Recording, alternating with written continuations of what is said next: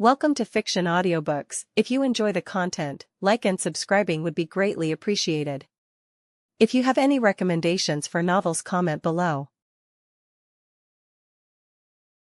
Please join my Patreon at https://www.patreon.com/fictionaudiobook. Chapter 149, Chapter 148, A Ray of Hope. Paul's eyes snapped open. His training fatigues were soaked in cold sweat, and his breathing was ragged and heavy. Precognition consumed a terrifying amount of psychic energy, especially when viewing such a long and vivid branch of possibility. It had nearly drained 2/3 of his total reserves. After catching his breath, Paul spoke, his voice laced with a frigid dread. "I see.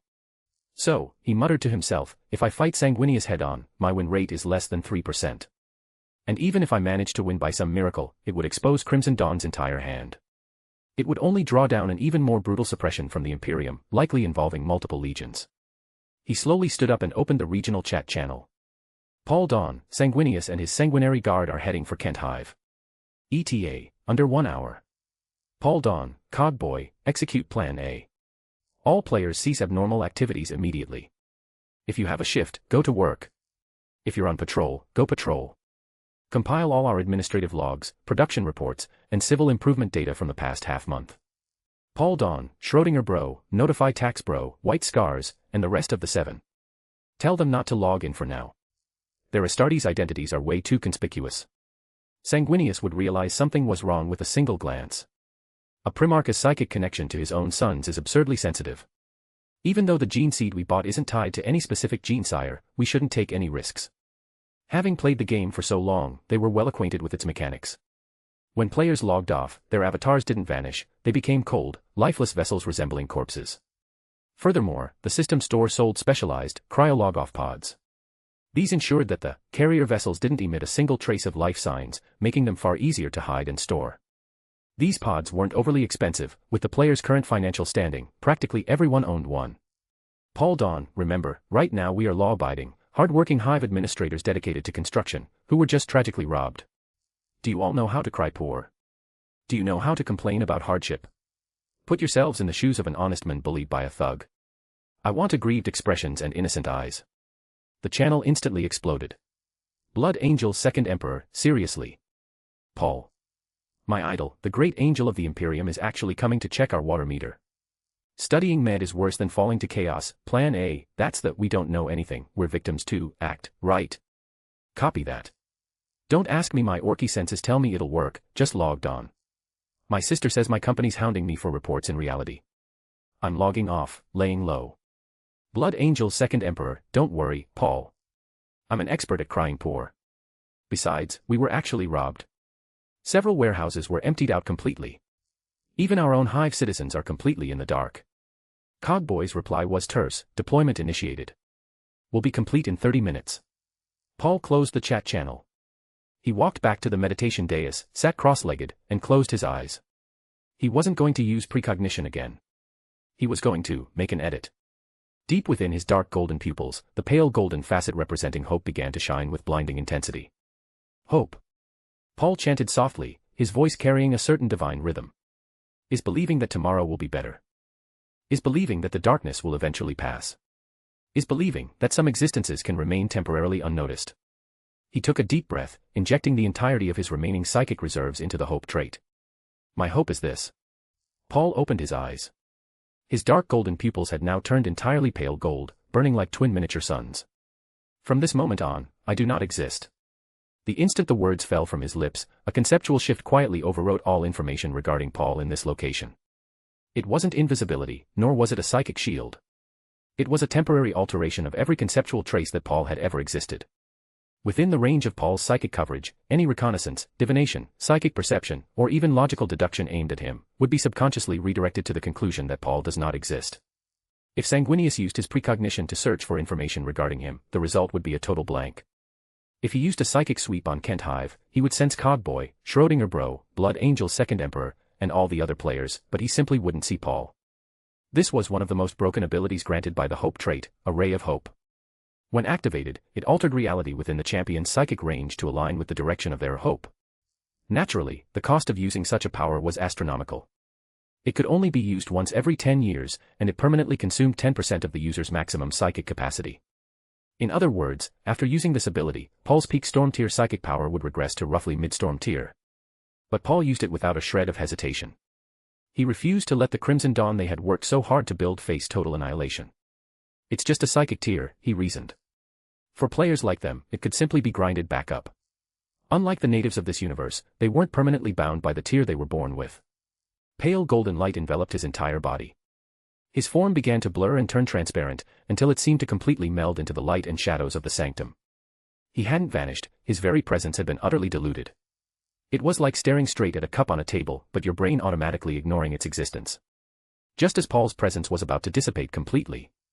Deep within the warp, inside his divine palace, Lucian's humanoid avatar raised an eyebrow.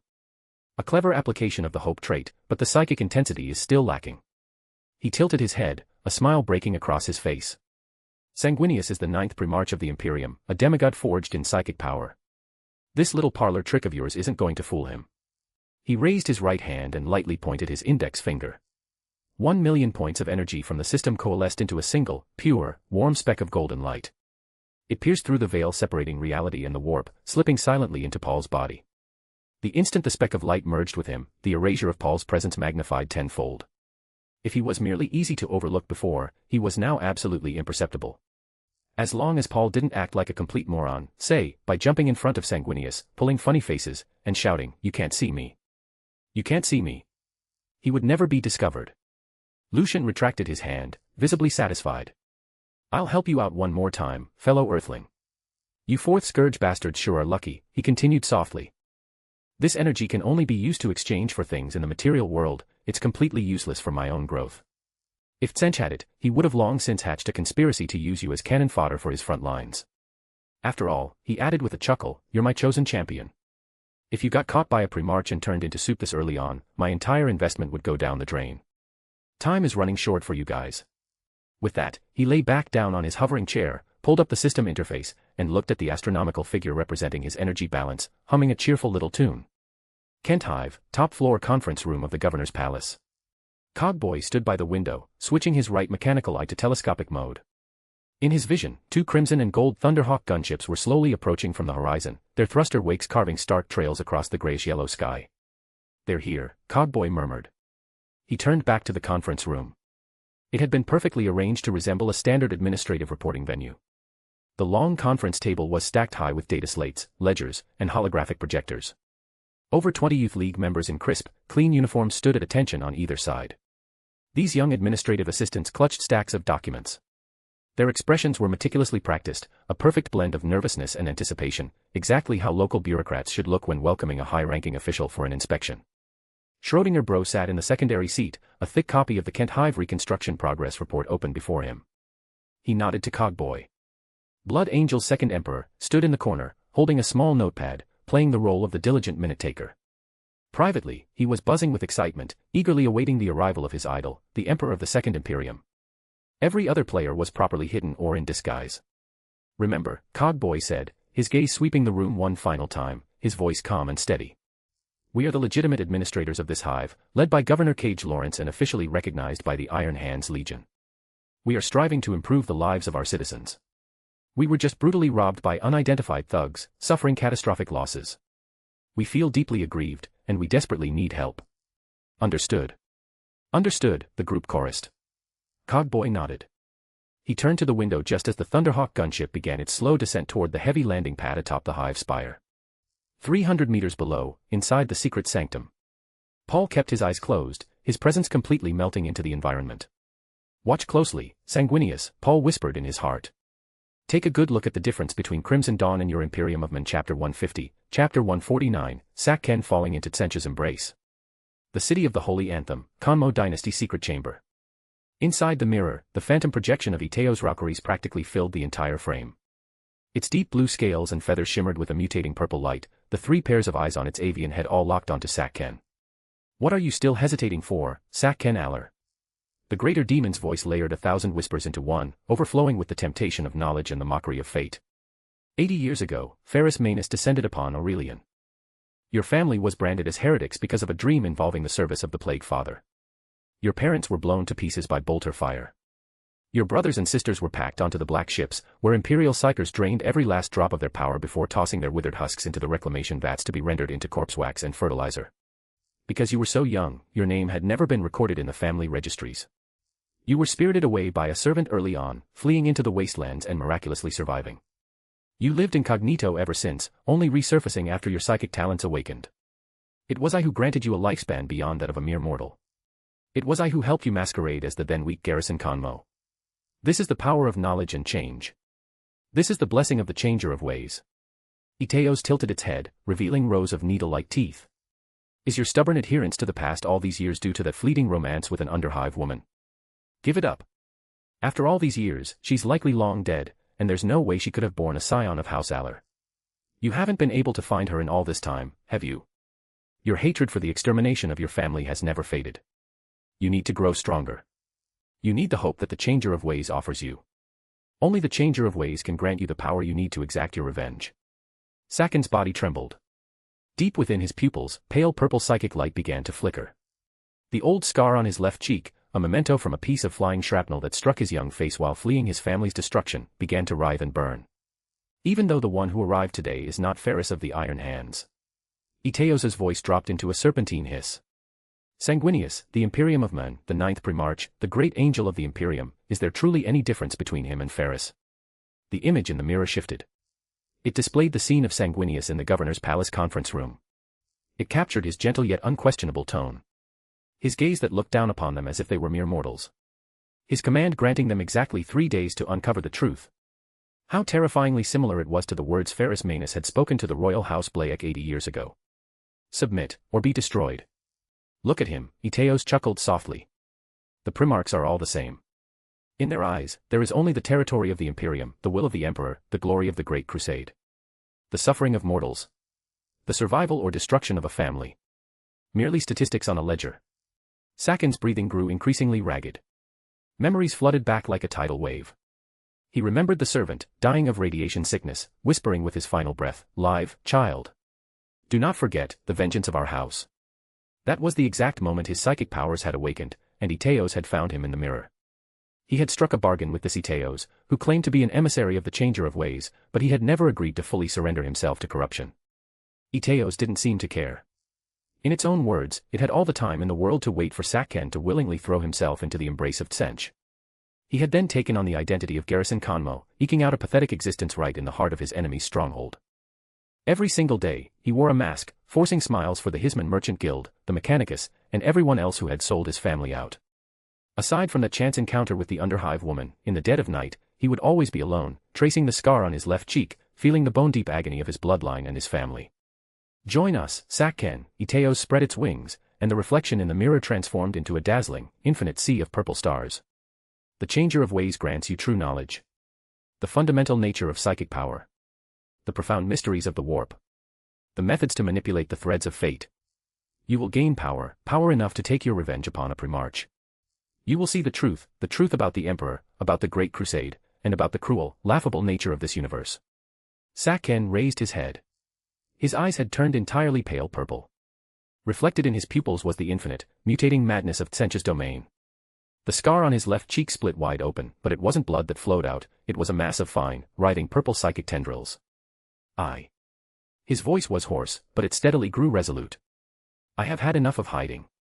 Enough of living like a rat in the world of my enemies. Enough of waking up every day and telling myself that I am Garrison Conmo. Saken took a step forward, pressing his fingers against the glass. The mirror rippled like water, and the phantom projection of Iteos began to overlap with his physical body. Knowledge. I thirst for the knowledge that will make me stronger. Change. I embrace the change that will shatter my current reality. Revenge. I demand the power to enact my vengeance. 3 sentences. 3 vows. The mirror shattered with a deafening crash.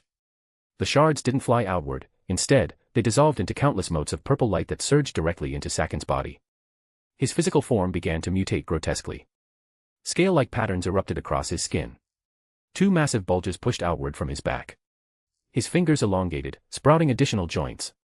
Iteos' laughter echoed through the secret chamber. Welcome to the fold, Saken Aller. From this day forth, you are no longer a wretched orphan clinging to survival. You are a disciple of the Changer of Ways. a harbinger of his schemes. You are. The greater demon's voice deepened into solemnity. A pruner of the tapestry of fate. The blinding purple light completely engulfed Sakken. When the light faded, the being standing in the center of the room was no longer Garrison Kanmo. It was a creature standing 2.3 meters tall, its skin covered in pale purple chitin. 2 pairs of semi-transparent, psychic wings sprouted from its back. Its face retained human features, but its eyes had morphed completely into swirling purple vortexes. It was a chaos sorcerer. Sakken raised his hand, staring at the rune of Tsench manifesting on his palm. He felt the sheer, surging torrent of psychic power within him, a power that vastly eclipsed the Gamma tier. He smiled, his features twisting into an expression of sheer, unhinged madness. Sanguinius. You want us to investigate the Imperial Angel's robbery? Fine. I will give you an answer, one that is both spectacular and agonizing. Goal equals 500 power stones. Chapter 151, Chapter 150, You have compromised with the Mechanicus, false emperor. Sakken Aller stood in the deep shadows of the Grand Hall. The 2 pairs of semi-transparent psychic wings protruding from his back vibrated unconsciously, casting grotesque, twisting shadows against the wall. His skin had fully mutated into a pale purple, chitinous carapace. It felt cold and hard to the touch, yet the psychic power surging beneath it burned with the heat of a star. Is everyone present? He asked.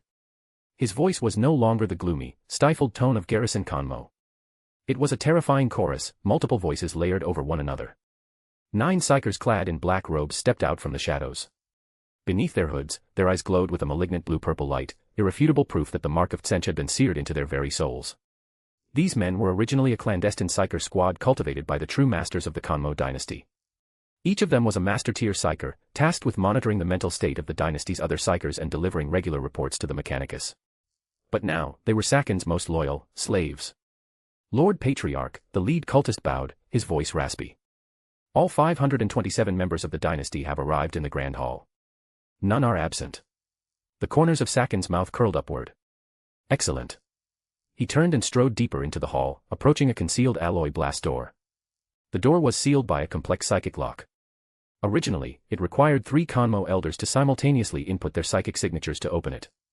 This was the true core sanctum of the Kanmo dynasty. It housed every scrap of psychic research and every forbidden experiment log accumulated over the past 80 years.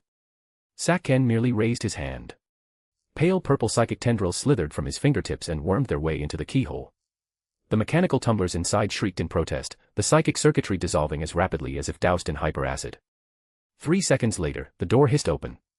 The sight within this secret chamber was enough to make any pious imperial citizen scream until their sanity shattered. The walls were built from hundreds of transparent stasis vats stacked atop one another. Suspended within each vat was a human body. Men and women, young and old. All completely naked, their skin bleached a translucent, corpse-like white, their bodies pierced with countless data probes and nutrient feed tubes. They were not dead, at least, not in the strictly biological sense. Their minimal vital signs were sustained by the amniotic fluid, but their consciousness had long since been systematically erased by psychic indoctrination engines. They had been reduced to nothing more than living psychic batteries. These were the psychically gifted individuals the Kanmo dynasty had secretly harvested from hive cities all across Aurelian 4 over the past 80 years. Most of them had been discovered as children, taken in under the guise of adoption by the dynasty, only to be thrown into this chamber to serve as endless research material. How truly pathetic. This is the Imperium. This is the glory the Great Crusade brings. Is this what the Emperor meant by leading humanity to the pinnacle of the cosmos? You great and holy Emperor, have you ever truly seen what one of the heads of your Imperial Aquila has done to this planet? Are you truly ignorant of it all? No. You tacitly permit this to exist, all because you need them to forge the armor and repair the weapons for your massive legions. You compromised with the Mechanicus. False Emperor, you have betrayed your original ideals. You handed the nearly 30 billion souls of Aurelian 4 over to a cabal of soulless mechanical monsters. Sakken spoke softly. His tone carried no pity, only a lofty, condescending mockery. He walked up to the first row of stasis vats. This row contained exactly 9 children. The oldest couldn't have been more than 10, the youngest looked no older than 5 or 6. They were all trapped in deep comas, their small faces deathly pale, yet a faint blue psychic halo shimmered across their skin. These were all master-tier psychic talents or higher. They were the highest quality, human material the Kanmo dynasty had harvested in the past decade. The original plan of the tech priests was to wait until they grew older and their nervous systems matured before strapping them to the dissection tables for invasive psychic experimentation. But now, they were destined for a far nobler purpose. Bring them out, Sakken ordered. The 9 black-robed cultists stepped forward. Working in pairs, they carried the stasis vats and the children out of the chamber, heading toward the grand hall. Sakken cast one final look at the vats lining the walls. Those pale faces bobbed aimlessly in the fluid, their hollow, empty eyes staring blankly at the ceiling. You will all be free soon. He turned and left, the chamber doors sliding shut silently behind him. The Kanmo Dynasty Grand Hall spanned over 2,000 square meters, its vaulted ceiling soaring 30 meters high. The decor was obscenely lavish. Crystal chandeliers hung from the dome, every single crystal psychically enchanted to emit a soft, soothing white light designed to subtly pacify the mental agitation of psychers. It was a perk designed by the founding elders of the dynasty, a measure to ensure the members could serve the Mechanicus with greater stability. But now, the light was turning sinister. Wisps of pale purple began to bleed into the pristine white, spreading slowly like ink dropped into clear water. 527 people had gathered in the hall. They wore opulent formal wear, draped in fine silks and expensive fabrics. Every one of them was impeccably dressed, bearing the refined, elegant demeanor typical of upper hive nobility. They were the upper crust of the city of the Holy Anthem, and indeed, all of Aurelian IV. They were the elite standouts in every single industry and profession. On the surface, they had clawed their way to their positions through sheer talent and merit. But only a tiny fraction knew the truth. They had been identified as psychic talents from the moment they could form memories. They were brought into the Kanmo dynasty, subjected to indoctrination, rigorous training, and periodic memory wipes. All of this was to ensure their absolute, eternal loyalty to the dynasty, which meant loyalty to the true masters pulling the strings from the shadows, the order of the omniscient mind. Why did the patriarch suddenly call us all here? I heard that those imperial champion robberies a few days ago emptied out several of our warehouses across multiple hive cities. Were the losses severe? Severe is an understatement. My nephew works in the mining division in Holmes Hive. He said the dynasty's entire stockpile of rare metals there is gone. It's got to be worth at least 1 billion Aquila thrones. Whispers echoed throughout the grand hall. But gradually, some began to notice that something was wrong. The concentration of psychic energy in the air, it was too high. Abnormally high. It felt like the suffocating humidity right before a torrential storm, pressing down so hard it was difficult to breathe. Those with higher psychic sensitivity were already breaking out in a cold sweat, their fingers trembling uncontrollably. Do you think the color of the lights has changed? A young female psyker whispered to her companion. Her name was Lena, and she worked as a physician at the Grand Hospital in the city of the Holy Anthem. Her psychic talent allowed her to vaguely perceive latent emotional fluctuations in her environment. And at this moment, the emotions she was sensing were terrifying. An insatiable hunger for knowledge. A desperate craving for change. And a certain, blasphemous ecstasy. Lena's face drained of color. Right at that moment, the massive doors at the far end of the hall, doors that were strictly forbidden to ordinary members, slowly slid open. The 9 black-robed cultists emerged first. They carried the heavy stasis vats, the children still trapped in deep slumber within. The grand hall instantly fell dead silent. Everyone stared with wide eyes at this bizarre, unsettling scene. Sakken emerged last. The instant he stepped out of the shadows, it was as if time in the entire hall froze solid. Because the being that stepped out was no longer the gloomy, pale patriarch Garrison Kanmo, always swathed in black robes, whom they were so familiar with. It was a monster standing 2.3 meters tall, its skin covered in a pale purple carapace. 2 pairs of semi-transparent psychic wings sprouted from its back, and its eyes had transformed into swirling purple vortexes. Someone shrieked in terror. But the scream was cut off the moment it left his throat. An invisible force gripped his vocal cords, reducing him to a choked, gagging wheeze. Sakken ascended the dais at the front of the grand hall. He looked down from his high vantage point, his gaze sweeping over the 500 terrified, bewildered, and slack-jawed faces below. The corners of his mouth slowly curled upward. My brethren.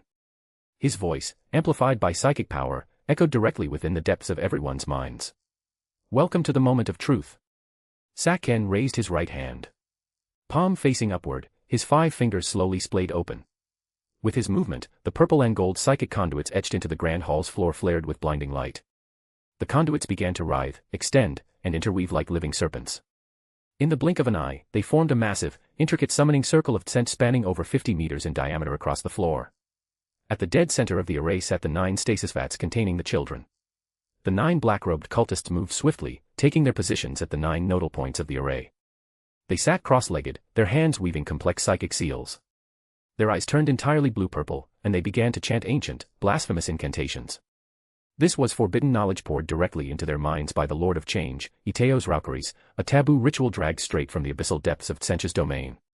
Wait. Patriarch. What are you doing? An elderly, white-haired man burst from the crowd. He was one of the highest-ranking elders of the dynasty. Master-tier psychic fluctuations erupted from the elder, and a pale blue kind shield expanded before him.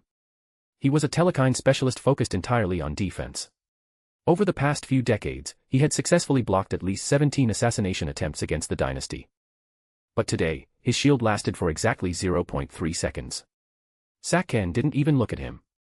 He merely flicked his left wrist casually. A purple psychic beam, as thin as a hair, shot from his fingertip. It instantly pierced through the elder's shield, punching straight through his forehead and out the back of his skull. The moment the beam penetrated, it released a high-frequency oscillation. The elder's head exploded like an overripe melon, spraying a mixture of red and white matter all over the people standing nearby. The headless corpse swayed for a second before collapsing to the floor with a heavy thud. The grand hall was dead silent for 3 seconds. And then, absolute panic erupted. Run! Monster! He's a monster! Guards! Where are the dynasty guards? The crowd scattered like a kicked anthill, stampeding frantically toward the exits. But the heavy blast doors had already been sealed shut. A dense cluster of Tsienchen runes surfaced across the metal doors, and a pale purple psychic barrier locked them down completely. No matter how hard they pounded, rammed, or even bombarded it with their own psychic powers, the doors didn't budge an inch. Silence. Sakken's voice echoed out again. This time, the voice was laced with the beguiling whispers granted by Iteos Raucaris. Warp energy, mingled with the will of a greater demon, washed over the entire hall like an invisible tide. The panicked movements of the crowd began to slow. Their eyes glazed over, and the expressions on their faces gradually shifted from stark terror to blank confusion. Sakken watched the scene with deep satisfaction. He turned and walked toward the altar. At some point, a dagger had appeared in his hand. The blade was forged from an unidentifiable, non-metallic black substance, its surface etched with constantly shifting runes of Tsench. Pale purple warp energy flowed continuously along its edge. This was a runeblade of Tsench, a sacred relic bestowed by Iteos, capable of carving through the veil between reality and the warp. Sakken arrived at the first stasis vat. Inside was a boy, roughly 8 years old, with brown hair and lingering baby fat on his cheeks. He was still trapped in a deep coma. Sakken popped open the lid of the vat and raised the dagger. He aimed the tip of the blade squarely at the boy's chest. In the name of knowledge, he whispered softly, and drove the blade down. The dagger met absolutely no resistance, sinking into the boy's chest as easily as cutting through warm butter. But it wasn't blood that flowed out, it was a stream of pale blue psychic light. The stream of light surged from the wound, guided by the runes on the dagger, and poured directly into the summoning circle on the floor. The boy's body withered and desiccated at a rate visible to the naked eye. His skin lost all luster, his muscles atrophied instantly, and his bones emitted a faint, sickening crackle as they shrank. 10 seconds later, all that remained in the vat was a skin-wrapped skeleton, and a fist-sized core of pure psychic energy hovering in the air above it. The first sacrifice, the essence of psyche. Sakken withdrew the dagger and turned to the second child. It was a little girl, no older than 6. In the name of change. The dagger plunged down. The exact same process repeated, but this time, the psychic stream that poured out was a vibrant pink, representing the psychic spectrum of emotion and perception. The second sacrifice, the dimension of perception. The third, the fourth, the fifth. By the time the 9th child was reduced to a skeleton and 9 psychic cores of varying colors hovered above the array, the entire grand hall was thoroughly saturated with thick, cloying warp energy. The air had become viscous, every breath tasting of a sickly, rotting sweetness. The light twisted into grotesque spirals. Everything within sight was faintly writhing and mutating. The 9 black-robed cultists had finally reached their absolute limits. Their bodies began to warp grotesquely. Scales erupted across their skin, their joints inverted, and their skulls elongated into avian beaks. It was irreversible mutation caused by overexposure to raw warp energy. But there was no pain on their faces, only sheer, unadulterated ecstasy. The time has come. Sakken walked to the very center of the summoning circle and raised both hands high. The 9 psychic cores flew toward him simultaneously, swirling and fusing together above his head, ultimately forming a chaotic sphere of psychic energy, 1 meter in diameter, constantly shifting in color. In the name of Sakken Aller. His voice abruptly spiked, carrying the fanatical zeal of a martyr. I call upon the entities of the realm of mutation. Answer this sacrifice, overflowing with knowledge and thirst. Descend, emissaries of the changer of ways. For this rotting hive city. Sakken thrust both arms downward with explosive force. Bring forth true change. Boom. The psychic sphere detonated. It wasn't an explosion, but rather a violent inward collapse. A black dot no larger than a pinprick appeared at the center of the sphere. It expanded and spun rapidly, violently tearing through the membrane separating reality and the warp. A rift slowly tore open in midair above the grand hall. At first, it was only the size of a palm, but in the blink of an eye, it expanded to 3 meters in diameter. The interior of the rift was not darkness. It was an endless, roiling fog of purple, blue, and pink. Within the fog, millions of eyes blinked erratically, and millions of mouths whispered in unison. Millions of impossible, non-Euclidean geometric shapes reassembled in a frenzy of madness. And then, things began to crawl out of the rift. The first was a changeling. The entity possessed no fixed true form. As it manifested, it was draped in a hooded cloak edged with the faint luminescence of the warp. Its silhouette constantly shifted and flowed. 6 slender, spindly arms extended from beneath the cloak, one of them clutching the rune-bound staff of the trickster. The instant it crawled out of the rift, its body twisted and morphed, perfectly mimicking the appearance of one of the psychers in the hall, down to the exact wrinkles of their clothes. Next came the pink horrors. These demons of Tsench had bright pink skin and bulbous bodies that looked like inflated toys. Their gaping maws, stretching from ear to ear, were lined with rows of razor-sharp needle teeth. They bounced and bounded out of the rift, leaving fleeting trails of pink mist wherever they landed, cackling wildly with manic, psychotic laughter. Following close behind were the blue horrors. These lesser demons of Tsench had deep blue skin and slender, elongated bodies. They were shorter than the pink horrors, their eyes burning with spectral blue warp fire. They squeezed out of the rift chittering and jabbering, sounding like 1,000 children giggling and weeping all at once. 10, 20, 50. The rift was like a burst dam, endlessly spewing forth the demonic servants of Tsench. In just 2 short minutes, the grand hall was packed with hundreds of lesser Tsienchen demons of all varieties. Only then did Sakken finally turn around, looking down at the dynasty members paralyzed and slumped on the floor under the oppressive weight of the warp energy. Most of them were already delirious. Beguiling whispers echoed directly within their minds, conjuring vivid hallucinations before their eyes. Some saw themselves as great scholars, unraveling the ultimate mysteries of the cosmos. Some saw themselves acquiring power, exacting bloody vengeance upon those who had oppressed them. Some saw their beloved, deceased family members rising from the grave to reunite with them. Desire, longing, obsession. Every emotion was magnified and twisted, forming a staircase leading straight down into corruption. Sakken spread his arms wide, the psychic wings on his back unfurling completely. "Wake up, my brethren," his voice was terrifyingly gentle. "Did you truly believe yourselves to be members of the Kanmo Psyker dynasty? Did you think your psychic talents were a blessing passed down through this family's bloodline?" He clapped his hands. Several black-robed cultists dragged 3 things out from the shadows. They were 3 imprisoned elders, all looking well over a century old. Their bodies were shriveled like mummies, yet they were alive, barely. These 3, Sakken pointed at the life support pods, are the true founders of the Kanmo dynasty. 80 years ago, they received a special dispensation for psychic research from the Mechanicus and established this so-called family. They possessed psychic talents, but their descendants did not. He then pointed at 2 other figures dragged out by the cultists. They were 2 tech priests of the Mechanicus.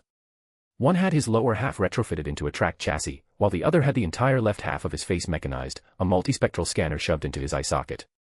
They had clearly put up a fierce fight, their mechanical limbs were riddled with dents and scorch marks. But now, they were firmly bound by psychic shackles, their vocalizers forcibly ripped out. And these 2 are the overseers stationed here by the order of the omniscient mind. Sakken walked up to one of the tech priests and gripped his chin, the mechanical structures groaning and grinding under his fingers. For the past 80 years, the psychic data, growth trajectories, and even the intimate private lives of every single one of you have been regularly compiled and delivered into their hands. This free will you thought you had. It was nothing more than a meticulously engineered cultivation regimen. This family glory you held so dear. Nothing but a convenient cage for easier management. He released his grip and turned to face the crowd, his voice suddenly spiking in volume. You have been brainwashed since the moment you could form memories. Implanted with fabricated pasts. Sculpted into the exact tools they desired. Your true parents? They were likely murdered long ago simply because you possessed the psychic gift. The Mechanicus killed them to sever your ties to the past. And what of your own children, if they lacked the psychic spark? They were quietly disposed of, swapped out for brainwashed, psychically gifted infants. Because the Kanmo dynasty has no use for worthless bloodlines. Every sentence slammed into their hearts like a sledgehammer. Some broke down, sobbing uncontrollably. Some stared blankly, their minds utterly unable to process the revelation. But for the vast majority, a burning fury ignited in their eyes. Because they were suddenly recalling far too many dissonant details. Why did every member's spouse have to be vetted and approved by the dynasty? Why did they always struggle to feel any true emotional connection to their own children? Why did certain individuals inevitably vanish from the dynasty without a trace? So, are we to continue living as puppets? Sakin's voice became heavily laced with temptation once more. Are we to continue being treated as lab rats by the Mechanicus, as disposable commodities by the High Lord sitting comfortably on Mars? He spread his arms wide, the warp light spilling from the rift behind him, casting him in the silhouette of a descended god. Join us.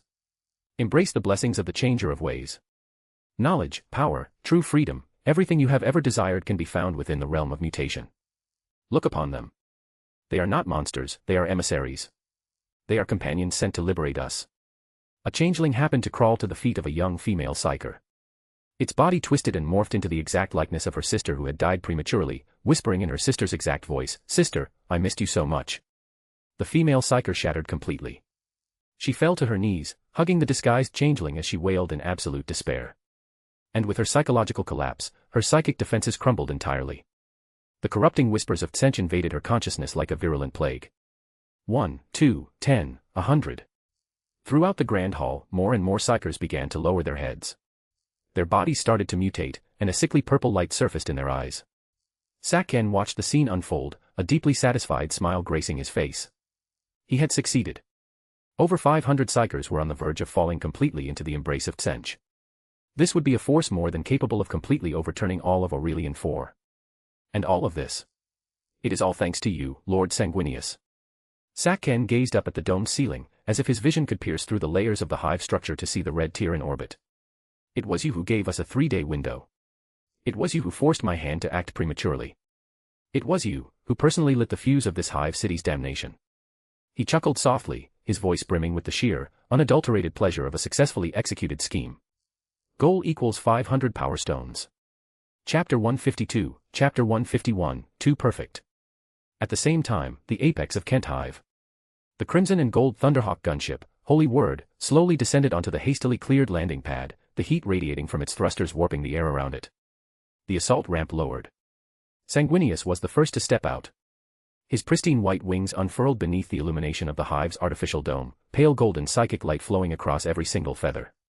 He wore his renowned, resplendent artificer armor. The majesty of a Primarch caused everyone present to hold their breath in awe. 30 sanguinary guard terminators followed closely behind. The heavy footfalls of their blood-red artificer plate thudded rhythmically against the metal decking. But very quickly, Sanguinary Guard Commander Kalen noticed something was off. This place was a little too normal. It wasn't a facade thrown together at the last minute, it was the genuine, orderly state of an effectively managed hive. The landing pad had clearly been recently refurbished, the cracked rockcrete surfaces patched and smoothed over. The rusted guardrails had been replaced with new ones, and every single lumen globe was shining brightly. In the distance, massive propaganda banners hung from the exterior walls of the hive structures. They didn't display the typical imperial slogans like, "Loyalty is its own reward," instead, they read, "Labor creates value, dignity stems from struggle. A 10-hour workday is a fundamental right of the worker. Public hospitals offer low-cost care, medicines provided at cost." The banners were written in clean, legible low Gothic. Next to the text were simple illustrations, a miner raising a pickaxe, a teacher holding a book, a doctor supporting a patient. Kalen's brow furrowed slightly. These slogans, they didn't sound wrong, but something about them felt incredibly jarring. Did the Imperium advocate for labor? Yes, very much so. Did the Imperium protect workers' rights? Theoretically. But to hang these slogans so bluntly on the exterior of a hive city, complete with illustrations, it was as if they actually intend to enforce them, Sanguinius said softly, starlight swirling in the depths of his amber gold slit pupils. He had seen the banners, too. And he perceived far more than just what was visible. In his psychic vision, the entirety of Kent Hive was enveloped in a faint golden aura of hope. The emotional field was weak, but for a hive city on a fringe industrial world, it was nothing short of miraculous.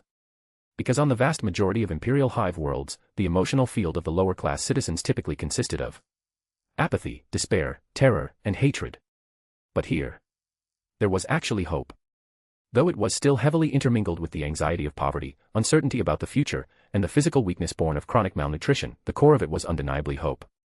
In all his years of life, having seen countless worlds, Sanguinius had only ever witnessed this kind of emotional field in one other place. Makridge. The heart of the 500 worlds, ruled by Robot Gilliman, Primarch of the 13th Legion, the Ultramarines. The people there universally shared a similar emotional field due to just laws, comprehensive welfare systems, and a genuine belief in their future. But this was not Macridge, the crown jewel of the 500 worlds. This was Aurelian 4, a decaying mining world that had just been saved from a warp heresy by the Iron Hands, a world that had been ruled by savage local factions for 80 long years. Theoretically, this place should have been far more despair-ridden than the average hive city. Fascinating, Sanguinius murmured to himself. Right then, the welcoming delegation approached. There were over 30 of them, all wearing matching grey uniforms adorned with an insignia on their left breasts, a cogwheel and a stalk of wheat supporting a rising sun. Leading them was a man in his 30s, wearing a dark grey formal suit. His right eye was a mechanical implant, and both of his arms were obvious cybernetic augmetics. Yet his movements were smooth and natural, indicating a highly mature level of augmentation technology. The man stopped 5 meters away from Sanguinius, placed his right hand over his heart, and offered a crisp, standard Aquila salute.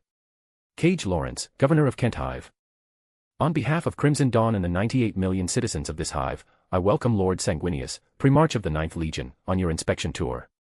His voice was steady, neither overly humble nor arrogant. Cogboy raised his head, the blue light of his mechanical eye flickering faintly. Your arrival is our utmost honor, my lord. We have already prepared the administrative reports for your review. If it pleases you. There is no rush, Sanguinius interrupted, his gaze shifting to the people standing behind him. He was actively perceiving them. Ever since entering Kent Hive, his precognitive abilities had fallen into an abnormal state of absolute calm.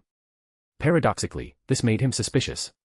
Sanguinius's psychic power unfurled silently, blanketing the entire upper hive like a gentle net. He sensed the obvious mechanical augmentations on Cogboy, as well as the slight physical enhancements to his frame. He was roughly on par with an elite Solar Auxilia trooper, which was considered top tier among the bureaucrats of fringe worlds. He sensed the young man standing behind Cogboy, wearing a similar uniform and clutching a notepad. He possessed psychic talent, roughly at the official tier. His emotional state, nervous, excited, and harboring a certain reverence. Sanguinius spared the young man a second glance. Meeting the Primarch's gaze, the young man's face instantly flushed crimson, and he nearly dropped his notepad. Meanwhile, in the regional channel, things were absolutely exploding. Blood Angel Second Emperor, Holy Shit. My idol looked at me. Lord Sanguinius looked at me. Oh, I'm gonna die. I want to scream by the blood of Sanguinius so bad right now. I'm the Emperor's dick, calm down, bro. You're an administrative minute taker right now. Don't blow our cover. Slaaneshi champion in training, honestly, this character model is way too top tier. The face, the build, the aura. Where in reality can you find a perfect handsome guy like this? No wonder Blood Angels won't shut up about him. Hong Kong teaches Slaanesh, and did you guys see those wings? The feather details, the lighting, the flowing psychic particle effects. How many graphics cards would you have to melt to render this on a PC? I want to be Sanguinius's dog, I'm dripping. I can't even walk. Sanguinius obviously couldn't hear the player's chat channel. But his psychic perception told him that the young minute taker's emotional fluctuations were abnormally violent, far exceeding the standard nervousness of meeting a Primarch. Sanguinius continued his sweep. He sensed the rest of the welcoming delegation. Their baseline physical attributes weren't weak. A few had weak psychic potential, but their general emotional state was a mix of nervousness and curiosity. He sensed the PDF soldiers standing guard in the distance. Their war gear consisted of standard Loss rifles and flak armor, but their spirit and morale were noticeably higher than the PDF he had seen in other hive cities. Their posture was rigid, and there was light in their eyes. He sensed even further out, the hive citizens peeking from behind the windows of the buildings. The sallow and emaciated were still sallow and emaciated. But there was indeed a light in their eyes. It wasn't the dead, apathetic stare of the hopeless, it was expectation. Everything here was perfectly fine. It was too perfect. Too perfect to be a hive city that had just had its warehouses robbed and suffered the loss of a colossal amount of supplies. My lord. Cogboy's voice pulled him back to reality. Sanguinius retracted his psychic perception, his gaze refocusing on the governor standing before him. Lead the way, Governor Cage, he said mildly. Let me see how you have managed to make a hive city regain its hope in just one short month. With that, he stepped forward. His pristine white wings folded naturally behind him. Yet, every step he took radiated the unique, majestic authority of a Primarch. Cogboy bowed and stepped aside to clear the path, then quickly followed. Schrödinger Bro, Blood Angel Second Emperor, and the other players role-playing as administrative staff followed closely behind. Blood Angel Second Emperor sneaked glances at Sanguinius's back as he walked. He hadn't actually written a single word in the small notepad in his hand, he was too busy staring. Blood Angel Second Emperor, I can die happy now. Seriously, if a Slaaneshi demon dragged me away right this second, it would still be totally worth it. I want to eat Nurgle's sour stinky little feet, a Slaaneshi demon. Bro, there is something seriously wrong with you. Fugitive cogboy of the Mechanicus, everyone, get serious. The mission isn't over yet. Paul gave strict orders, we have to fool Sanguinius. Stick to the plan. Are the report materials ready? Schrodinger's loyalist, ready. 30% truth, 70% acting. The procession advanced toward the governor's palace. Sanguinius walked at the very front, the tips of his wings lightly brushing the ground. He couldn't shake the feeling that something about this hive was off. Everything was too perfect, even he couldn't find a single flaw. Is this how you successfully earned the trust of my brother? The corners of Sanguinius's mouth curled up into a faint smile. Fascinating. Chapter 153, Chapter 152, you will gain the power to rival or even kill Sanguinius. Deep within the city of the Holy Anthem. The ritual in the Grand Hall of the Kanmo dynasty was nearing its end. Of the 527 psychers, over 500 had completely collapsed to the floor. Their bodies were undergoing varying degrees of mutation as they chanted blasphemous prayers to Tsench. Their eyes had all turned a solid purple, their pupils reflecting constantly shifting, non-Euclidean geometric patterns. The air was thick with viscous warp energy. The very fabric of reality had grown fragile here, causing the walls to constantly warp and shift. Sakken stood at the center of the altar, looking up at the warp rift in midair, which had now expanded to 5 meters in diameter. Deep within the rift, the massive phantom projection of Iteo's Raukaris flickered in and out of sight. The greater demon's 3 pairs of eyes stared down at him simultaneously, carrying a look of approval. You have done exceedingly well, Sakken, Iteo's voice echoed directly within his soul. 500 psychers falling into the embrace of the changer of ways simultaneously, this sacrifice is more than enough to elevate my standing within the realm of mutation by another tier. What reward do you desire? Sakken dropped to one knee. He wasn't kneeling to Iteo's, but to the infinitely shifting purple sea of stars deep within the rift, the realm representing the true essence of the changer of ways itself. I thirst for knowledge, great emissary, his voice was fanatical and devout. Knowledge regarding Sanguinius's weaknesses. Knowledge on how to severely wound a Primarch. Knowledge on how to make him taste the very agony my family endured all those years ago. Iteo's let out a string of joyous, chittering laughter. Knowledge. I can certainly give you that. But a Primarch is not so easily dealt with, even with the power you have just acquired. The greater demon's phantom wavered slightly, and a beam of purple light shot out from the rift, sinking straight into Sakken's forehead. This is the combat data of the Blood Angels Legion, along with an analysis of Sanguinius's known abilities. As for how to severely wound him. Iteo's tilted its avian head, revealing a maw full of needle-like teeth. I suggest you strike at what he cares about the most. And what does Sanguinius care about? Sakken asked. He cares about salvation. He cares about the Imperium's great crusade. Iteo's voice dripped with malicious amusement. If you can drag this entire world completely into the embrace of the changer of ways, you will gain power enough to rival, or even kill, Sanguinius. As for how to accomplish this, the changer of ways will guide you. Sakken understood. He slowly stood up, looking at the 500-plus fully corrupted psychers filling the Grand Hall, then glanced at the 20-odd psychers who were still struggling, though clearly on the brink of succumbing. He turned to face all the corrupted psychers, his voice amplified by psychic power to blanket the entire hall. My brethren. Disciples of the changer of ways. Now, I give you your very first task. Sakken pointed toward the Grand Hall's exit. Scatter to every corner of the city of the Holy Anthem. Go to the places you once worked. Go to the districts where you once lived. Go to what you once considered your homes. Use the power you have just attained. Use the knowledge bestowed upon you by the changer of ways. A twisted smile spread across his face. And turn this hive city into our hunting ground. The Grand Hall doors blasted open. Countless lesser Tsienchen demons and over 500 mutated psychers swarmed out like a bursting purple flood, pouring into the streets of the city of the Holy Anthem. Most of them still retained their basic human forms. However, the purple runic veins bulging under their skin, the malignant purple light radiating from their eyes, and the foul stench of the warp clinging to their bodies completely betrayed their true nature. As they surged outward, the Tsienchen psychic energy permeating the air began to spread like a contagion. The streetlights flickered with bizarre, impossible spectrums of color. Graffiti on the walls began to writhe and alter itself. Passers-by collapsed with splitting headaches, horrific hallucinations flashing before their eyes. The corruption of the city of the Holy Anthem had begun. Sakken stood at the entrance of the Grand Hall, watching the scene unfold. Under the saturation of warp energy, the old scar on his left cheek split completely open. Fine purple tendrils sprouted from the wound, weaving themselves into fresh, blasphemous runes across his face. Father, mother, my brothers and sisters. He whispered softly. His voice held no sorrow, only a chilling, absolute madness. Are you watching from the shores of the warp? Watch closely. Watch how I use the blood and soul of this world to offer you a sacrifice delayed by 80 years. Inside the Kent Hive conference room. The long conference table was stacked high with administrative ledgers and holographic projectors. On the wall hung a star chart of the Aurelian system, an administrative zoning map of Kent Hive, and a somewhat crudely hand-drawn vision board outlining Crimson Dawn's developmental goals. Sanguinius took his seat at the head of the table. His wings rested naturally by his sides, the pristine white feathers nearly brushing the floor. As Kalen stood just behind his shoulder, and 10 sanguinary guard terminators secured the exits. The layout was exactly identical to the one in the City of the Holy Anthem. Cogboy sat at the presenter's seat, Schrödinger Bro took the secondary seat, and Blood Angel's second emperor stood in the corner as the minute taker. Begin, Sanguinius said calmly. Yes, my lord. Cogboy activated the holographic projector and began his report, utilizing a delivery he had rehearsed countless times.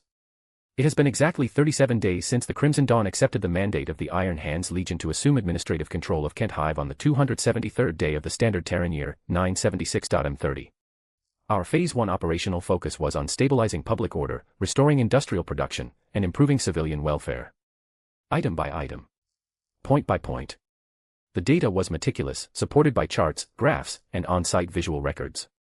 It was the absolute textbook template of a model local administrator's report. Sanguinius listened quietly, his finger tapping lightly against the armrest out of habit. Tap. Tap. Tap. Regional channel. Fucking loyalist, I can't breathe, is a Primarch's pressure always this suffocating? Tight as shine my shoes, no shit, he's a demigod. We should be thanking the Emperor he hasn't just telepathically ripped our brains apart to see our memories yet. Schrödinger's loyalist, quiet, everyone. The critical part is coming up. Sure enough, just as Cogboy began reporting on the Hive's resource stockpiles, Sanguinius raised his hand. Halt. The conference room instantly fell dead silent. Governor Cage, Sanguinius looked at Cogboy, his amber gold slit pupils completely devoid of emotion. According to intelligence provided by the City of the Holy Anthem, 13 Hive cities across Aurelian 4 have been attacked by unidentified individuals over the past 5 days. The estimated value of the lost resources exceeds 58 billion Aquila thrones. His voice was perfectly calm. Kent Hive was also on the list of attack targets. Cogboy's face instantly adopted the perfect expression, a masterful blend of righteous anger and deep grievance. Yes, my lord. The attack occurred in the early hours 4 days ago. A group of unidentified thugs suddenly breached the western blast doors of the Hive and engaged in a fierce firefight with our garrison. The holographic projector played the combat logs, which were, in reality, scenes entirely directed and acted out by the players themselves. 8 thugs in power armor storming the warehouses, the PDF fighting back valiantly, explosions, gunfire, screams. The footage was exceptionally intense and incredibly realistic. The battle lasted for 2 hours. The thugs ultimately withdrew with our supplies, leaving us with catastrophic losses. Cogboy's voice was laced with pain. Warehouses 3, 7, and 9 were completely ransacked. We lost 14 million tons of raw promethium ore, 3 million tons of refined plasteel, over 2,000 pieces of industrial machinery. Our garrison suffered 4,423 Kia, with the number of critically wounded too high to calculate. To this day, we do not know the identities, origins, or motives of these attackers. He raised his head, his eyes brimming with the desperate hope that the Legion would seek justice for them. Lord Sanguinius, Kent Hive had only just begun its reconstruction when we suffered this devastating blow. Our subsequent civilian welfare programs, our infrastructure repairs, all of it will be severely delayed. We truly need help. Sanguinius looked at Cogboy. He stared at him for a full 10 seconds. Then, he suddenly asked a seemingly completely unrelated question. Governor Cage, the mechanical augmetics replacing your right eye and both arms, were they the result of an injury, or voluntary augmentation? Cogboy froze for a fraction of a second but answered quickly, to answer you, my lord, they were the result of a cave-in accident during a ruin excavation expedition 10 years ago. It was only thanks to the intervention of a Muggos of the Mechanicus that my life was saved. Ruin excavation. Sanguinius nodded slightly. So, you proclaim yourself an enthusiast of archaeotech? Yes, my lord. My companions and I are deeply interested in the technology of ancient humanity. We have been constantly scouring the wastelands, seeking and studying ruins, in the hopes of recovering lost technologies to contribute to the Imperium. A noble aspiration. With that, Sanguinius suddenly stood up. His pristine white wings unfurled, the pale golden psychic light flowing across the feathers. He walked over to the hand-drawn vision board outlining Crimson Dawn's developmental goals and stared at it quietly for a while. The board used simple lines to depict the future of Kent Hive: clean streets, tree-lined parks, children running on school playgrounds, workers eating hot meals in public cafeterias after a shift. Next to the drawings was a line of small, handwritten text. So that everyone who struggles to live, may live with dignity. Sanguinius reached out, his fingertips gently brushing over the words. Then he turned around and looked at Cogboy. Your vision is commendable. Your data is impeccable. And your loss report is absolutely flawless. He spoke the last half-sentence very softly. But Cogboy, Schrödinger bro, Blood Angel's second emperor, every single player felt a cold sweat instantly break out down their spines. Regional channel. Schrödinger's loyalist, he knows. Fugitive Cogboy of the Mechanicus, keep calm. It might just be a probe. Blood Angel's second emperor, my idol's eyes truly miss nothing. Sanguinius walked back to his seat and sat down. I will remain in Kent Hive for one day. Sanguinius looked at Cogboy, his voice returning to its usual gentleness. During this time, I will tour the various levels of the Hive to see with my own eyes the extent of the civilian improvements you reported. If everything proves true. Sanguinius paused. The 9th Legion will consider submitting Kent Hive's administrative model to Terra as a positive case study. Cogboy hurriedly bowed. We thank you, my lord. However. Sanguinius's tone shifted abruptly. If I discover any falsified data, any deception, or any heretical behavior contrary to the imperial truth. His wings flapped lightly, almost unconsciously. Then the punishment you endure will be far more severe than the losses inflicted by those thieves. The instant the words left his mouth, Sanguinius suddenly snapped his head up, his amber gold slit pupils contracting violently. The wings on his back flared open completely, the psychic luminescence exploding in intensity. My lord. As Kalen drew his sword in a flash. Sanguinius did not answer. His gaze pierced straight through the walls of the conference room, through the governor's palace, and stared directly toward the city of the Holy Anthem. There. A massive, twisted surge of warp energy, overflowing with mutation and a ravenous thirst for knowledge, had just erupted. It was like a colossal boulder violently plummeting into a placid lake.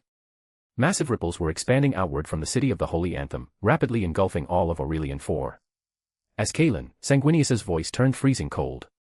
Contact the orbital fleet immediately. Initiate a full scan of the city of the Holy Anthem. Notify all forces to enter combat readiness. He stood up, psychic runes beginning to flow across every single feather of his wings. Something has just crawled out of the warp. Chapter 154, Chapter 153, The Crystal Labyrinth of Tsench, 1, Bonus. This is the bonus chapter for reaching 500 power stones. Deep within the warp. The labyrinth forged of crystal existed in a state of ceaseless, eternal mutation. Every single shard reflected billions of unrealized future possibilities. Blue, purple, and pink flames surged continuously within the crystals, resembling frozen, liquefied fate. This was the domain of Tsench, the fountainhead of every conspiracy across the galaxy. In the deepest reaches of the labyrinth, the impossible fortress hovered within a zero-gravity void. The laws of physics here had long since been utterly warped by warp energy. Walls erupted with interlacing blue and pink flames, the fires whispering forgotten truths and buried lies. Eteos navigated through the labyrinthine corridors. As a lord of change, he was an elite among the greater demons of Tsench, unparalleled in executing clandestine schemes and weaving the threads of fate. His physical form perfectly embodied the aesthetics of the god of knowledge, a scavenger bird-like head covered in blue-purple plumage, with glowing warp runes entwined around his slender neck. Every rune recorded a segment of falsified history or a successfully realized conspiracy. 6 arms covered in fine scales were poised in varying gestures. The uppermost pair wove the seals of Tsienchen sorcery, liquefied precognitive energy dripping from their fingertips. The middle pair clutched the staff of the trickster, the eyeball embedded in its head swiveling madly, peering into the possibilities of every timeline. The lowest pair hung naturally by his sides, their nails as long and sharp as scalpels, capable of carving through the very fabric of reality. With every beat of his kaleidoscopic wings, a fine dusting of ectoplasmic stardust showered down. It was the solidified essence of the warp, every single mote contained all the unmade choices in a mortal's lifetime. His strides appeared steady, but in truth, he was constantly adjusting his direction in tandem with the labyrinth's mutations. When a corridor twisted sharply to the left, he stepped onto a newly manifested crystal platform to the right. When a spire dissolved downward, he beat his wings and vaulted toward a reconstituting structure above.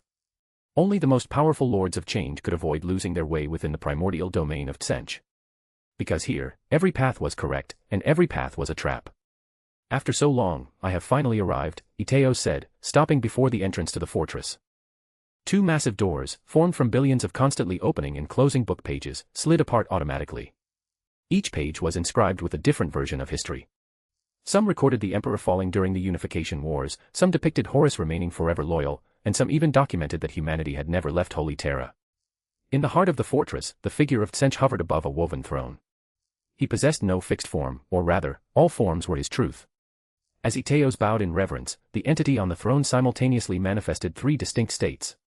On the left, a waterfall of billions of ever-shifting faces flowed downward, every visage whispering different prophecies and lies. All the voices intertwined into a maddening, polyphonic choir. On the right, he coalesced into a humanoid phantom wreathed in flowing blue and pink flames, surrounded by a constantly reconstituting storm of runes. And in the center, he was a pure amalgamation of concepts, the ravenous hunger for knowledge, the restless agitation of change, the absolute loathing of certainty, and the fanatical worship of chance. My servant, all the faces turned toward Iteos simultaneously, billions of voices braiding together with an all-knowing mockery. I am already aware of the tidings you bring from the mortal realm. An old man's face magnified, occupying a prominent position on the throne. It was the face of Sak'ken Alar's great-grandfather, exactly as it had looked mere moments before it was blown apart by a bolt or shell 80 years ago. At this moment, the face curled into a grotesque smile. That particular thread of fate is twisting precisely in the direction I foresaw. Iteos opened and closed his beak, emitting a shrieking report wrapped in the hum of the warp and millions of echoes. Changer of ways, your foresight has never erred. He spread all 6 of his arms simultaneously, and a holographic projection of Aurelian 4 manifested in his palms. The image fractured into multiple perspectives. In the Grand Hall of the Kanmo dynasty in the city of the Holy Anthem, over 500 psychers were mutating and falling to corruption. Inside the governor's palace of Kenthive, Sanguinius was listening to the Cogboy's report. In orbit aboard the Red Tier, the Blood Angels fleet had begun scanning the planet's surface. Sak'ken Alar has thrown himself into the embrace of chaos. His ritual of corruption was utterly flawless, Iteos said, his voice carrying a suppressed excitement, not for the success of the mission, but for the impending reward. In the realm of Tsench, knowledge was currency, and secrets were power. Not only did he fall himself, but he used the truth as a blade and vengeance as fire to ignite the resentment of 527 psychers. The 80-year-old false mask of the Kanmo dynasty has been torn away, and the Mechanicus' self-righteous manipulations have now backfired upon them entirely. The projection zoomed in on Sak'ken. This former Gammateer psycher's skin had now completely transformed into a pale purple carapace. The old scar on his left cheek had split wide open, fine purple tendrils spilling out to weave new, blasphemous runes. It was a mark of Tsench, personally carved by Iteos, signifying that this believer had earned the right to pray directly to the Changer of Ways. More importantly, Iteos added, the eyeball atop the staff of the trickster rolling madly, Sak'ken's fall was not driven solely by blind emotion. He understands exactly what he is doing. He understands that this will drag the entire planet into chaos. He understands that this will draw Sanguinius' purging wrath. He even understands that he will very likely become a mere expendable pawn. Yet, he chose this path regardless. Upon the throne, all the faces simultaneously broke into smiles of approval. Because he thirsts for knowledge, a scholar's face said. Because he embraces change, a child's face chimed in. Because he seeks revenge, the old man's face added. This visage, belonging to the ancestor of House Alar, now rejoiced in the damnation of his own descendant. What a flawless chain of motivation. Every single link is utterly unbreakable. Tsench's voice abruptly solidified. The cacophony from the billions of faces began to synchronize, all the vocal cords overlapping into a single, grandiose voice radiating unquestionable majesty. It was the manifestation of the Changer of Ways being truly serious. You have done exceedingly well, Iteos. Surrounding the throne, the blue and pink flames violently surged. The fires coalesced into tangible scrolls, tomes, and data slates. Countless vessels of knowledge rained down, only to dissolve into streams of pure information right before touching Iteos, flooding directly into his consciousness. This is your reward.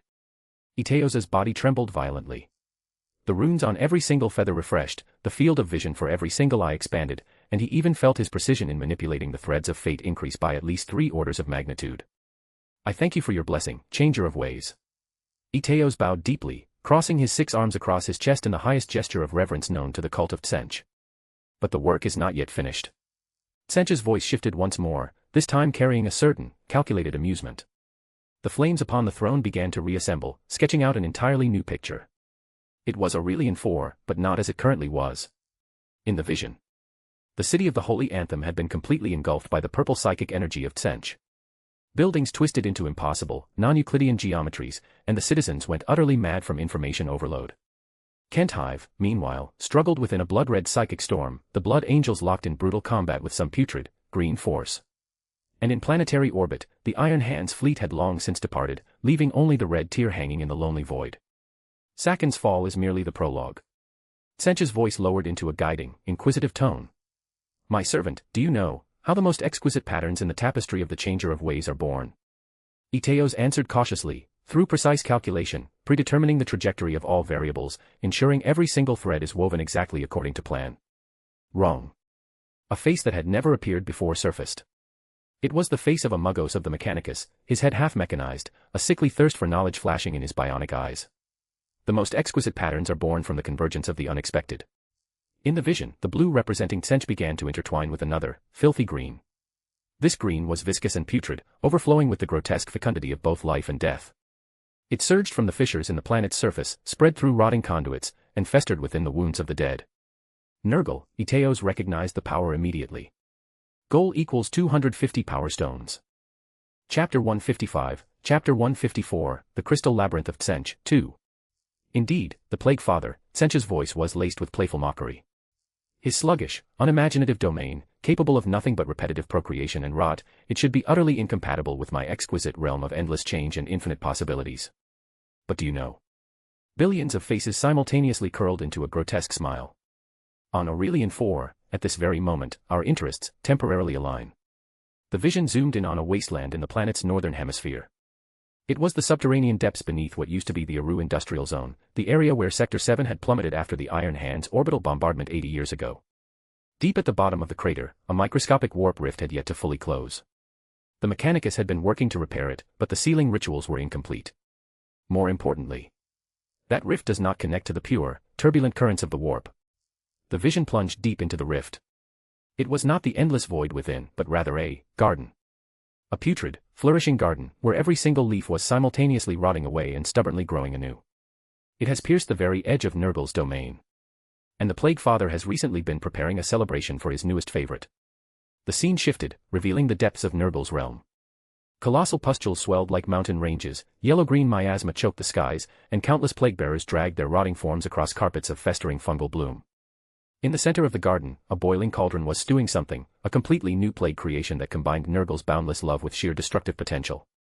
He requires more materials, more sustenance, to perfect his new toy.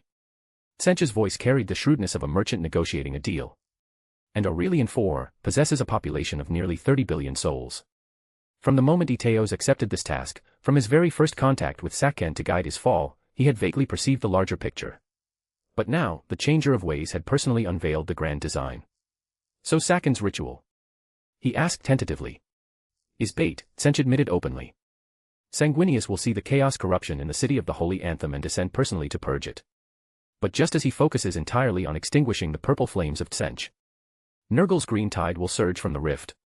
The vision simulated the calculated outcome, Sanguinius leading the main force of the Blood Angels into the city of the Holy Anthem, locked in a bloody war of attrition against Saken's army of corrupted psychers. Right at the climax of the battle, the rift in Sector 7 would erupt, spilling tens of thousands of Nurgle demons and plague marines into reality. The Hive's defense grid would be caught in a pincer attack, forcing the Blood Angels into a devastating two-front war. And right at that moment, Tsench's voice was so joyous it was almost singing. The Iron Warriors, the company of the 4th Legion originally scheduled to garrison Aurelian but unexpectedly reassigned, will have just concluded their campaign in a neighboring sector. They will receive the distress signal and rush in to reinforce. The vision displayed a fleet bearing the hazard-striped livery of yellow and black, translating from the warp and setting a course for Aurelian. Their pre-march, Perturabo, has always looked down on Ferris, Tsench chuckled softly. If he discovers Sanguinius bogged down in a bitter war on a planet Ferris once managed, what do you think the Iron Warriors, with their notoriously rigorous and uncompromising methods, will do? Iteos almost wanted to cheer. It was too brilliant. Tsench sows chaos, Nurgle escalates the war, the Iron Warriors are unexpectedly dragged in, and the Blood Angels are bogged down in a quagmire. And the ultimate result of all this? Aurelian 4 will become a breeding ground for chaos, Iteos concluded. Sanguinius will either be forced to retreat in disgrace, costing the Imperium a crucial mining world, or he will be trapped here, forced to beg for reinforcements from other legions to purge the planet. As long as this place draws the Imperium's attention and pins down their gaze, it will greatly benefit our subsequent preparations. Preparations for what? Tsench abruptly cut him off. Billions of faces simultaneously raised a finger to their lips in a shush gesture. Iteos immediately snapped his beak shut. Some things, even a greater demon was forbidden to speak aloud. You only need to know, Tsench said, returning to a calm tone, that this is a transaction beneficial to us both. Nurgle gains his believers and corruption, and I gain my nexus of fate and schemes. The changer of ways paused, and all the faces simultaneously revealed a tacit, knowing smile. Iteos bowed to accept the command, the ectoplasmic stardust on his wings flashing violently with excitement. The scale of this mission far exceeded his expectations. If successful, his standing within the realm of Tsench would skyrocket, perhaps even earning him the title of Fate Weaver. As he turned to leave, Tsench's voice echoed one last time. There is one more thing. Your command, Iteos replied. That Crimson Dawn, Tsench said. Those mortals claiming to be archaeotech excavators, that governor named Cage, and the other things that may exist behind them. The vision displayed a real-time image of Kent Hive. Sanguinius was touring the Hive City, accompanied by the Cogboy providing explanations. Everything appeared normal, orderly, even exemplary. They are too clean, Tsench observed. So clean that it resembles a meticulously arranged stage. Sanguinius's precognition has been interfered with, and my scrying has also encountered a barrier. Billions of faces frowned simultaneously, a rare expression of absolute seriousness. During the execution of the plan, keep an eye on them, the changer of ways commanded. If it is merely the facade of mortal bureaucrats, ignore them. But if... He did not finish the sentence. But Iteos understood the unspoken words. If other entities stood behind those mortals.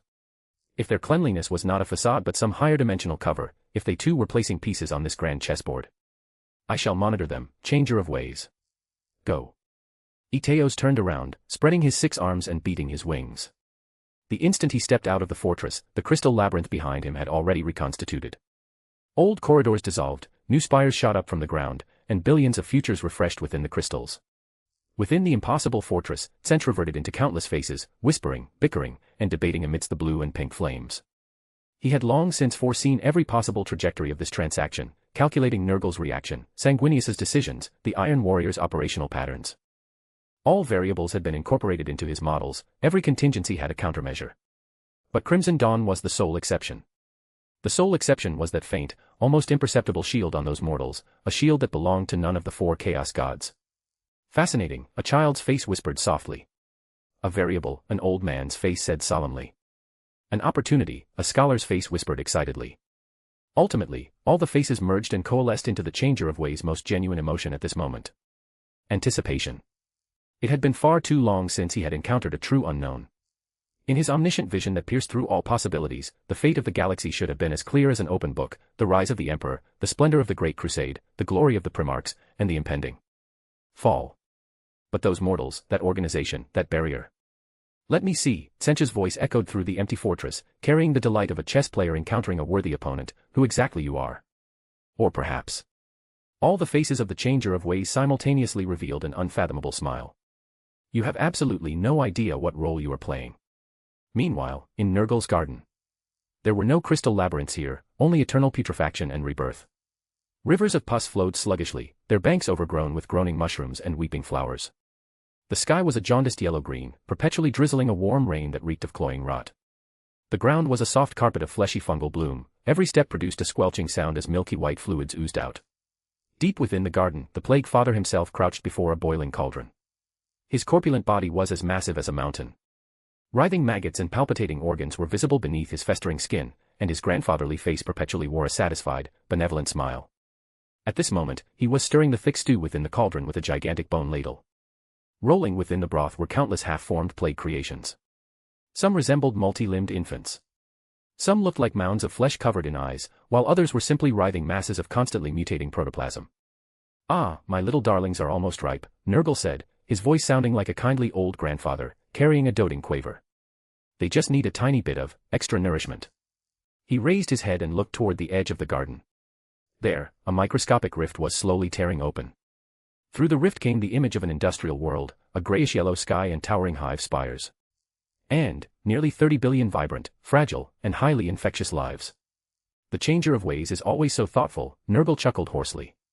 He tore a chunk of rotting flesh from his own festering belly and tossed it into the cauldron. The instant the corrupted flesh hit the broth, all the plague creations simultaneously let out joyous roars, their maturation accelerating rapidly. Knowing that grandfather needed ingredients, he delivered an entire planet as a feast. He clapped his hands. All across the garden, countless plague-bearers, Nurglings, and even the mighty great unclean ones stopped their work and looked up at their loving father in unison. My children, Nurgle's voice echoed throughout the entirety of his domain. Prepare for a grand feast. Chapter 156, Chapter 155, Sanguinius's absolute judgment of the heretic. Sanguinius's pristine white wings vanished as the Thunderhawk's assault ramp sealed shut. At this moment, the gentleness on the great angel's face had completely evaporated, replaced by the sheer, unyielding killing intent of a legion premarch. As Kalen could feel the violent shift in his father's psychic field, it was overflowing with endless, frigid murderous intent. All fleet assets, elevate combat readiness to condition red. Sanguinius's voice transmitted directly from the Thunderhawk's Vox array to the bridge of the red tier, and out to the command decks of every escort vessel. All combat companies prepare for immediate drop assault. The Librarius is to focus all scrying on warp signatures within the City of the Holy Anthem sector. The roar of the Thunderhawk's engines gradually faded into the distance above the hive apex. In front of the Governor's Palace, Cogboy, Schrödinger Bro, Blood Angel Second Emperor, and over 20 senior players stood frozen in place, watching the crimson and gold thruster wake disappear into the glare of the artificial dome's illumination arrays. It took them a long while to process what had just happened. The regional channel was instantly flooded with messages. "I'm the Emperor's dick, what just happened? Why did he just up and leave?" The report was only half finished. "I want to eat Nurgle's sour stinky little feet, did you guys see Sanguinius's face just now? He looked like he was about to murder someone. No, like he was about to murder a demon. Slaaneshi champion in training, what did his last sentence mean? Something crawled out of the warp. Holy shit, don't tell me. Titus shine my shoes, chaos. Demons. Is the plot actually advancing this fast?" At the same time. Kent Hive Governor's Palace, Sub-Level 3, Respawn Point. Crimson Deep Sea stepped out of the faintly glowing respawn pool with an incredibly complicated expression on his face. "Crimson Deep Sea, brothers, I'm back." A new message suddenly popped up in the regional channel. The sender's ID made everyone freeze. Cogboy stared at the text for 3 seconds before typing out 3 question marks. Fugitive Cogboy of the Mechanicus. Fugitive Cogboy of the Mechanicus, Deep Sea, weren't you undercover in the City of the Holy Anthem? You were just messaging us that you found an opportunity to assassinate Akil and take over the Hisman Merchant Guild. Why are you suddenly back? Are you outside the hive? Hurry to the Governor's Palace. After the message was sent, the channel fell silent for a moment. Crimson Deep Sea, no need. I'm already in the Governor's Palace. Schrödinger's loyalist, what happened? Was your cover blown? Crimson Deep Sea, yes and no. Teaching Nurgle how to read in the warp, speak English. You're killing me with suspense. Crimson Deep Sea, I actually did become the boss of the Hisman Guild. A wave of ellipses and question marks flooded the channel. Crimson Deep Sea, I took out that furious idiot Akil and used the avatar reconstruction to perfectly duplicate his appearance, memories, and behavioral patterns. I was just about to use his identity to consolidate the guild's resources and make a massive move. Crimson Deep Sea, and then, out of nowhere, the City of the Holy Anthem was suddenly swarming with Cientian demons. Pink horrors, blue horrors, even those shape-shifting changelings. Along with them were at least 500 chaos sorcerers, purple skin, glowing eyes, killing everyone on sight. They were setting up twisted rituals in every street and alley, trying to widen the warp rift to summon even more demons. Crimson Deep Sea, the craziest part is, for some reason, those chaos sorcerers seemed to have a massive hate boner for the leaders of the major factions. I had just convened a meeting with the guild's inner circle as Akil, and 3 sorcerers stormed in with hundreds of horrors and jumped me. The guild's defense force lasted maybe 10 minutes. I took a purple lightning bolt straight to the dome and died on the spot. Crimson Deep Sea, so yeah, I died. And considering the City of the Holy Anthem is probably a full-blown demon hive by now, I opted not to respawn there. The sheer volume of information was so staggering that no one spoke for a while. Finally, Cogboy was the first to react. Fugitive Cogboy of the Mechanicus, that's a hive city with billions of people. No wonder Sanguinius bolted so fast. Schrödinger Bro muttered in shock, a hive-wide chaos outbreak. How many people are going to die? They won't all die. Sench doesn't want slaughter, he wants corruption. Killing billions only nets you billions of corpses. Corrupting billions nets you billions of believers, billions of souls to burn for power. That is what he truly wants. Everyone turned around. Paul walked out from the shadows. His brow was furrowed tightly. The dark golden pentagram in his pupils was flashing erratically, the 5 points illuminating in sequence. All 5 of his traits were screaming warnings at him. Paul, the group nodded respectfully. Paul walked up to Deep Sea and patted him on the shoulder. You did well. Undercover missions are inherently high risk. Getting as far as you did is already incredible. Deep Sea sighed. A shame I stumbled at the finish line. If I had just a little more time, I could have seized total control of the Hisman Guild. Coordinated with our requisition plan, we could have swallowed at least half of the other 3 factions' assets. Plans can never keep up with changes, Paul interrupted, then looked at Deep Sea intently. What about Leon and Vanessa? Sent them away. Crimson Deep Sea replied instantly. The very first thing I did after usurping Akil's identity was use the guild's clearance to shove them onto an ore transport headed for the Coraphene sector. Their cover is that they're Schola Progenium cadets sponsored by the Hisman Guild. I had to bribe the officials with 3 solid jade emperor statues and 50 crates of vintage Amasek just to grease the wheels. I also had to promise an annual donation of 20 million Aquila thrones to the Schola. He paused. This corrupt imperial bureaucracy is a joke. You can't get anything done by the book, you literally just have to throw money at them. But if I hadn't sent them away, those kids would probably be dead by now. Those chaos sorcerers. Paul nodded. You did the right thing. Those 2 kids were the first natives Crimson Dawn took under its wing. They have talent, and they have the right mindset. The Schola Progenium is the imperial institution that produces the most military and political officers for every sector and segmentum. Successfully planting them there is worth any price. His tone then shifted, turning deadly serious. But right now, we have a far bigger problem to deal with. A massive Tsienchen demon incursion, over 500 psychers falling to corruption simultaneously, and a major hive city compromised. Paul stated flatly. Given Sanguinius's personality and his duty, he only has 2 options. Option 1, organize an immediate purging operation, deploy the main ground forces of the Blood Angels, and attempt a forceful extermination. This will result in catastrophic casualties, and it may not even be fast enough to stop the corruption from spreading. Option 2. Exterminatus. The temperature in the room plummeted. It wouldn't go that far, right? One player whispered. This is a planet with tens of billions of people. It absolutely would, Schrödinger bro said, his tone icy. In the Warhammer universe, the Imperium's stance on warp corruption has always been, better to kill a billion innocents than let a single heretic escape. And this isn't just some small-scale heresy. An entire hive city has fallen, and a warp rift has torn open. If Sanguinius deems a ground-based purge unviable, then orbital bombardment, or even virus bombs, are absolutely on the table. And the moment he chooses exterminatus. Everything Crimson Dawn has fought for over the past 2 months, Paul spoke up. The 20,000 workers we saved, the 98 million citizens of Kent Hive, the 30 billion human beings on Aurelian 4, all of it will be reduced to ash. He swept his gaze across the room. We know Horus is going to betray the Emperor. We know the Emperor will be entombed upon the Golden Throne. We know humanity is about to plunge into 10 millennia of darkness. We originally planned to keep a low profile, consolidate our power, and bide our time. But that time has run out. Paul's voice abruptly spiked in volume. Chaos is already knocking on our front door. A premarch of the Imperium is in orbit. This world, the people we personally saved, the civilians we promised dignity and hope, they could all be annihilated in a storm of orbital fire at any moment. He slammed his fist onto a nearby metal console, leaving a deep dent in the alloy plating. We cannot sit here and wait for death. We cannot entrust the fate of everyone here to the decision of a single premarch. The mechanical eye of the cogboy whirred frantically. Paul, you mean? Crimson Dawn is undergoing full-scale militarization, Paul enunciated every word clearly. Starting right now. He looked at Schrödinger bro, Notify Tax bro, White Scars, G bro, Tau buddy.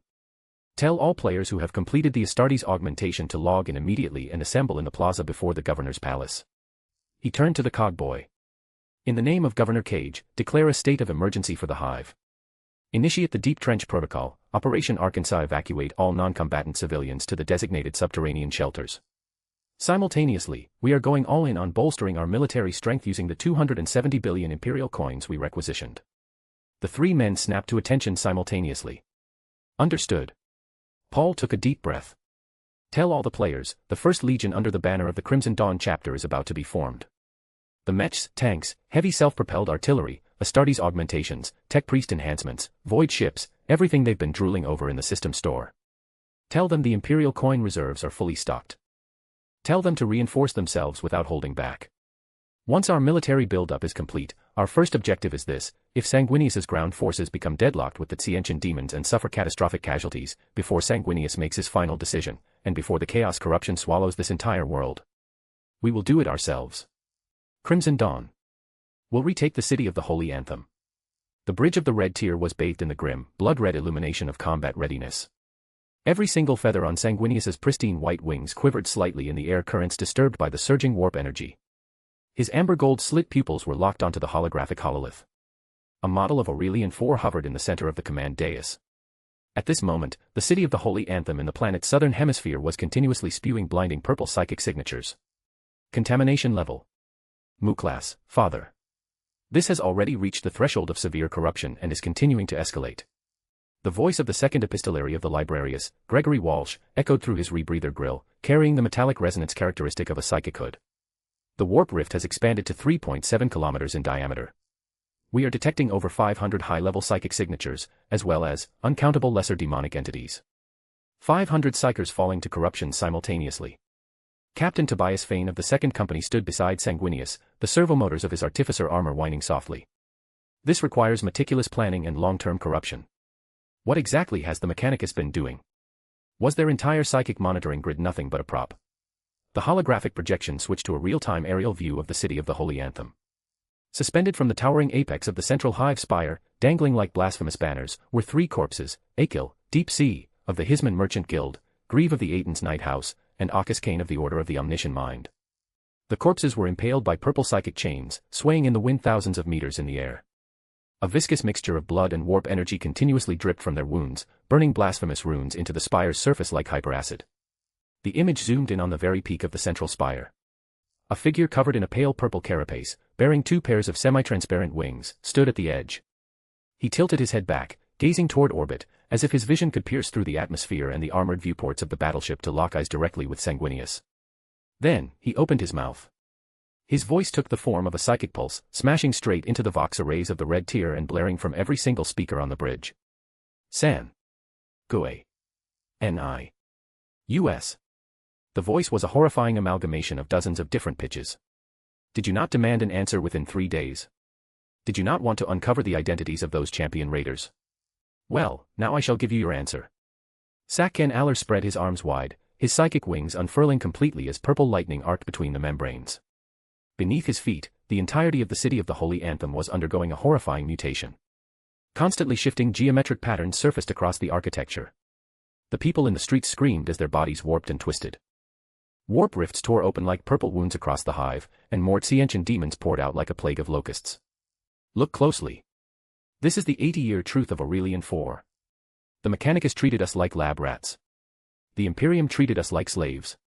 You Primarchs treated us like disposable statistics. The so-called Emperor is nothing but a false emperor. He waged a bloody, hypocritical great crusade in the name of human restoration, bringing nothing but endless suffering to humanity across the cosmos. And now, it is our turn to make a choice. Sakkan's voice abruptly spiked, carrying the fanatical zeal of a martyr. We choose knowledge. We choose change.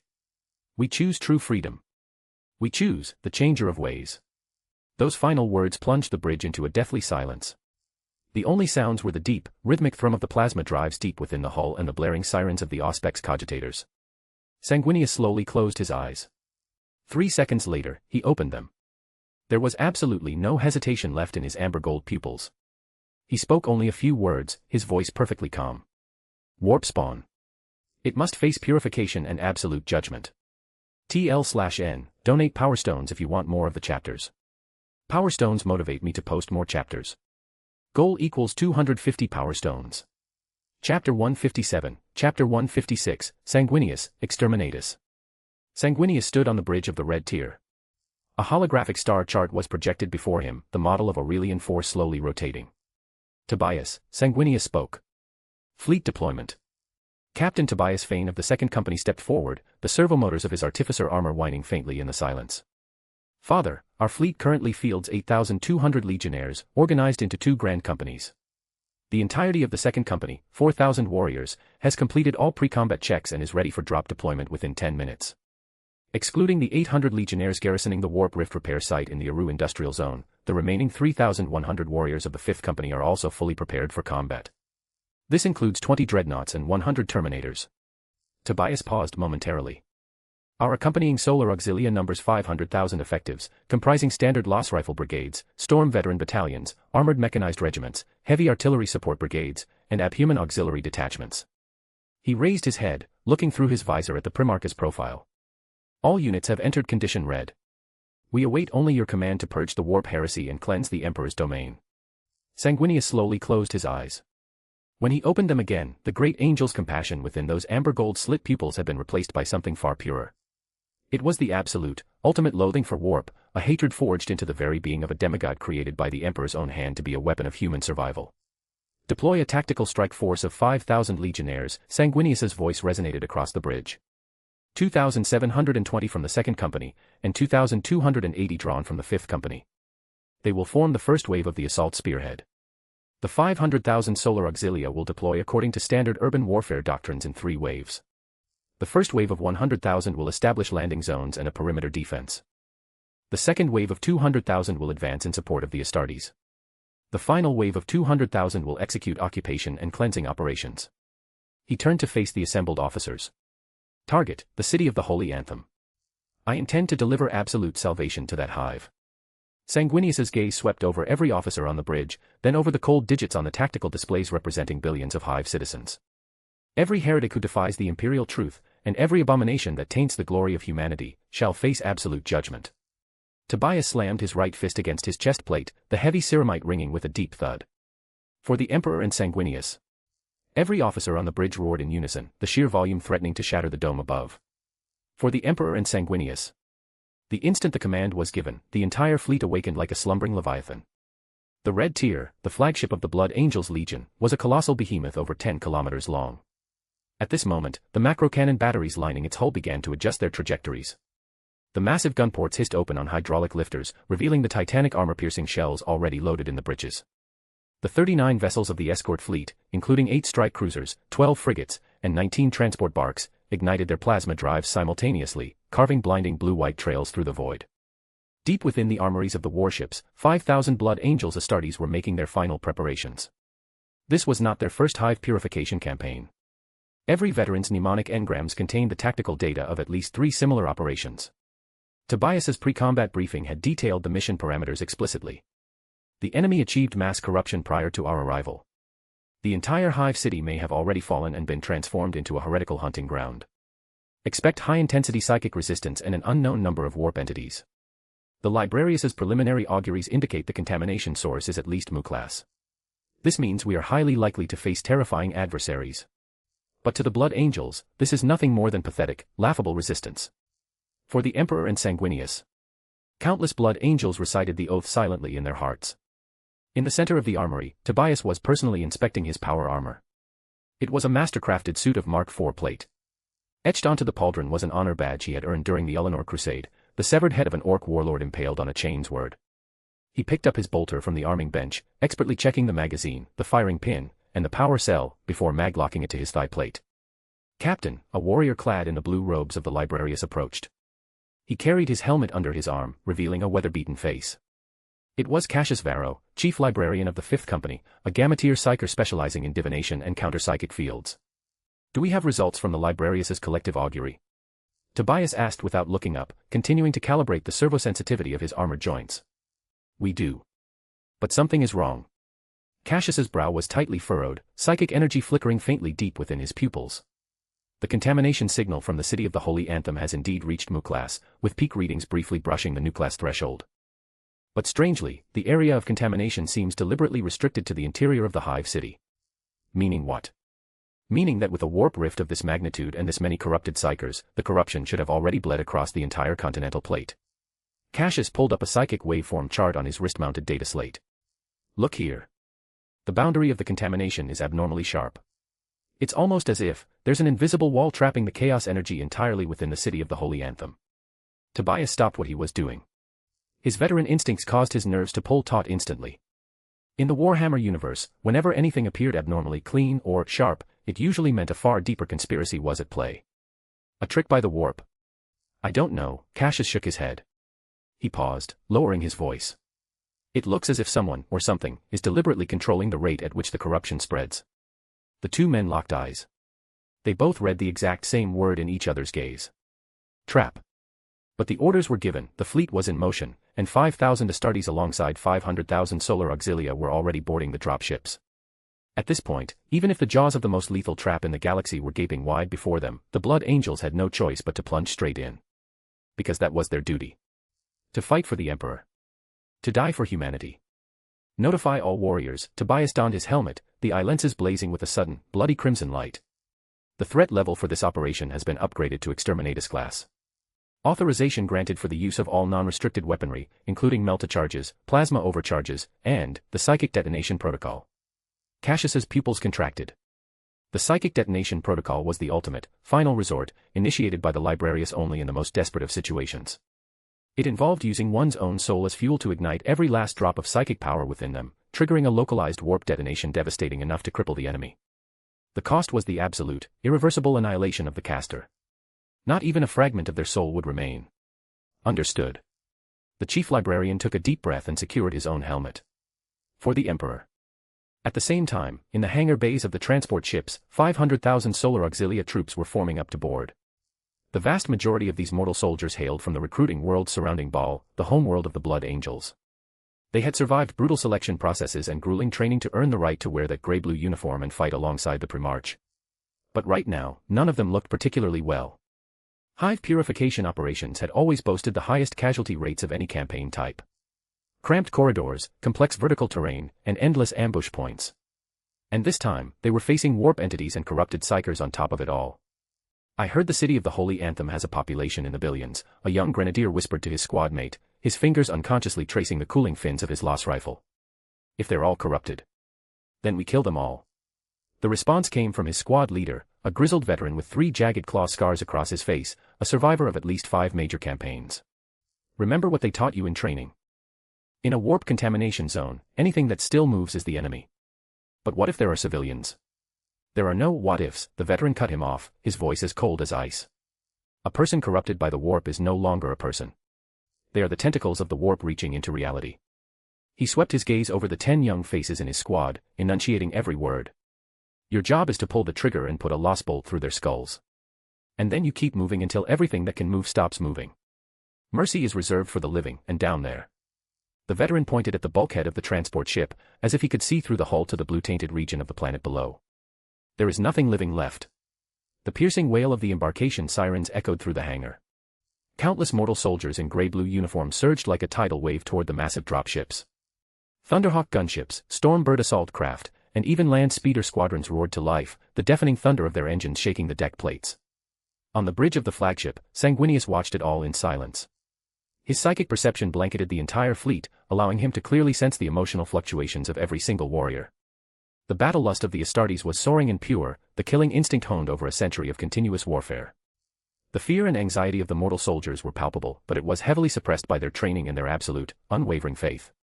Sanguinius turned his head and looked through the observation port at the planet's surface, his gaze landing on a tiny speck of light on the far side of the continent. Kent Hive. The hive city that had somehow blossomed from decay into order in just a single month. The hive that, under the administration of Crimson Dawn, had somehow nurtured the emotion of hope. That governor who claimed to be an architect excavator. Those administrators operating with unnatural efficiency.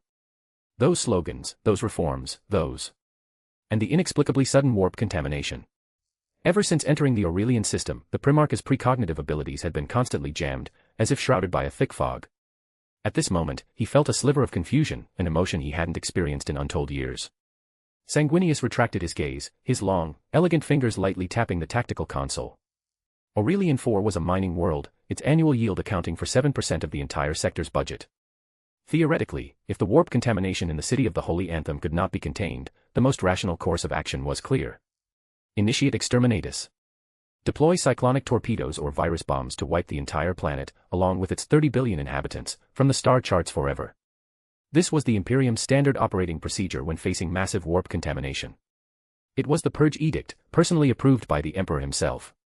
When contamination reached Mu class and its spread could not be halted, orbital annihilation was the only option. Sanguinius knew exactly what he was supposed to do. He was a Primarch. He was a Legion Master. He was a commander who had fought in countless brutal campaigns throughout the Unification Wars and the Great Crusade. Logic dictated that if the ground purge met heavy resistance, if casualties exceeded acceptable parameters, and if the contamination began spreading to other hive cities, he had to push that button. To stop the warp rift from expanding further. To ensure the safety of the entire sector, and indeed, the entire segmentum. Yet, just as he was about to harden his heart to that icy resolve, images from Kent Hive flashed through his mind once more. The smiles on the workers' faces as they received their wages. The children running on the playground of the newly built public school. That handwritten slogan on the wall, so that everyone who struggles to live, may live with dignity. And, that fleeting glimmer he had caught in the eyes of the governor named Cage Lawrence during the report. It was something he had never seen in an imperial bureaucrat before. It wasn't a lust for power. It wasn't a greed for wealth. It was something more akin to duty. To responsibility. Sanguinius slowly exhaled, the feathers on his wings folding back unconsciously. I will give you one chance. He whispered softly into the void, speaking to that tiny speck of light on the planet's surface. Prove to me that this hope of yours is not just a beautifully crafted lie. Chapter 158, Chapter 157, Being Dreadnoughts and Living the Happy Warhammer Life. Kent Hive, the plaza before the governor's palace. All decorative fixtures and structures had been completely cleared from the plaza. The perimeter was secured by exactly 1,000 PDF soldiers. These warriors wore standardized dark gray uniforms, with the Crimson Dawn insignia, a cogwheel and a stalk of wheat supporting a rising sun, pinned over their left breasts. Their flak armor consisted of the newest plasteel insert plates, and their Loss rifles were standard-issue weapons manufactured on the assembly lines hauled over from the Crimson Dawn base. But more importantly, their eyes. Resolute and focused, they carried a reverence bordering on religious devotion. These men and women all hailed from the Aurelian Youth League, the very first batch of local forces recruited by Crimson Dawn after implementing their new policies in Kent Hive. The entry requirements had been stringent: aged 16 to 35, in good physical health, possessing a clean criminal record, passing a strict political screening, and completing basic military training. They had sworn an oath to fight for the defense of Aurelian, and for the ideals of Crimson Dawn. The rewards, however, were equally substantial: 3 guaranteed meals a day, a salary 3 times the Hive average, priority medical care and educational resources for their families, and dignity. Look sharp, everyone. Aska, a former worker and now the captain of the Youth League's first company, patrolled back and forth in front of the defensive line, looking sharp in his crisp officer's uniform. The chapter master is about to speak. This concerns the very survival of our planet. Yes, Captain, the soldiers replied in unison, their grips tightening slightly on their weapons. Most of them had come from the absolute bottom of the Hive.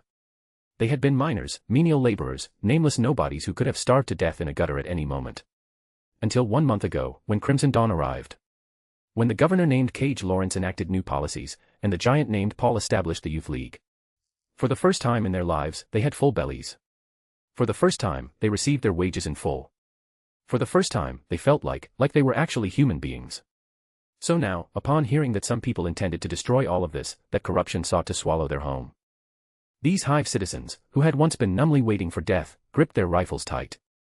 In the center of the plaza, 5,000 players had already assembled. Paul walked out from the main doors of the governor's palace.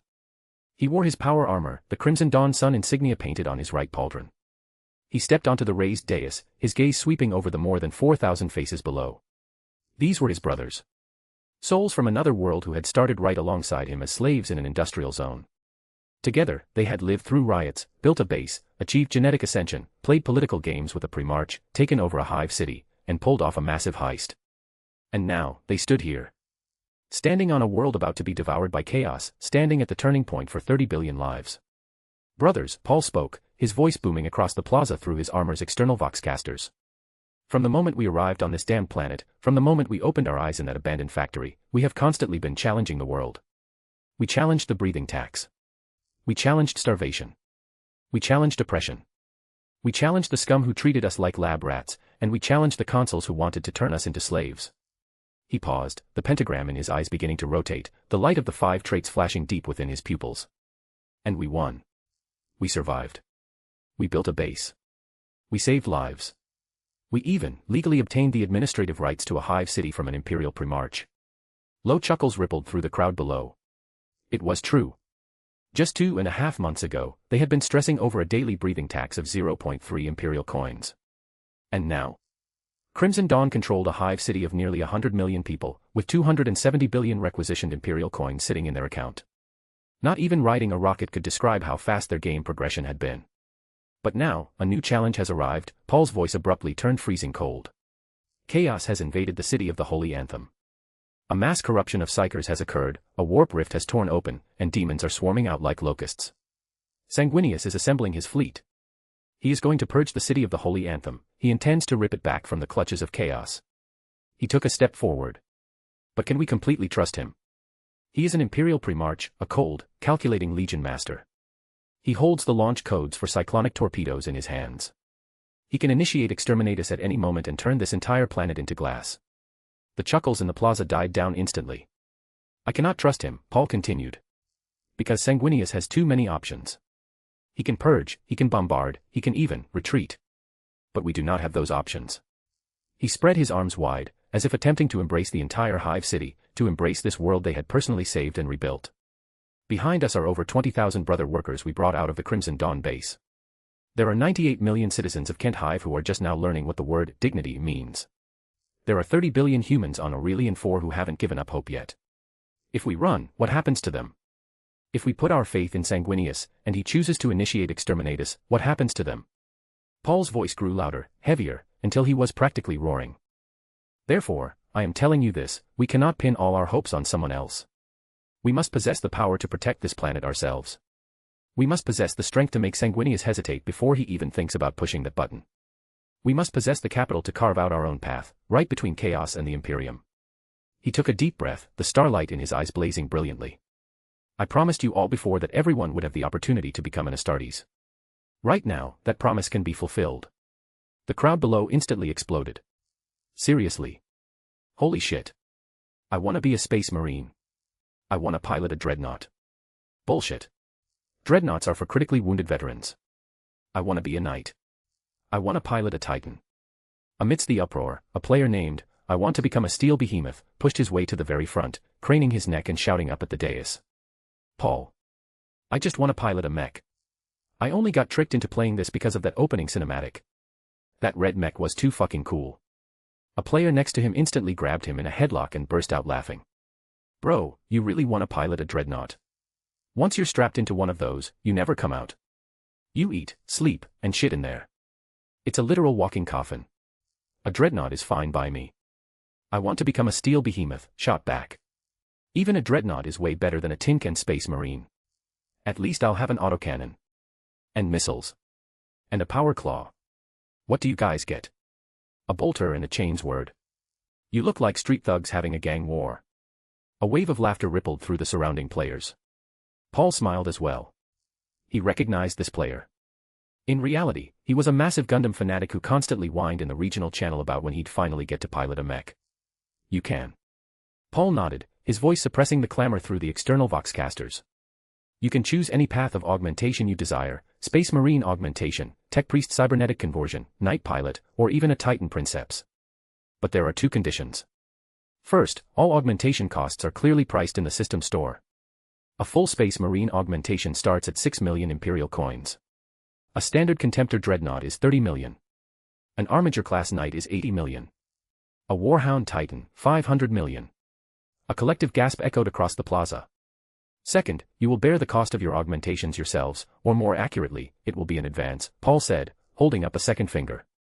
Crimson Dawn will provide you with zero-interest loans, but you must repay them through future missions. Killing demons, completing objectives, recovering resources. In short, you must prove your worth. He looked directly at, I want to become a steel behemoth. A Castroferum Dreadnought costs 30 million Imperial coins, which is equivalent to the augmentation costs of 5 Space Marines. Are you absolutely certain? The player answered without a shred of hesitation. I am absolutely certain. Paul, in reality, I'm just a draftsman. I collect tons of mech models, but I'd never get to touch a real mech in my entire life. But here. I can pilot a dreadnought. I can fight demons. I can protect the people we've saved. Don't just say 30 million Imperial coins, so what if it was 100 million?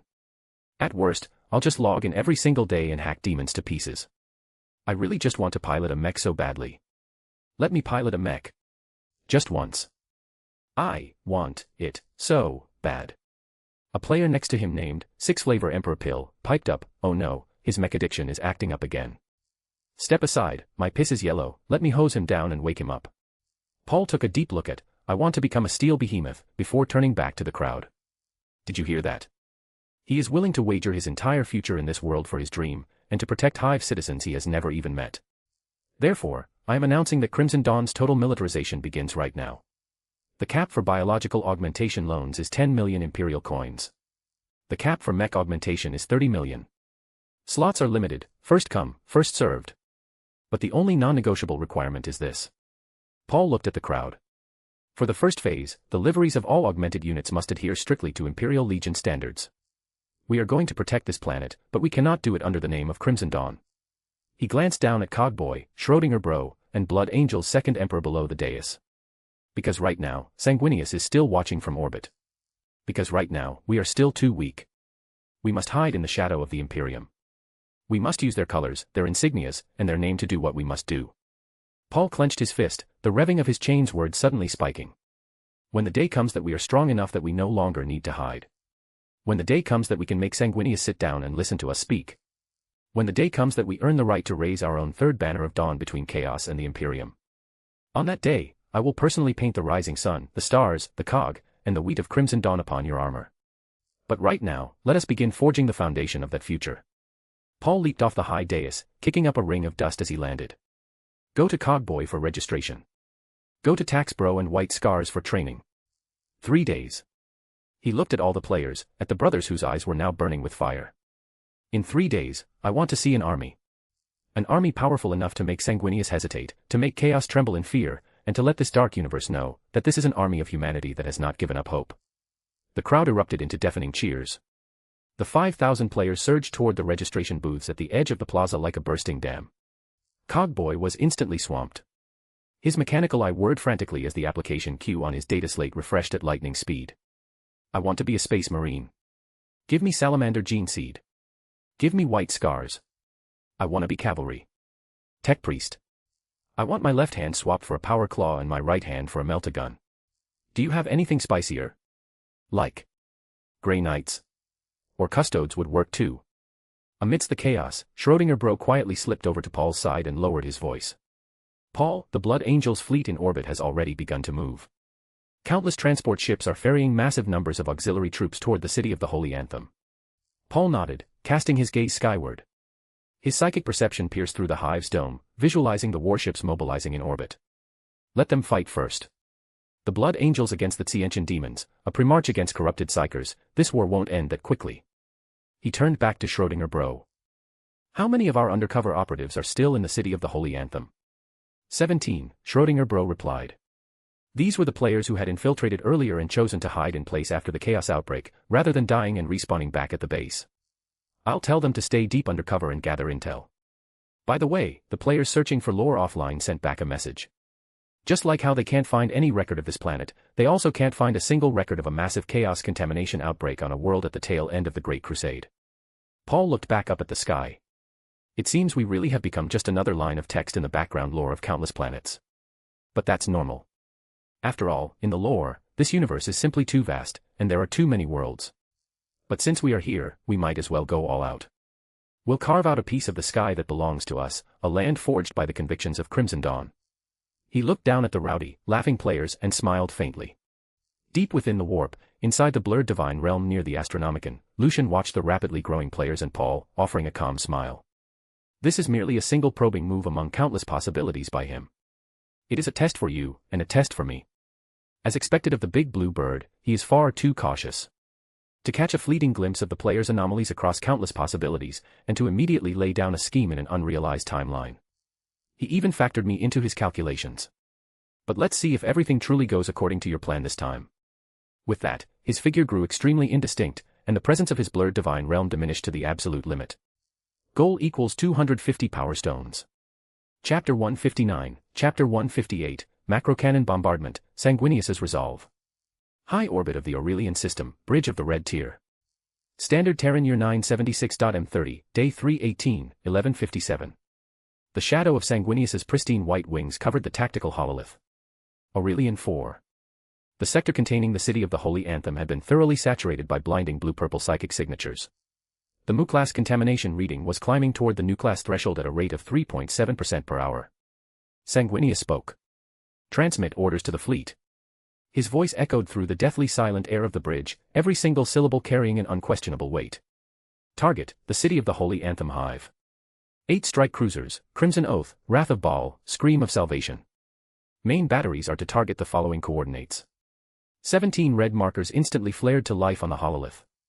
Upper Hive sector, defense batteries A7 through A12, void shield generator nodes, and the perimeter armor belt of the Hive command nexus. Mid-hive sector, main entry blast doors 7, 9, 13, and 17, along with the mid-hive structural armor and fortifications. Firing priority, clear drop zones for the Astartes drop pods, and open assault corridors for the Solar Auxilia ground forces. Sanguinius raised his head, pale golden psychic runes beginning to flow across every feather of his wings. I want 7 drop windows no smaller than 1,500 meters in diameter blasted into the upper hive. I want at least 4 assault corridors exceeding 50 meters in width carved into the mid-hive. Bombardment precision requirement, impact deviation must not exceed plus or minus 15 meters. Time on target, 12 o'clock hours standard. Tobias slammed his right fist into his chest plate. As you command, Father. The orders were transmitted across the fleet at the speed of light. 8 strike cruisers, each exceeding 5 kilometers in length, began adjusting the elevation and azimuth of the multi-barreled quad macrocannon batteries mounted on their prows. Macrocannons. The primary ship-to-ship armaments of the Imperial Navy. They did not fire beams of energy, but physical, solid projectiles. Each macrocannon shell was 12 meters long and 3.7 meters in diameter. The outer casing was cast from a composite of plasteel and ceramite, while the interior was packed with high-explosive melta charges and a secondary armor-piercing core. Upon firing, the magnetic acceleration rails of the macrocannon would propel the shell to 0.08 times the speed of light, granting it a kinetic energy equivalent to an asteroid impact with a 3 megaton TNT yield. At this moment, the muzzles of the multiple macrocannons across the 8 strike cruisers slowly irised open. Coolant vapor vented from the radiator fins along the barrels, freezing into clouds of ice crystals in the void. Target lock secured. Ballistic calculations complete. Compensations for planetary rotation and atmospheric disturbance applied. Countdown, 10. 9. 8. The city of the Holy Anthem, somewhere in the Underhive. Sakken Aller. The 2 pairs of semi-transparent psychic wings on his back vibrated unconsciously, every beat leaving fine arcs of purple lightning dancing in the air. He looked up at the sky, his formidable psychic senses piercing through the layers of the hive structure. He could vaguely perceive the points of light flickering in orbit. The Blood Angels fleet. Sanguinius. Soon. Sakken murmured to himself. The fine blue tendrils writhing within the split scar on his left cheek squirmed with excitement. He will be here soon. According to his design, the entire city of the Holy Anthem had been transformed into a hunting ground for Tsench. In the streets everywhere, changelings mimicked the appearances of the citizens' loved ones, using gentle whispers to lure them toward pre-prepared rituals of corruption. Blue and pink horrors crawled across the surfaces of buildings like cockroaches. And those completely fallen psychers, the former members of the Kanmo dynasty, were dispersed across critical nodes throughout the hive. Using themselves as altars and their own souls as fuel, they continuously widened the scale of the warp rift. My lord Eteos, Sakken thought, his psychic energy traveling straight into the depths of the warp along the conduit established by the Mark of Tsench. Will Sanguinius come? A moment later, the response echoed within his soul, carrying the polyphonic, mocking tone unique to a lord of change. He will most certainly come, my dear Sakken. Eteos' voice sounded like countless pages of a book turning simultaneously. The great angel, he always believes that with enough power and resolve, any corruption can be purged, and any soul can be saved. Therefore, he will absolutely choose a ground assault over total orbital bombardment. He will lead from the front, bringing his proudest sons down in drop pods, personally stepping onto the stage we have prepared for him. The corners of Sakken's mouth stretched open, curving into an inhuman, grotesque grin. Then, should we allow him to land smoothly? No. Eteos' laughter reverberated through the warp. We must make him believe he is fighting back. That he is breaking through our defenses. That he is achieving victory after paying a heavy price. That is the most perfect trap. To make the prey believe they are struggling for survival, when in truth, every single step leads them deeper into the net. Sakken understood. He turned and looked down at the 300 fallen psychers prostrating themselves below him. These former elites of the Kanmo dynasty now had skin completely transmuted to purple. Their eyeballs had transformed into constantly spinning geometric patterns, and they continuously chanted endless prayers to Tsench. Their psychic energies were linked together, constructing a massive psychic array above the hive that blanketed the entire upper sector. Prepare the deflection array. Sakken's voice carried psychically to all the fallen. The orbital bombardment is imminent. I want you to deflect 1/3 of the shells out into the wastelands beyond the city. Let the remaining 2/3 hit exactly what they are supposed to hit. One of the fallen psychers raised his head, purple drool leaking from the corner of his mouth. A 2/3 hit rate, won't that make Sanguinius suspicious? No, Sakken chuckled softly. Because the 2/3 that hit will strike the most heavily fortified defense emplacements in the upper hive. Areas we abandoned long ago, manned only by a smattering of degraded cannon fodder. The 1/3 that deflects will make Sanguinius believe our resistance is genuine, just imperfect. He spread his arms wide, his psychic wings extending completely. We want him to think he has won the first round. Only then will he confidently and boldly step into the second round. All is according to plan, the fallen psychers chanted in unison, their psychic output surging drastically. 300 pillars of purple light erupted from their bodies, weaving together into a massive array above the hive. At the center of the array, 13 even more terrifying psychic signatures began to glow. They were 13 demon princes of Tsench who had stepped through the warp rift. Their appearances varied wildly. One resembled a colossal bird constructed from countless books, another was a geometric polyhedron covered in blinking eyes, yet another was simply a constantly shifting cloud of iridescent mist. But they all shared one commonality, they were wreathed in psychic power potent enough to warp reality itself. 12 hours standard. 24 macrocannons fired simultaneously. Even from high orbit, the 24 blinding lances of fire were visible. The plasma trails generated by the shell's friction against the atmosphere looked like the spears of judgment hurled down by the gods, stabbing straight toward the planet's surface. From firing to impact, the travel time was 4.7 seconds. During those 4.7 seconds, the Tsienchen psychic deflection field above the city of the Holy Anthem operated at maximum capacity. Deflect, the 13 demon princes shrieked in unison. The psychic energy of the 300 fallen poured into the array like a bursting dam. When the first macrocannon shell was 3 kilometers away from the upper hive's armor belt, its trajectory suddenly shifted a fraction of a degree. That microscopic deflection caused the 12-meter-long, multi-thousand-ton metal behemoth to miss its designated target, Defense Battery A-7 in the upper sector. It scraped past the edge of the hive and ultimately slammed into the wastelands 200 kilometers away. Boom. A mushroom cloud over a kilometer in diameter erupted over the wasteland, the shockwave instantly melting the surface rock into glass. Next came the second shell, the third, the fourth. A total of 8 macrocannon shells were psychically deflected, plunging into the wastelands beyond the city or the distant mountain ranges, blowing open 8 craters that resembled meteorite impacts. But the remaining 16. They hit. Upper hive sector, Defense Battery A-9. This emplacement consisted of 12 twin-linked anti-air loss cannons, 4 missile silos, and heavy ceramite plating. It had originally been one of the hive's core defense lines against orbital threats. At this moment, 2 macrocannon shells struck the roof of the battery at a near-vertical angle. The first shell punched straight through 5 meters of composite armor before detonating inside. The energy cores of the 12 loss cannons were ignited, the chain reaction blowing half the battery sky high. 40,000 tons of metal structure, thousands of garrisoned fallen PDF soldiers, and dozens of horrors conducting corruption rituals inside were instantly vaporized into metal steam laced with warp energy. The second shell struck the base of the battery. The armor-piercing core penetrated 60 meters underground before detonating at a preset depth. The shockwave propagated along the subterranean structures, utterly pulverizing the battery's foundation.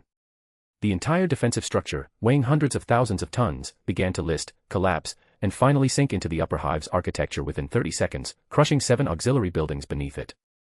Similar scenes played out simultaneously across the 17 designated targets. A void shield generator node took a direct hit to its core reactor from a macro shell. The resulting electromagnetic pulse paralyzed all electronic equipment across 3 surrounding city blocks, including the artifacts being used in ongoing corruption rituals. The perimeter armor belt of the Hive Command Nexus suffered consecutive hits, blasting open a breach 170 meters wide and 40 meters deep. And the entryways into the mid-hive. Main entry blast door 7.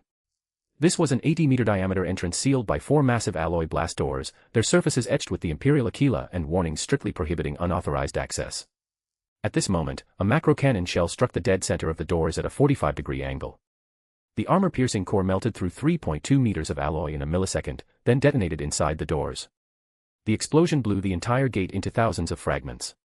The furthest piece flew 3 kilometers away, smashing through the outer wall of a residential hab block in the mid-hive. The entryway was blown wide open. It exposed the darkness within, a darkness filled with the roaring of the fallen and the shrieking of Tsienchen demons. Entryways 9, 13, and 17 met identical fates. 4 assault corridors had been forcefully blown open, every single one exceeding Sanguinius's requirement of 50 meters. The widest, entryway 17, was a staggering 120 meters across. Bombardment assessment complete, the tactical officer's voice rang out on the bridge of the red tier. 24-gun volley. 8 rounds deviated from designated targets. 16 rounds struck true. 7 drop windows have been opened in the upper sector. Maximum diameter is 1,240 meters, minimum is 380 meters. All meet requirements. 4 assault corridors have been opened in the mid-hive sector, with widths of 64 meters, 67 meters, 89 meters, and 120 meters, respectively. Upper-level nodes of the Hive defense grid, 71% destroyed. Projected reduction in resistance for subsequent ground assault, 43%.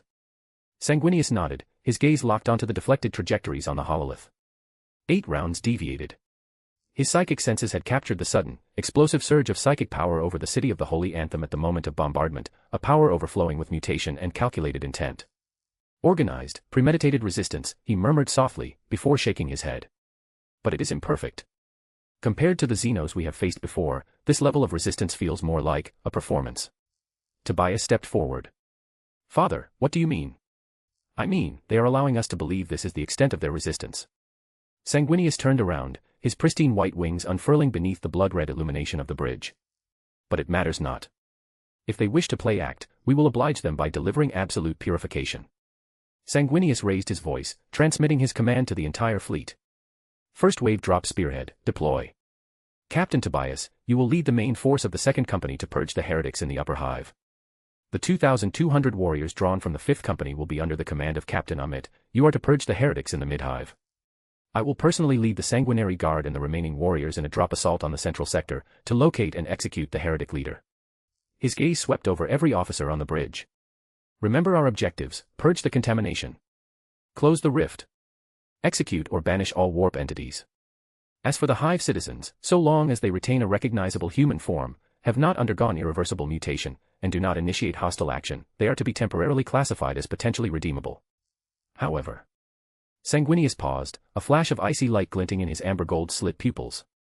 If you encounter large-scale, organized resistance, and the sector has completely fallen to corruption such that the cost of salvation far outweighs the benefit, I authorize you to utilize all necessary means. This includes melt-to-charge saturation, orbital bombardment, plasma scouring, and psychic storm barrages. Is that understood? Every officer roared in unison, slamming their fists against their breastplates. For the Emperor. Chapter 160, Chapter 159, Player Custodes Augmentation, the Two-Winged Demon Prince. The hangar bay doors of the Red Tier, Crimson Oath, and Wrath of Baal opened simultaneously. 500 drop pods. These conical crafts were 35 meters long, armored with heavy plasteel at the base, their flanks painted in the blood-red livery and legion insignia of the Blood Angels. Each pod carried 10 Astartes warriors, 5 tactical marines, 2 assault marines, 2 heavy weapon specialists, and a sergeant. Inside the pods, the warriors were locked into the restraint harnesses in a half-kneeling position, their power armor's servolocks interfacing with the bulkheads. Their bolters and chains words were already gripped tightly in their hands. Launch in 30 seconds. Tobias's voice echoed over the voxcasters inside the pods. Upon planetfall, execute maneuvers according to pre-designated tactical squads. Priority targets are visible warp rifts and corruption ritual nodes. Remember, we are facing warp. Do not trust anything you see. Do not listen to any whispers. Do not attempt to comprehend any blasphemous knowledge. Your weapons, your faith, your brothers, these are the only things that are real. For the Emperor. The warriors in all 500 pods responded simultaneously, their voices converging into a torrent of steel over the vox channels. For the Emperor. Launch. Magnetic catapults launched the drop pods from the hangar bays, carving 500 blood-red trails through the void. As the pods entered the atmosphere, the friction against their ablative hulls ignited blinding plasma trails, looking like a meteor shower. And at the very vanguard of this meteor shower, 3 special drop pods. They were 30% larger than standard pods, their outer armor significantly thicker, with the Terminator honors of the Sanguinary Guard etched into their sides. In the center pod, Sanguinius stood upright. The Primarch wore no restraint harnesses, his physique alone was more than capable of withstanding the extreme G-forces of atmospheric entry. His pristine white wings were folded naturally behind him, the golden plates of his resplendent artificer armor shimmering with psychic light beneath the pod's internal lumen globes. In his hand, he gripped the blade and carmen, the massive greatsword personally gifted to him by the Emperor. The blade was currently emitting a low, resonant hum, thirsting to drink the blood of heretics. Father, upon planetfall, your position will be exposed to the line of sight of every enemy in the sector. As Kalen's voice crackled over the vox from a neighboring Terminator pod. I advise allowing the guard to establish a perimeter first. Unnecessary, Sanguinius interrupted calmly. I did not come here to hide behind a perimeter. His gaze seemed to pierce through the hull, as if he could already see the hive city pulsating below like a blue-purple tumor. I came here to ensure every heretic knows. Where the great angel descends, there is only absolute judgment. The pod shuddered violently as it entered the terminal guidance phase. Target, City of the Holy Anthem, Central Sector. A 3-kilometer radius surrounding the former spire of the Kanmo dynasty. It was the densest core of psychic contamination, the primary source of the warp rifts. It was also where Sanguinius deduced the heretic leader was located. 5. 4. 3. 2. Boom. The 3 Terminator pods slammed into the plaza surrounding the central spire simultaneously in a tight triangular formation. The kinetic energy released upon impact instantly pulverized the paving stones within a 100-meter radius. The shockwave blasted over a dozen pink horrors that hadn't dodged in time, splattering their bulbous bodies against the surrounding walls. The blast doors blew open. Sanguinius was the first to step out. At the same time, the eastern wastelands on the outskirts of the city of the Holy Anthem. Solar Auxilia, 7th Armored Regiment, 3rd Company, 4th Platoon. The tracks of a Land Raider Proteus ground over shattered rockcrete, the Solar Auxilia Aquila and unit designation stenciled onto its hull. Tank Commander Eric Kraus was 35 years old, hailing from a recruiting world on the third moon of Baal. He had 12 years of service and had participated in numerous hive pacification campaigns. But this time was different. Through the viewing port, he stared at the towering hive city in the distance. The city of the Holy Anthem was currently shrouded in an eerie purple mist, within which geometric shapes constantly flashed. All crew, final checks, Eric's voice sounded over the internal vox. Main gun, Los Cannons.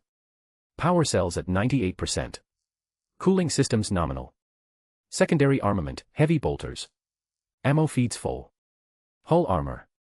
Frontal composite plating undamaged. Flank reactive armor blocks intact. The driver, Carl, turned around, unable to hide the nervousness on his young face. Commander, I heard there are heretics inside. There are, Eric did not lie. A lot of them. He patted Carl on the shoulder. But remember what they taught you in training. Heretics die just like anything else. Burn them with lasers, blow them apart with bolters, incinerate them with promethium. And if all else fails? The commander drew a chain dagger from his belt holster. Close quarters combat. Remember, fear is their favorite food. If you show no fear, they lose a third of their strength. The company commander's orders crackled over the platoon vox channel. All units, be advised. Hive entryway 17 is confirmed clear. Width is 120 meters, suitable for armored column advance. Assault sequence, 1st and 2nd platoons advance and secure a beachhead. 3rd and 4th platoons follow up and push toward the 7th industrial zone in the mid-hive. 5th and 6th platoons hold the rear guard, secure the entryway, and ensure our line of retreat remains open. Eric took a deep breath. 4th platoon, acknowledges. He looked at his crew. Carl, the driver. Hans, the gunner. Peter, the loader. Lena, the secondary weapons operator. For mortals and 1 Land Raider Proteus, about to drive straight into hell. For the Emperor, Eric said. The crew responded in unison. Their voices trembled slightly, but not a single one backed down. For the Emperor. The engine roared, the exhaust pipes of the Land Raider belching black smoke as the tracks chewed the gravel, surging toward the hive entryway. Ahead of them, countless identical armored vehicles and tens of thousands of Solar Auxilia soldiers in gray-blue uniforms were pouring into the entrances of the city of the Holy Anthem like a tidal wave. And above them, 500 drop pods streaked down like blood-red meteors, trailing plasma fire as they smashed into various sectors of the hive. Blast doors blew open, Astartes warriors stepped out, and the roar of bolters and the scream of chains words instantly echoed through the streets. The war had begun. Kent Hive, Governor's Palace, Sub-Level 3, Quiet Room. Paul lay flat on a cold metal slab, his upper body bare.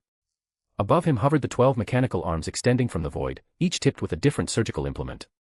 Bone saws, genetic injectors, neural interface probes, muscle fiber weavers. Project, Custodes Augmentation Package. Price, 35 million Imperial coins. Estimated duration, 72 standard hours. Augmentation details. Risk warning. This augmentation package is reconstructed by the system based on the Custodes template of the Warhammer 30k timeline. Effectiveness is 100% of the original Custodes. During the augmentation process, the host must remain conscious to complete neural interface calibration. Mortality rate, 3.7%. Paul stared at the text hovering near the ceiling and slowly exhaled. 35 million Imperial coins. That was nearly the cost of augmenting 6 Space Marines. But to him, it was entirely worth it. The strength of an Astartes was still far too insignificant when facing greater demons of chaos or threats on the level of a Primarch. He needed more, he needed vastly superior power. The Adeptus Custodes. The personal bodyguards of the Emperor. The absolute pinnacle of human physiological enhancement. Warriors possessing individual combat prowess capable of briefly matching a Primarch. This would grant him a truly qualitative leap in power. Paul, are you absolutely sure you want to do this now? The voice of the cogboy crackled over from outside the quiet room. The fighting has already started in the city of the Holy Anthem. Sanguinius dropped in personally with 5,000 blood angels and 500,000 mortal auxilia. If we don't arm ourselves as quickly as possible, what happens if things go wrong on Sanguinius's end? Or what if he decides to initiate exterminatus? That is exactly why I must elevate my own strength, whether to deal with chaos or the Imperium, Paul interrupted, his voice perfectly calm. The augmentation takes 72 hours. During these 72 hours, I will be completely out of action. But after 72 hours, the pentagram in his eyes began to rotate. I will possess the power to directly intervene in this war. The light of hope, compassion, resolve, pioneering, and wisdom intertwined deep within his pupils. Notify everyone, proceed according to plan. Biological augmentations and mech requisitions must be completed within 72 hours. In 72 hours, I expect to see at least 3,000 fully augmented space marines and 50 combat-ready heavy mechs. In 72 hours. Paul closed his eyes. My augmentation will be complete.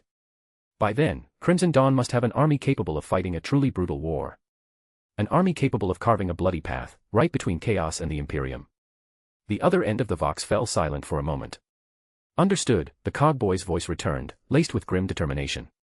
Focus on your augmentation. Leave the outside to us. In 72 hours, I will hand you an army, as well as a specialized strike force capable of effectively combating chaos. The Vox connection terminated. Inside the quiet room, the mechanical arms began to descend. The bone saw at the tip of the first arm spun up to a high-frequency whine, aiming directly at Paul's left ribcage. Augmentation sequence initiated. The cold, synthetic voice of the system prompted. Phase 1, skeletal replacement. Paul clenched his jaw, the five-pointed star in his eye spinning at maximum output. The bone saw bit into his flesh. He had chosen not to use the anesthetics offered by the system. A tsunami of sheer, unadulterated agony immediately swallowed him whole. He needed to feel this pain. He needed to become a truly powerful entity. He did not utter a single sound. He merely clenched his fists so tightly his nails bit deeply into his palms. Blood ran down his wrists, dripping onto the metal slab. In the deepest recesses of his consciousness, within that spiritual domain forged by his 5 traits, a blurred, winged silhouette was watching him. Endure it, Paul. Your pain, your resolve, your choices, they will all become the sustenance of hope. They will become the starting point for changing this dark universe. The mechanical arms continued their grisly work. Bones were sawed open. Old marrow was scraped away. Composites of ceramite and adamantium, shimmering with a faint golden light, were implanted. The very first custode's augmentation among the players of Crimson Dawn had begun. Countdown, 71 hours, 59 minutes, 58 seconds. City of the Holy Anthem, deep within the Underhive. Sak'ken Aller stood in the exact center of a massive sacrificial array over 100 meters in diameter. The array was painted in the blood of 9,999 fallen cultists. Every single line writhed and shifted autonomously, forming non-Euclidean geometric patterns that the human mind could never fully comprehend. Piled around the array were mountains of corpses, hive citizens who had been beguiled, corrupted, and ultimately drained of their souls. Their life energies were constantly being siphoned away, injected straight into the warp rift hovering above the center of the array. Sanguinius has made planetfall. Sak'ken muttered to himself, the purple tendrils wriggling excitedly within the scar on his left cheek. I can feel his psychic presence. So blindingly bright. So disgustingly holy. So nauseating. But he is following our plan, stepping deeper into the hive exactly as we anticipated. Every single step he takes adds more kindling to the ultimate sacrifice. He raised his head, gazing at the warp rift above, which had now expanded to 50 meters in diameter. Deep within the rift, the phantom projection of Iteo's Raucaries flickered in and out of sight. Everything is proceeding according to plan, my lord. Sak'ken spread his arms wide, his voice brimming with fanatical devotion. Sanguinius believes he is purifying. He believes he is delivering salvation. But in truth, he is merely driving more souls directly into our sacrificial furnace. Every heretic he slays, every node of corruption he destroys, he is actually weakening the fabric of reality, widening the scale of the rift. And when he finally arrives here, the corners of Sak'ken's mouth stretch to an inhuman width. I will summon 2 twin-winged demon princes into reality right before his eyes. They will be more than enough to severely wound, or perhaps even kill, the Primarch. Deep within the rift, Iteos's 3 pairs of eyes blinked simultaneously. Excellent, Iteos's voice carried heavy approval. But remember, our primary objective is not to kill Sanguinius. That is too difficult. Our objective is to make him bleed. To injure him. To inflict enough pain that he is forced into a premature retreat to call for reinforcements, thereby dragging the catastrophic mess of Aurelian IV into the view of the wider Imperium. And when that happens, Iteos let out a chilling, horrific laugh. Nurgle's green tide will surge forth from the rift in the 7th Administrative Zone. Sakken bowed deeply. All glory to the changer of ways. He turned around, looking at the 300+ fallen psychers prostrating themselves at the edge of the array. Intensify the sacrifice. I want the descent of the twin-winged demon princes completed within 48 hours. When that time comes. Sakken looked up toward the upper hive, where the relentless roar of bolters and the shrieking of demons continuously echoed down. We will present the great angel with a surprise he will never, ever forget. The array flared with blinding light. Even more souls were siphoned away, injected into the warp rift. Within the rift, two terrifying, peerlessly demonic silhouettes were eagerly straining against the veil. The streets of the city of the Holy Anthem were no longer constructs meant for humans to walk upon. Under the saturation of massive quantities of warp energy and the guidance of Tsienchen demons, they had mutated into living, blasphemous entities. The rockcrete split open, oozing viscous blue-purple sludge. The sludge writhed as if alive, constantly shifting geometric patterns surfacing upon it. The walls were breathing. The buildings were whispering. Advance, Sanguinius's voice was terrifyingly calm. Goal equals 250 power stones. Chapter 161, Chapter 160, You Are My Son. Upper Sector, City of the Holy Anthem. Standard Terran Year 976.M30, Day 318, 1417. Captain Tobias Fane's main force of the Second Company, 1,300 Blood Angels, was bogged down here. They weren't being held up by heavy fortifications or heavy weaponry, but by an endless sea of blue and purple. Fire. Keep firing. The barrel of Tobias's bolter was already overheating, the cooling fins glowing a dull red. He had just emptied another magazine. 30.75 caliber explosive mass reactive bolts shredded everything in a 30-meter cone in front of him, blowing at least 20 grotesque things to pieces. But 40 more instantly filled the gap. They were once the citizens of this hive. Now, their skin was covered in crystalline, pale purple patterns that looked like sickly scales. Their eyeballs had turned entirely blue-purple. Some had sprouted stunted wings with diseased blue and pink feathers from their backs. Some had their arms mutated into avian talons, their nails extending into 30-centimeter-long purple crystal spikes. Some had lost all semblance of humanoid form entirely, their bodies twisting like melting wax, their limbs turning into tentacles, and dozens of eyes blinking open across their torsos. There are too many of them. A sergeant's roar echoed over the Vox channel, set against the background noise of chains words tearing through flesh and the relentless thud of bolters. 7th Tactical Squad, ammo reserves at 23%. I repeat, 23%. Tobias switched channels. Strike Cruiser 5, this is the Second Company commander. Requesting orbital fire support at coordinates. His words were cut off by a piercing psychic shriek. The shriek stabbed directly into the depths of every Astartes soul. 30 Blood Angels froze simultaneously. Their movements were delayed by a single second. And in that single second, hundreds of the corrupted citizenry lunged at them. For the Emperor. By the blood of Sanguinius. Tobias roared, sweeping his chains word with all his might. The whirring teeth tore open the chest of the first corrupted citizen. Blue-black blood sprayed out, and as it hit the ground, it began to writhe autonomously, attempting to crawl into the joints of his power armor. The second, the third. He killed 7, but the 8th latched onto his left leg. The thing was no longer recognizable as human. Its entire upper torso had bloomed open like a flower, revealing a maw lined with needle-like teeth in the center. It bit down on Tobias's greave, cracking the ceramite. Captain. A warrior charged forward, leveling his meltagun at the monstrosity. Don't. Tobias shouted, but he was a fraction of a second too late. The melta beam struck the target. The superheated blast instantly vaporized the corrupted creature, taking a layer of Tobias's armor with it. But far more deadly was the warp energy accumulated within the creature's body, it was ignited by the melta blast. The resulting shockwave sent both Tobias and the warrior flying. Tobias adjusted his posture in midair, the servos in his armor straining as he landed hard on one knee, cracking the pavement beneath him. The other warrior was not so lucky. He crashed through the outer wall of an adjacent building. Instantly, a horde of corrupted citizens surged inside after him. After a brief, violent struggle, the sounds from within abruptly ceased. Carlos. Tobias gritted his teeth and stood up. Everyone knew exactly what had happened. But they had no time to grieve. Keep moving. Tobias's voice was hoarse. The Imperium and our Primarch need us to purge these heretics. Upper Sector, City of the Holy Anthem. 800 meters southeast of the Conmo Dynasty Spire, Central Plaza. Sanguinius's pristine white wings were stained with filth. But his advance did not slow by even a fraction. With every sweep of the blade and Carmen, everything within a 10-meter radius was instantly obliterated. The Primarch's psychic power, wreathed around the blade, was the natural anathema to warp constructs. When the corrupted citizens were struck by it, they left no corpses behind, they were instantly reduced to scattering ash, the warp energy within them annihilated completely. Left flank. 3 large warp entities. Sanguinius didn't even need to speak. His psychic command flowed directly into the minds of the 30 sanguinary guard Terminators. 3 Terminators turned simultaneously, their storm bolters unleashing a synchronized volley. The things they were facing could no longer be called biological organisms. They were 3 constantly shifting mounds of flesh. Their surfaces would momentarily manifest human faces, then morph into books, then shift into cogwheels.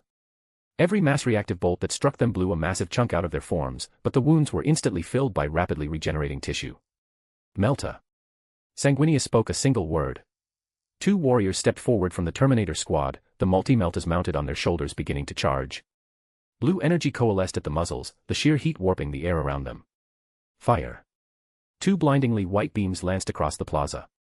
The 3 large warp entities were vaporized into plasma before they could even utter a scream, the beams continuing on to melt through 3 buildings behind them. But the instant the Meltas fired, the paving stones of the plaza suddenly cracked open. Hundreds of purple tentacles erupted from the ground, lashing toward the legs of the Terminators.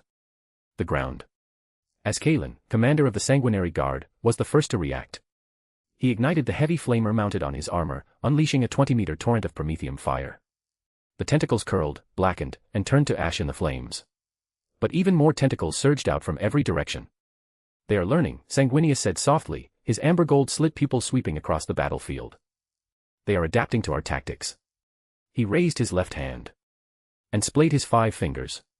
Pale golden psychic energy erupted from him like a ripple, washing over the plaza. Wherever the light touched, the tentacles snapped into pieces, the corrupted citizens collapsed in rigid heaps, and even the pervasive purple mist choking the air was partially banished. This was the power of a Primarch. No blessings required, no rituals needed, pure, absolute biological suppression of warp. But Sanguinius frowned slightly. The psychic energy expended for that single burst was 5% higher than he had calculated. The density of the warp contamination in this hive was rewriting the laws of reality, forcing any non-warp entity to pay an additional toll.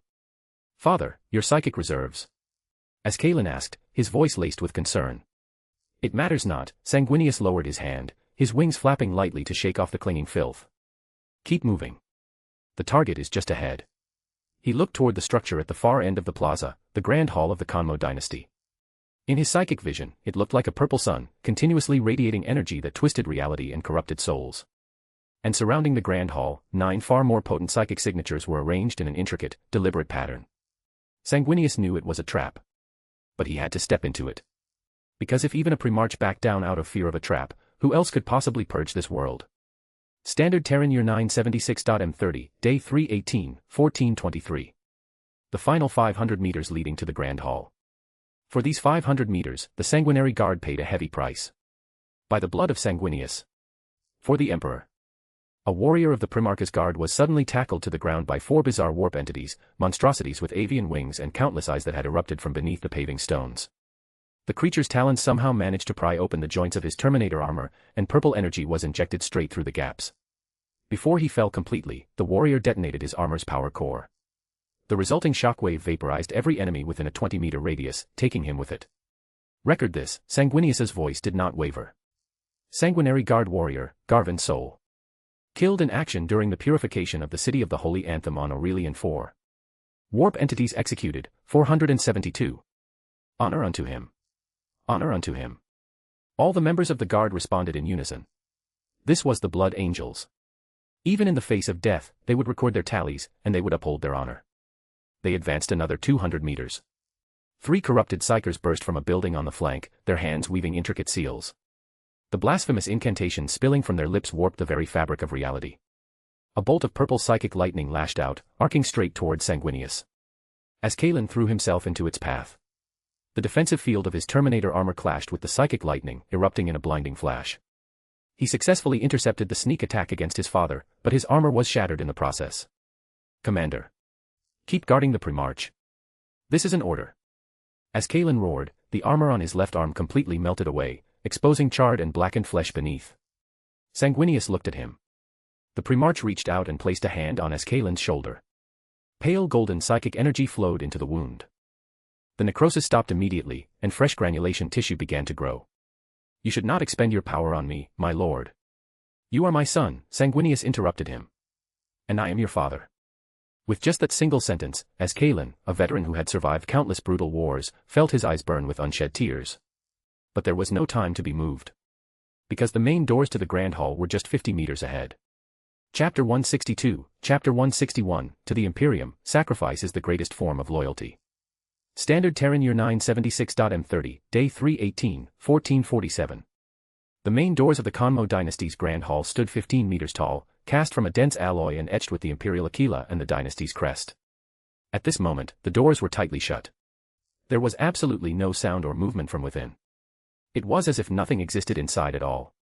But the sheer volume of viscous, almost tangible warp energy spilling from the doorframe made it blatantly obvious that something was very wrong here. Sanguinius halted his advance. His psychic perception told him exactly what lay beyond the doors, 9 powerful warp entities, and a meticulously prepared ritual. Father, allow me to breach first. As Kalen stepped forward, dragging his injured left arm.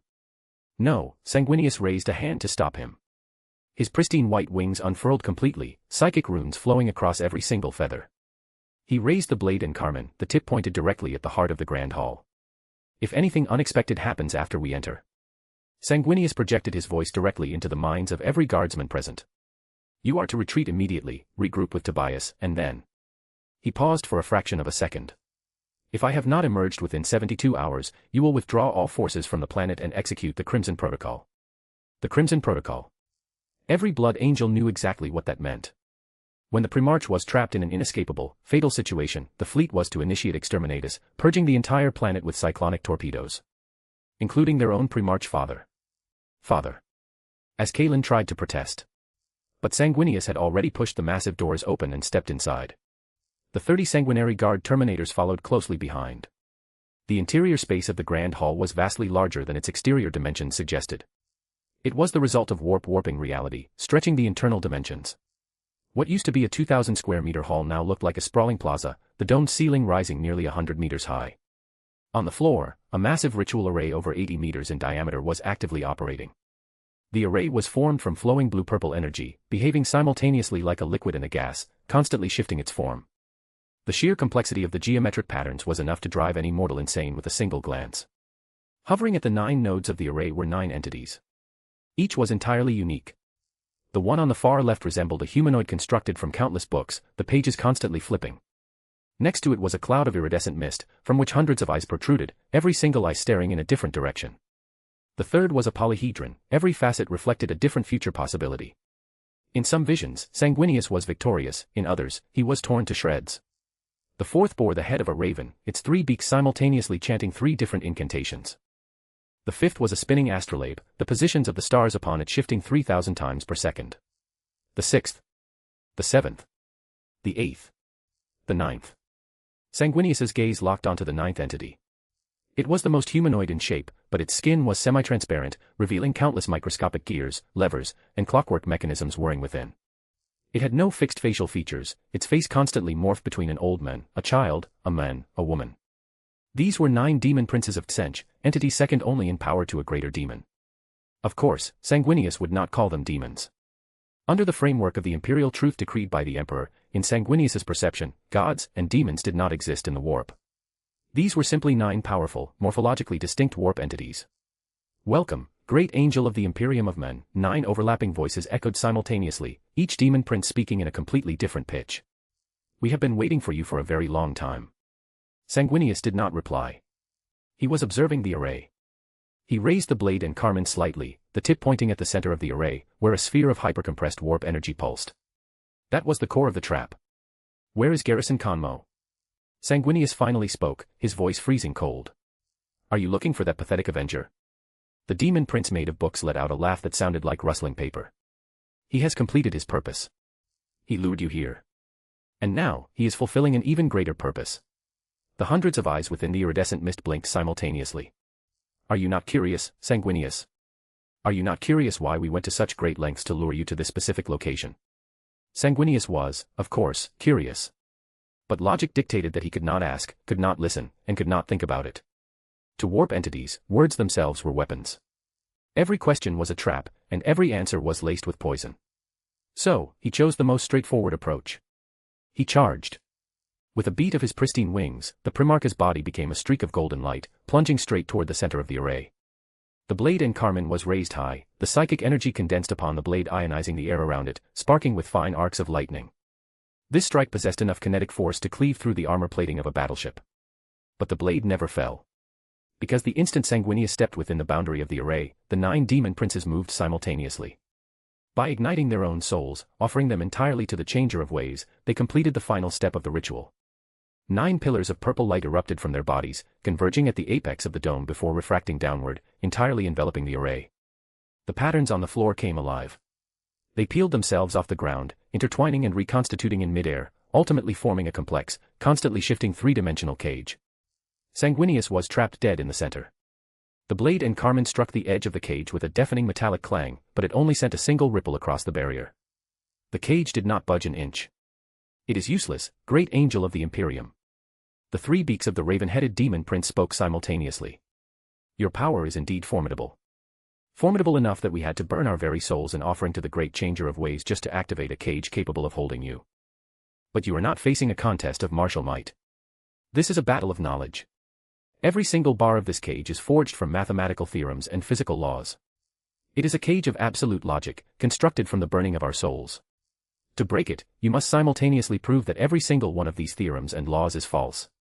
Can you do that? Unless you wait for our souls to burn out completely, you will never escape. Kakik. Everything is according to plan. Your pride as an imperial angel truly did drive you straight into the cage we set for you." Sanguinius remained silent for a moment. "What exactly are you trying to accomplish?" he finally asked. The demon prince with countless faces answered, "We want you to bear witness." "Witness what?" "Witness how Aurelian 4 goes from being a mining world of the Imperium." All the demon princes spoke in unison, their voices dripping with a deranged joy, to finally plunging into the warp. As the words fell, Sanguinius's amber-gold slit pupils flashed frantically. Fragments of visions from his precognitive abilities flooded his mind, showing him exactly what was happening right at this moment. Deep at the bottom of the crater in the Aru industrial zone, the warp rift that the Mechanicus had been repairing was being forcefully torn open by a viscous, green power, a power overflowing with the grotesque fecundity of life and rot. That rift connected to a different domain. An ancient, numb, and putridly bountiful domain. Sanguinius finally understood. Every action taken by these warp entities, the corruption of the city of the Holy Anthem, the fall of Garrison, even the chaos sparked by the champion raiders. It was all bait. It was all designed to draw the main force of the Blood Angels here, to lure him, the Primarch, personally into this trap. And then, while everyone's attention was entirely focused on the purple corruption of the city of the Holy Anthem, the green would surge from the depths beneath the earth. "You actually collaborated with other heretics." For the first time, Sanguinius's voice carried a trace of sheer disbelief. According to his understanding, the different energies of the warp actively repelled one another, and different warp entities were inherently hostile to one another. How could they possibly collaborate? It is not a collaboration. It is a transaction. The eyes within the iridescent mist blinked. "We shall offer the souls and the infinite possibilities of change on this world to the Changer of Ways. The Plague Father, in turn, shall receive the soulless husks and the rot. As for you, Lord Sanguinius." The book demon flipped its pages. "You shall become the witness to this transaction. You will be trapped here, forced to watch helplessly as an entire planet slides into the warp. Will it cause you pain? Will it make you doubt? Will it make you fall?" The 9 demon princes threw their heads back and laughed, the sound resembling millions of madmen shrieking simultaneously. Sanguinius tightened his grip on the blade and carmine. He looked outside the cage.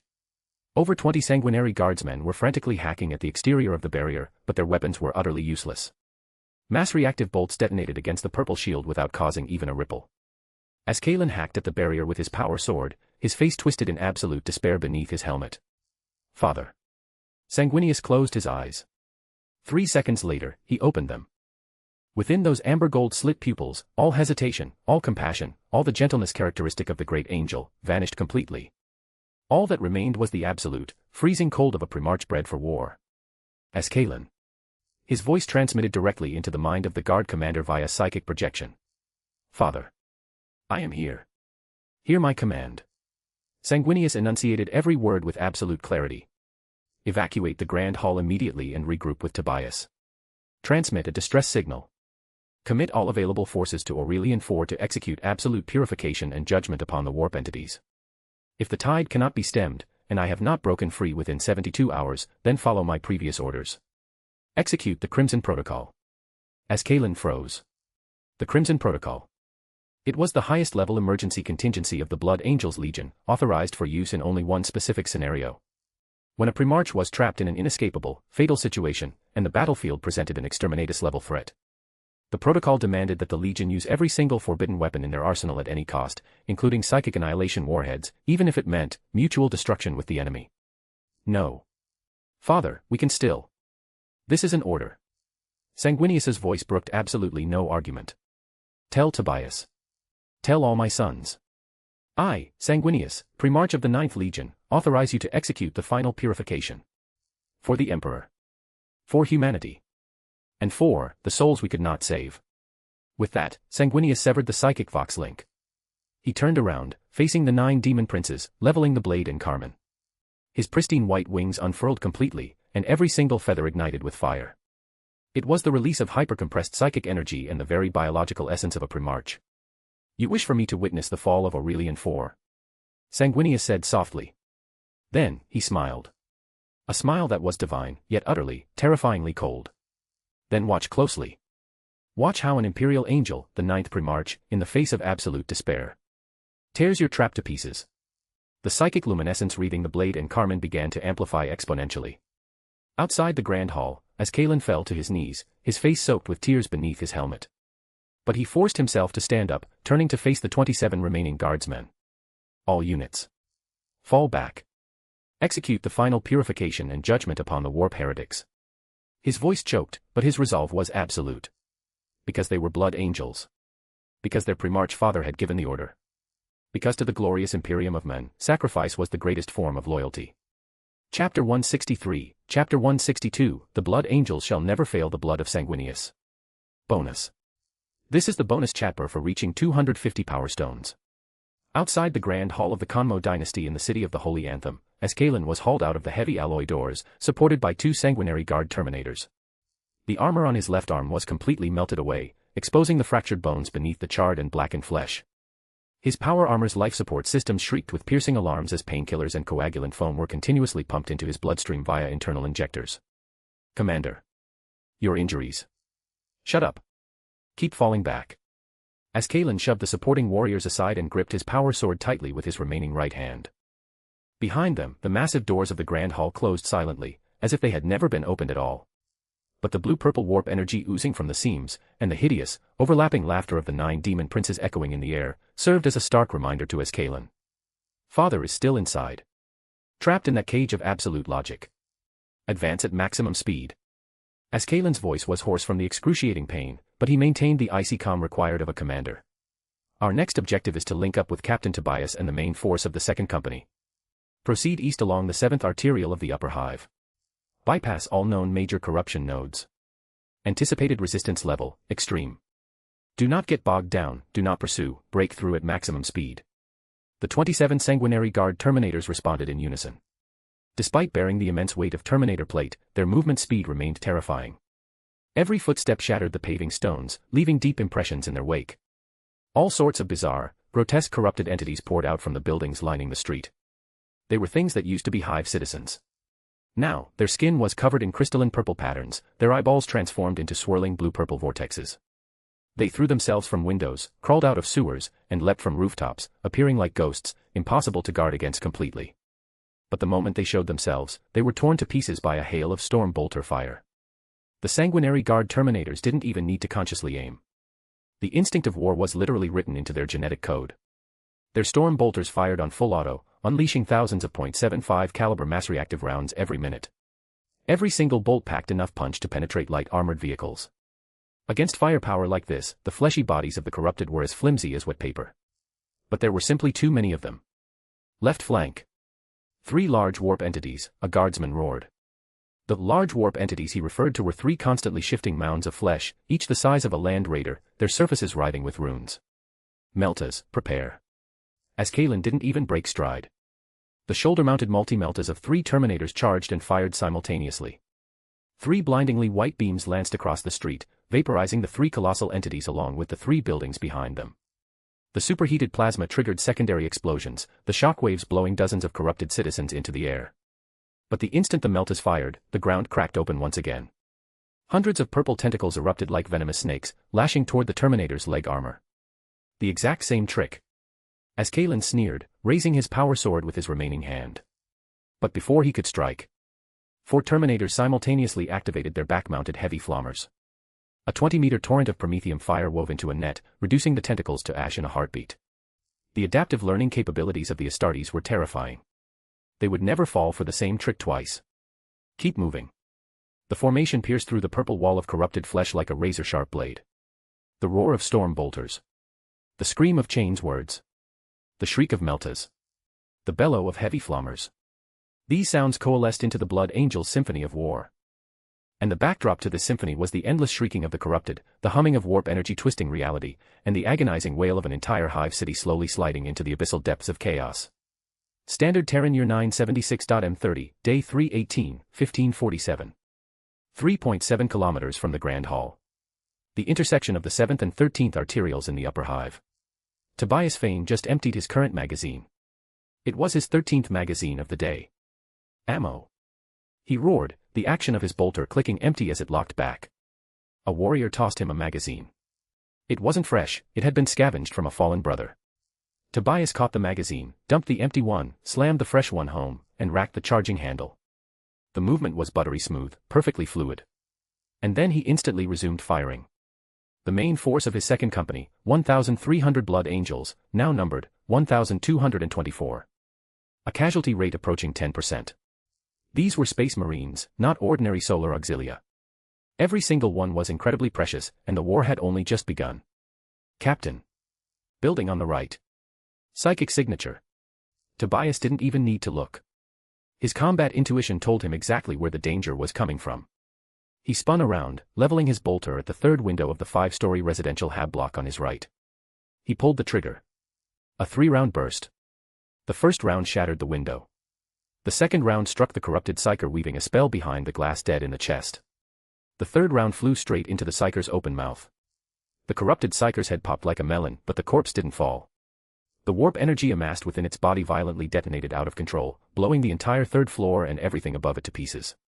Debris rained down. Tobias didn't dodge. Several chunks of rockcrete smashed into his pauldron, failing to leave even a scratch. Conserve ammunition. He barked over the company vox. Prioritize psychic units and large warp entities. Deal with standard corrupted using melee weapons. I repeat, conserve ammunition. Because everyone knew the grim reality. Their supply lines were already cut. The standard ammunition loadout for a drop assault was calculated based on standard hive pacification protocols: expect light to moderate resistance, establish a secure perimeter within 6 hours, and receive orbital resupply within 12 hours. But now, the resistance they were facing from these heretics was exterminatus class.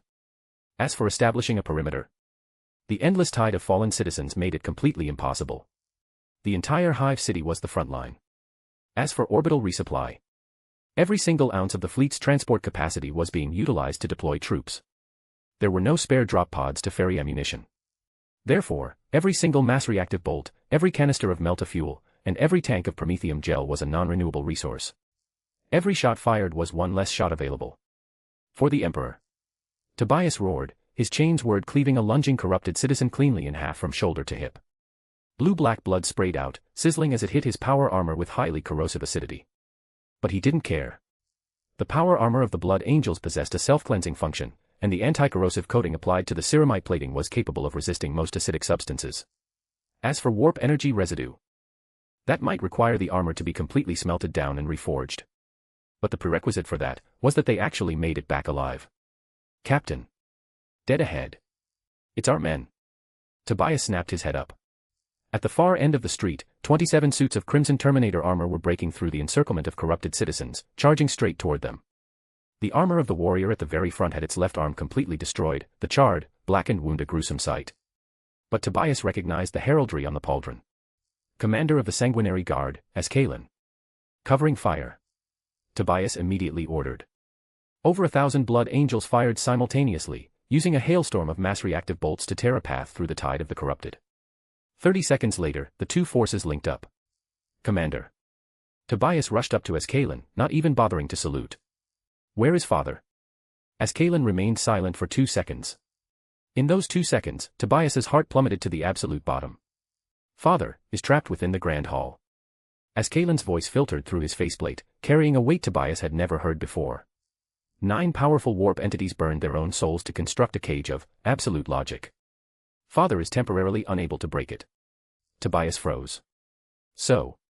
Tobias's voice dropped to a terrifyingly low whisper. You just left father there. Alone. Those words stabbed like a knife into the hearts of every guardsman present. Ascalon did not offer any defense. He merely straightened his spine, allowing the bright red blood to trail down from the wound near his left eye. It was the Primarch's order, Tobias. The final command I received was to evacuate the hall, link up with you, and then. He paused, choking on every word. To execute purification and judgment upon this world. A deathly silence instantly fell over the area. The only sounds were the distant, rhythmic thuds of bolter fire, the scream of chains words, and the inhuman shrieking of the corrupted echoing vaguely from nearby streets. Tobias stared at Ascalon's face. He had known the commander for Emperor knows how many years, ever since the conscription trials on the third moon of Baal. Together, they had bled on the training grounds. Together, they had hacked down orc warlords. Together, they had executed purges on countless worlds tainted by Xenos or heretics. Ascalon was not a man who feared death. If Sanguinius had ordered them to hold the hall to the last man, he would have fought until his power armor's energy reserves ran dry, fired his bolter until the last round was spent, swung his chainsword until every tooth shattered, and then used his bare fists and his burning soul to pass judgment upon the enemy. But now, he had walked out alive. That meant. Tobias slowly unfurled his fists. Father ordered us to retreat, Ascalon continued. To link up with the main force, transmit a distress signal to the Departamento Munitorum, and if he has not broken free within 72 hours, to initiate the Crimson Protocol and execute the final purification. The Crimson Protocol. Tobias knew exactly what that meant. He had personally witnessed a cyclonic torpedo turn a rebel planet into glass. But he had never imagined that one day, that torpedo might fall upon his own father's head. No. Tobias muttered instinctively, but quickly gritted his teeth. What else did father say? He said, for the Emperor.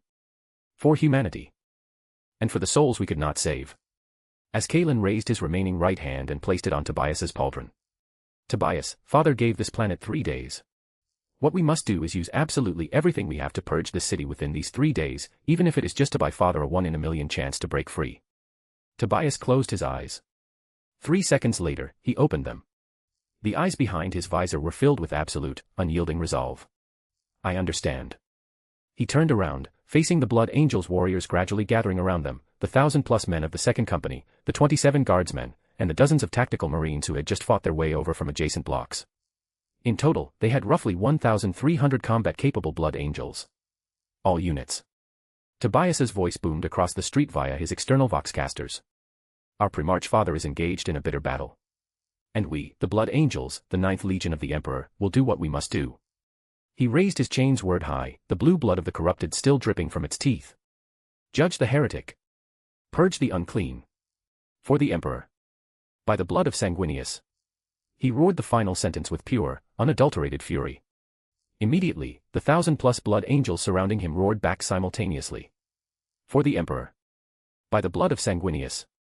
The shockwave of their voices crashed like thunder, momentarily drowning out the shrieks of the corrupted. The roar carried to the far end of the upper hive, reaching the ears of the Second Company lieutenant currently commanding another force of over 1,000 Blood Angels holding the line. He froze for a fraction of a second, then instantly understood what had happened. He raised his power sword high. For the Emperor. By the blood of Sanguinius. The 1,000+ warriors under his command responded in unison. The roar continued to spread. In the mid-hive, Nasir Amit, captain of the 5th Company, had just cleaved a large warp entity in two with his power sword. The future founder and first chapter master of the Flesh Tearers heard the distant roar, and a smile spread across his face beneath his helmet. So, it has finally come to this.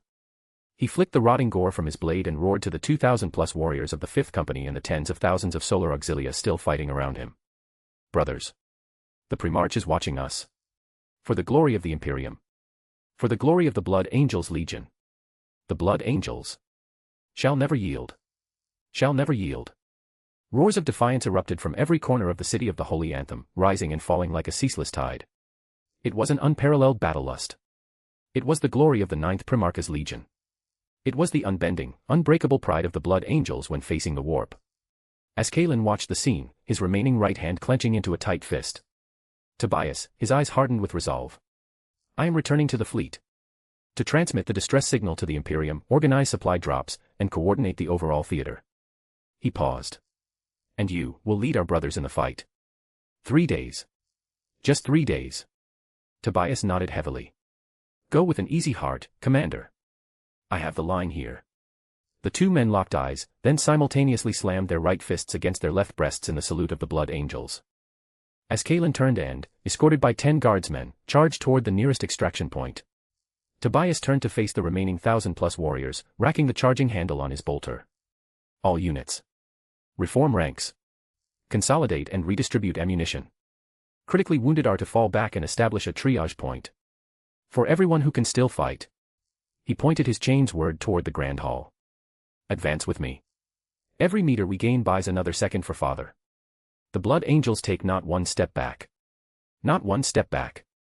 The battlefield was instantly drowned in roaring responses. Tobias looked in the direction of the Konmo dynasty's Grand Hall. Father, please hold on. Your sons will never bring shame to your name. Blood Angels. Advance. Next goal equals 500 power stones. Chapter 164, Chapter 163, The Undying Pride of a Blood Angels Champion.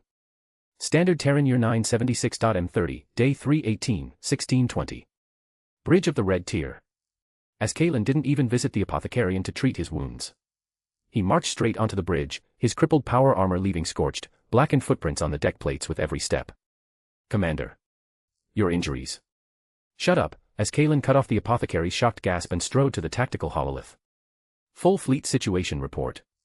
Now. The bridge officers exchanged glances, but none dared defy the commander of the Sanguinary Guard, especially not with the Primarch absent. Report, Commander. Ground combat situation in the City of the Holy Anthem is as follows. The tactical officer pulled up the data slates. First wave deployment of 5,000 Astartes, 320 confirmed Kia or MIA. 270 critically wounded and combat ineffective. Remaining combat-capable Astartes strength, approximately 4,410. Solar Auxilia deployment of 500,000, confirmed casualties, exceed 20,000. The remaining forces are engaged in heavy combat across all hive sectors, purging warp elements. Enemy status, contamination zone continues to expand. Number of warp rifts has increased to 637. High-level psychic signatures have increased to 551. Having heard the report, as Kalen immediately formed a plan. Transmit orders. All deployable mobile reserves within the fleet are to launch for the City of the Holy Anthem immediately. He pulled up the deployment map. The 2,200 reserve Astartes are to drop pod in immediately. They will reinforce the sector suffering the heaviest casualties and ammo depletion. The remaining 120,000 Solar Auxilia reserves are to deploy to the ground to relieve pressure on the Blood Angels. All stockpiled munitions, power cells, and weapon components are to be dropped immediately, prioritized by frontline necessity. Tell Chief Apothecary Nikias to gather every single one of his apprentices and all available medical equipment, and drop with the reserves. I need him down there to ensure the mortality rate of our frontline warriors is reduced to the absolute minimum. A rapid-fire series of orders was issued. The bridge officers froze for a second before scrambling to execute the commands. They had never seen Kalen so desperate. The commander of the Sanguinary Guard was renowned for his icy, unflappable calm. He was a man who wouldn't bat an eye even if an orc warlord was decapitated right in front of him. But right now, his bleeding, injured eye seemed to be burning with literal fire. But Commander, Master Nikias is the chief apothecary of the Legion. If something happens to him down there, then he will die like a blood angel. As Kalen turned around, his crippled armor casting a twisted shadow under the bridge's blood-red illumination. Everything we do right now is to buy time for the Primarch. Tell him this is an order from the Primarch of the 9th Legion. Father authorized me to mobilize all resources. Yes, sir. As Kalen's orders were relayed. 10 minutes later, the hangar bay doors of the Red Tier and the escort fleet opened once more, unleashing another wave of drop pods that plummeted toward the planet like blood-red meteors. Simultaneously, transport craft began dropping supply containers. Each container was painted a glaring red, packed to the brim with mass-reactive bolts, power cells, medipacks, and even entire crates of replacement chains, sword teeth and servo components. While the Blood Angels weren't as adept at turning their warships into mobile manufactorums like the Iron Hands, their basic combat resupply capabilities still met standard Legion requirements. The tactical officer approached Kalen once more. In addition, the officer paused. The garrison force at the Aru Industrial Zone reports abnormal warp contamination readings emanating from the rift in the plummeted 7th Administrative Zone. The signature is completely different from the contamination in the City of the Holy Anthem. As Kalen's brow furrowed, his expression turning grim. As a veteran commander of the sanguinary guard who had fought in hundreds of campaigns, his instincts screamed at him that a secondary warp contamination appearing right now was absolutely not a coincidence. Put it on screen. The hololith shifted to an aerial view of the Aru Industrial Zone. Deep within the multi-kilometer-wide crater, the warp rift that the Mechanicus had been temporarily patching was now spewing a thick, viscous green mist. Vague, writhing shapes could be seen shifting within the fog. A different warp signature. As Kalen murmured. He understood now. The blue-purple warp heresy in the City of the Holy Anthem was the bait. It was designed to draw the main force of the Blood Angels and their Primarch father. The true killing blow was here. Open a Vox link to the Aru garrison. Put me through to Seranafi Nori, company champion of the 5th. A few seconds later, the connection was established. The screen displayed a Blood Angel clad in artificer armor, the heraldry of the 5th company and his personal honor badges etched onto his pauldrons. Commander, Seranafi's voice filtered through his faceplate. Even though he was inside a fortification, as Kalen could hear a faint, continuous rumbling in the background. It was the sound of the very fabric of reality tearing apart at the bottom of the crater. Report your situation. Yes, sir. Over an hour ago, the rift began emitting green warp energy. The Mechanicus repair teams have been fully evacuated. The rift's diameter has currently expanded to 30 meters and is continuing to grow. Seranafi spoke rapidly. Energy readings indicate the other side of the rift connects to a domain overflowing with life and putrefaction. My preliminary assessment is that this is a different category of warp contamination. What is your troop strength? All 800 warriors of the 5th Company garrison are present. 0 casualties. Munitions depleted by 3%. 0 depletion of melta and plasma reserves. Seranafi paused. Commander, I need reinforcements. If this rift opens completely, the warp contamination levels here will skyrocket.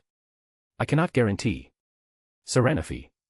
I am sorry, but there are no reinforcements. As Kalen cut him off, his voice icy and resolute. The main battlefield at the City of the Holy Anthem is currently deadlocked in brutal combat. Father is trapped within the city. Every single deployable asset in the fleet has already been committed. Seranafi, your mission is to hold that rift. You cannot allow the contamination to spread to the Aru hive. Otherwise, we will have a second City of the Holy Anthem on our hands. Therefore, I need you to hold that line at all costs. Seranafi fell silent for a second on the other end of the Vox. When he spoke again, his voice was perfectly calm. How long must we hold? 72 standard hours. 3 days. As Kalen replied, I will prioritize fleet macro cannon strikes for your sector. Munitions and equipment will be airdropped directly onto your fortifications. I will also attempt to conscript any other combat-capable forces remaining on this planet, but do not hold out much hope. The defensive capabilities of this world were essentially wiped out during the initial warp incursion. Seranafi remained silent for a moment, then a faint smile appeared beneath his helmet. As a champion of the Blood Angels Legion, he possessed the pride inherent to his title. He spoke plainly, understood, Commander as Kalen. 800 Blood Angels holding a warp rift approaching Mu-class contamination for 72 hours. His voice grew firmer, every word radiating immense power.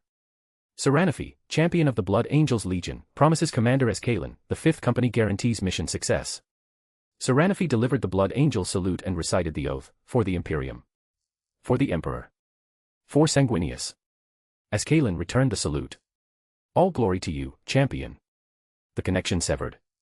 As Kalen turned around and looked at the chief astropath standing behind him. He was a withered old man wearing the robes of the Adeptus Astra Telepathica, a jewel-encrusted eye patch covering his third eye. Transmit an encrypted short-burst astropathic pulse to the Departamento Munitorum, he spoke rapidly. Contents, Blood Angels Expeditionary Fleet, Coraphene Sector, Zykat Subsector, Aurelian System, 4th Planet, has encountered a massive warp incursion. Contamination type, confirmed as a joint operation by 2 distinct warp factions. Primarch Sanguinius of the 9th Legion, the Blood Angels, is temporarily trapped. He took a deep breath. Request, Legion-level reinforcements. Transmit 3 times. The chief astropath bowed. Message length and specifications verified. Distress signal, coordinates, contamination level, and reinforcement tier.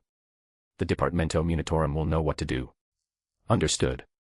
The chief turned and walked toward the astropathic choir chamber. 5 apprentices followed closely behind. Standard Terran Year 976.M30, Day 318, 1705. Aru Industrial Zone, edge of the rift, atop the defensive fortifications the Blood Angels had taken over from the Iron Hands. Saranafi Nori lit up a cigarette.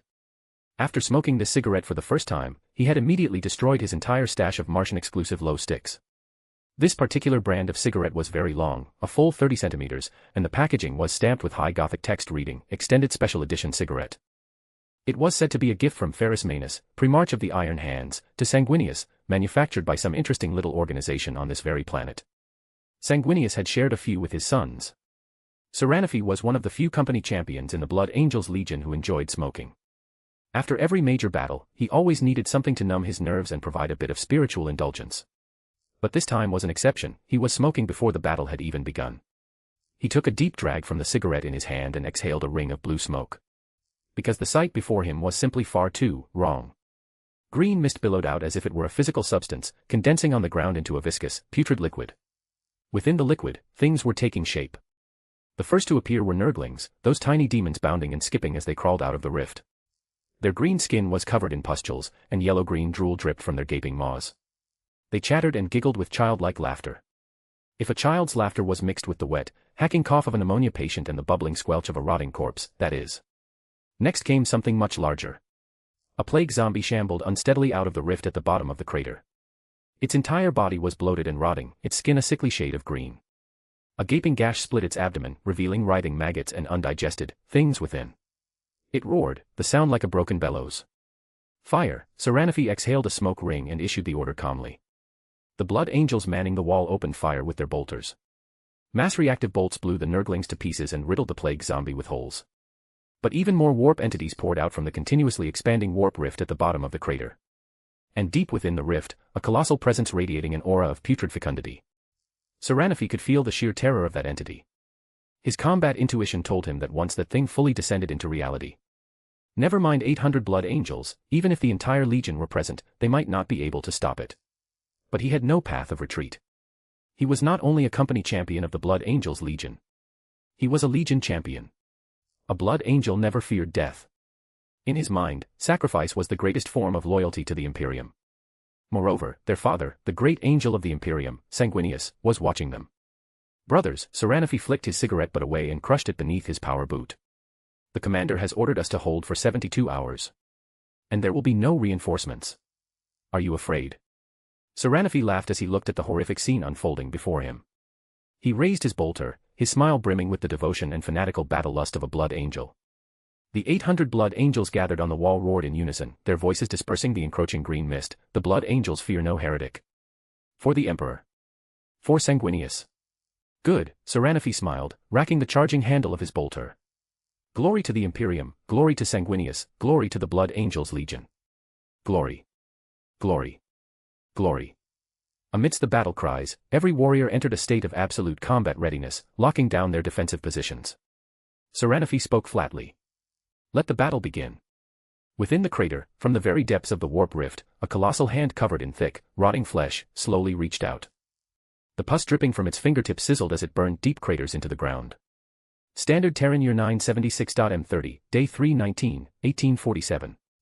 The defense line along the 7th Arterial of the Upper Hive in the City of the Holy Anthem was no longer the fragile position it had been 24 hours ago, seemingly ready to be swallowed by the blue-purple tide at any moment.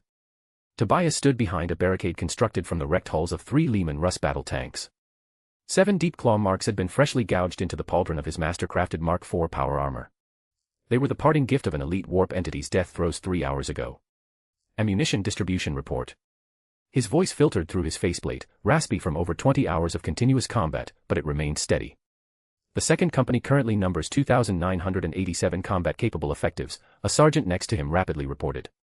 The remnants of the 14th Armored Regiment of the Solar Auxilia have provided temporary fire support with 22 heavy bolter emplacements, but their munition stockpiles will only sustain 3 standard hours of saturating fire.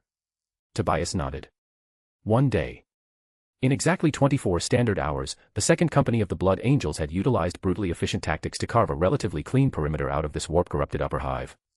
The cost was 813 confirmed Astartes Kia, and over 300 critically wounded and combat ineffective. As for the mortal Auxilia casualties, no one was keeping count. Because there were simply too many to count. Perimeter construction progress. 74% complete, the sergeant replied, pulling up a holographic topographical map. A red zone extending 3.2 kilometers east to west along the 7th Arterial, with a depth of 400 meters, was highlighted. The eastern flank relies on the 13 reinforced alloy warehouses of the former Kanmo Dynasty storage district, forming a 3-layered crossfire grid. The western flank utilizes the collapsed orbital transit hub overpass structure to establish sniper nests. The core issue, however, is underground. On the map, a dense swarm of blue-purple blips clustered beneath the defense line. The corrupted are excavating tunnels upward from the mid-hive. We have repelled 7 subterranean breach attempts in the past 6 hours. The engineering detachments lack heavy demolition equipment and cannot fully seal all the tunnels. Tobias fell silent for a moment, pondering a solution. Ultimately, he made a choice. Abandon the subterranean defenses. What? The sergeant froze. Concentrate all our limited manpower entirely on the surface perimeter, Tobias said, pointing at the 3 most critical fire support nodes on the map. Deploy melta charges at these 3 locations and set the detonation parameters.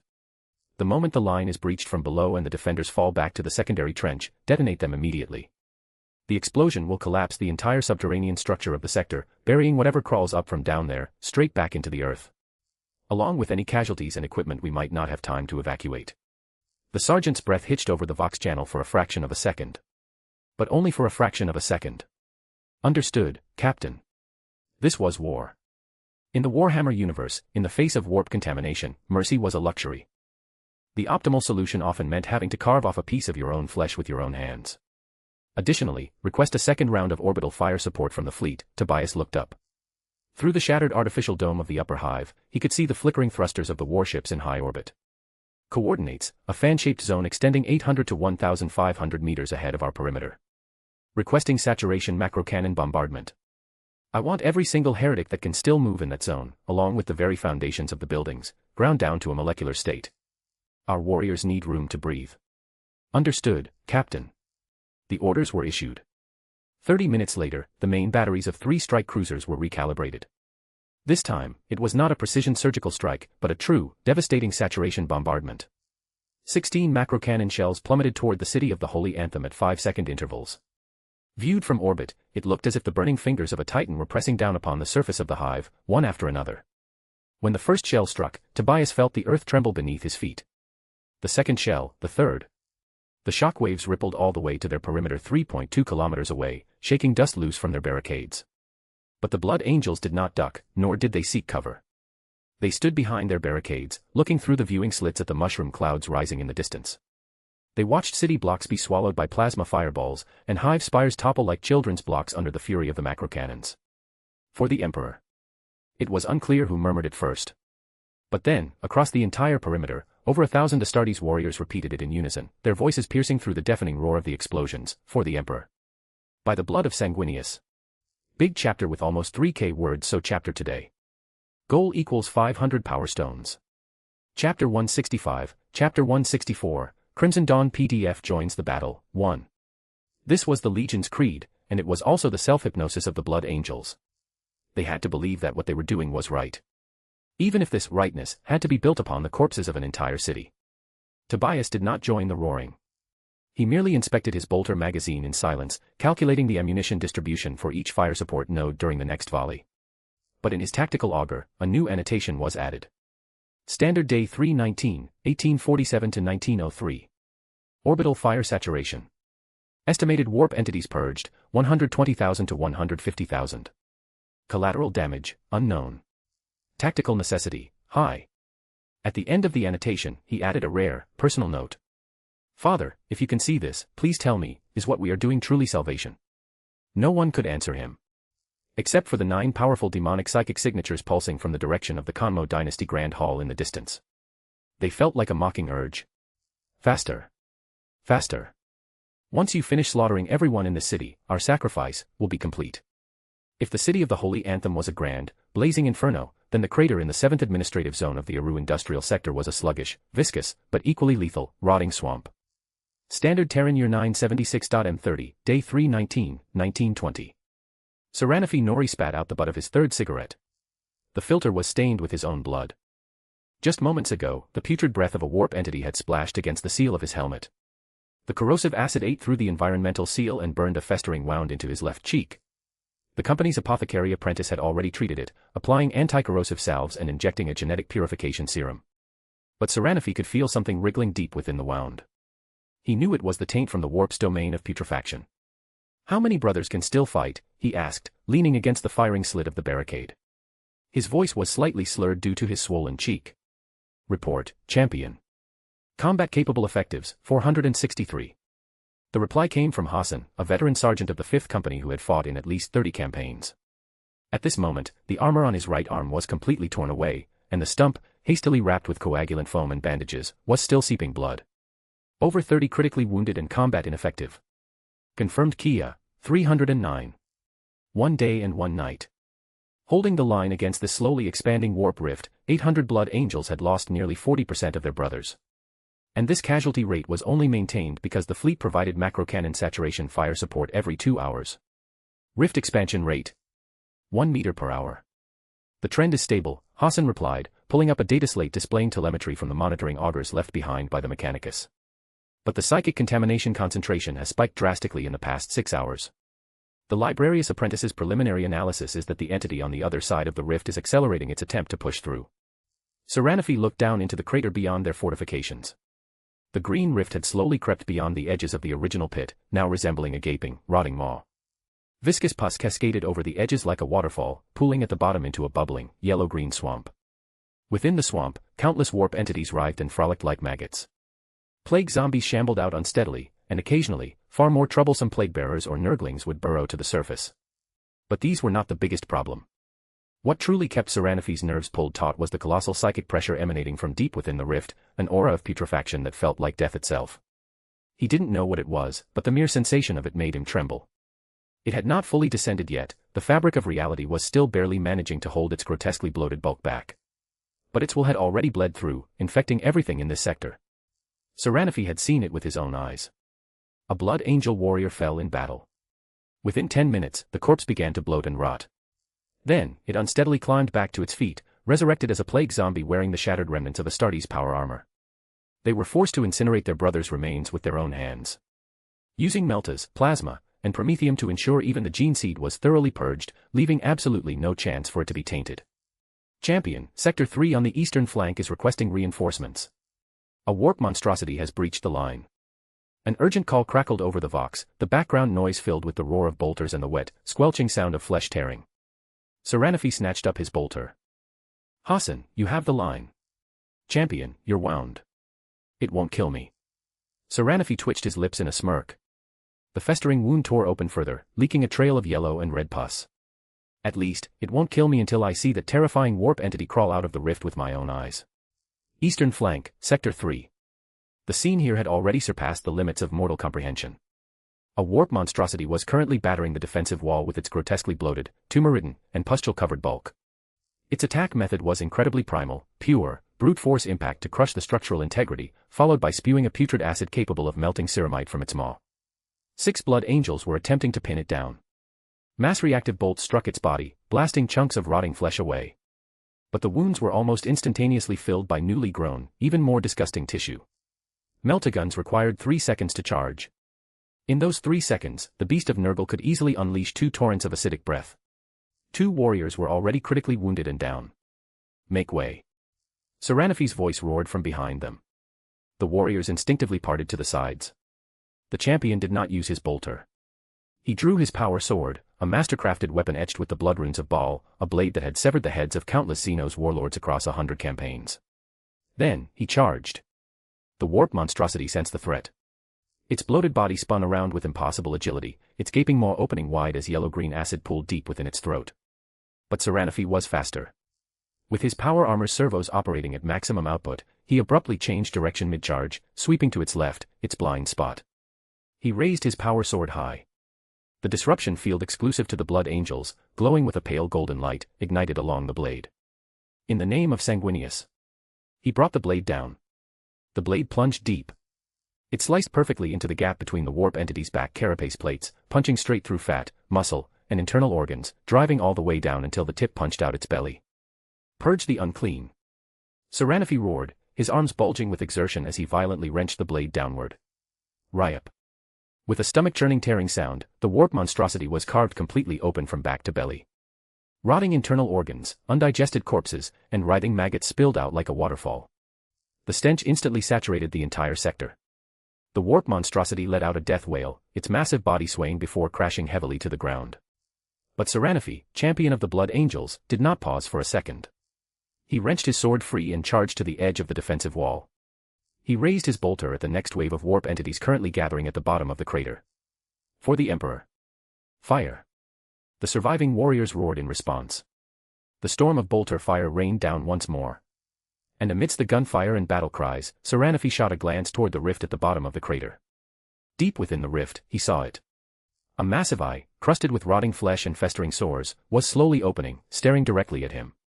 There was no anger in that gaze, and no killing intent. There was only a kind of benevolence, like a grandfather looking with doting fondness upon a mischievous grandson. Seraphi felt a violent shudder run from the base of his spine straight to the crown of his head. He knew then that the time left to them was running out. Chapter 166, Chapter 165, Crimson Dawn PDF joins the battle, 2. Standard Terran Year 976.M30, Day 319, 2000 hours. Kent Hive, Governor's Palace, Sub-Level 3, Strategic Command Center. On the holographic projection table, 2 real-time battlefield telemetry maps were displayed side by side. On the left was the city of the Holy Anthem. The red zone representing the Blood Angels' defensive perimeter was slowly advancing. On the right was the Aru Industrial Zone. The expansion rate of the Green Rift was highlighted in bold red. All of this telemetry was gathered and transmitted by the undercover scout players equipped with specialized sensory gear. According to this trend, Schrödinger Bro analyzed, the Aru Rift will expand enough to allow a great unclean one to pass through within 48 hours. Meanwhile, there is absolutely no possibility of the Tsienchen contamination in the city of the Holy Anthem being fully purged within 72 hours. He paused, pulling up a third projection. If the Nurgle contamination in Aru breaches containment and makes contact with the Tsienchen contamination in the city of the Holy Anthem. On the display, the green and purple began to intertwine. Then, a horrifying chemical reaction occurred. The two colors did not cancel each other out, instead, they merged into a deep, profoundly blasphemous dark hue, and the rate of contamination spread suddenly spiked by 300%. What happens then? Cogboy asked. What happens is exactly what we least want to see, dual-source contamination. A rare, temporary collaboration between chaos factions transforming into a localized, substantive fusion of corruptive erosion. Schrödinger Bro's voice was grim. When that happens, never mind the Blood Angels. Even if you called the Iron Hands back, and threw in the Ultramarines for good measure, they'd probably have to seriously consider initiating exterminatus immediately. The command center fell silent. The only sounds were the hum of the hololith projectors and the occasional banter scrolling by in the regional player channel. The players currently queuing up for augmentations or requisitioning equipment hadn't fully grasped the severity of the situation yet. How long until Paul's augmentation is done? Blood Angel's second Emperor broke the silence. 37 hours, Cogboy checked the timer. The system shows progress at 54%. Which means, before our strongest combat asset emerges. Blood Angel's second Emperor didn't finish the sentence, but everyone understood. Right now, Crimson Dawn was like a poker player holding a royal flush, but it wasn't their turn to act yet. They were forced to watch helplessly as the dealer, Chaos, and the other high roller at the table, the Blood Angels, went all in, able to do nothing but sweat in anxiety. Therefore, we cannot just sit here and wait. Schrödinger Bro pulled up another data slate. Over the past month, through our direct administration of Kent Hive, the Youth League has expanded to 110,000 members. Of those, 37,000 have completed basic military training and are combat ready. Regarding armament, a portion of the 270 billion Imperial coins we requisitioned has already been converted into actual combat power. Currently, our PDF forces possess 40,000 sets of standard PDF flak armor and loss rifles, hundreds of heavy bolter emplacements, and 500 retrofitted Chimera armored transports. All of it has been painted in the standard crimson livery of the Aurelian PDF, perfectly conforming to the expected loadout of a local defense force. He looked at Cogboy and Blood Angel's second Emperor. My recommendation is to deploy a vanguard force to reinforce the Aru Industrial Zone. I have 3 reasons. First, the Nurgle Rift is in close proximity to us. If containment is breached, Aru Hive will fall first, followed immediately by our Crimson Dawn base and Kent Hive. Second, reinforcing the Blood Angels will generate significant goodwill, providing us with leverage for any future diplomatic negotiations. Third, we need real-time combat data to test the performance of our troops on a live battlefield. Cogboy's mechanical eye whirred rapidly. 3 seconds later, he nodded. Feasible. But who commands them? This isn't clearing a dungeon in a game, people are actually going to die. I have a recommendation. Blood Angel's second Emperor pulled up a player profile. ID, Paradox player, not a war criminal. In reality, he's a grand strategy game expert. In-game, he serves as the squad leader of the 3rd Tactical Squad within the Crimson Machina chapter. He has participated in the planning and execution of all major operations, including the Industrial Zone riot, the liberation of the 3 towns, and the Champion raid. His battlefield judgment is ice-cold, and he excels at multi-front micromanagement. He paused, adding, most importantly, this guy is a massive lore nerd for the entire Warhammer franchise in reality. He knows the characteristics and behaviors of Nurgle demons inside and out. Schrodinger Bro and Cogboy exchanged a glance. He's our guy. Standard Terran Year 976.m30, Day 319, 2230. Upper sector of Kent Hive, the central plaza of the Governor's Palace. 37,000 soldiers of the Aurelian Youth League stood in perfect formation. They wore standardized dark gray flak armor, held standard-issue Loss rifles, and bore the insignia of a cogwheel and a stalk of wheat supporting a rising sun on their chests. It was the emblem Crimson Dawn utilized publicly for their civil organizations, deliberately omitting any elements that could be construed as seditious. At the front of the formation, the engines of hundreds of crimson-painted Chimera transports rumbled in a low growl, their turret-mounted heavy bolters swiveling as crews performed final calibration checks. Paradox player not a war criminal, now publicly known as Major Carlson, commander of the 3rd Provisional Composite Brigade of the Aurelian Kent Hive PDF, stood on a makeshift podium. He wore the same flak armor as the soldiers, but his pauldrons bore 3 silver bars.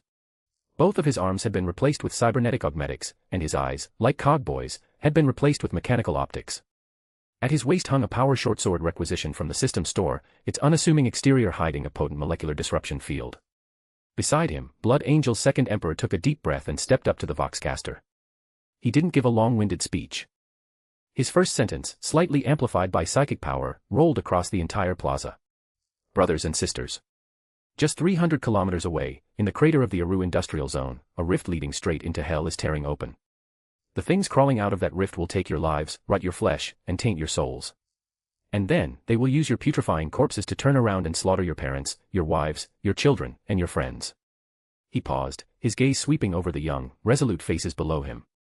Among these faces were former miners, factory workers, the nameless nobodies who had once merely struggled to survive at the absolute bottom of the hive. It was Crimson Dawn that had given them their first full meal, their first dignified job, and the first time they were ever treated as human beings. And now, it was time for them to pick up their weapons and defend it all. The warriors of the Blood Angels Legion have been fighting a bloody war there for a day and a night. Blood Angel's 2nd Emperor's voice abruptly spiked in volume. They are not from Aurelian. They hail from the distant Ball system. They could have simply done what the Iron Hands did 80 years ago, used orbital bombardment to flatten the entire industrial zone. But they did not. They chose to stand before that rift with their own flesh and blood to buy us time. Now, it is our turn. He raised his right fist high. Crimson Dawn will never abandon those who are willing to fight for their home. I declare this in the name of the Aurelian Youth League. Those who fall in this battle shall have their names etched into the Crimson Dawn Garden of Heroes, to be revered by all future generations. Their families will receive a pension of 1 million Aurelian coins. Their children will receive free education through higher graduation. Their parents will receive lifelong medical care and pension guarantees. And you. His voice exploded like thunder. Shall become the true guardians of Aurelian 4. You shall be the ones to ignite the first spark of dawn within the darkness of chaos. Now tell me. What do you fight for? 37,000 voices roared in unison, the sheer volume threatening to shatter the suspensor lamps illuminating the plaza. For our home. For the dawn. For Aurelian. Defend Crimson Dawn. Defend our land. Defend the coming of the dawn. Amidst the roaring, Paradox player not a war criminal, drew his power shortsword, pointing the tip directly toward the Aru Industrial Zone. 3rd Composite Brigade, all units. Mount up. Target, Aru Industrial Zone, 7th Administrative Sector. Mission, reinforce the Blood Angels perimeter and take those rotting heretics. He broke into a grin bearing the unique, fanatical zeal characteristic of a Paradox interactive grand strategy player. And stuffed them all right back into the cesspit they crawled out of. As the armored convoy rolled out of Kent Hive, Cogboy, Schrodinger Bro, and Blood Angel's 2nd Emperor stood on the terrace of the Governor's Palace, watching the Crimson Tide disappear into the dust of the distant wastelands. Paul. Blood Angel's 2nd Emperor asked softly. 35 hours left, Cogboy's mechanical eye locked onto the horizon. There, in the direction of the Aru Industrial Zone, a faint, sickly green luminescence flickered against the sky. Schrodinger Bro spoke up. I ran the simulations. With the manpower and equipment, Paradox player not a war criminal, brought, combined with the 400-odd surviving Blood Angels, they can hold that rift for a maximum of 72 hours. And that is only assuming the great unclean one on the other side doesn't decide to squeeze through early. And after 72 hours, either Paul emerges, bringing the superhuman forces we are currently augmenting to bear upon the battlefield. Schrödinger bro paused, his voice turning heavy. Or we have to start figuring out how to evacuate as many people as possible off this rock before Sanguinius initiates exterminatus. The wind blew across the terrace, carrying the scent of the lower hive factories, a mixture of machine oil and sweat. It was the scent of life. It was the scent of the sliver of hope they had spent over a month violently tearing from the jaws of despair. And now, chaos had come to take it all away. That won't happen. Blood Angel's second emperor suddenly spoke, his eyes filled with absolute conviction. Paul will finish his augmentation successfully. Paradox player not a war criminal will help the Blood Angels hold the line. Sanguinius will break free. And then, we will win. He looked at Cogboy and Schrödinger bro, because if even we, the fourth scourge, lose our faith and hope, then this dark universe truly is beyond saving. Cogboy was silent for a long while. Finally, the blue light of his mechanical eye flickered faintly, and he sighed. You're right. Then, for these 35 hours before Paul emerges. He turned around and walked back toward the command center. Let us players, who can log out and leave this dog's hit universe whenever we please, pave the way for him. Goal equals 500 power stones. Chapter 167, Chapter 166, Reinforcement, 1. Standard Terran Year 976.M30, Day 319, 047. Aurelian 4, eastern edge of the Crimson Dawn wastelands, on the road toward the Aru Industrial Zone. Hundreds of Chimera armored transports, painted in the standard crimson livery of the PDF, jolted and bounced along the shattered Rockcrete highway. In the passenger seat of the lead vehicle, Paradox player not a war criminal, was staring intently at the tactical map on his data slate. His mechanical eye glowed with a faint blue light in the dim cabin, streams of battlefield telemetry cascading across his retinal projection.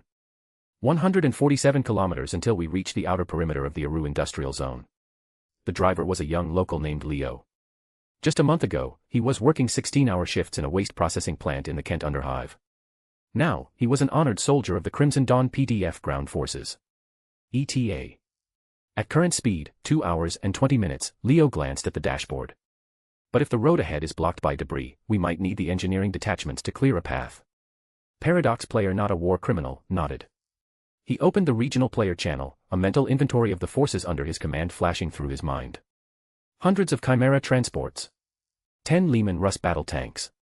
10 heavy self-propelled artillery pieces. 10 multiple rocket launcher vehicles.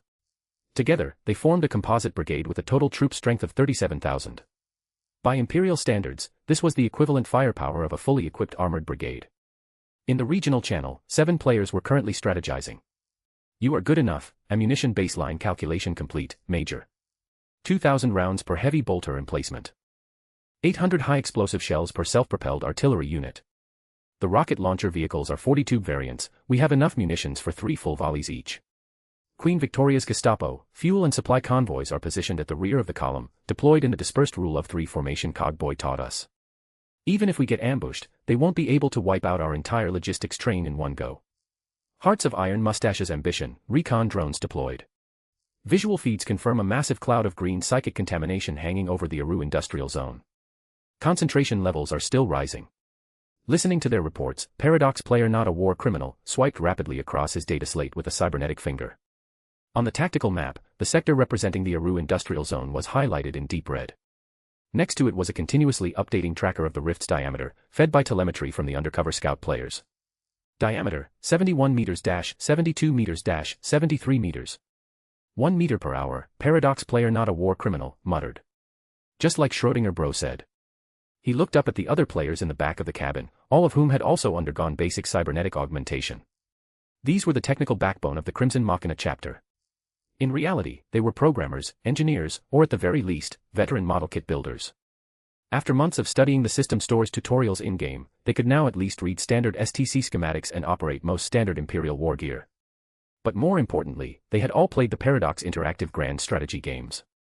Alright, let's run a tactical simulation. Here is our current intel: the Blood Angels' 5th Company, roughly 800 strong, is holding the edge of the rift. They've been engaged in heavy combat for 28 hours and have suffered over 50% casualties. The enemy consists of Nurgle-aligned warp entities. Thus far, we're primarily seeing Nurglings, plague zombies, and beasts of Nurgle, with the occasional plague bearer. However, extreme-level psychic signatures have been detected deep within the rift. A great unclean one-class entity is likely attempting to squeeze through. Our mission: reinforce the Blood Angel's perimeter, halt the expansion of the rift, and buy time for the rear echelon. He paused, his mechanical eye sweeping over everyone. Munitions are not a problem. Before we set out, Cogboy authorized a logistics budget of 500 million Imperial coins. Ammo from the system store is functionally infinite. We have 10 Lehman Russ battle tanks in the column. The Warhammer equivalent of the king of the battlefield. The main armament is either a twin-linked Loss cannon or a battle cannon. Drop one of these into World War II, and it could solo an entire armored battalion. 10 heavy self-propelled artillery pieces. 155mm howitzers. One high-explosive shell can flatten half a football field. 10 multiple rocket launcher vehicles. 40 tubes per vehicle. A single synchronized volley is 400 high-explosive rockets. Pure saturation fire. He traced several overlapping fan-shaped zones on the tactical map. This level of firepower, combined with the Blood Angel's ability to hold the front line in melee, is more than enough for us to establish a 3-tiered defense in depth around the rift. But here is the problem. Paradox player not a war criminal, pulled up another data file, Schrödinger Bros analysis of Nurgle demons extracted from Warhammer lore databases. The core characteristics of Nurgle warp entities are extreme vitality, terrifying damage resistance, and the innate ability to spread corrosion and plagues. It might take 3 to 5 standard mass reactive bolts just to permanently put down a single plague zombie. Furthermore, they do not care about casualties, and their numbers are functionally infinite. As long as the rift remains open, they will keep pouring out endlessly. Therefore, a traditional trench warfare doctrine will drag us into a war of attrition we cannot win. The cabin fell silent for a few seconds. Then, Hearts of Iron Mustache's ambition spoke up. Then we don't fight a static trench war. We employ mobile defense, elastic defense in depth, and concentrated fire superiority. He pulled up a tactical simulation he had just drafted. My proposal is to use the existing Blood Angel's fortifications as the core strongpoint, while we establish 3 mobile fire support groups on the exterior perimeter. Each fire support group will consist of 3 Lehman Russ tanks, 3 self-propelled artillery pieces, 3 rocket launcher vehicles, and 1 regiment of PDF infantry. They will be deployed in a triangular formation, spaced 2 kilometers apart, creating interlocking fields of overlapping fire. When the Nurgle demons surge out, the rocket launcher vehicles will deliver the first wave of saturation bombardment to break their charge formation. Then, the self-propelled artillery will execute a second wave of precision strikes, prioritizing large targets and dense clusters. Finally, the Lehman Russ tanks and PDF infantry will push up to mop up the stragglers, while the engineering detachments in the rear rapidly deploy minefields and anti-armor obstacles. If any sector comes under overwhelming pressure, the other 2 fire support groups can immediately maneuver to reinforce, or they can execute a fighting retreat, drawing the enemy in deep, and then obliterate them with pre-sighted artillery coordinates. He paused. This is called elastic defense. It's exactly how von Manstein fought at the Third Battle of Kharkov in World War II. The only difference is, he used tanks as mobile fire support nodes, whereas we'll be using Lehman Russ tanks as, heavy static pillboxes. Queen Victoria's Gestapo chimed in. We also have to account for plague transmission. Every single PDF soldier must be issued full hazmat MOPP gear. Post-battle, all equipment must undergo high-temperature thermal sterilization. We need to establish quarantine zones and decontamination stations directly behind the front line. Casualties must be medevaced immediately. The rot of Nurgle is potent enough to taint even the gene seed of an Astartes. Paradox player not a war criminal, listened, his mechanical eye whirring rapidly. 3 seconds later, he nodded. We go with this doctrine. But I'm adding one thing. He pulled up a specific page from the system store. Before we deployed, I requisitioned 30 automated Tarantula sentry turrets from the store. Standard Imperial Guard war gear. Each is armed with a twin-linked heavy bolter and comes equipped with built-in augers and basic logic engines capable of IFF recognition. We'll deploy them in the gaps and weak points of the perimeter to supplement our static firepower. I've also requisitioned 5 Vulture gunships to provide continuous aerial reconnaissance on the rift's expansion and enemy troop movements. He looked at the group. This battle isn't just about reinforcing the Blood Angels. It is the first massive, live-fire combat trial for our Crimson Dawn PDF forces. It's true that in the Warhammer universe, powerful entities dictate the ultimate outcome of a war. Primarchs, Astartes, demon princes, these beings truly can act as one-man armies. But never forget. Major Carlson's voice dropped to a low, serious register. Throughout Warhammer history, there are countless records of mere mortals slaying Astartes. The snipers of the Talern Desert, the ice warriors of Valhalla, the defenders of Cadia. As long as the tactics are sound and the will is unbreakable, mortals can absolutely forge miracles. And the army we are forging today might one day have to face enemies far more terrifying than the demons of Nurgle. He didn't state it explicitly, but every player present knew exactly what he was referring to. The Horus Heresy. The Emperor caged to the Golden Throne.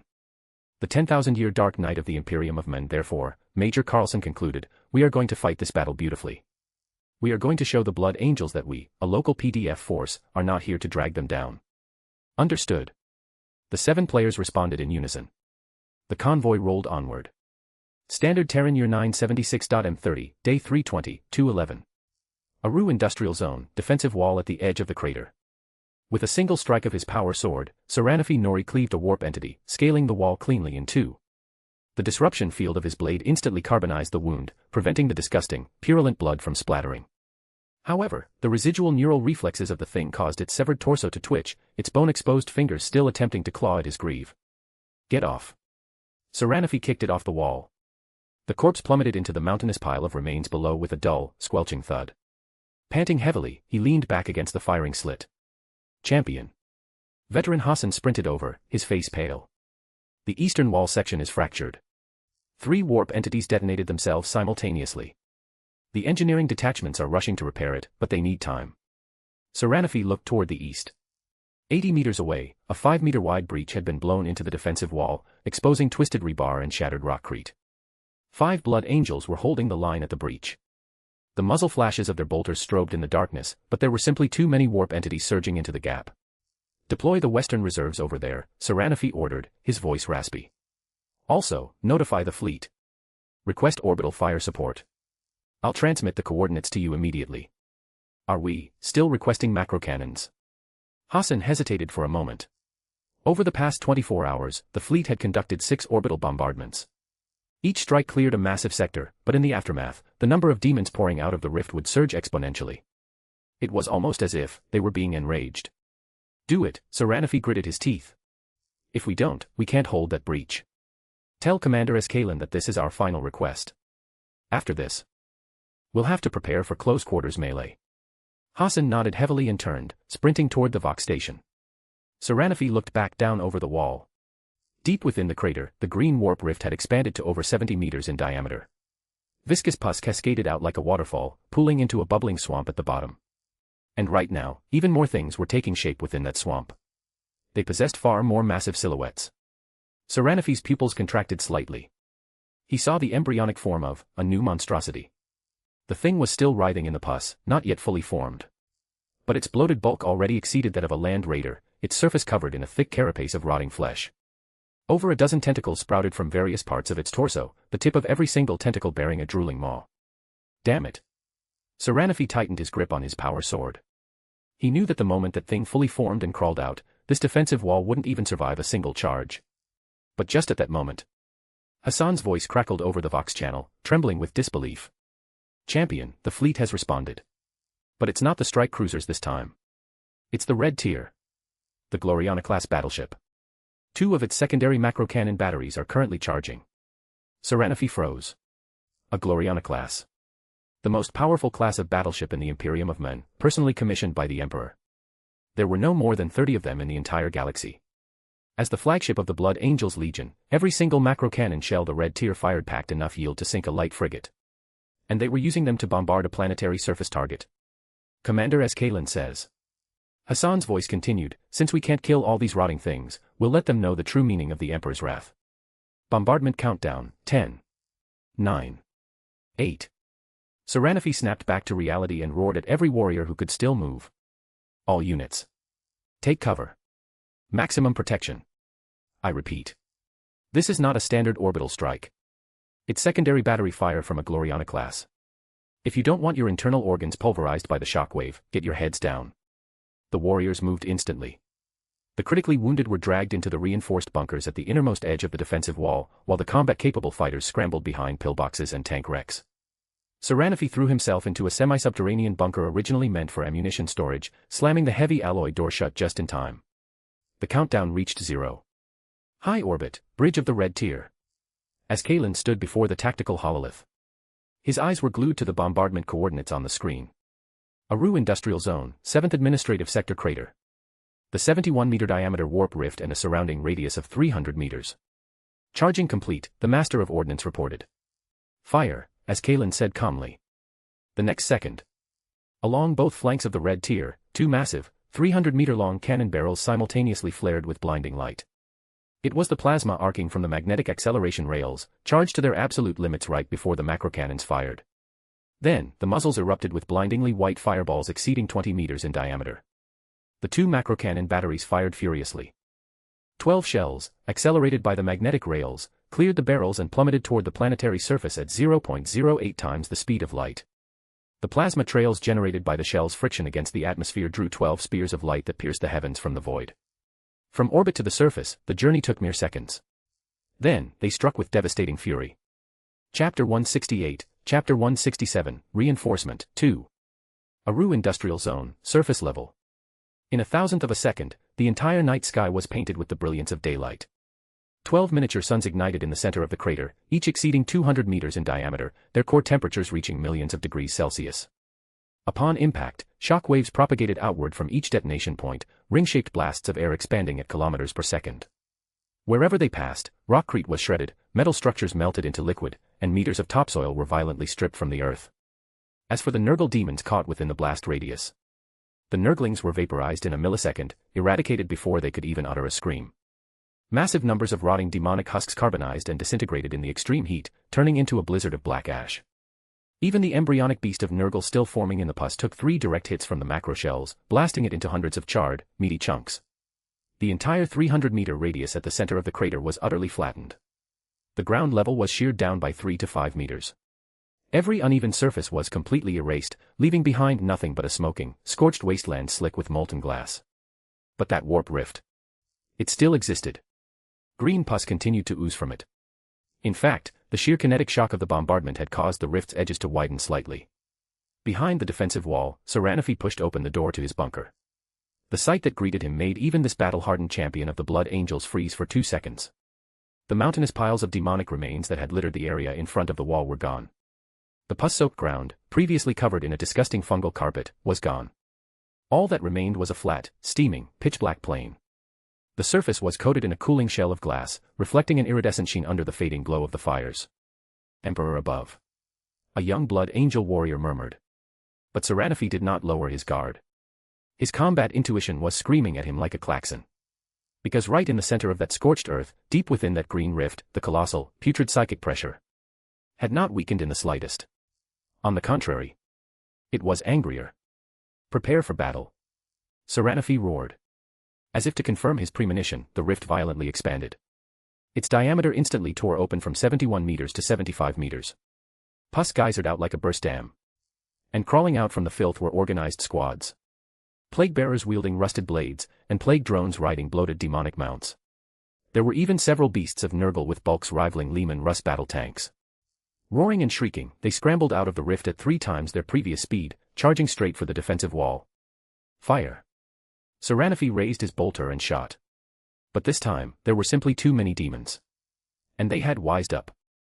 They no longer charged mindlessly, instead, they scattered into dozens of smaller squads, swarming the wall from multiple directions simultaneously.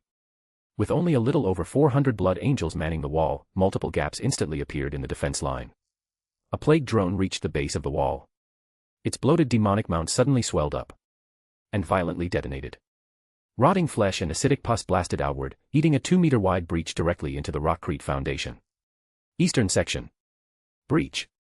Seranafi tried to rush over, but 3 plague bearers lunged at him simultaneously.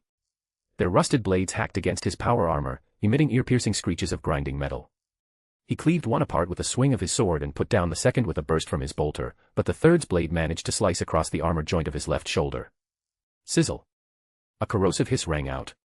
The environmental seal of his power armor was compromised, and a stream of putrid warp energy seeped in. Seranafi grunted, a searing agony flaring in his left shoulder. But far worse, the edges of his vision began to tint a faint shade of red. The red thirst. The genetic flaw of the Blood Angels, an overwhelming craving for blood, was beginning to manifest amidst his injuries and the intense combat. No, not now. Seranafi gritted his teeth, using sheer willpower to suppress the primal urge. But the battle was rapidly deteriorating. At the eastern breach, 5 warp entities had already crawled through. Though they were slain by nearby warriors, even more were pouring in. On the western section, a warp monstrosity battered the wall with its bloated bulk, every impact drawing an agonizing groan from the overstressed rockcrete structure. And from the rift, new demons continued to spew forth in an endless tide. Saranaphi's eyes grew redder and redder. He was losing control. Once the red thirst fully erupted, he would lose his mind and become a mindless beast consumed by slaughter. To the defense line, that would be a disaster even more terrifying than the demons. But just a fraction of a second before he lost control. New fires lit up in the distant night sky. It wasn't the blinding white of an orbital bombardment. It was the dull red streaks of artillery shells tracing across the sky. Dozens, hundreds, a dense swarm resembling a meteor shower. Those meteors plummeted to Earth 200 meters in front of the defensive wall. Boom. Boom. Boom. Boom. Boom. Boom. A continuous, deafening chain of explosions erupted.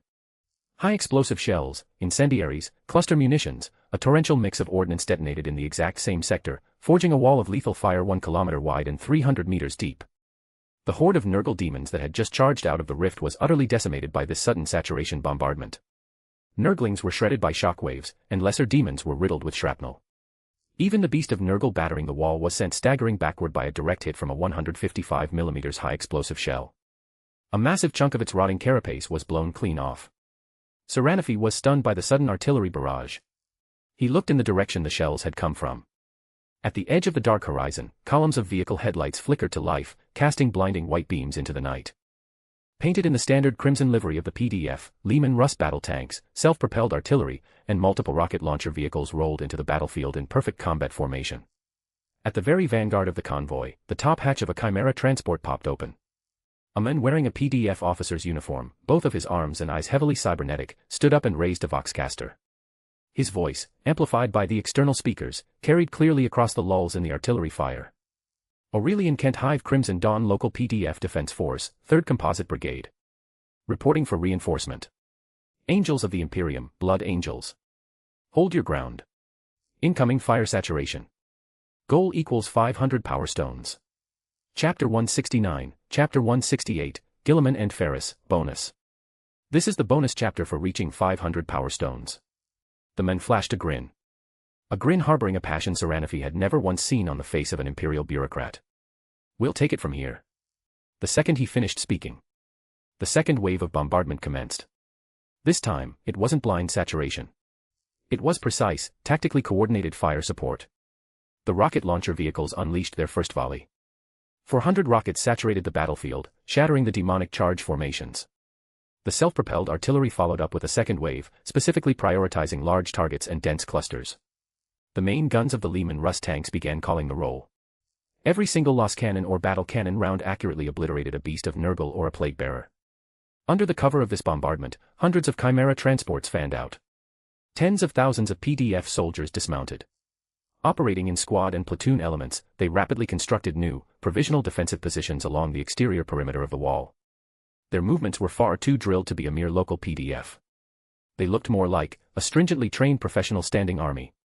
Watching this unfold, the crimson haze slowly receded from Saranaphi's eyes. He took a deep breath and keyed his vox. Hassan, patch me into their command channel. A few seconds later, the connection went through. A calm, young voice crackled over the line. This is Major Carlson, commander of the Aurelian 3rd Composite Brigade. Orders, Lord Blood Angel. Saranaphi spoke, his voice carrying a trace of curiosity for the first time. Are you Crimson Dawn? Did you manufacture those cigarettes? There was a pause on the other end, followed by, Paradox player not a war criminal, chuckling. It seems our little local specialty has already made its way into the hands of the champion. How was it? The cigarette, not a bad smoke, right? Saranaphi looked down at the ammo pouches on the belt of his power armor. Half a pack of cigarettes was indeed tucked inside, the box printed with crude high Gothic text. He had wondered how a civil organization on a fringe world could manufacture a tobacco product that even a primarch found interesting. Now, he was beginning to understand. It is a good smoke, Saranaphi said, before abruptly shifting his tone. But your combat effectiveness is even better. The local PDF of Aru Hive is only 80 kilometers away, yet they have not shown up even now. You came all the way from Kent Hive, over 300 kilometers away, and arrived this quickly. Bringing the firepower of a fully equipped armored brigade with you. He paused. Care to explain my confusion, Major Carlson? After a few seconds of silence on the Vox, Major Carlson's voice returned. He was still smiling, but a hint of solemn gravity had crept in. The explanation is this, Lord Blood Angel. While others were busy fighting for power and wallowing in corruption, we were training an army. While others treated civilians as expendable commodities and hive cities as their personal ATMs, we were building schools, hospitals, and manufactorums. While others believed they could rule a world with a few night mechs and a handful of private retainers. He paused, the roar of artillery fire thundering in the background. We were preparing for how to carve a path of survival for 30 billion ordinary people during a warp invasion. Is that explanation sufficient? Saranafi fell silent. He looked at the force deploying in the distance. He looked at the PDF soldiers expertly constructing defenses under the cover of artillery fire. He looked at the tanks and artillery pieces painted with the emblem of Crimson Dawn. Then, he laughed. It was the first time he had laughed in 24 hours. Your answer is more than sufficient, he said, raising his bolter and slamming a fresh magazine home. Then, Major Carlson. Let us begin. Take these rotting things. Saranafi pulled the trigger, blowing the head off a nurgling trying to climb through the breach. And stuffed them all right back into the cesspit they crawled out of. Standard Terran Year 976.M30, Day 321, 818. Bridge of the Red Tier. Faint traces of red blood seeped from the edges of the eye patch covering the chief astropath's third eye. 30 continuous hours of high-intensity interstellar psychic transmission were draining the old astropath's life force at a visible rate. Yet, a smile played on his withered lips. Commander, the message is confirmed. As Kalen stood before the astropathic choir altar in his crippled power armor. Speak. The first message originates from a border outpost in the Coraphine sector. The old astropath wheezed, his voice filtering through his rebreather mask.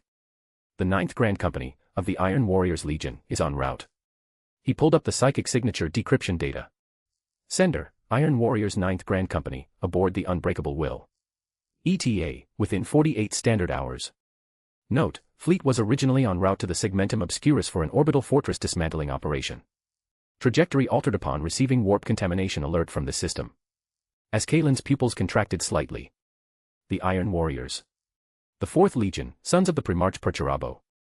A legion renowned for siege warfare, fortress assault, and static defense. He remembered now. That was the Iron Warriors company originally slated to take over the garrison of Aurelian IV. But due to Sanguinius's intervention, the Blood Angels had assumed the duty instead.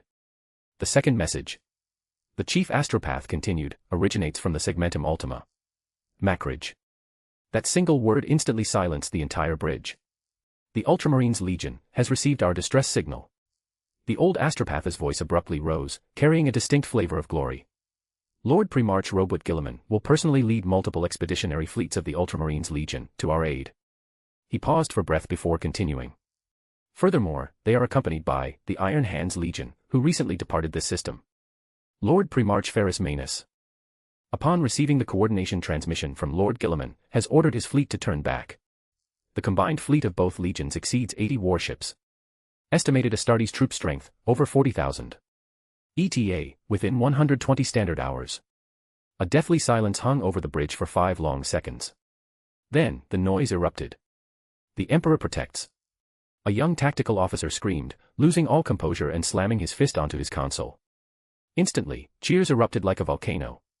2 Primarchs. 2. Lord Gilliman. And Lord Ferrus. Father is saved.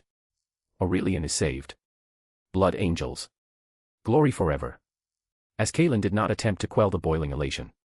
5 days. They only needed to hold out for 5 more days. 2 Primarchs descending, 40,000 Astartes, 80 warships. Never mind the contamination in the city of the Holy Anthem and Aru, even if the entire planet slid into the warp, that force could drag it kicking and screaming right back out. 10 seconds later, as Kalen's voice rang out. Silence. The bridge instantly returned to its deathly quiet. Chief Astropath, transmit an encrypted directive to all ground forces immediately. As Kalen turned and walked to the tactical hololith. Contents as follows. He pulled up the real-time telemetry maps for the city of the Holy Anthem and the Aru Industrial Zone. To all sons of the Blood Angels and allied auxiliary forces. Reinforcements confirmed. Iron Warriors 9th Grand Company ETA, 48 hours. Ultramarines Legion and Iron Hands Legion ETA, 120 hours. Primarch Robert Gilliman and Primarch Ferrus Manus will personally deploy to the theater. Effective immediately upon receipt of this directive, the tactical objectives for all combat units are amended. As Kalen swiped his finger across the hololith, replacing every single offensive marker with a defensive one. Shift from Purge and Eradicate to Hold and await reinforcements. Further advance is no longer required. Destruction of contamination sources is no longer mandatory. Your sole objective is to hold your current perimeters, preserve combat effectives, and pin down the heretics. I repeat, pin them down and wait for reinforcements. For the Emperor. For Father Sanguinius. Hold the line. At the same time. The defense line along the 7th arterial of the Upper Hive, City of the Holy Anthem. Tobias had just cleaved open the skull of a mutated psyker with his chain's word. Blue-purple brain matter splattered across his master-crafted power armor, sizzling as it burned. He flicked the gore from the blade and checked his data slate. His ammunition reserves were glaringly red. Captain. Fleet directive. Encrypted priority, the sergeant's voice trembled with disbelief. Tobias took the data slate. 3 seconds later. This battle-hardened veteran, a man who had personally executed a traitorous planetary governor and butchered his way through Orc Wax, felt his eyes redden. All units, cease fire. His voice was hoarse, but as it carried over the company Vox channel, it bore an emotion none of the warriors had ever heard before, sheer relief. I repeat, cease fire. Shift to defensive posture. Reinforcements will arrive. The news spread across the defensive line like wildfire. The moment they heard that 2 Primarchs were personally taking the field, the almost extinguished light deep within everyone's eyes roared back into a blazing inferno. For the Emperor. It was unclear who roared it first. Then, along the entire perimeter, over 1,000 blood angels, along with the several thousand surviving solar auxilia, bellowed in unison.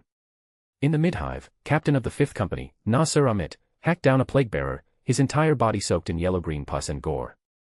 Hearing the relayed message, he grinned, baring his blood-stained teeth. Did you hear that, brothers? He turned to look at the 800-plus warriors who could still stand behind him. Hold for another 5 days. In 5 days, we get to go home with our honor intact. Special event this week.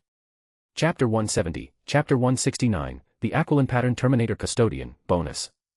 This is the bonus chapter for reaching 100 Power Stones. Deep within the Grand Hall of the Conmo Dynasty. Inside the cage of absolute logic, Sanguinius's pristine white wings had been eroded by warp energy, mottled with purplish-black stains of corruption. But the blade and carmine in his grip still shone as bright as the rising morning sun. The 9 demon princes of Tsench surrounded the array. The blasphemous knowledge released by the burning of their souls wrapped around the Primarch like chains, attempting to invade his mind and twist his perception with every passing second. Give up, Sanguinius. The demon prince built of stacked books flipped its pages, every single page manifesting a different, corrupted future. Look. In this timeline, you surrender.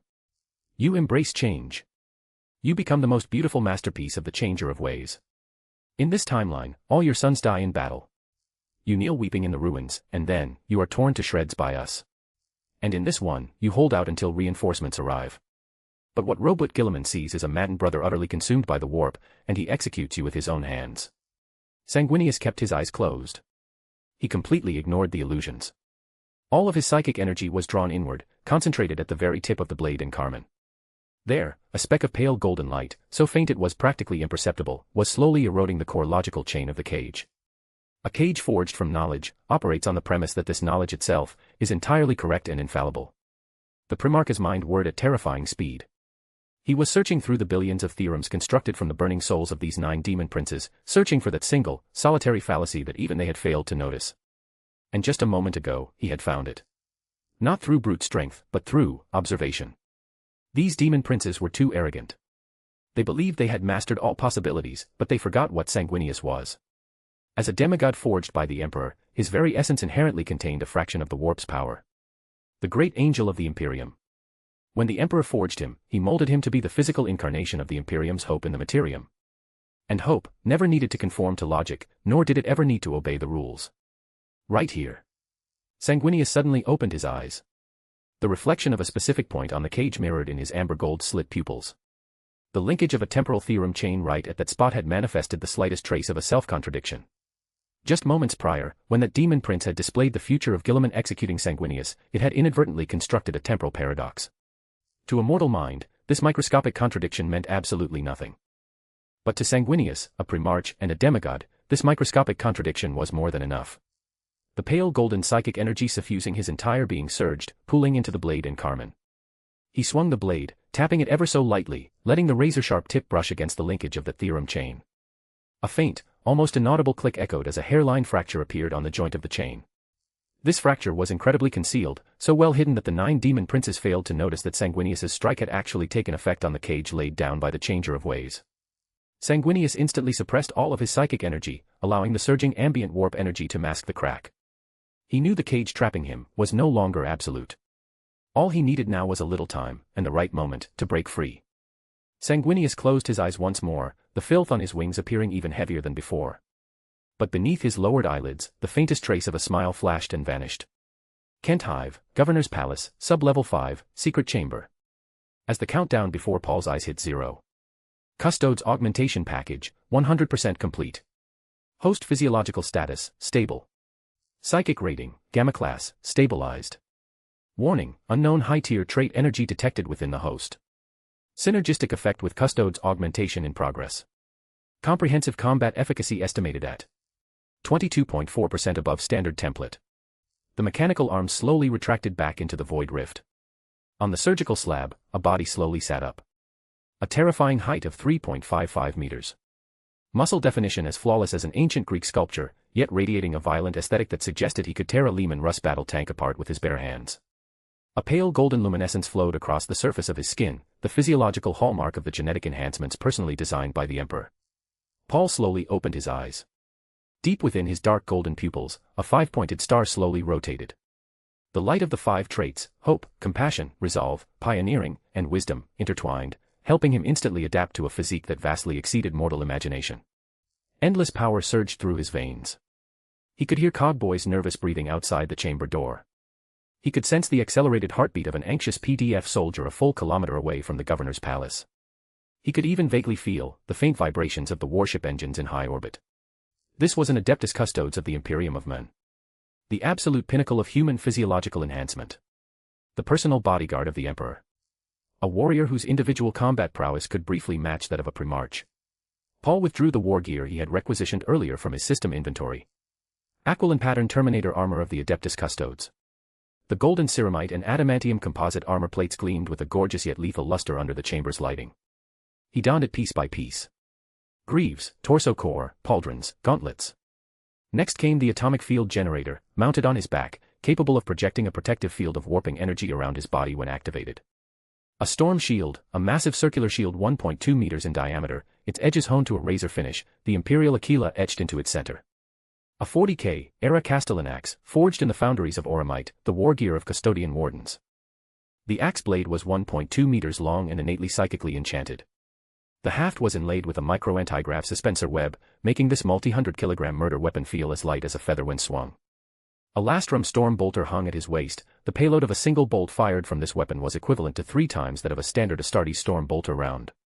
A deep red auric mantle, its edges embroidered with complex tactical runes in gold thread, serving as both a ceremonial adornment and an additional energy deflection layer. And finally, the helm. Paul slipped it over his head. The eye lenses flared with a crimson light. All systems online. Atomic field, ready. Iron halo, active. Weapon system, linked. He took his first step. The Terminator plate weighed several tons, but the integrated anti-grav suspensors ensured his footfalls were not a ponderous crash, but a steady, resonant thud. The chamber doors slid open. Outside, Cogboy, Schrödinger Bro, Blood Angel Second Emperor, Tax Bro, White Scars, Deep Sea, all the high-ranking players of Crimson Dawn were waiting. The moment that Golden Titan stepped out of the chamber. Holy fuck. Tax Bro's jaw dropped, the data slate slipping from his hand and clattering onto the floor. White Scars rubbed his eyes. Is that a fucking Custodes? The thing that costs 85 million for the augmentation and gear combined. A golden legendary drop. Deep Sea muttered. And it's alive. Cogboy's mechanical eye whirred frantically, analyzing every single detail of Paul's war gear. Aquiline pattern. Storm shield. Castellan axe. Paul, this setup of yours truly lives up to its 100 million imperial coin price tag. A deep, metallic, resonant voice filtered out from beneath Paul's helm. The 85 million augmentation fee was indeed exorbitant. But speaking purely from the user experience, it was entirely worth it. I feel like I could effortlessly rip my past self to shreds. Schrödinger Bro smiled faintly and spoke up. According to Warhammer lore, the resources required to create a single custodian are enough to equip an entire Astra Militarum division, and the cultivation process takes nearly a century. We just bypassed all of that through pay-to-win microtransactions in the system store, getting it done in 2.5 days. The cost-to-performance ratio is off the charts. Blood Angel Second Emperor craned his neck, looking up at the 3.55-meter golden titan before him, and suddenly let out a laugh. Paul. With a look like that, if you walked out there right now and claimed to be a special envoy sent directly by the Emperor, I'd believe it. You look way too damn divine. Paul raised his left hand and lightly tapped the edge of the storm shield against the floor. Thud. A massive, resonant impact. The heavy vibration caused the lumen strips across the entire corridor to flicker. All right, enough joking around, he immediately asked. How goes the war while I was under? Cogboy instantly pulled up a holographic projection and gave a rapid-fire report. Aru Industrial Zone. The 37,000 men, Paradox player not a war criminal, brought have linked up with the remnants of the Blood Angels. They've established 3 mobile defensive lines and temporarily stalled the Nurgle demon charge. But the rift has expanded to 98 meters. Whatever is inside could squeeze out at any moment. Over in the city of the Holy Anthem, the Blood Angels have shifted to a defensive posture. Their casualty rate has dropped, but the contamination zone is still expanding. But here's the most critical news. Imperial reinforcements are inbound. The Iron Warriors' 9th Grand Company will arrive within 2 days. The Ultramarines and the Iron Hands will arrive within 5 days. 2 Primarchs, Robot Gilliman and Ferrus Manus, are deploying personally. Thanks for the Power Stones guys, we are finally in top 50, currently ranked 26. I hope we can keep climbing and reach top 10, is that too much? Well, a man can dream. Anyway, keep the Power Stones coming. Remember, right? Every 100 Power Stones equals 1 bonus chapter. Chapter 171, Chapter 170, The Terrifying Might of Crimson Dawn. Sisters of Silence. Wait, Brothers of Silence. 1 bonus. This is the bonus chapter for reaching 200 Power Stones. A clear chuckle filtered out from beneath Paul's golden helm. Oh. Is the big blue Boy Scout, the Lord Regent of the Imperium post-heresy, Gilliman, coming too? He sure is a busy bee. Tax Bro snickered, chiming in, Paul, with this kind of lineup, our Aurelian 4 is turning into a real party. The Emperor and the Lord Regent of Imperium Secundus are both en route. White Scars rubbed his chin. Now all we're missing is the War Master of Imperium Secundus, Lion L. Johnson. The Primarch of the Dark Angels is coming? Blood Angel's second Emperor's eyes widened. That's not good. I heard his paranoia is worse than Sencha's. If he sees our setup, his first reaction probably won't be to fight chaos, but to interrogate us to see if we're heretics. According to the timeline, the Lion doesn't have time to show up right now. Don't worry, Schrodinger bro said, before adding with a grin, but speaking of which, if the Dark Angels actually did show up, we could literally watch them found Imperium Secundus live in front of us. Paul shook his head, his golden helm turning as his eye lenses swept over every face in the room. Alright, that's enough joking around.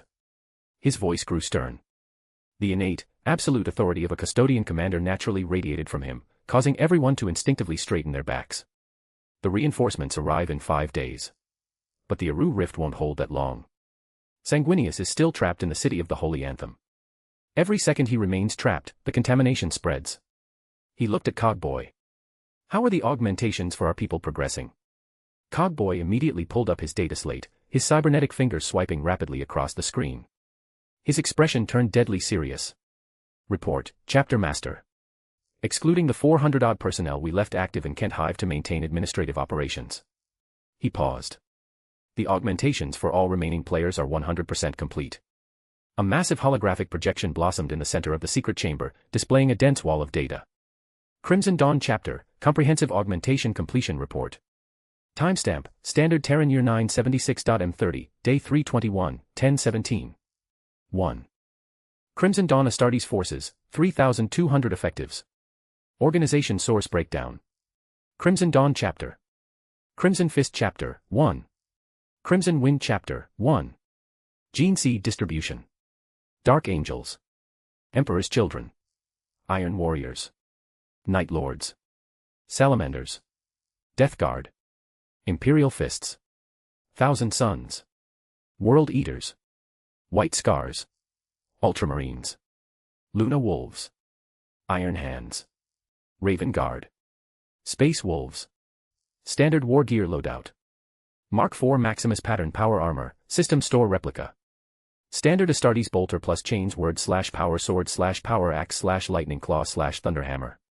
Support Weapons, 2 Meltaguns or Plasma Guns per 10-man squad. Heavy Weapons, 5 Heavy Bolters or Missile Launchers per 100-man company. 2. Specialized Psychic Forces, 200 effectives. Grey Knights, sourced entirely from Crimson Spirit Chapter. Headcount. Augmentation template reconstructed from the initial Psychic Vanguard concepts drafted by Malkador the Sigillite shortly before the Siege of Terra, courtesy of the system store.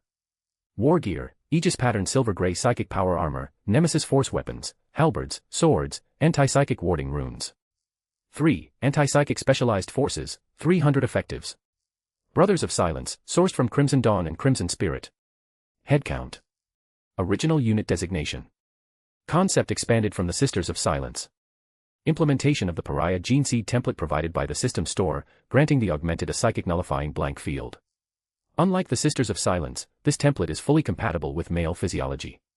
War gear, matte black power armor, modified bolters, anti-psychic grenades, stasis field generators. Special abilities, projects an active null field. Psychic effects within a 30-meter radius are dampened by 88%. Inflicts continuous localized damage to demonic entities. 4. Adeptus Mechanicus Technical Forces, 300 effectives.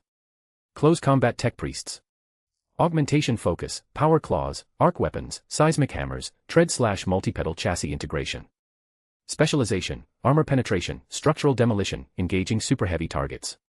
Fire support tech priests. Augmentation focus, multi-melta arrays, plasma incinerator batteries, missile pod integration, integrated weapon turret mounts.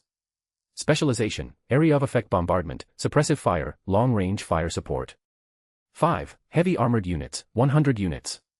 Contemptor dreadnoughts. Unit count. Pilots, players who underwent dreadnought internment augmentation. Includes, I Want to Be a Steel Behemoth, and 99 other mecha enthusiasts. Weapon loadouts. 30 units, twin-linked heavy bolters plus power claw, standard variant. 30 units, assault cannon plus missile launcher, fire support variant. 20 units, twin-linked multi-meltas plus seismic hammer, anti-armor variant. 20 units, plasma incinerator plus psychic barrier, elite variant. 6. Elite Guard Forces, 200 effectives. Terminator Guard Squads. Headcount, 200, 20 squads. Sourced from the highest physical and close combat rating brackets within the Crimson Dawn chapter. War gear, Cataphractii pattern Terminator armor, system store replica, storm bolters, power fists/chain fists. Tactical role, Paul's personal custodian guard, Vanguard assault spearhead, critical node defense. 7. Officio Assassinorum specialized units, 300 effectives. Vindicare assassins. Specialization, stealth infiltration, high-value target decapitation strikes, intelligence gathering. War gear, Exodus rifles, optical camouflage, neurotoxins, micromelta charges. Everzer assassins. Specialization, frontal assault shock troops, engaging heavy armor, sabotage operations. War gear, executioner pistols, sentinel arrays, neuro gauntlets. Data report complete. A deathly silence hung in the secret chamber for 10 full seconds. The only sounds were the whirring of the holographic projector and the increasingly heavy breathing of everyone present.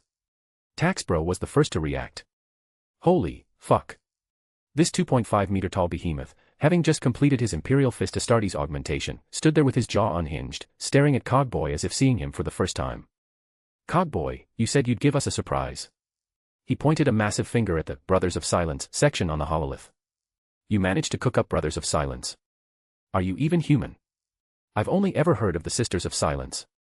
I've never heard of Brothers of Silence. White Scars leaned in, equally stunned. And the Grey Knights. Grey Knights. Cogboy, Malkador the Sigillite didn't cook up that secret force until the Siege of Terra. And you just whipped them up right now. He stared at the data. 200 Grey Knights. Do you know what that means in the 40k era? That's 2 full brotherhoods. Enough to purge an entire demon world. Deepsea stared at the data for the Vindicare and Everzer assassins, murmuring in disbelief, 300 assassins. Cogboy, did you turn Crimson Dawn into a branch of the Officio Assassinorum? Schrödinger bro stared at the data, his voice trembling with excitement. The most insane part is the sheer ratio of this data. 3,200 Astartes. 200 Grey Knights. 300 Brothers of Silence. 300 Tech Priests. 100 Dreadnoughts. 200 Terminators. 300 assassins. A grand total of 4,600 superhuman assets. Schrödinger bro looked up at Cogboy. Cogboy, do you realize what this means? The blue light of Cogboy's mechanical eye whirred rapidly, and he flashed a wide grin. What does it mean? It means this. It means we currently possess a Legion-scale combat force capable of undertaking a minor crusade entirely on its own, right now, at the tail end of the 30k era. He laid out the comparative data. A standard grand company of the Iron Warriors numbers roughly 4,000 Astartes. The entire strength of the Blood Angels deployed to Aurelian is 8,000 Astartes and 600,000 solar auxilia. And we have 4,800 assets, every single one of them superhuman. And the sheer synergy of unit composition and specialization against chaos. Schrödinger bro took a deep breath. If Malkador or the Emperor saw this order of battle, their first reaction would definitely be to throw us into a lab for vivisection, and their second reaction would be to copy our homework. Paul raised a massive golden hand and clapped Cogboy on the shoulder. He momentarily forgot he now possessed the physique of a custodian. The sheer force of the pat drew an agonizing groan from Cogboy's cybernetic arm, nearly driving the man straight into the floorboards. Paul. Gentle. Gentle. This cybernetic chassis cost me hundreds of thousands. Cogboy shrieked. Paul hastily pulled his hand back. My apologies. Still acclimating to the strength of this body. His voice filled with approval. But seriously, Cogboy. Beautifully done. These augmentations far exceed my expectations. Cogboy rubbed his shoulder and chuckled. I'm not done yet. Slowly, he retrieved an object from the storage compartment in his right arm. The object was roughly 30 centimeters long, heart-shaped, and primarily pink in color. Its surface was inlaid with iridescent crystals, topped with a crimson gemstone, and flanked by decorative white wings. It was exactly the magical girl transformation device they had purchased for 1 million Imperial coins during the very first monthly refresh of the system store. But right now, the item looked completely different from its previous fractured, toy-like state. The heart-shaped main body radiated a warm, pink halo. Within the iridescent crystals, nebula-like energy swirled. The crimson gemstone pulsed rhythmically like a beating heart, and the texture of the white feathers was vividly defined, the tip of every single feather shimmering with light. Most strikingly, a faint energy field enshrouded the device, warping the ambient light and causing subtle ripples in the air. Is that? Schrödinger bro was the first to sense the energy fluctuations radiating from it. His innate psychic talent made him hypersensitive to energy. His eyes widened, his voice laced with disbelief. Did you actually fix it? Another chapter coming as soon as we reach 300 power stones. Also if we reach top 10 I will post 2 more bonus chapter in addition to the power stones bonus chapters. Chapter 172, Chapter 171, The Terrifying Might of Crimson Dawn. Sisters of Silence. Wait, Brothers of Silence. 2. Cogboy snickered, his smile brimming with pride and smugness. Damn right. He held up the magical girl transformation device, the pink halo illuminating his half-cybernetic face. In the new monthly refresh of the system store, a kyber crystal from the Star Wars universe popped up for 30 million Imperial coins. I bought it. He paused. Using the maximum procurement authorization Paul granted me. Paul nodded. So, Cogboy continued, I noticed that the description for the kyber crystal stated it was a focusing crystal capable of amplifying energy, the core component for constructing a lightsaber. Its fundamental nature is a highly ordered energy lattice, capable of repairing and fusing with the vast majority of damaged items. He pointed at the magical girl transformation device. And this transformation device of ours was in a damaged state, its core energy crystal shattered. So you took the kyber crystal? White Scars interjected. Exactly, Cogboy nodded. I spent 3 days fusing the kyber crystal into the transformation device. He gently stroked the surface of the device. After a few days of fusion, it completely repaired itself. Paul reached out with a golden hand, and Cogboy placed the magical girl transformation device into his palm. The delicate, pink object looked exceptionally tiny resting in the massive palm of the 3.5-meter custodian, yet it radiated potent waves of energy. Deep within Paul's pupils, the 5-pointed star began to rotate. The 5 major traits operated at maximum output, analyzing the fundamental nature of the item. A moment later, he raised his left hand and traced a line in the air. Pale golden psychic energy condensed in midair, forming text resembling a system interface. Item, Magical Girl Transformation Device. Origin, Magical Girl Universe. Status, Energy Saturated. Fully functional. Usage requirements, Female. Masterclass, or above, Magical Aptitude. Ability Overview. Form Transformation, transforms the user into Magical Girl form. Massively amplifies all base attributes and grants the ability of flight. Energy Manipulation, drastically enhances psychic output efficiency and precision of control. Magical Arts, built-in knowledge repository of 7 fundamental magical disciplines, light, dark, fire, water, wind, earth, lightning. Ultimate skill, Blossom of Hope, expends all mana/psychic energy to unleash a single conceptual tier purification/healing/destruction attack. Special trait, soul bound to the user. Evolves in tandem with the user's growth. Note: Current Energy Tier, Kyber Crystal, Masterclass. Compatibility Assessment, similarity between magic systems and psychic systems evaluated at 78.3%. Combat Efficacy Estimate, if utilized by a Masterclass Psyker, comprehensive combat efficacy is roughly equivalent to an Astartes Captain. If utilized by an Alpha Class Psyker, comprehensive combat efficacy can reach Subprimarch, Pseudo-Demigod, levels. The text slowly dissipated into the air, and silence fell over the secret chamber once more. Taxbro opened his mouth, struggling for a long time before finally choking out a sentence. Fuck me. After all the tinkering and blowing over 30 million Imperial coins, there's a usage restriction. He pointed at the word female. This is the Warhammer universe. Where the hell are we going to find a magical girl? White Scars scratched his head. Yeah. Out of the 5,000 players in Crimson Dawn, 98% of us are dudes. And out of the remaining 2% of female players. Before he could finish, Paul chuckled. No.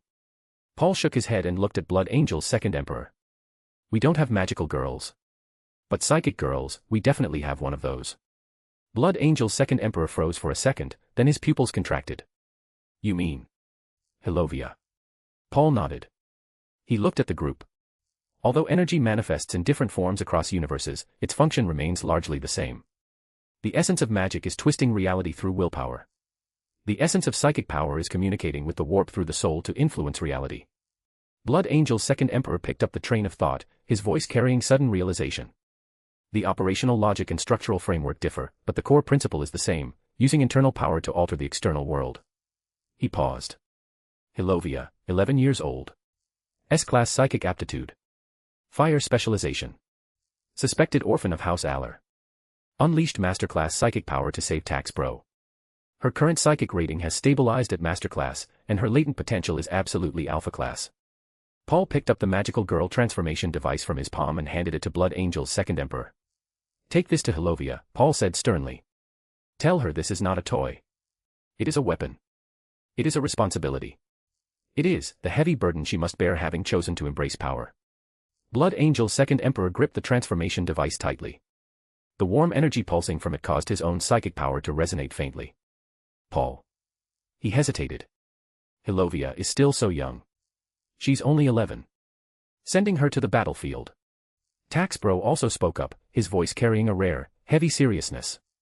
Paul, that kid saved my life. If she hadn't blown her psychic load to kill that irradiated hound, I would have lost my first life right then and there. He looked at Paul. Let her stay in the rear. We'll do the fighting. White Scars, Deep Sea, Schrödinger bro. Everyone looked at Paul. They all knew how powerful Hilovia was. But sending her to the battlefield. Making her face demons, death, and the absolute cruelest aspects of this universe. Paul remained silent for a moment before speaking slowly. There is no need to worry. I will handle everything. I will protect her. He raised a massive golden hand, pointing to the rotating 5-pointed star deep within his pupils. My trait abilities tell me that she must go. The hope trait is showing me a premonition. Hilovia will play a major role in this battle. This is not just my premonition but also a revelation from the God of Hope. He spoke the last half sentence very softly, but everyone present understood perfectly. The God of Hope. The mysterious entity that had granted Paul his status as a chosen, his 5 major traits, and his S-Class psychic aptitude. The entity that had brought them to this world. Blood Angel's second emperor took a deep breath and nodded heavily. Understood, he said, storing the magical girl transformation device into his inventory. I will go find Hilovia right now. Until she masters the power of the transformation device, I will not leave her side. Paul nodded, then looked at the others. The rest of you, go integrate the augmented player forces immediately. Reorganize them according to combat formations, inspect their war gear, and resupply their ammunition. In 2 hours, I expect to see a true army in the plaza in front of the governor's palace. His golden eye lenses swept across every face. Remember, we do not march to war today for the Imperium, for the Primarchs, or even to save the world. We do this. Paul's voice abruptly spiked, the authority of a custodian commander intertwining with the divinity of a chosen. To prove to this dark universe that mortals, too, have the right to choose their own destiny. And Crimson Dawn shall be the sword that cleaves the shackles for all mortals. The crowd responded in unison, slamming their fists against their chest plates, whether that armor was power armor, cybernetic plating, or standard flak vests. For the dawn. For Crimson Dawn. The group quickly left the secret chamber, their footsteps fading down the corridor. Paul stood alone before the holographic projection, gazing at the data representing 4,600 superhuman warriors. He raised his head, looking toward the sky of Aurelian 4, toward the warships in orbit, and toward the storm brewing deep within the warp. Sench. Paul murmured to himself. I wonder if this formidable force was part of your plan. Or perhaps, an expected anomaly outside of it. He tightened his grip on the Castellan axe, the psychic light flowing across its blade illuminating the secret chamber. 2 hours later. The plaza in front of the Kent Hive Governor's Palace. 4,600 fully augmented players stood in 50 perfectly aligned formations. At the very front were 3,200 Astartes warriors. Dark Angels, Emperor's Children, Iron Warriors, Salamanders, Imperial Fists, White Scars, Luna Wolves, Ultramarines, Iron Hands. Distinct Legion liveries and differently colored power armor were now arrayed in neat ranks, bolters raised like a forest of steel, chains words humming in a low growl. Behind them stood 200 Grey Knights. Their silver-gray aegis power armor gleamed with a mithril-like luster under the sunlight. The tips of their Nemesis Force halberds flickered with dangerous blue light, and the unique, oppressive aura of powerful psychers radiated from beneath every faceplate. To the left of the Grey Knights stood the 300 Brothers of Silence. Their matte black power armor seemed to devour the ambient light, rendering their section of the plaza distinctly gloomy. They stood in absolute silence, uttering not a single sound, yet their mere presence caused every psyker present, including the Grey Knights, to subconsciously lean away from them. To the right of the Brothers of Silence were 300 tech priests. Half were close combat variants, their power claws, arc weapons, and seismic hammers gleaming coldly on cybernetic limbs. The other half were fire support variants, their shoulder-mounted multi-meltas, plasma incinerators, and missile pods exuding an aura of pure devastation. Behind the tech priests loomed 100 Contemptor dreadnoughts. Their 4.5-meter-tall iron chassis were like walking fortresses, the muzzles of their twin-linked heavy bolters, assault cannons, and multi-meltas pointed toward the sky. Behind the viewing slits on their sarcophagi were the players who had chosen dreadnought internment. They would fight within these iron coffins until the day they were utterly destroyed. Though, they didn't feel particularly stifled, in fact, they thought it was pretty novel. After all, they could log out at any time to feel their own flesh and blood bodies again. Flanking the dreadnoughts were 200 Terminator guards. Their heavy cataphractii pattern Terminator plate made them look like walking mountains. The muzzles of their storm bolters were as thick as fists, and their power fists were clenched tight. And on the periphery of all the formations, faintly visible within the shadows, were 300 assassins. The Vindicare assassins blended almost perfectly into the darkness, while the Everzer assassins stood brazenly in the sunlight, their neurogauntlets reflecting a cold glare. These Everzer assassins, augmented via the system store, suffered from none of the lethal biological flaws of the Officio Assassinorum's operatives, who had to be kept in cryogenic stasis between missions. At the edges of the plaza idled 500 armored vehicles of various classes. Lehman Russ battle tanks, Chimera transports, Scorpion tank destroyers, Basilisk self-propelled artillery. Further out, 30 Thunderhawk gunships and 30 transport craft sat on standby along a hastily cleared runway. This entire army stood in absolute, disciplined silence across the plaza. Top floor terrace of the Governor's Palace. Paul stood before the railing, his golden custodian armor shining under the light of Aurelian IV's star. Behind him, Cogboy, Schrödinger Bro, Tax Bro, White Scars, Deep Sea, and Blood Angel's Second Emperor, all the high-ranking players, stood clad in their newly augmented war gear. In front of Blood Angel's Second Emperor stood a little girl. Hilovia Elner. 11 years old, brown hair, green eyes, wearing a child-sized uniform. At this moment, she was curiously examining the army below. There was no fear on her small face, only an inexplicable sense of excitement. Brother Paul. She asked softly. Are all those people Crimson Dawn warriors? Paul looked down, the eyes behind his golden lenses softening slightly. Yes, Hilovia. And you, too, have a choice to make. Blood Angel's Second Emperor looked at Hilovia, retrieved the magical girl transformation device from his inventory, and placed it into her hands. The pink device rippled with a dreamlike halo under the sunlight. Hilovia's eyes instantly lit up. Is this for me? It is a weapon, Paul corrected gently. It is power, and it is a responsibility. He knelt down, though his custodian height still required Hilovia to look up at him. Hilovia, tell me. Why do you want to become stronger? The little girl did not hesitate. She tilted her head up, her green eyes reflecting the tide of steel below, reflecting the radiance of Paul's golden armor. I want to protect everyone, her voice was young but resolute. Protect you, protect Brother Blood Angel, protect Uncle Tax, and protect everyone who has been good to us. I also want to. She paused. Find my dad. Even though he might not be around anymore, I want to know who he was, and why he didn't want me. And then. Hilovia clenched her small fists tightly.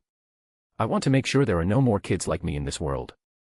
No more abandoned kids, no more starving kids, and no more kids without a home. Paul smiled. Though no one could see it behind his helm, everyone could feel the warmth radiating from him. A very good reason. He reached out, gently resting his massive hand on top of Hilovia's head. Then, accept this power. And then, come with us. Paul stood up, his golden hand pointing toward the Aru industrial zone. To tell those demons, to tell those lofty primarchs, to tell this entire dark universe. His voice exploded like thunder, echoing across the plaza and ringing in the ears of all 4,600 player warriors. That the future of humanity should not be decided by gods. That the dignity of mortals should not be doled out as charity by the powerful. And that Crimson Dawn. Paul raised his Castellan axe high, the psychic light on its blade shooting straight into the heavens. Shall tear through this endless night. Below, the 4,800 warriors roared in unison, the shockwave of their voices sweeping across the entirety of Kent Hive like a tsunami. Dawn. Dawn. Dawn. Hilovia gripped the magical girl transformation device tightly. The delicate pink item began to glow warmly within her palm. Chapter 173, Chapter 172, Dawn's Light, Greater Demons. Standard Terran Calendar 976.M30, Day 321, 1133. Edge of the Aurelian System, Asteroid Belt Cover Zone, Bridge of the Strike Cruiser Dawn's Light. A giant, golden hand swept across the smooth surface of the tactical holodeble, data refreshing in Paul's dark gold pupils. He stood on the bridge of the Dawn's Light, an Olympia-class strike cruiser freshly redeemed from the system store. Beneath his feet, he could feel the plasma engine deep within the hull pulsing like the heartbeat of a behemoth. The 5.5-kilometer-long vessel hovered silently in the void, resembling a predator lurking in the shadows of the Sea of Stars. Cogboy's move really drained the 27 billion Imperial coins we looted clean dry, Paul's voice echoed through his custodian helmet, carrying a hint of awe. He turned to his side, where Taxbro, White Scars, and the others stood. A holographic projection unfolded before the crowd, displaying the complete parameters of the Dawn's Light. Ship name, Dawn's Light, Class, Olympia-class strike cruiser, length, 5.5 kilometers. Primary armament. Prow twin-linked macro cannon battery X1. Broadside Loss cannon batteries X12. Carrier hangar, capacity for 30 Thunderhawk gunships / 20 Stormraven gunships. Special modifications. Super stealth optical module, system store exclusive distorts light and energy signatures around the hull, appearing as background radiation fluctuations under standard scans. When active, reduces the probability of detection by active optical observation by 87%. Adaptive livery system, can swap to preset paint schemes within 30 seconds, including standard Imperial Navy Gray, Ultramarines Blue, and Iron Hands Silver. Cost, 9.999 billion Imperial coins. This vessel is the first flagship strike cruiser of the Crimson Dawn. May the light of dawn illuminate the darkness of deep space. 9.999 billion. Taxbro clicked his tongue, his face caught between painful reluctance and sheer excitement. We looted 13 hive warehouses and nearly got targeted by Sanguinius just to scrape together 27 billion. This one ship burned through nearly half of it. But it's totally worth it. I am not the regent, I'm just passing by. Gilliman spoke up, a strike cruiser belonging entirely to our Crimson Dawn, combined with this super stealth optical module, allowed us to brazenly sail right out of Aurelian Ivy's low orbit without being detected by the Red Tier fleet. He pulled up the navigation logs. The holographic projection showed that 2 hours ago, the Dawn's Light ignited its thrusters over the Kent Hive and flew directly through the Blood Angels fleet surveillance zone. The red dots representing the Blood Angels warships came as close as 800 kilometers, yet not a single one issued an interrogation signal.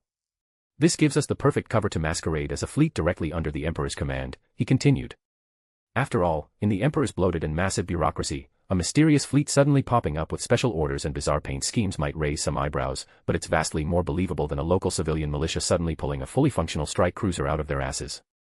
Paul nodded, his gaze sweeping over the bustling players on the bridge. These fourth scourges, who once agonized over a 0.3 Imperial coin breathing tax, were now completely reborn.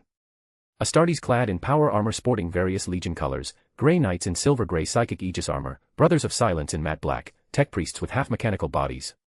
They operated the bridge consoles, monitored engine statuses, and adjusted weapon parameters. Their movements might have been a bit rusty, but the sheer eager-to-frag energy of gamers loading into their first high-tier competitive match was incredibly palpable. Cogboy thought this through from every angle, Paul announced, his voice carrying across the bridge. This way, we can openly join the war on Aurelian 4 without drawing suspicion to the superhuman might of the Crimson Dawn. After all, the Crimson Dawn's PDF ground forces are currently fighting shoulder to shoulder with the Blood Angels in the Aru Industrial Zone. This creates a solid alibi, effectively separating the local ground defense forces from the sudden appearance of our orbital reinforcements. He opened the regional chat interface and spoke into the channel. So, from this moment on, we are the Emperor's Hidden Legion, an unidentified fleet operating under special directives to handle the anomaly in the Aurelian system. The massive horde of players was currently shitposting and memeing in the chat, completely devoid of any tension before a major battle. Paul watched the messages scrolling through the channel and asked in a deep voice, "Is everyone crystal clear on our cover identity?" "Crystal clear," the mass of players responded in unison within the regional channel. "Don't worry, Paul bro." Tax bro grinned widely, patting the bolter at his waist as he spoke into the regional channel. "Our battle cry is just 3 words." Every single player spammed the exact same 3 words across the regional chat. For the Emperor. These declarations included the players who had opted for Dreadnought cybernetic augmentation. 100 steel giants, including, "I want to be a steel behemoth," stood in the carrier hangar. Piloting their 4.5-meter-tall Contemptor Dreadnought chassis, they let out low, resonating hums like engines preheating. They were itching for a fight. Paul turned around, facing the primary observation viewport. Outside the window, the grayish-yellow planet of Aurelian 4 hung silently in the void. The southern hemisphere, home to the city of the Holy Anthem, was shrouded in a bizarre blue-purple fog, while the northern hemisphere's Aru industrial zone radiated a sickly green glow. Good. He slammed his giant golden hand onto the tactical table, his watcher's axe leaning against his pauldron. "In that case, let's move out. Time to join the war." Meanwhile, deep within the underhive of the city of the Holy Anthem, Sakkan Aller stood atop a pile of rubble. 2 pairs of translucent psychic wings fully extended from his back, every single feather burning with materialized purple flames. Dense clusters of purple tentacles writhed madly within his old, ruptured scars, weaving into profane runes of Tsench that extended all the way up his neck and across his chest. Before him, a warp rift, its diameter having expanded to a massive 120 meters, pulsated like a living entity. The interior of the rift was no longer just a simple blue-purple fog, it now revealed scenes from the very depths of Tsench's demonic realm. Billions of crystal labyrinths stacked and reconfigured themselves, while countless self-turning books hovered in the air. Tens of millions of eyes blinked within a sea of knowledge, and tens of millions of mouths whispered forgotten truths and meticulously woven lies. "It is done. It is finally done." Sakkan's voice trembled, not from fear, but from the most extreme, unadulterated ecstasy. He spread his arms wide, the pale purple carapace on his skin shimmering with iridescence as it was washed over by warp energies. "Lord Eteos. Do you see this?" From deep within the rift, the massive, avian phantom of the Lord of Change, Eteos, slowly manifested. 3 pairs of eyes simultaneously locked onto Sakkan, carrying a gaze of approval and, a faint, almost imperceptible glimmer of calculation. "I see it, Sakkan. You have done exceptionally well." Eteos' voice echoed directly within his soul, a cacophony blending countless overlapping pitches. 80 years of hatred, 30 days of scheming, the soul sacrifices of over 500 psychers, and the despair and death of war accumulated over the 2 days Sanguinius has been trapped. All of this kindling has finally ignited a flame bright enough to allow the twin-plumed demon lords to descend. Sakkan breathed heavily. "When will they?" "Now." As soon as Eteos finished speaking, the space in the center of the rift abruptly tore apart like silk ripped by an invisible hand. The first entity poked its head out. It was a raven hawk-like head, its beak as sharp as the purest forged obsidian, the surface etched with ever-changing psychic runes. Its eyes were not physical, but rather 2 swirling stellar vortexes reflecting billions of unrealized future possibilities. The head slowly extended, followed by a long, gaunt neck covered in smooth, eerie blue scales. Then came the limbs. Its arms were long to the point of deformity, the claws gaunt, made of a material resembling both obsidian and solidified warp energy. Slime dripping from the tips landed on the ruined ground, instantly corroding the rubble into holes hissing with blue smoke. Its legs ended in raptor-like talons that landed completely silently, as if it could briefly glide in the interstices between the warp and reality. The most striking feature was its back. A pair of iridescent mist wings violently unfurled. The quills were twisted psychic crystals flowing with liquid blue energy inside. The veins were a translucent mist, their colors shifting with its emotions and psychic fluctuations. These feathers were not fixed physical entities, they would sometimes dissolve into a pervasive warp mist used to conceal its form or create illusions potent enough to drive mortals insane. At other times, they would recombine and solidify, matching the hardness of master-crafted ceramite. It stepped entirely out of the rift. Its height reached an astonishing 12.8 meters. Its build was as slender as withered bamboo in the wind, its skeleton seemingly condensed from pure warp energy, its eerie blue scales interspersed with twinkling, star-like psychic veins. Just by standing there, the surrounding reality began to fluctuate unstably, light distorted, and sound became muffled. Eteos' voice echoed with an introduction, Mistweaver Calidus, Greater Demon. Psychic specializations, warp mist manipulation, thread of fate interference, psychic illusion manifestation, short-range warp jumps. It is the mist of knowledge, the shadow of prophecy, the avatar, that plunges all plans into chaos. Sakken looked up at the behemoth, his soul trembling in awe of the greater demon's power. But the rift's expansion did not stop. A second aura erupted with a bang. Searing and violent, it was filled with a craving to incinerate all order. A head squeezed its way out. A falcon-like head with a serrated beak, each tooth glowing with the red-hot light of molten metal. This thing could effortlessly rip through the ceramite plating of power armor. Its eyes were two burning balls of warp fire, with miniature galaxies being born and destroyed within. It let out its first screech, a sound like the deafening roar of curling, exploding pages from tens of millions of libraries burning all at once. Following the head were arms as thick as siege rams, covered in a crimson gold carapace that resembled flowing magma. The claws were molten warp metal. When opened slightly, the tip spewed psychic flames hot enough to vaporize steel. Its legs were thick and heavy, and the instant they hit the ground. Boom. The raptor talons shattered the ground, reducing the concrete and rebar within a 10-meter radius to fine powder. A shockwave, carrying a blast of scorching air, swept across the ruins. Even Sakken had to unfurl his psychic wings to shield himself. This stomp also carried a fiery trample effect, igniting inextinguishable warp flames at the point of impact. It fully revealed itself. It stood a towering 14.5 meters tall. Its build was robust, muscles formed from solidified warp fire, and the crimson gold veins on its surface radiating a psychic heatwave that distorted the air. Its wings were plumes of cinder and ash. The skeleton was formed from pitch-black chaos alloy, the veins were a burning crimson gold, and the edges were wreathed in warp fire. A single feather detached, floating down gently. The moment it touched the ground. Bang. It exploded into a 3-meter-wide ball of crimson fire. And after that feather detonated, new fire energy gathered in its original spot on the wing, slowly regenerating. Eteos continued his introduction, his voice brimming with amusement. Cinderburner Ignis, Greater Demon. Psychic specializations, Cinderfire Storm, Order Disintegration, Avatar of Flames, Soul Ignition. It is the flame that incinerates knowledge, the tyrant that shatters rules, the executioner of destruction that turns everything to ash. The two greater demons, one of mist and one of fire, one treacherous and one violent, stood shoulder to shoulder amidst the ruins. The psychic pressure they exuded forced all the corrupted in the area to grovel on the ground, even the fallen psychers shivered from fear at the soul level. Sakken burst into manic laughter, the twin-plumed demon lords. More than enough to fulfill my long-cherished wish of destroying this world and heavily wounding Sanguinius. No, not just that. I want that archangel to watch with his own eyes as his gene sons are bewildered by the mist and have their bodies incinerated by the flames. I will make him taste the very torment my family endured all those years ago. Sakken. Don't be so hasty. Everything is going exactly according to plan, Eteos interrupted him.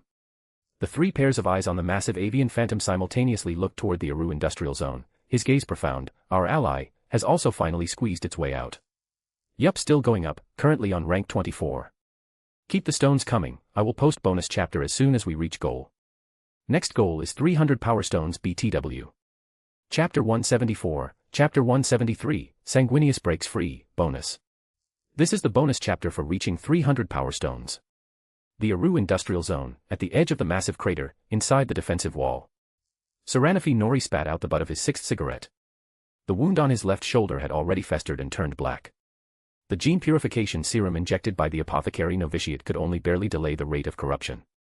The rot on his cheek was expanding, and the red at the edges of his vision was growing thicker. The red thirst was eroding his sanity. But he had no time to worry about that right now. All his attention was focused on the green warp rift at the bottom of the crater, which had now expanded to 99 meters in diameter. Just 30 seconds ago, the massive, rotting psychic pressure deep within the rift suddenly solidified. Then, it violently began to squeeze its way out. All units, go to maximum alert, Seranafi's hoarse voice echoed across the defensive line through the comms channel. Beside him, Paradox player not a war criminal, mechanical augmetic eye flashed wildly. The data slate showed the rift's energy readings climbing exponentially. Rocket artillery. Full salvo reload. Target the bottom of the crater. Wait for my mark. Self-propelled artillery. High explosive rounds ready. Lock in the coordinates. Lehman Russ tanks. Charge main cannons. Armor-piercing shells. PDF infantry. Fall back to the second line of cover. Equip fully enclosed hazmat masks. No one peeks their heads out without orders. The orders were relayed down the chain of command. the remaining 26,000 Crimson Dawn PDF soldiers, the 200-odd surviving Blood Angels, and the player technical elites brought by, Paradox player not a war criminal, all entered maximum combat readiness. When the warp energy on the data slate peaked, the warp rift silently expanded by another meter. Then, they saw it. The first thing to reach out was a giant hand. A thick, pus-leaking giant hand with constantly proliferating rotting flesh. The skin was a sickly gray-green, covered in bulging pustules and writhing fungal mycelium. The fingernails were mutated black keratin, half a meter long, the yellowish-green slime dripping from their tips splashing into the pus swamp at the bottom of the crater, stirring up even more bubbles. The hand gripped the edge of the rift. It squeezed tight. Crack crack crunch. The fabric of reality groaned under the overwhelming pressure. The rift was forced open, its edges fracturing as even more putrid energy surged out like a bursting dam. Its head squeezed its way out. The gigantic head slumped crookedly, its face covered in rotting muscle and gray-green fungi. It revealed only a single, murky yellow eyeball, the pupil a constantly rotating rune of Nurgle. Its mouth was a gaping, cracked maw lined with rust-like fangs. When it opened to roar, pus cascaded down like a waterfall, mixed with spewed, writhing maggots. Atop its head grew a crown of plague fungi, shaped like gray-green mushrooms, currently releasing clouds of spores. The dark green spore mist slowly diffused. Wherever it passed, even the rocks began to soften, rot, and sprout fungal blooms. It continued to crawl outward. When its body was fully revealed, every witness, including the battle-hardened Blood Angels, felt a primal chill of revulsion stemming from their very life instincts. According to Paradox player not a war criminal's visual estimate, its height reached around 19 meters. Its bulk vastly exceeded that of a standard Imperial Knight. Its abdomen sagged heavily from accumulated plague pus and rotting flesh, spanning 4 to 5 meters in width. Its surface was covered in a humus-like carapace formed from congealed pus, decaying biological tissue, and warp filth. Its thickness visibly exceeded 20 centimeters. The carapace's surface crawled with wriggling maggots, drifting fungal mycelium, and constantly oozing sores. Its arms were as thick as siege rams, every movement forcing foul-smelling slime to seep from the cracks in its carapace. Its legs were short and stubby, ending in hoof-like feet. When it took its first step, thud. The earth trembled. Concrete defensive fortifications within a 15-meter radius cracked, and several PDF soldiers lost their footing and fell. Wherever its hooves trod, permanent plague-corroded craters were left in the ground, dark green toxic fungi breeding and spreading at a visible rate. Dangling from its abdomen were dozens of carrion tentacles, woven from rotting viscera and warp energy, swaying autonomously. Occasionally, they would snatch up nurglings from the bottom of the crater and stuff them into its mouth to chew. On its back were 3 pairs of vestigial membranous wings, riddled with pus-oozing holes, shedding a massive amount of plague spores. It stood completely still, tilting its head back to let out a roar. Gwarg. The sound carried a sort of benevolent sigh. A pungent, nurglesque stench of decay instantly swept across the entire battlefield. The odor, a mixture of rotting flesh, moldy organic matter, and the essential stench of the warp, spread over a range of more than 300 meters. Several PDF soldiers on the fortifications who accidentally inhaled the scent began vomiting violently within 10 seconds, their skin erupting in festering red rashes. An unknown greater demon of Nurgle, Paradox player not a war criminal's dry voice echoed in the regional channel. But it's confirmed, it's Great Unclean One class. The diseases on its body are enough to turn an agri world into a death world. Seranafi Nori gripped his power sword, the hilt creaking under his force. He looked at the defensive line, at the unconcealable fear in the eyes of the mortal soldiers behind him, and toward the distant Aru hive. Then, he took a deep breath and roared at the top of his lungs, Blood Angels. Soldiers of the Crimson Dawn. Behind us are all the living souls on this planet who have not yet given up hope. It is the territory of the Imperium. He raised his power sword, aiming the tip at the fetid colossus. Today, we might die. But our deaths will buy time for the Imperial reinforcements that are on their way. Therefore, Seranafi, the champion of the 5th Company, roared as the festering wounds on his face split open, oozing yellowish red pus. Blood Angels, not one step back. For the Emperor. For Sanguinius. Atop the defensive line, over 200 Blood Angels roared in unison, drowning out the Great Unclean One's bellow. Paradox player not a war criminal, screamed, "Fuck it, let's just frag 'em, brothers." Rocket artillery. Full salvo. Fire. At that exact moment, at the ruins of the Kanmo Psyker Dynasty Great Hall in the City of the Holy Anthem, 9 Cientian demon lords surrounded the Cage of Logic. Their burning souls were nearly depleted, yet their laughter grew increasingly rampant. Give up, Sanguinius. Your gene sons are being consumed by plague. And you will be trapped here forever, becoming the architect of fate's most beautiful collectible. The demon lord constructed of piled books flipped through its final pages. But in the center of the cage, the great angel, his pristine white wings now stained with purple-black filth, suddenly raised his head. Deep within his amber-gold slit pupils, that faint speck of pale golden light abruptly erupted. Sanguinius spoke softly, his voice terrifyingly calm. Your cage is built on the premise that knowledge is absolutely correct. But you forgot. He slowly raised the blade in Carmen. On the blade, the pale golden psychic energy that had been suppressed by warp energy began to awaken like the rising sun. When my father forged me, one of the essences he bestowed upon me was the hope of the Imperium. And the hope of the Imperium. Sanguinius's wings violently unfurled completely. All the filth disintegrated inch by inch under the wash of pale golden psychic energy, and the pure white feathers flowed with radiance once more. Has never needed to be logical. He gripped the sword with both hands, channeling his entire Primarch-level psychic power and life essence into the tip of the blade in Carmen. The pale golden light declared to the 9 demon lords, nor do I need to abide by the rules you have set. He slashed down, striking toward the connection point of the chains where a fracture had long been buried. Crack. Shatter. Crack crack crack. The hideous grins on the 9 demon lords froze. They watched as the cage of logic, constructed from burning souls and woven with billions of axioms of knowledge, began to shatter. Starting from that minuscule connection point inside, countless web-like cracks fractured outward. The fissures spread faster and faster, instantly covering the entire structure of the cage. No. Impossible. This was personally bestowed by the changer of ways. How could knowledge? This is not in the plan. The demon lords frantically tried to reinforce the cage in terror, but their souls were already burned out, they were powerless to reverse it. Sanguinius's second strike arrived. This strike was unadorned, yet carried all the resolve and fury of a Primarch breaking free. The pale golden sword light swept across. The instant the light touched them, the phantoms of the 9 demon lords were annihilated inch by inch, like pencil marks erased by a rubber. They were banished back to the depths of the warp without even managing to let out a scream, and the price of burning their souls was enough to cause them to disintegrate entirely within the immaterium. The cage imprisoning the great angel shattered completely, turning into a sky full of drifting purple light dust. Sanguinius took a step forward. The blade in Carmen hummed, thirsting to drink deep of more heretical blood. He raised his head, his amber gold slit pupils piercing through layers of hive structure to instantly lock onto the 2 massive, twisted warp auras that had just descended deep within the city of the Holy Anthem. And toward the Aru industrial zone, he sensed that fertile, putrid, and deeply malicious green psychic energy. 3 powerful warp entities.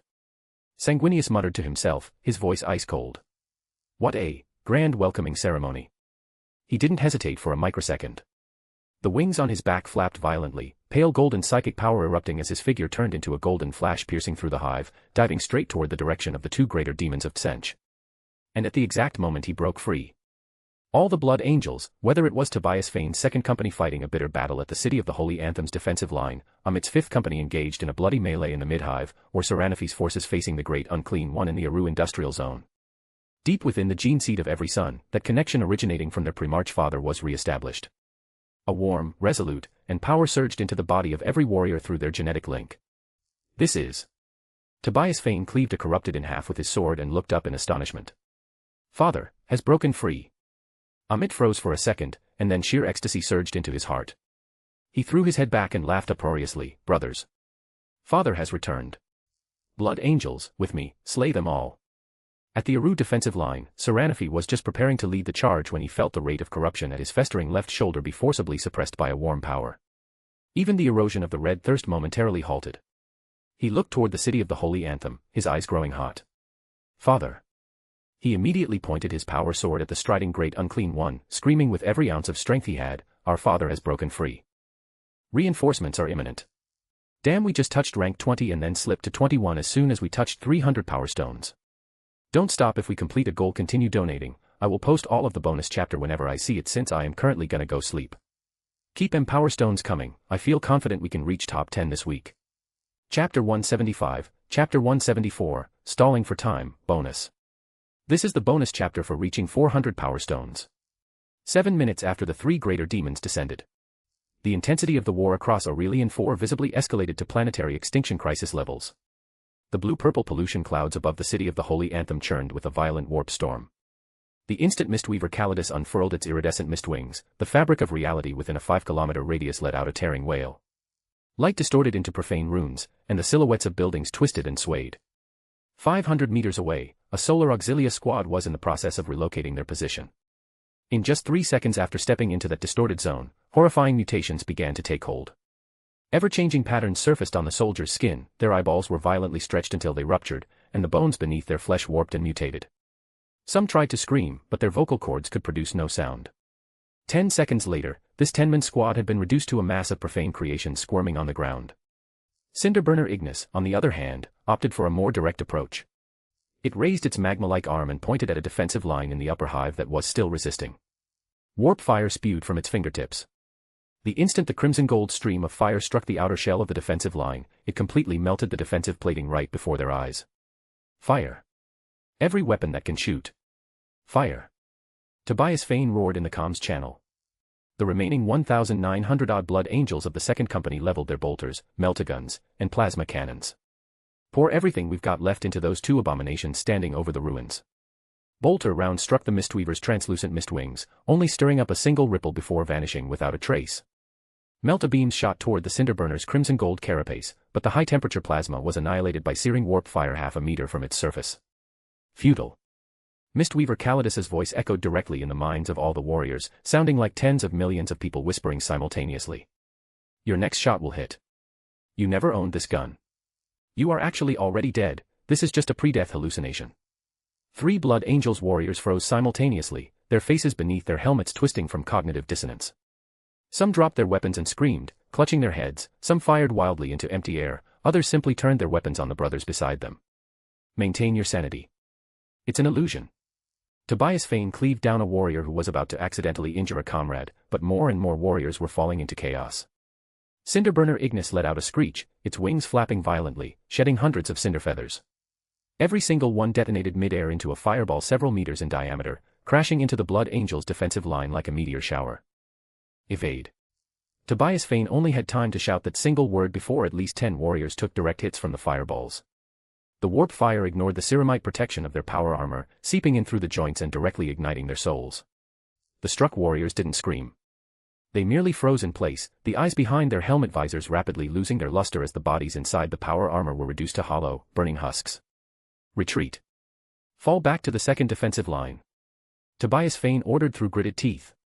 This was the first time the entire Second Company had proactively retreated since the battle began. But right at that moment, a golden flash of light, like a rising sun tearing through dark clouds, pierced through from the noble district of the hive. The great angel of the Imperium, Sanguinius, had arrived. His wings were completely purified, every feather flowing with pale golden pre-March psychic energy. Wherever he passed, twisted light was smoothed out, and profane whispers were purged. The blade and Carmen hummed in his hand, the psychic light coalescing on the blade melting away the warp energy within a 100-meter radius. Sanguinius didn't spare a single glance at his gene-sons embroiled in the bitter fight below. His amber-gold slit pupils locked dead onto the 2 newly descended greater demons of Tsench. Mist of knowledge. Fire of unmaking. Sanguinius's voice was as freezing as the wind at the peak of Terra's highest snowy mountain. Who permitted you warp entities to set foot on the Emperor's domain? The instant his words fell, his figure blurred. He didn't bother with further probing or verbal sparring. After being trapped for the past few days, Sanguinius had gained a crystal-clear understanding of the nature of these entities. Every word they spoke was a trap, laced with corruption. Therefore, the only response to these warp entities was the purest, most absolute violence. Sanguinius raised the blade and Carmen high and slashed at Mistweaver Calidus. The speed of this strike surpassed the limits of the laws of physics, the blade's trajectory through the air even leaving behind a brief vacuum fracture. The Mistweaver attempted to mistform and evade, but the instant the warp mist surrounding it touched the pale golden psychic energy on the blade, it violently boiled and evaporated as if meeting its absolute bane. Sizzle. A piece of the iridescent mistwing was cleaved off. The moment the mistwing detached from the main body, it didn't dissipate, but rather solidified into a hand-sized crystal constantly shifting in color.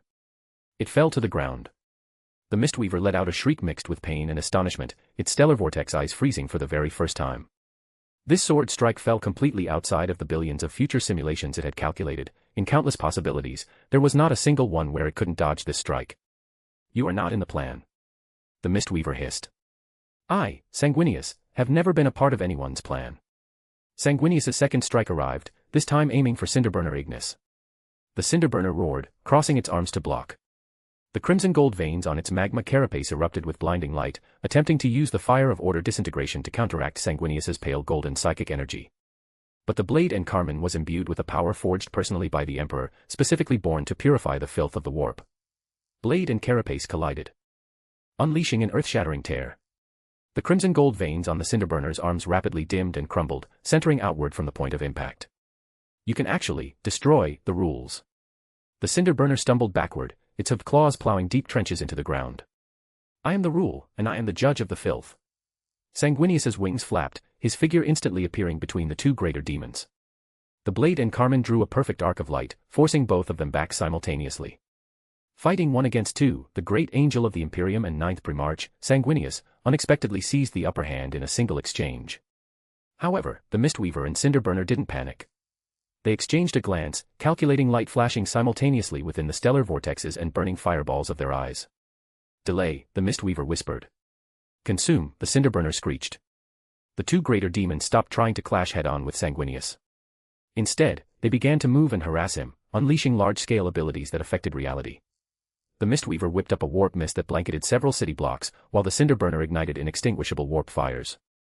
They were stalling for time, burning through the Primarch's psychic energy, while also waiting.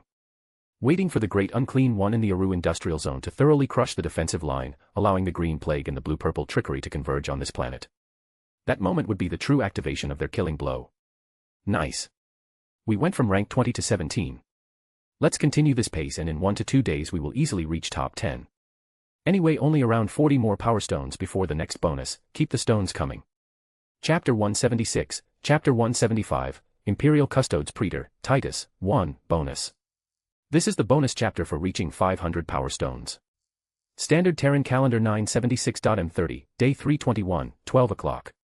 In orbit above Aurelian 4, Bridge of the Blood Angels flagship Red Tier. As Kalen watched as the shipboard interface refreshed the ground battlefield's casualty data at a rate of 3 times per second. In the City of the Holy Anthem defense sector, Tobias Fane's second company confirmed casualties exceeding 1,900, leaving fewer than 2,000 combat-capable Astartes. In the Midhive, Amit's fifth company had suffered equally catastrophic losses. The news of Sanguinius breaking free and engaging the two greater demons lifted his spirits. But the rapidly deteriorating combat reports from the Aru Industrial Zone defensive line made his heart sink right back to the bottom.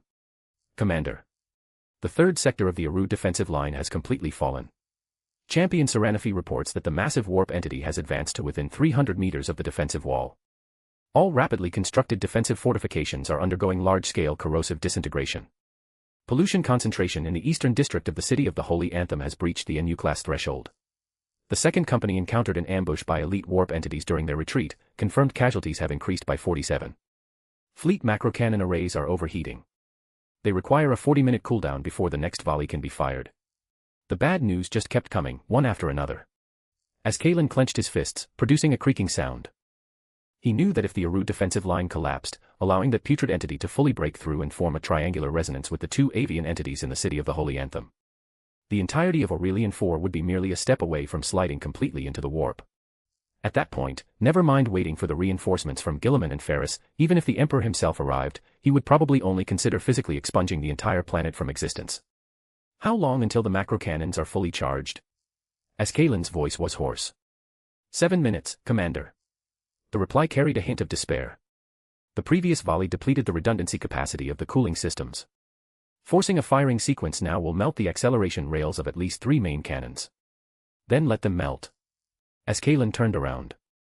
Use whatever operational cannons we have left, target the largest entity in Aru, and execute a saturation bombardment. But Commander, what about the two in the City of the Holy Anthem? Father is there. As Kalen cut him off, his right hand resting on the edge of the tactical table. As long as Father is fighting, the City of the Holy Anthem will not fall. But Aru. Seranafi won't last another hour. He looked up, gazing out the observation viewport at the planet currently being corrupted. At least, we save half of it. Right then, a hum buzzed from the comms console. An operator looked up, his expression bizarre. Commander, an Olympia-class strike cruiser with the registry designation Terra's Glory is requesting access to our fleet's communication network. The authorization level is direct command of the Emperor. The bridge of the Red Tier instantly fell silent. As Kalen's pupils constricted slightly. The Olympia-class was an elite model of strike cruiser, typically only assigned to expeditionary fleet flagships or vital sector commands. A communication level under the direct command of the Emperor meant that this ship either came from Holy Terra or possessed the authority to reach the ears of the Master of Mankind himself. And a name like Terra's Glory. Patch them through, as Kalen ordered in a deep voice. The holographic projector in the center of the bridge flared with blue light. The instant the image coalesced, as Kalen felt his breath hitch for a second. Gold. A resplendent, majestic gold. The suit of Terminator armor stood over 3.5 meters tall, its ceramite plating etched with intricate tactical runes and the Aquila. The right pauldron bore a three-dimensional relief of the Imperial Aquila, while the left bore the Praetor's baton encircled by twin pillars of the Aquila, with decorative enamel blue stripes accenting the gilded base. The helmet featured a fully enclosed gilded faceplate, with a Terran gemstone the size of a pigeon egg embedded in the forehead, its sides adorned with ceremonial laurel wreaths. The gaze piercing through the faceplate was glacial, carrying a certain pressure belonging only to the pinnacle of human creation. As Kalen's genetic memory boiled. This was an Imperial custodian. The personal bodyguard of the Emperor, the ultimate creation of human biological enhancement, a transcendent being that perpetually stood beside the Golden Throne. And this wasn't just a standard custodian, the Praetor's baton on that pauldron signified that this was a high-ranking commander within the custodes. A position second only to the tribunate and the captain general, possessing the qualification to stand eye to eye with the primarch within the Imperium's bureaucracy. As Kalen didn't hesitate for a microsecond. He slammed his right fist against his left chest, his master-crafted power armor emitting a dull thud. Commander as Kalen of the Sanguinary Guard, Blood Angels Legion, greets the Praetor. The bridge officers behind him saluted in unison, their movements crisp and synchronized. Within the holographic projection, the custodes Praetor gave a slight nod, already an incredibly high gesture of respect. Then, an authoritative, unquestionable voice spoke, Commander as Kalen. I am Demetrian Titus, Praetor of the Imperial Custodes Covert Inquisition. Covert Inquisition Praetor. As Kalen rapidly searched his memory banks, the Blood Angel's internal clearance archives held no record of such a position within the custodes structure. But he immediately discarded his suspicion. The organizational structure of the custodes was inherently one of the Imperium's highest secrets. Let alone something called the Covert Inquisition, which sounded exactly like an intelligence agency directly answering to the Emperor. Praetor, as Kalen maintained his salute. The Aurelian system is currently suffering a massive warp entity incursion. The corruption level has reached MU class and is steadily climbing. Our Legion's Primarch, Lord Sanguinius, is personally overseeing the purification efforts on the ground, but the situation. I am not interested in a situation report. Custodes Praetor Demetrian Titus cut him off, his voice devoid of any emotional fluctuation. An imperially registered mining world experiences an MU-class warp corruption outbreak mere days after the Blood Angels Legion assumes defense, alongside the manifestation of at least 3 terrifyingly powerful warp entities. His faceplate turned toward the tactical holodable. Even through the holographic communication, as Kalen still felt that gaze pierce him like a spike. This is a severe dereliction of duty and oversight, Commander as Kalen. Regardless of the cause, the Blood Angels Legion will be held responsible for this. As Kalen's face grew ugly. He wanted to argue that the root of Aurelian IV's corruption traced back 80 years to the Iron Hands Purge, that it traced back to the secret experiments of the Mechanicus. But the words died in his throat. Because excuses were meaningless. Before the Emperor's will and the Imperial Custodes, any justification was pale and impotent. They only cared about the result, and the result was that under the Blood Angels' watch, this planet was sliding into the warp. Understood, Praetor. As Kalen bowed his head. After the battle, the Blood Angels Legion will present ourselves for judgment before the Imperium and accept any punishment. That is a matter for later. Demetrian Titus's tone softened slightly. Right now, the primary objective is to purge the corruption. My strike cruiser requires a secure landing vector to deploy suppression forces to the Aru Industrial Zone. As Kalen immediately looked up. There is currently a powerful warp entity in the Aru Industrial Zone, and the ground defenses are on the verge of collapse. Praetor, I strongly advise you to prioritize reinforcing the city of the Holy Anthem, where I require obedience, not advice. Praetor Titus interrupted once more. Primarch Sanguinius is holding the line in the city of the Holy Anthem, Aru does not have him. Open a landing corridor, Commander as Kalen. This is an order. The comms channel fell silent for a second. As Kalen took a deep breath, his right hand rapidly operating the tactical console. Landing coordinates transmitted, Terra's glory. Received. The holographic communication vanished. The bridge of the red tier fell into absolute silence. Several seconds passed before a non-commissioned officer muttered softly, Covert Inquisition Praetor. There really is no record of this position in our Legion's archives. Quiet, as Kalen said coldly. Is the structure of the custodes something you or I are permitted to pry into? Do your job. He turned and looked out the observation viewport. There, an Olympia-class strike cruiser, painted deep space gray with a golden Aquila etched onto its prow, was slowly adjusting its attitude. Its main engine spewed eerie blue plasma exhaust trails. As Kalen looked at the ship, his brow furrowing slightly. For some reason, he had the distinct feeling that the ship's livery was a bit too fresh. Thanks for the power stones guys, here another bonus chapter. Rank 15 at the time I am posting, only 5 more ranks and we are entering top 10. I think we would probably reach top 10 today. So keep the stones coming. Next bonus at 600 power stones, only around 70 more. Chapter 177, Chapter 176, Imperial Custodes Praetor, Titus, 2. Bridge of the Terra's Glory. The instant the holographic communication closed, the bridge erupted into long-suppressed, uproarious laughter. Ha ha ha ha ha, fuck me. Paul, did you see Kaelin's face? Taxbro laughed so hard he couldn't close his mouth. Greetings, Praetor. Damn, that salute was picture perfect. White Scars spammed the comms channel frantically. Custodes Pressure, .jpg. The humility of the Primarchus Guard Commander, .gif. The majesty of the Imperial Custodes Praetor, .png. To think Titus's name would be hijacked like this, ha ha ha. Have you been loyal today, Cogboy? This covert Inquisition Praetor lore you cooked up is solid, you even bluffed the Blood Angels. I am not the Regent, I'm just passing by Guilliman, of course. Cogboy and I, along with a bunch of other players, scoured through every single piece of Warhammer lore in reality. The Custodes inherently have tons of secret organizations and structures. Besides, Paul's get-up right now is genuinely Custodes Praetor spec. The Aquila on the right shoulder, the baton on the left, the Terran gemstone, the laurel wreath. Standing there in that kit, let alone as Kaelin, even if Sanguinius himself showed up, his first reaction would be wondering where this guy came from. White Scars, the key is the timing. With Aurelian in such chaos, the sudden appearance of a Custodes fleet directly under the Emperor's command just seems like they detected the anomaly and showed up. It's completely logical. Even if someone suspects something later, by the time they investigate, we'll have already finished the fight, packed up, and bolted. Paul raised his giant golden hand. The regional channel instantly fell silent. Jokes end here, Paul's voice echoed through his custodian faceplate. The landing window opens in 80 seconds. All units, final checks. On the bridge's holographic tactical map, the dots representing each unit lit up green sequentially. The Astartes Battalion, the Grey Knights Squadron, the Brothers of Silence Company, the Tech Priests Detachment, the Dreadnought Formation, the Terminator Escort Squad, the Assassin Infiltration Team. 4,600 superhuman warriors, 100 Contemptor Dreadnoughts, 500 armored vehicles, and 30 Thunderhawk gunships. This was the entire fortune of the Crimson Dawn, built with 27 billion Imperial coins. And now, they were about to slam head-on into a Nurgle Great Unclean One. Gee bro, Paul turned his head. How are things on Hilovia's end? Already boarded, I am not the Regent, I'm just passing by Guilliman, pulled up the hangar surveillance. Blood Angel's second Emperor is personally accompanying her on Thunderhawk 7.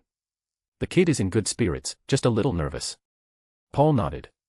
The hope trait indicated that Hilovia had to participate in this battle. Although he didn't know the specific reason, he trusted the guidance. Landing countdown, 30 seconds. Paul gripped the Watcher's axe tightly, the psychic runes on the blade lighting up one by one.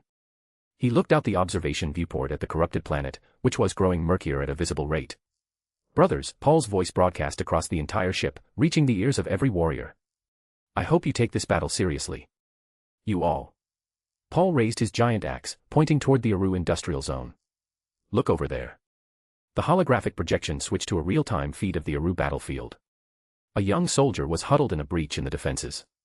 His name was Ryan.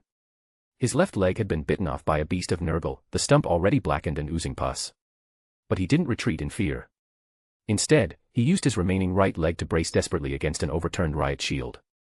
Holding his lost gun single-handedly, he mechanically pulled the trigger at the Nurglings swarming below.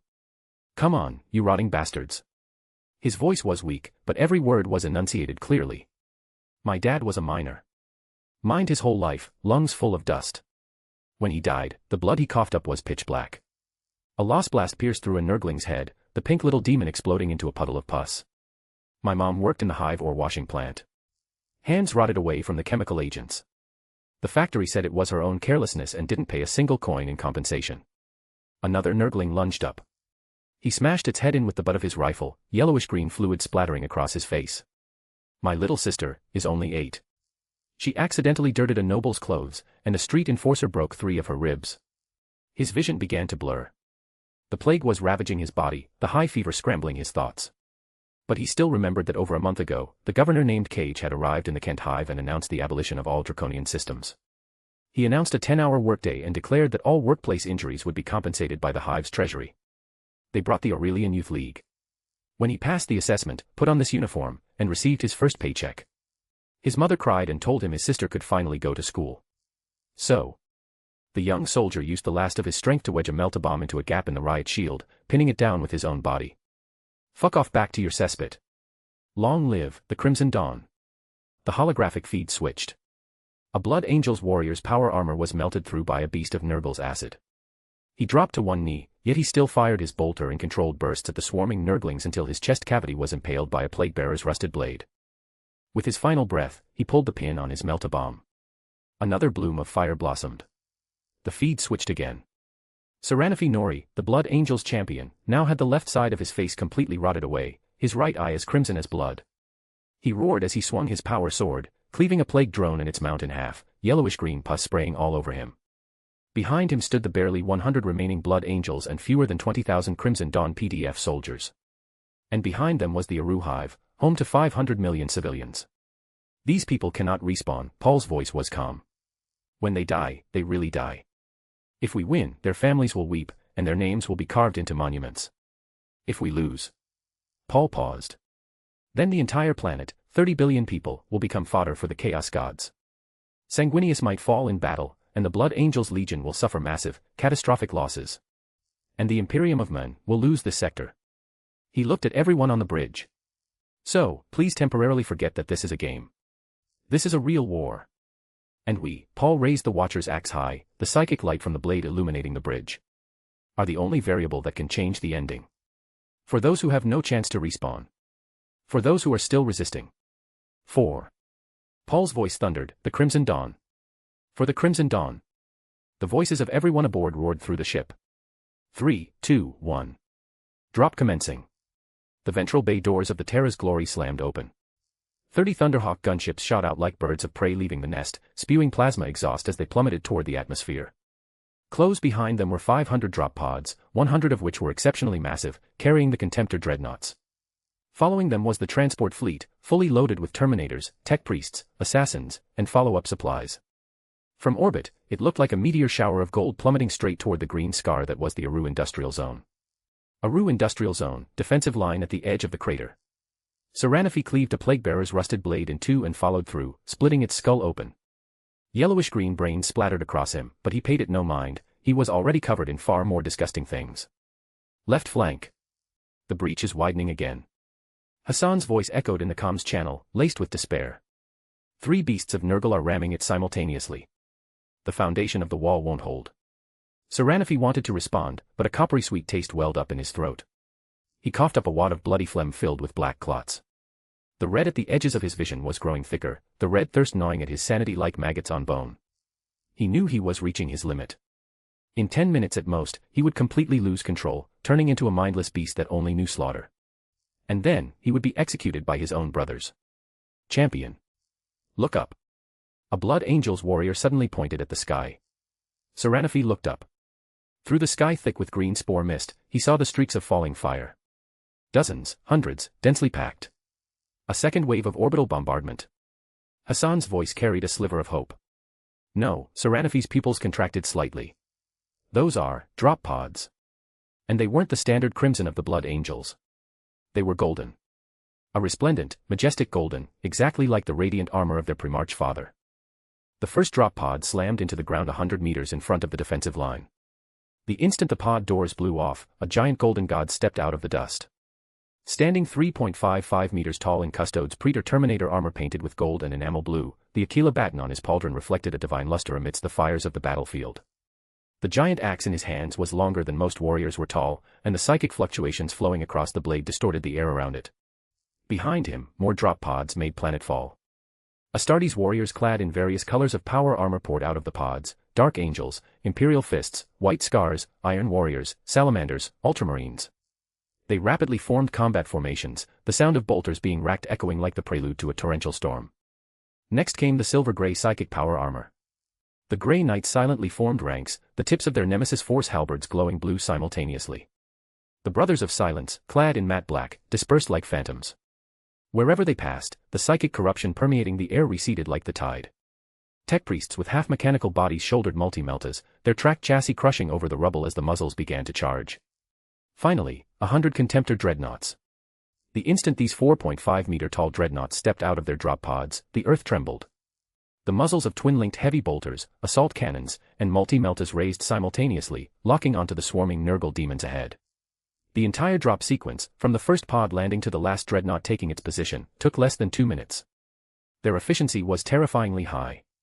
Saranafi froze in place, even the erosion of the red thirst momentarily suppressed by shock. Where did this army come from? Imperial Custodes, Astartes, Brothers of Silence, Tech Priests, Dreadnoughts. The scale of this composition was enough to wage a minor crusade. Right then, the Golden Custodian turned around, the gaze beneath his faceplate sweeping across the defensive line. Saranafi felt that gaze linger on his festering left cheek for a moment. Then, the Imperial Custodian raised his left hand, tracing the air. Dark gold psychic energy coalesced into a line of high Gothic text, hovering midair.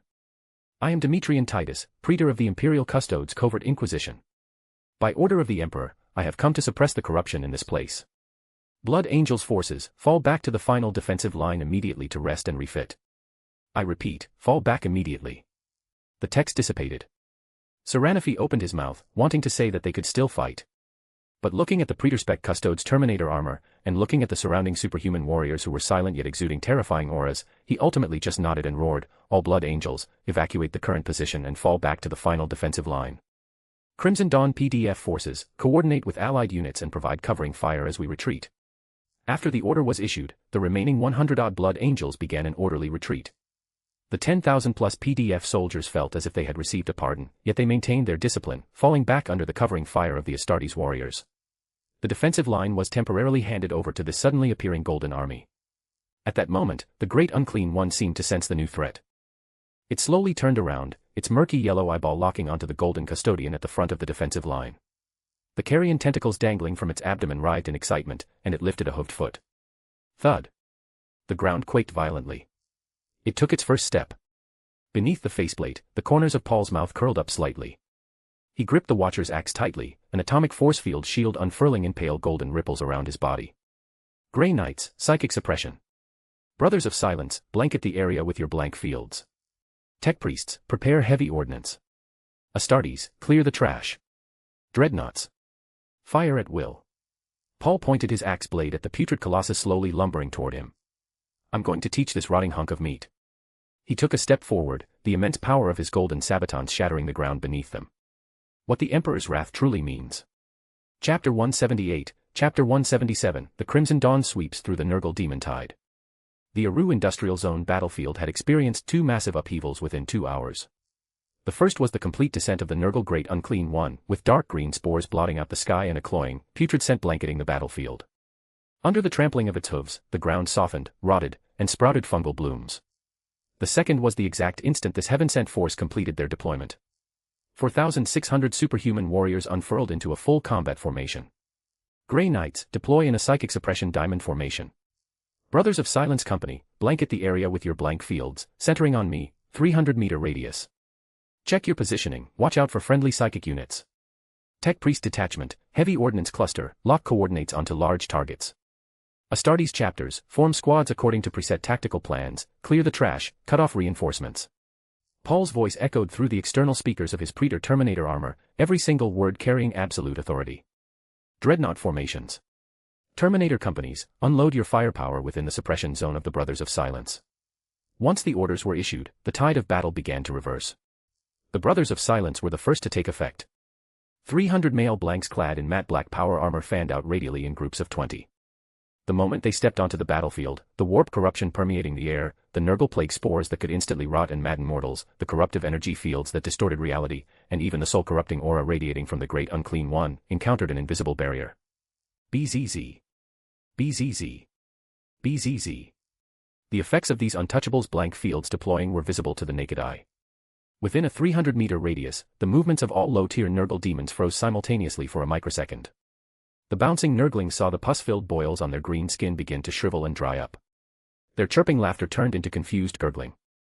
The plague zombies, reanimated from the corpses of Crimson Dawn PDF members, lost the support of the warp energy, causing the vitality of their rotting muscles to plummet and their charging speed to visibly slow down. Even the corruptive aura clinging to the rusted blades of the plague-bearers crawling out of the rift dimmed noticeably. These are untouchables from Holy Terra. Behind the defensive line, Saranafi Nori stared with wide eyes. Yellowish-red pus was still oozing from the festering wound on the Blood Angel's champion's cheek, but he completely ignored the pain. Psychic suppression fields, but how is the intensity so? Saranafi muttered. He had seen the Sisters of Silence, those living relics of the Emperor truly could suppress psychic energy. But their range was usually only a dozen meters per person, and their intensity was nowhere near that of the unit before him. Moreover, untouchables were overwhelmingly female, which was exactly why they were called the Sisters of Silence. Since when did the Imperium manage to assemble a unit of 300 male untouchables? And judging from the reactions of those warp entities, the effect was far more than a simple weakening. Once the blank fields took effect, the Grey Knights company standing just outside the field sprang into action. The 200 warriors in silver-gray psychic power armor formed small diamond arrays of 20 men each, the tips of their nemesis force halberds glowing simultaneously with azure psychic light. They didn't charge into the Nurgle demon tide, instead, they stood in place and chanted in unison. It wasn't High Gothic, nor was it any known human language. It was a mantra of purification compiled personally by Malkador the Sigillite, designed specifically to combat warp entities. In the name of Terra. In the name of human unity. In the name of the Emperor's will. The mantra materialized into tangible psychic ripples, expanding outward in rings with the Grey Knight arrays at the center. When the first ripple swept across the battlefield, those low-tier Nurgle demons already sluggishly suppressed by the blank fields were struck as if by an invisible, massive hammer. Pop, pop, pop. Massive swaths of Nurglings exploded, turning into fetid puddles of pus. Rot hounds and plague WYRMS burst apart. The rotting torsos of plague zombies disintegrated from the inside out, the sound of shattering bone echoing like popping beans. Plague-bearers let out agonized shrieks as the fungal mycelium and pustules breeding on their skin rapidly withered and sloughed off under the wash of the psychic mantra. Although these losses were quickly replenished by the endless stream of Nurgle demons pouring from the massive rift crater. What are these Grey Warriors? Astartes. Saranafi's throat went dry. These 200 men. Where the hell did they come from?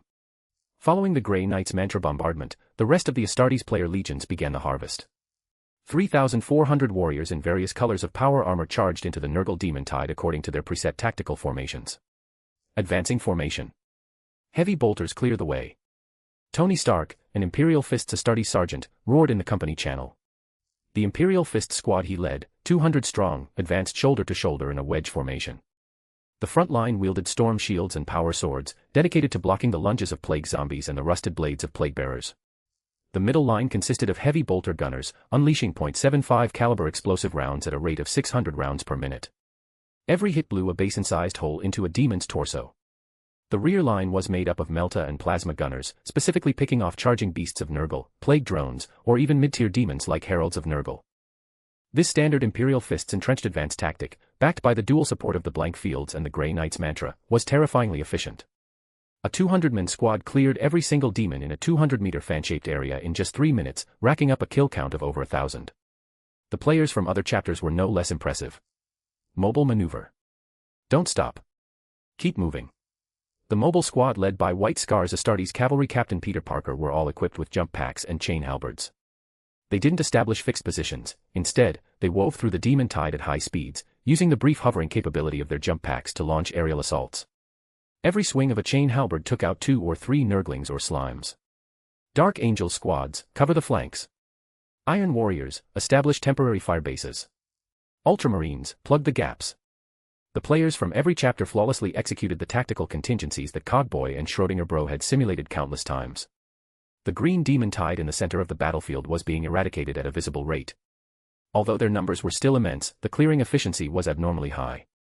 But what truly made the pupils of Saranafi, and Ascalon on the bridge of the Red Tier in orbit, constrict, was the Tech Priest detachment. 300 cybernetically enhanced Tech Priests, divided into 2 groups. The 150 melee variants were mounted on modified Chimera transport tracks or multi-legged walker chassis. Their upper body sported terrifying power claws, lightning claws, and thunder hammers. They didn't bother with the trash mobs, they specifically sought out the big guys. A beast of Nurgle had just crawled out of the rift and hadn't even had time to stretch its bloated body before it was surrounded by 3 melee tech priests. The priest on the left dug its power claw into its carrion carapace, sinking the 5 alloy claws in deep. The priest on the right smashed a lightning claw into its flank, the high-temperature plasma instantly melting through the carapace and burning a smoking hole. The priest in the front was the most brutal, possessing an incredibly stable 6-legged chassis. He wielded a thunder hammer in each hand, raised them high, and brought them down with full force. Crack! The instant the thunder hammer struck the beast of Nurgle's head, shockwaves visibly rippled outward. The thing's head exploded like a ripe pumpkin, spraying yellowish-green brains and pus over 10 meters away. The headless corpse swayed and crashed to the ground. The entire termination process took less than 10 seconds. The other 150 heavy support tech priests pushed the term saturation bombardment to its absolute extreme. The multi-meltas they shouldered each had 6 barrels, capable of firing 6 volleys in a single minute. 30 heavy support tech priests firing simultaneously meant 180 melta beams. An elite squad comprising 3 beasts of Nurgle and over 20 plague bearers was massing at the edge of the rift. Fire.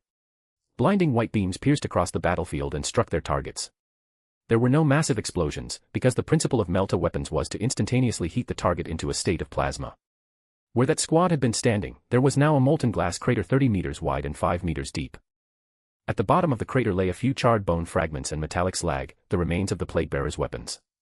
As for the demons themselves, completely vaporized, not even soul residue remained. Emperor above. On the bridge of the red tier, as Kalen gripped the railing unconsciously as he watched the real-time feed on the tactical screen. As the commander of the Sanguinary Guard, he had seen countless massive battles. Orc WAFs, planetary defense campaigns of all kinds, and grueling struggles between Astartes and Xenos on worlds overrun by aliens. Yet this scene unfolding before him still exceeded the boundaries of his comprehension. An army of just over 4,000 had completely seized control of the battle's rhythm within 3 minutes of making planetfall, stabilizing a defensive line that had been on the verge of collapse. And not only had they stabilized it, they were actually pushing it back. The rational composition of this army's unit types, the precision of their tactical execution, their highly targeted countermeasures against the characteristics of warp entities. It was as if they had been tailor-made specifically for this exact battle. Commander, energy readings indicate that the warp corruption concentration in the Aru battlefield is decreasing. The tactical officer's voice carried a tone of disbelief. It's dropped by 17%, and the rate of decrease is accelerating. This result silenced Kalen for several seconds. Then, he spoke slowly, contact the Terra's Glory. Ask the Praetor if he requires orbital fire support from the red tier. He paused. Convey our highest respects.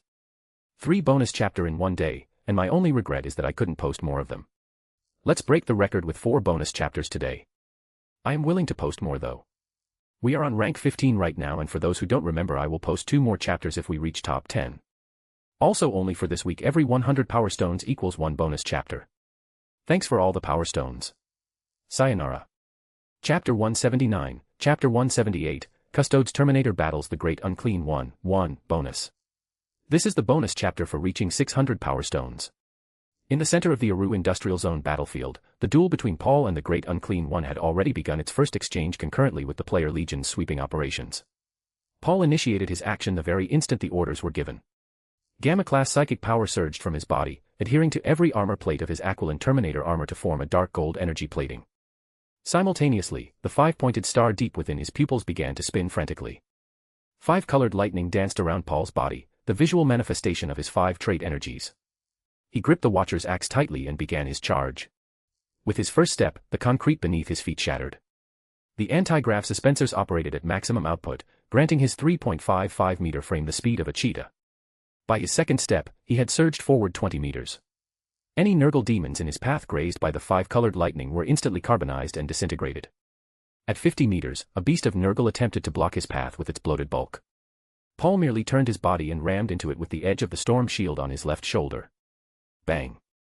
The beast of Nurgle, weighing over 5 tons, was sent flying by the impact. It tumbled through the air and crashed into the pile of demons behind it, crushing dozens of Nurglings and slimes. Paul rapidly entered the 100-meter radius of the Great Unclean One. The putrid Great Unclean One seemed to sense the threat, its murky yellow eyeball locking onto the golden figure. The carrion tentacles dangling from its abdomen writhed excitedly as it lifted a hoofed foot. Thud. The ground quaked violently. Paul didn't halt his advance because of its action. The instant the Great Unclean One's hoof hit the ground, he abruptly changed direction. He leaped violently upward. The micro-anti-grav suspensors on the back of his Aquilin Terminator armor engaged, pairing with a short burst from his jump pack to allow him to execute a right-angle directional shift midair. He transitioned from a straight charge to a 45-degree upward thrust. His target was the rear lateral side of the Great Unclean One's left knee. His wisdom trait had marked a red dot right there. At the knee joint connection, the thickness of the carrion carapace was 30% thinner than other areas, and there was an oozing sore there, its weakest point of defense. Roar. The Great Unclean One let out a low bellow, attempting to swat him with its thick arm, but Paul was too fast. The Watcher's axe was raised high, the psychic light on the blade coalescing into a tangible blade of light. Cleave. The axe blade struck the sore with pinpoint precision. Ryup. The sound of tearing echoed. The pale golden psychic light blade sliced into the carrion carapace, penetrating half a meter deep before getting stuck on the denser bone and hyperplastic tissue deeper inside. Paul didn't linger. A successful strike meant an immediate disengagement. The jump pack burst a second time as he retreated rapidly backward. Almost at the exact same instant he pulled back, the giant palm of the great unclean one's left arm slammed onto the spot where he had just been. Boom. A 5-meter-wide crater was smashed into the ground, sending rubble and pus flying in all directions. Paul landed, dropping to one knee to cushion the impact, and looked up at the great unclean one's left knee. The wound was healing at a visible rate. New carrion tissue surged from the edges of the sore, fungal mycelium interwove, and pus coagulated. In a mere 3 seconds, the half-meter-deep gash had fully recovered. It only left behind a trace of dark gold psychic residue, sizzling on the surface of the wound and slowing the healing process. As expected, the corners of Paul's mouth curled up beneath the faceplate. The tenacity of Nurgle-aligned demon's vitality ranked first among the 4 Chaos Gods. But he hadn't expected a one-hit kill in the first place. He was just running a test. Testing the maximum output of this custodian body, the synergistic effect of the 5 traits in actual combat, and the combat patterns and regeneration speed of this great unclean one. And now, looking at the results. Output, defense, and mobility are all sufficient. Paul slowly stood straight, spinning the Watcher's axe a half-circle in his hand as the disruption field and dark gold psychic light reignited across the blade. So, next. He initiated his charge once more. This time, the attack was not a test. Behind the defensive line, Seranafi watched, dumbfounded. He witnessed the entire exchange between the golden figure and the horrifying warp entity with his own eyes. That speed, power, and tactical selection. Is this the true strength of an Imperial Custodes Praetor? Seranafi muttered. He had seen his father fight. When Sanguinius took the field personally, that aesthetic blend of grace and violence was enough to make any Astartes warrior's blood boil. He had also witnessed champion-level warriors from other legions fight. Those battle-hardened veterans truly could carve paths through hordes of Xenos. But the combat style of this Praetor Demetrian Titus was something else entirely. His combat wasn't flashy or frenzied. Instead, he was like a machine of war. Every single movement was calculated, every single attack aimed at a weak point, every single evasion perfectly timed. This level of combat efficiency was terrifyingly high. Though he doesn't match a pre-march. Seranafi gripped his power sword, feeling the festering pain radiating from the wound on his cheek. He definitively surpasses standard Astartes, even surpassing me, a Legion champion. He looked at the Crimson Dawn PDF soldiers who had retreated alongside them, and then back at the army steadily advancing in the distance. This suddenly appearing reinforcement army, where did they truly come from? Bridge of the Red Tier. As Kalen stared at the magnified combat footage on the tactical screen. It was the close-range visual feed the Red Tier had captured of the Imperial Custodes Praetor engaging the warp entity. Slow the footage down to 50% speed. Yes, Commander. The footage played back frame by frame. As Kalen watched the entire sequence of the Praetor's charge, directional shift, strike, and retreat. He saw the astonishing defensive power of the warp entity and the speed at which its wound healed. He saw the Custodes Praetor's momentary pause upon landing, followed by the decision to initiate another charge. The combat experience of this Imperial Custodes Praetor is absurdly vast, as Kalen said in a low voice. The Custodes were indeed powerful. As the Emperor's personal bodyguards, their individual combat prowess was truly sufficient to rival a pre-march. But that typically referred to defensive battles within the Imperial Palace on Terra, relying on terrain and preparation. To fight like this in a field battle, facing such a powerful, fully manifested warp entity. This Praetor is likely not just an ordinary high-ranking Custodes commander. As Kalen looked at the holographic communication interface. The Terra's glory hadn't yet responded to his inquiry regarding support. But he didn't care right now, because the tide of battle was visibly shifting in the Imperium's favor. Rank 14. Next bonus chapter at 700 Power Stones. Keep M stones coming. Chapter 180, Chapter 179, Custodes Terminator battles the Great Unclean One, 2, bonus. This is the bonus chapter for reaching 700 Power Stones. Aru Industrial Zone, edge of the crater. The battle between Paul and the Great Unclean One entered its second round. All of his attention was locked onto the putrid colossus ahead, which was currently raising a giant palm to swat at him. The Great Unclean One's palm crashed down, a hand the size of a Lehman Russ tank hull. It was covered in a thick carrion carapace, the pus dripping from its fingertips trailing yellowish-green streaks through the air. The wind pressure from the palm sent dust and debris flying. Paul didn't dodge. He gripped the Watcher's axe tightly with both hands, five-colored lightning frantically converging onto the blade as he injected Gamma-class psychic power at maximum output. Then, he swung upward in a rising cleave. The instant the axe blade collided with the giant palm, a ring-shaped shockwave, a mixture of gold and five-colored light, erupted with the point of impact at its center. The ground within a 50-meter radius was entirely uprooted, chunks of concrete, metallic wreckage, and demon corpses were all pulverized into fine powder. In the distance, a few unlucky beasts of Nurgle were directly launched by the shockwave, their obese bodies tumbling through the air a dozen times before smashing heavily into the ground. And at the epicenter of the collision, Ryup. The teeth-aching sound of tearing finally rang out. The blade of the Watcher's axe bit deeply into the humus-like carapace on the Great Unclean One's palm. The instant the disruption field and the five-colored psychic lightning coalesced on the blade touched the carapace, it disintegrated it at the molecular level. The 20-plus centimeter thick humus layer peeled back on both sides, exposing the rotting flesh teeming with maggots and fungi beneath.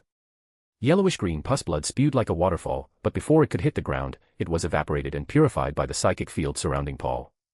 The Great Unclean One let out an agonized roar, the sound carrying a trace of genuine fury. It abruptly retracted its palm, attempting to fling Paul away along with his axe. But Paul was faster. The instant the giant palm's force slackened, he wrenched the axe and twisted his body, executing a secondary burst of power. Ryup. The axe blade sliced laterally through the rotting flesh, violently carving a 3-meter-long gash across the palm, deep enough to expose bone. More pus blood spewed forth, mixed with shattered bone fragments and writhing internal tissue. Retreating to a safe distance, Paul immediately pushed his personal defenses to the absolute limit. Atomic force field, maximum output. Iron halo, activated. Psychic shield, reinforced. The three commands were executed instantaneously through his neural interface. The thickness of the pale golden energy plating surrounding Paul doubled, and intricate geometric runes began to surface on his armor. That was the telltale sign of the atomic force field generator running at maximum capacity. The instant the iron halo activated, the air within a 10-meter radius around him began to warp and refract light, forming a visual blur field. Then, he initiated his charge once again. The Great Unclean One seemed enraged. It threw its head back and let out a murky roar, all the carrion tentacles dangling from its abdomen raising simultaneously to lash at Paul like whips. Simultaneously, it opened its maw and spewed a thick, dark green breath. Wherever that breath passed, the air hissed with corrosion, and the rubble on the ground rapidly softened and dissolved. This was the Great Unclean One's plague breath. Nurgle's corrosive energy, potent enough to melt ceramite armor within 10 seconds. Paul didn't choose to evade. He raised the storm shield on his left arm, the Aquila emblem in the center blazing with blinding golden light. In the name of the Emperor. He charged forward, holding the storm shield high. A dark gold psychic barrier unfurled before the shield, colliding head-on with the dark green plague breath. Sizzle crackle hiss. The shrieking sound of energy annihilation echoed across the battlefield.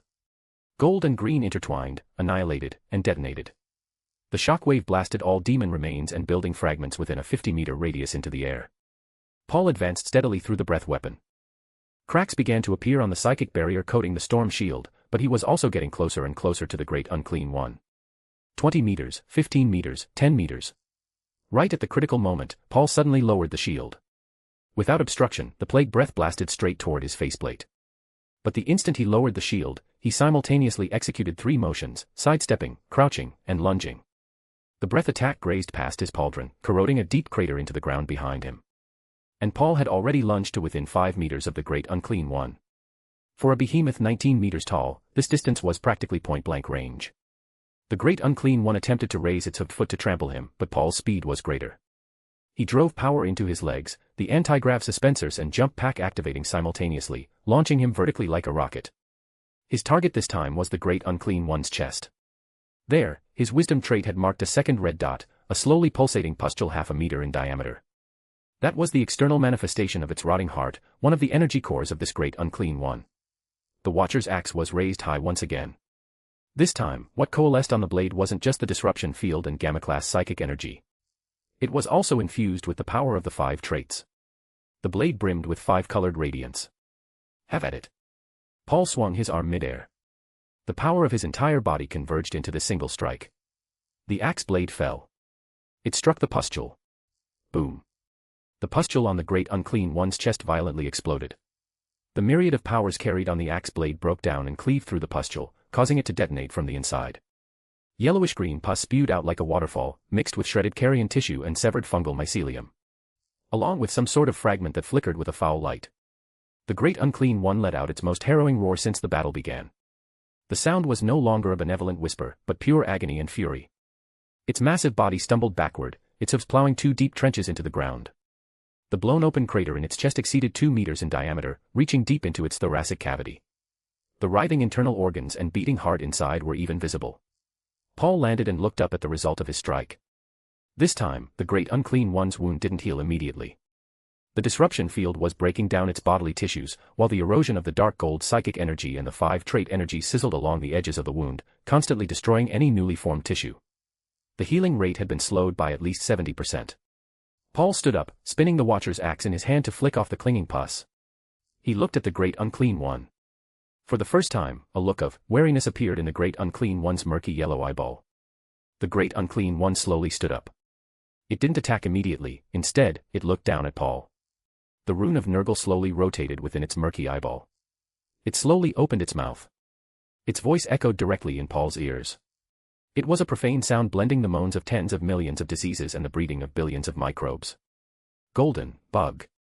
You hurt me. So I will give you the grandfather's embrace. Why the hell are you talking so much trash? Paul's voice from beneath his golden faceplate carried a hint of nonchalance. Right now, I just want to hack you to death quickly, you disgusting freak. The great unclean one didn't respond further. It simply raised its arms slowly, all the carrion tentacles on its abdomen lifting simultaneously as an even thicker green mist began to permeate around its body. Then, its right hand violently slammed into its own abdomen. Squish. The hand pierced into the rotting flesh of its belly, reaching deep inside and churning. Then, it pulled something out. It was a clump of living plague. It was the size of a fist, the surface covered in constantly opening and closing fungal blooms, with billions of microbes visibly writhing and breeding inside. It emanated a putrid psychic energy that made the air across the entire battlefield turn viscous.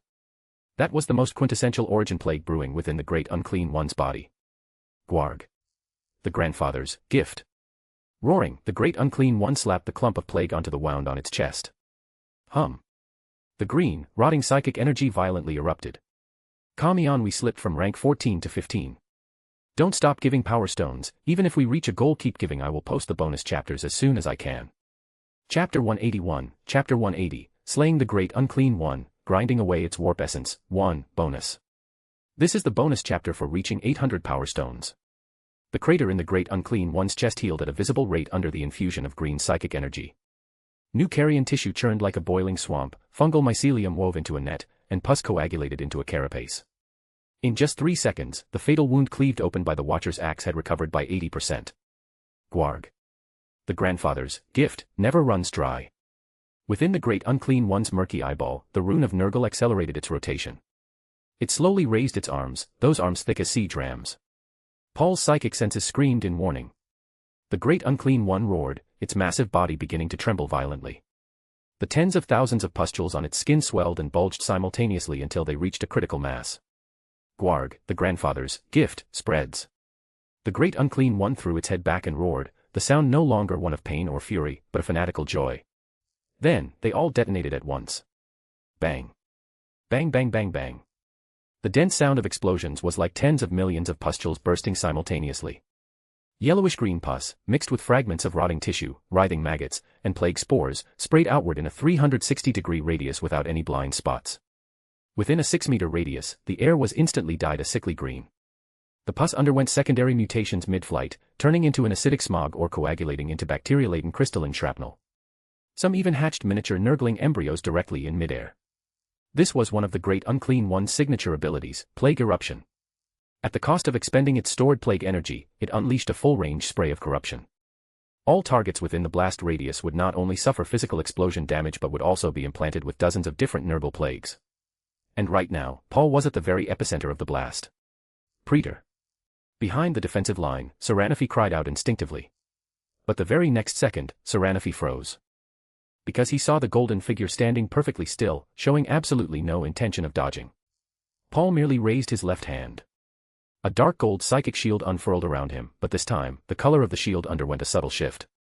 A tinge of deep green seeped into the originally pure dark gold. That was the manifestation of the compassion trait after being activated by psychic energy.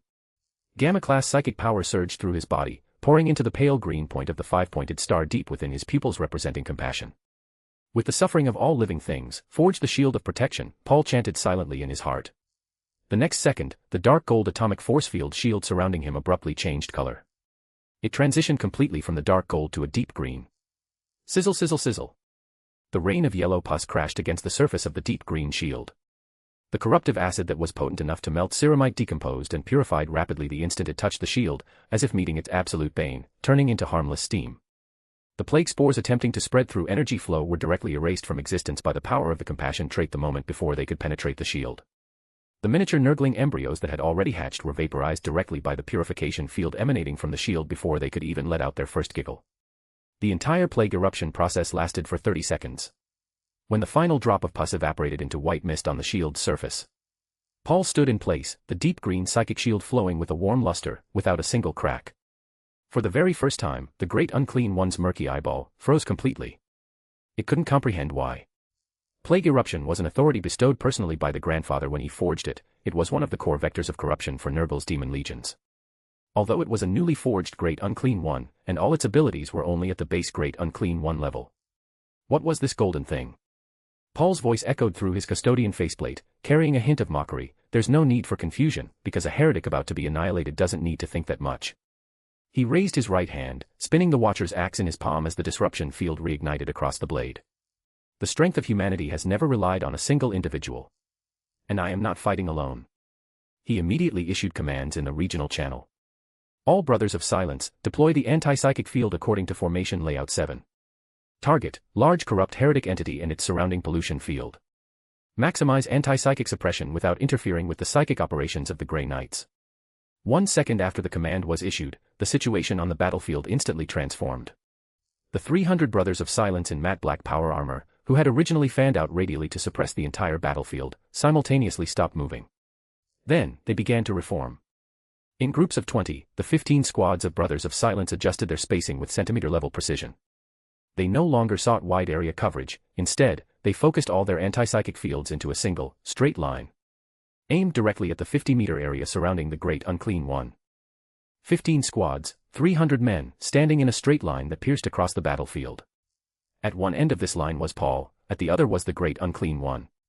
And the middle of the line perfectly skirted the edge of the Grey Knights' company.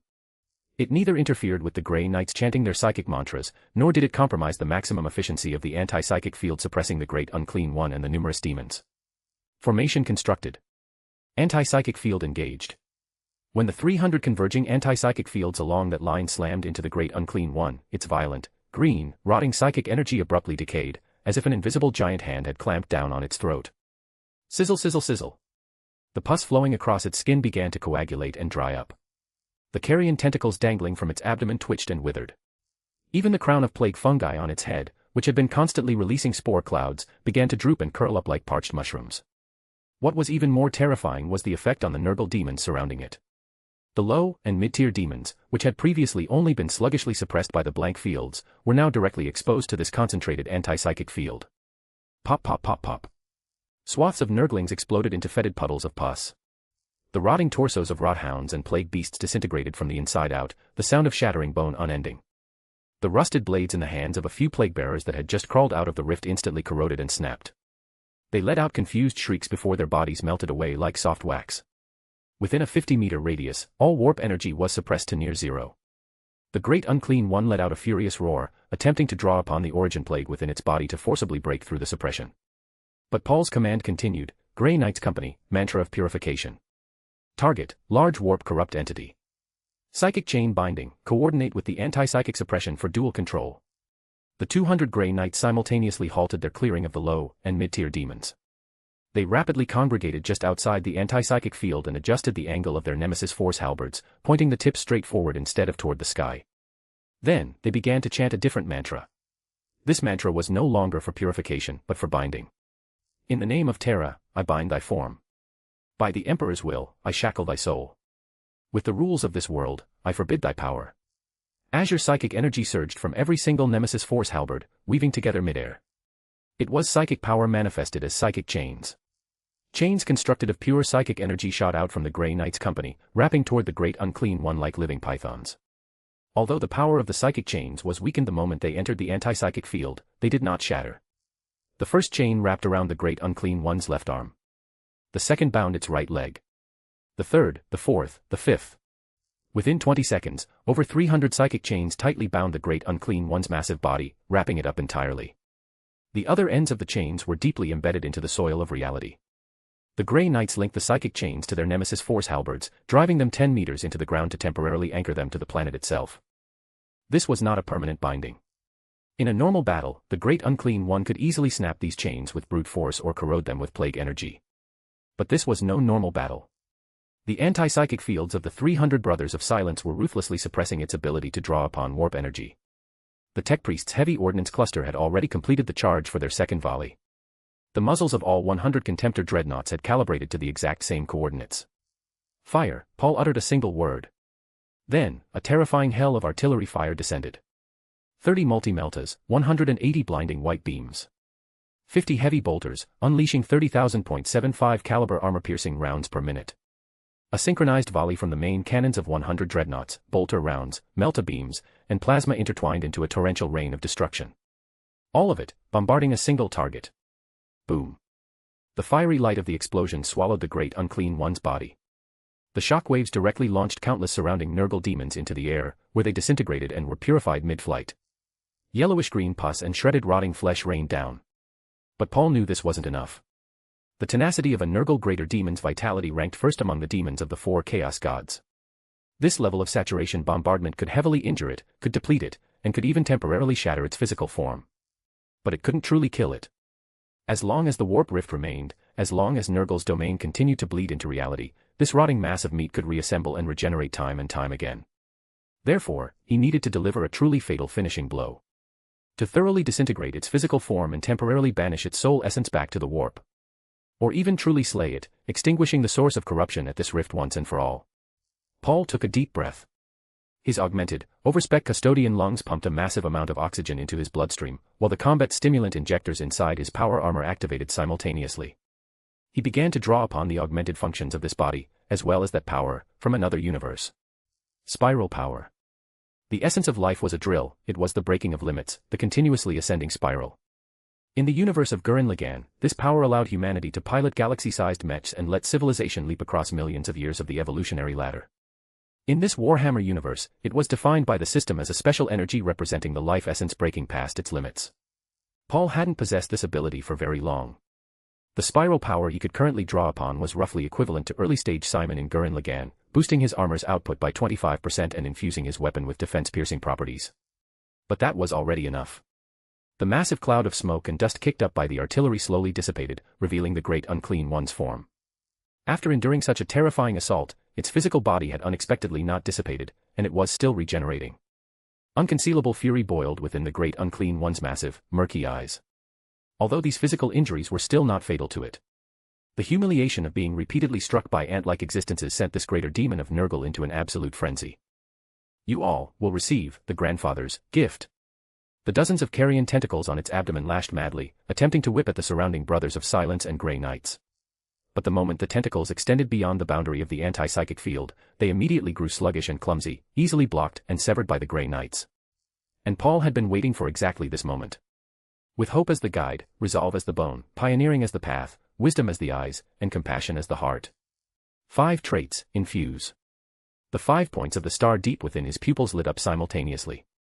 5 colored light seeped through the visor slits of his golden faceplate. Spiral power, infuse, he silently chanted. The power originating from his life essence breaking its limits surged along his neural interface, pouring into every servo of the Aquilin Terminator armor and every conductive circuit of the Watcher's axe.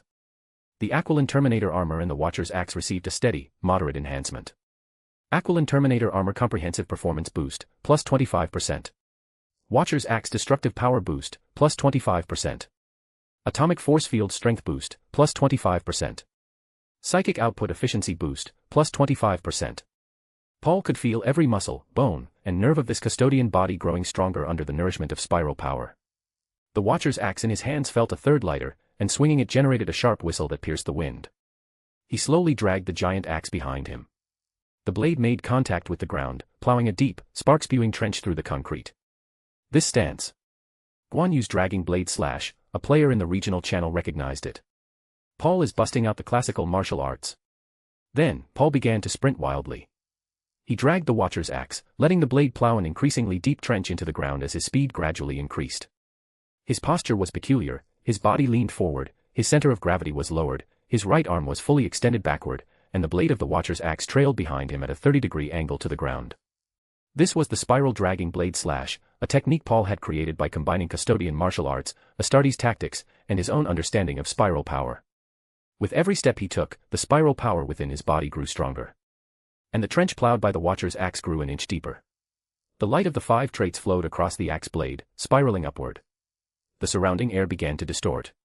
This wasn't the effect of excessively potent psychic energy, but rather a physical phenomenon triggered by pure physical force condensing to its absolute limit. 50 meters. Paul's speed accelerated to 30 meters per second. The trench behind the axe blade was half a meter deep, the concrete beneath his feet shattered, and his speed broke the sound barrier. In a mere 2 seconds, he had already charged into the anti-psychic field constructed by the Brothers of Silence. The instant he entered the anti-psychic field, Paul felt as if his internal Gamma-class psychic energy had been gripped by a giant, invisible hand. He could feel the Gamma-class psychic energy within him being suppressed. While it hadn't completely vanished, its output efficiency had dropped by at least 60%. If he were an ordinary psyker, he would have already lost the vast majority of his combat effectiveness by now. But Paul had anticipated this long before he decided to charge into the anti-psychic field. Psychic energy is merely one of my tools. My true power is spiral power, the 5 traits, and this custodian physique. Deep within his dark gold pupils, the 5-pointed star spun frantically. Energy in the 5 colors of hope, compassion, resolve, pioneering, and wisdom surged from Paul's body, converging entirely onto the Watcher's axe in his hands. On the axe blade, the original dark gold psychic glow was enveloped and merged with the 5-colored radiance, transforming into an indescribable, resplendent brilliance embodying the positive traits of humanity. The instant this brilliance appeared, the surrounding anti-psychic field that suppressed warp energy was actually slightly repelled, ensuring that the psychic power coalescing on his Watcher's axe was neither banished nor dissipated. Paul charged into the core zone of the anti-psychic field. His speed did not decrease in the slightest. And at this moment, he was a mere 10 meters away from the Great Unclean One. The Great Unclean One sensed the threat of true death. For the first time, unmistakable fear appeared in its murky yellow eyeball. No. Grandfather. It began to struggle madly. Disregarding the suppression of the anti-psychic field and the searing burn of the psychic chains, it forcibly detonated the warp energy within its body. Green, rotting psychic energy erupted from its body like a volcano, instantly snapping over 30 psychic chains binding it. The Brothers of Silence's anti-psychic field began to fluctuate. The 20 brothers in the first row staggered half a step back in unison, visible ripples appearing across the anti-psychic field. The Great Unclean One was utilizing the method of burning its own energy to forcibly break free from the dual suppression. Grey Knights. Apply pressure, a player in the Grey Knight squadron roared in the channel. The remaining 100 or so psychic chains blazed with intense light, attempting to rebind this dying, struggling behemoth. But the Great Unclean One threw all caution to the wind. Its remaining single eye locked dead onto the figure dragging a golden axe light and charging straight toward it. It opened its giant maw and chanted, 7-fold curses. 7-fold diseases. 7-fold gifts. All things rot. All life is eternal. This was Nurgle's unholy litany. With every phrase chanted, the rotting psychic energy on its body grew stronger, pustules began to swell on its skin once more, and the severed chains were pushed aside by newly generated carrion tissue. It was going to use its final shred of power to execute a mutually assured destruction counterattack. Upon reaching the space immediately in front of the Great Unclean One, Paul poured every ounce of his spiral power into the Aquilin Terminator armor. The jump pack burst once again. The anti-grav suspensors engaged in overdrive. Give it to me.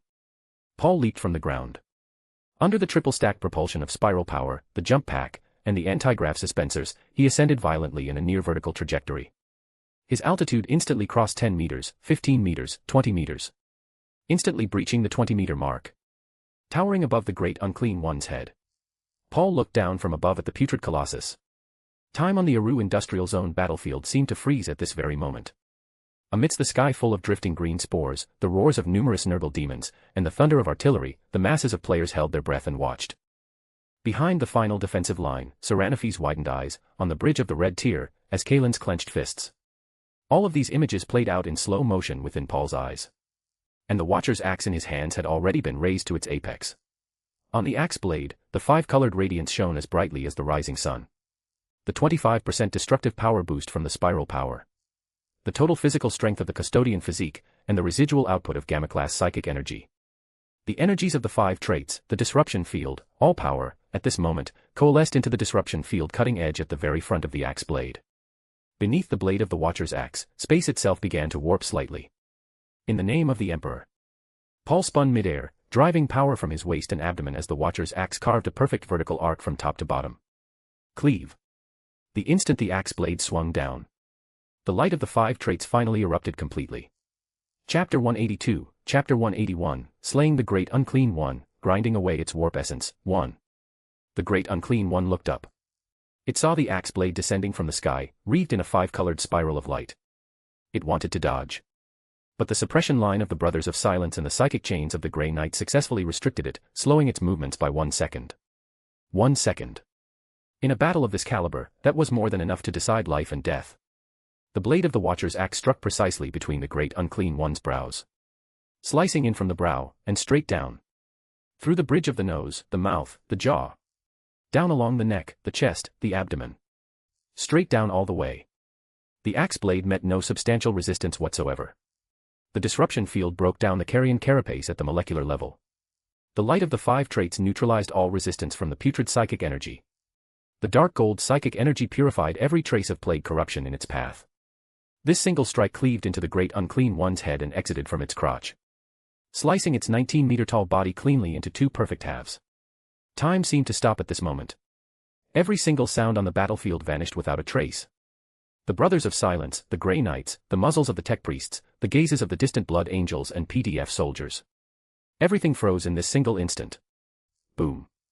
The Great Unclean One's bisected body underwent a total disintegration, starting from the cut. The rotting flesh liquefied, melting into yellowish-green pus. The pustules ruptured, thousands of unreleased boils detonating simultaneously, plunging into utter self-destruction. The bones turned to ash, scattering into the air. The green blowflies, nurglings, and plague WYRMS parasitizing inside its body panicked and tried to flee. But the moment they left the host body, under the effect of the anti-psychic field, swaths of them exploded into fetid specks of pus. Sizzle, sizzle, sizzle, sizzle. The sound of corrosion was endless. But the most vital core was the warp essence within the Great Unclean One's body. A dense, nauseating streak of yellowish-green spiritual light. It rose from the center of the disintegrating body, emitting a sizzling sound of corrosion, attempting to shrink back toward the rift that was still spewing Nurgle demons behind it. But Paul didn't give it the chance. He knew full well that as long as the essence wasn't destroyed, this greater demon wasn't truly dead. By this time, the Brothers of Silence Company had already deactivated their anti-psychic fields. He slowly raised the storm shield on his left arm. Pouring his full body psychic energy into the storm shield, the Aquila emblem in the center blazed with a blinding dark gold light.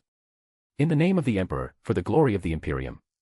The sacred domain of the Imperium permits no filth to remain. By the power bestowed upon me by the Emperor, I execute final judgment and purification upon the heretic who dares invade the sacred Imperium of men. He thrust the storm shield, now brimming with overwhelming dark gold psychic energy, forward.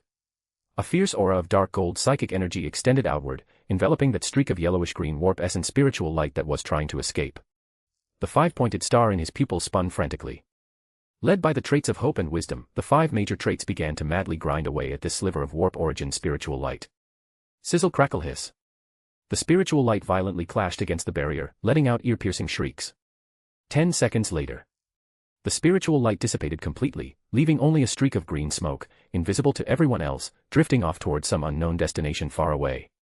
This unnamed Great Unclean One had been completely purified and annihilated from the physical plane of reality. It left behind only a 30-meter-wide scar of pollution, the ground corroded into a dark green, foul-smelling pit sprouting low-lying fungal blooms. This Great Unclean One of Nurgle, capable of single-handedly destroying a hive world, had been here for less than 2 hours. And under the tactical coordination of the Crimson Dawn's 4,600 superhuman warriors, and by Paul's fatal strike, it had thoroughly fallen on Aurelian 4. In the center of the battlefield, that golden figure slowly stood straight. Paul loosened his grip on the axe. The handle of the Watcher's axe was smeared with yellowish-green pus blood that was currently dripping down along the blade. The golden livery of his aquiline Terminator armor was mottled with foul blood, and the Aquila baton on his pauldron was splattered with disgusting slime. But he still stood there, in the center of the contaminated zone left behind by the disintegration of a Great Unclean One in the battlefield of the Nurgle demon tide.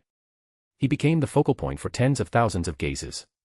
He had successfully slain a greater demon of Nurgle from the warp and held the Aru Industrial Zone defensive line that had been tottering on the brink of collapse before the Nurgle demon tide. The gaze beneath the golden faceplate swept across the battlefield, sweeping over the Nurgle demons that were still pouring from the rift but had lost their command and fallen into chaos. Sweeping over the shocked, incredulous faces on the defensive line behind him. Yeoah. We won. Long live the Emperor.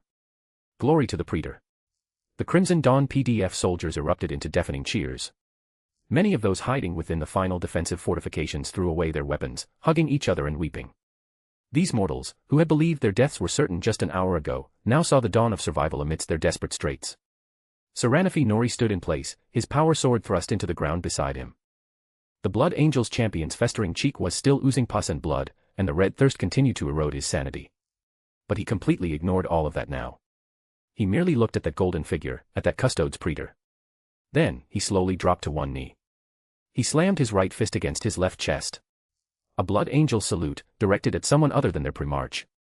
Behind him, the remaining 100-odd Blood Angels warriors followed suit, dropping to their knees in perfect unison. No words were needed.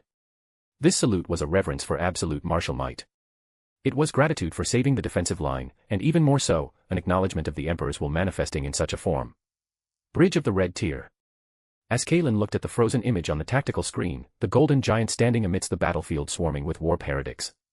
He remained silent for a moment. Then, the sanguinary guard commander spoke softly, his voice carrying complex emotions. Transmit an order to the entire fleet. Send a communication request to the Terra's glory with the highest honors. The message. The Blood Angels Legion thanks the Praetor for his support. Furthermore, inquire if the Praetor can assist the Blood Angels Legion in purging the remaining heretics in the city of the Holy Anthem. The bridge officers exchanged glances. This inquiry was almost tantamount to handing over partial command of the city of the Holy Anthem battlefield to this suddenly appearing custodes praetor. But no one raised any objections. Because everyone had just witnessed that battle. To face and slay such a terrifying warp entity head-on with a non-Primarch physique, such a combat achievement was enough to be written into tactical textbooks across the entire history of the Imperium. Paul slowly exhaled, then raised his left hand and traced the air. Dark gold psychic energy coalesced into new orders. The warp entity in the Aru Industrial Zone has been purified. All forces, clear the remaining entities and advance to the edge of the rift. Tech Priest Detachment, prepare to deploy the temporary warp rift sealing device. Before the next warp entity squeezes its way out. We are going to close this door. The instant the orders were issued, the Crimson Dawn player army mobilized once more. Astartes warriors charged into the leaderless demon tide and began an efficient harvest. The Grey Knights dispersed again, eliminating various mid-tier and elite-tier demons. The Brothers of Silence maintained their suppression line, advancing step by step.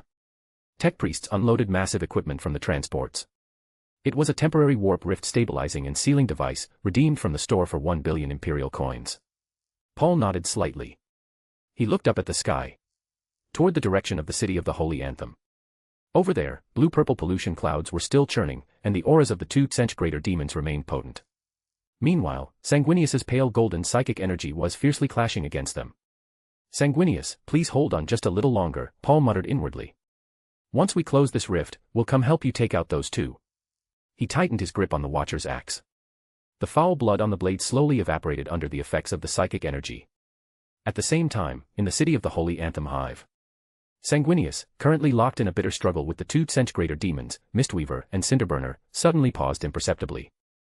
The amber gold slit pupils of the Great Angel turned toward the Aru Industrial Zone. His psychic senses pierced through layers of space, catching the massive, putrid warp psychic fluctuation that had abruptly dissipated. And, another unfamiliar aura. The source of corruption in the Aru Industrial Zone has been purified. A flash of surprise crossed Sanguinius's eyes. Although Seranafi was the champion of his Blood Angels Legion, he absolutely did not possess this level of capability. Then, is this the unpredictable entity that drew me here? Sanguinius murmured to himself. Then, the corners of his mouth curled into an almost imperceptible smile. The sword light of the blade and Carmen in his hand abruptly flared brighter. In that case, I should also speed things up. With a powerful flap of his wings, Sanguinius transformed into a golden flash piercing across the battlefield, diving straight for Mistweaver Calidus. Chapter 183, Chapter 182, Become the Regent. With the loss of the Great Unclean One's unified command, the battle in the Aru Industrial Zone rapidly devolved into a one-sided slaughter. The tactical system of the Crimson Dawn player army now demonstrated terrifying efficiency. The anti-psychic field of the Brothers of Silence Company acted as an insurmountable barrier, the 300 men forming a fan-shaped phalanx to maintain continuous output. Any Nurgle demon pouring from the rift, whether they were Nurglings, slimes, plague WYRMS, rot hounds, or plague bearers wielding rusted blades, was gripped by the throat by an invisible hand the instant they stepped into the field's range. Sizzle sizzle sizzle. Psychic corruption was suppressed, corruptive auras were dispelled, and even the pus flowing across the demons' bodies began to coagulate and dry up. The chirping laughter of the Nurglings turned into confused gurgling before they were torn apart by a hail of bolter rounds. Rot hounds dragged their rotting bodies in an attempt to charge. But within the anti-psychic field, their internal supply of warp energy was cut off, their muscle vitality plummeted, and their charge speed slowed to a crawl, as if trudging through thick mud. Then, their heads were blown off by precise single shots from the Astartes warriors. The plague bearers were slightly more troublesome. These mid-tier demons still retained basic tactical awareness and would attempt to form ranks for a charge or hurl plague flasks from a distance. But the Tech Priest heavy ordnance cluster gave them no chance. Coordinates locked, cluster target, quantity 12, distance 170 meters. A heavy support Tech Priest's mechanical augmetic eye flashed as the multi-melta on his shoulder began to charge. Volley. 6 blinding white beams pierced across the battlefield. That squad of 12 plague bearers, along with over 100 Nurglings surrounding them, were instantly vaporized. A bizarre scene began to unfold on the battlefield. Demons poured endlessly from the rift like an inexhaustible stream of green pus. And the Crimson Dawn army acted like an icy shredder, thoroughly grinding up and purifying the stream of pus within a 50-meter radius of the rift. Left flank, 3 beasts of Nurgle massing, a warning came through the regional channel. 3 beasts of Nurgle, each comparable in size to a Lehman Russ tank hull, had just crawled out of the rift. Pustules bulged on their obese bodies, and the carrion tentacles on their abdomens writhed in excitement. Grey Knight Squads 3 and 4, Psychic Chain Binding. Dreadnought Squads 7 through 9, Concentrate Fire with Armor-Piercing Rounds. Astartes Iron Warriors Company, cover the flank, prevent them from charging the Tech Priest positions. The orders were relayed down the chain of command. 20 Grey Knights turned their Nemesis Force halberds, and azure psychic chains shot out like pythons, entangling the limbs of the 3 beasts of Nurgle. The demons roared in agony as the chains hissed and scorched their carrion carapaces upon contact. Immediately after, the main cannons of 9 Contemptor dreadnoughts fired in unison. Armor-piercing rounds from twin-linked assault cannons rained down, every shot blowing a basin-sized hole into the beasts of Nurgle. Rotting flesh flew, and yellowish-green pus blood spewed like a waterfall. The 3 beasts of Nurgle struggled, but the psychic chains bound them fast. 10 seconds later, the head of the first beast of Nurgle was struck simultaneously by 3 armor-piercing rounds, exploding like a ripe pumpkin. The abdomen of the second was pierced by a melta beam, spewing out viscera and undigested corpse chunks. The third attempted to self-destruct, all the pustules on its body swelling simultaneously. But before it could detonate, the power claw of a dreadnought violently plunged into its chest cavity, ripping its plague core right out. The battle had transitioned from an intense clash into a simple cleanup operation. Simultaneously, under the cover of the Brothers of Silence and the Astartes, the Tech Priest detachment successfully transported a heavy piece of equipment to the edge of the rift. It was the temporary warp rift stabilizing and sealing device, redeemed from the system store. The name sounded incredibly high-tech and imposing, but it actually just looked like a giant composite searchlight. The device stood 10 meters tall, its base a heavy alloy frame, and its top a 2-meter diameter ring-shaped emitter. Inside, complex psychic conductive crystals and reality-anchoring runes were visible. Initiating self-diagnostic sequence. The lead Tech Priest player, ID, the Welding Emperor of Mankind, was currently operating the device remotely via a data slate. Crystal charge normal. Reality runes verified intact. Emitter calibrated. He looked up, his mechanical augmetic eye locking onto the green rift ahead that was still spewing demons. Target, warp rift. Diameter, 100 meters. Corruption type, Nurgle. Psychic reading, MU class, decaying. Initiating sealing sequence. The device hummed to life simultaneously. Inside the ring-shaped emitter, the psychic crystals began to spin at high speeds, and the reality runes lit up one by one. Then, a warm, resolute beam of milky white light shot out from the emitter, striking the exact center of the rift. Sizzle sizzle sizzle. The instant the light beam touched the rift, a miraculous reaction occurred. Under the illumination of the milky white light, the green, pus-like warp energy began to melt away like snow under the sun. The twisted, profane geometric patterns at the edge of the rift were slowly smoothed out and erased by the restorative power of the fabric of reality. The expansion of the rift ceased, and it even began to shrink. Diameter 100 meters, 99 meters, 90 meters. The Welding Emperor of Mankind stared at the real-time readings on the data slate, his mechanical fingers typing rapidly across the virtual keyboard, fine-tuning the emission angle and energy output. The number of demons pouring from the rift visibly decreased. Those Nurgle demons still trying to squeeze their way out would instantly ignite with invisible flames upon touching the edge of the milky white light beam, their putrid psychic energy rapidly purified. One plague-bearer had half its body poking out of the rift when the milky white beam swept across its back. Arg, grandfather, no. It let out a harrowing scream, the carrion carapace on its back melting away like wax to reveal the carbonized bones beneath. 3 seconds later, the entire demon was thoroughly purified, not even leaving behind ash. The rift was steadily shrinking at a rate of roughly 15 meters per hour. Meanwhile, the Crimson Dawn army formed a defensive line of steel in front of the rift. The Astartes warriors arrayed themselves in a semicircle, their bolters, meltaguns, and plasma cannons weaving an interlocking net of crossfire. Any demon lucky enough to squeeze out of the shrinking rift had an average survival time of less than a second. The Grey Knights in the rear continually chanted mantras of purification, the psychic ripples expanding outward to further weaken the demon's strength. The Brothers of Silence Company maintained their anti-psychic fields, shrouding the entire rift area in the shadow of psychic suppression. The tech priests operated the sealing device, keeping the milky white beam continuously illuminated. Time slowly flowed by. 2 hours passed. The rift's diameter had shrunk to 70 meters, and the demons pouring out had dwindled to less than half of their initial torrential flood. Occasionally, 7 or 8 relatively stubborn plague-bearers or beasts of Nurgle would squeeze through. But they were instantly shredded by the waiting net of firepower. The demon corpses on the battlefield had already piled up like mountains. Yellowish-green pus blood soaked the ground, and the cloying, putrid scent remained faintly discernible even after purification.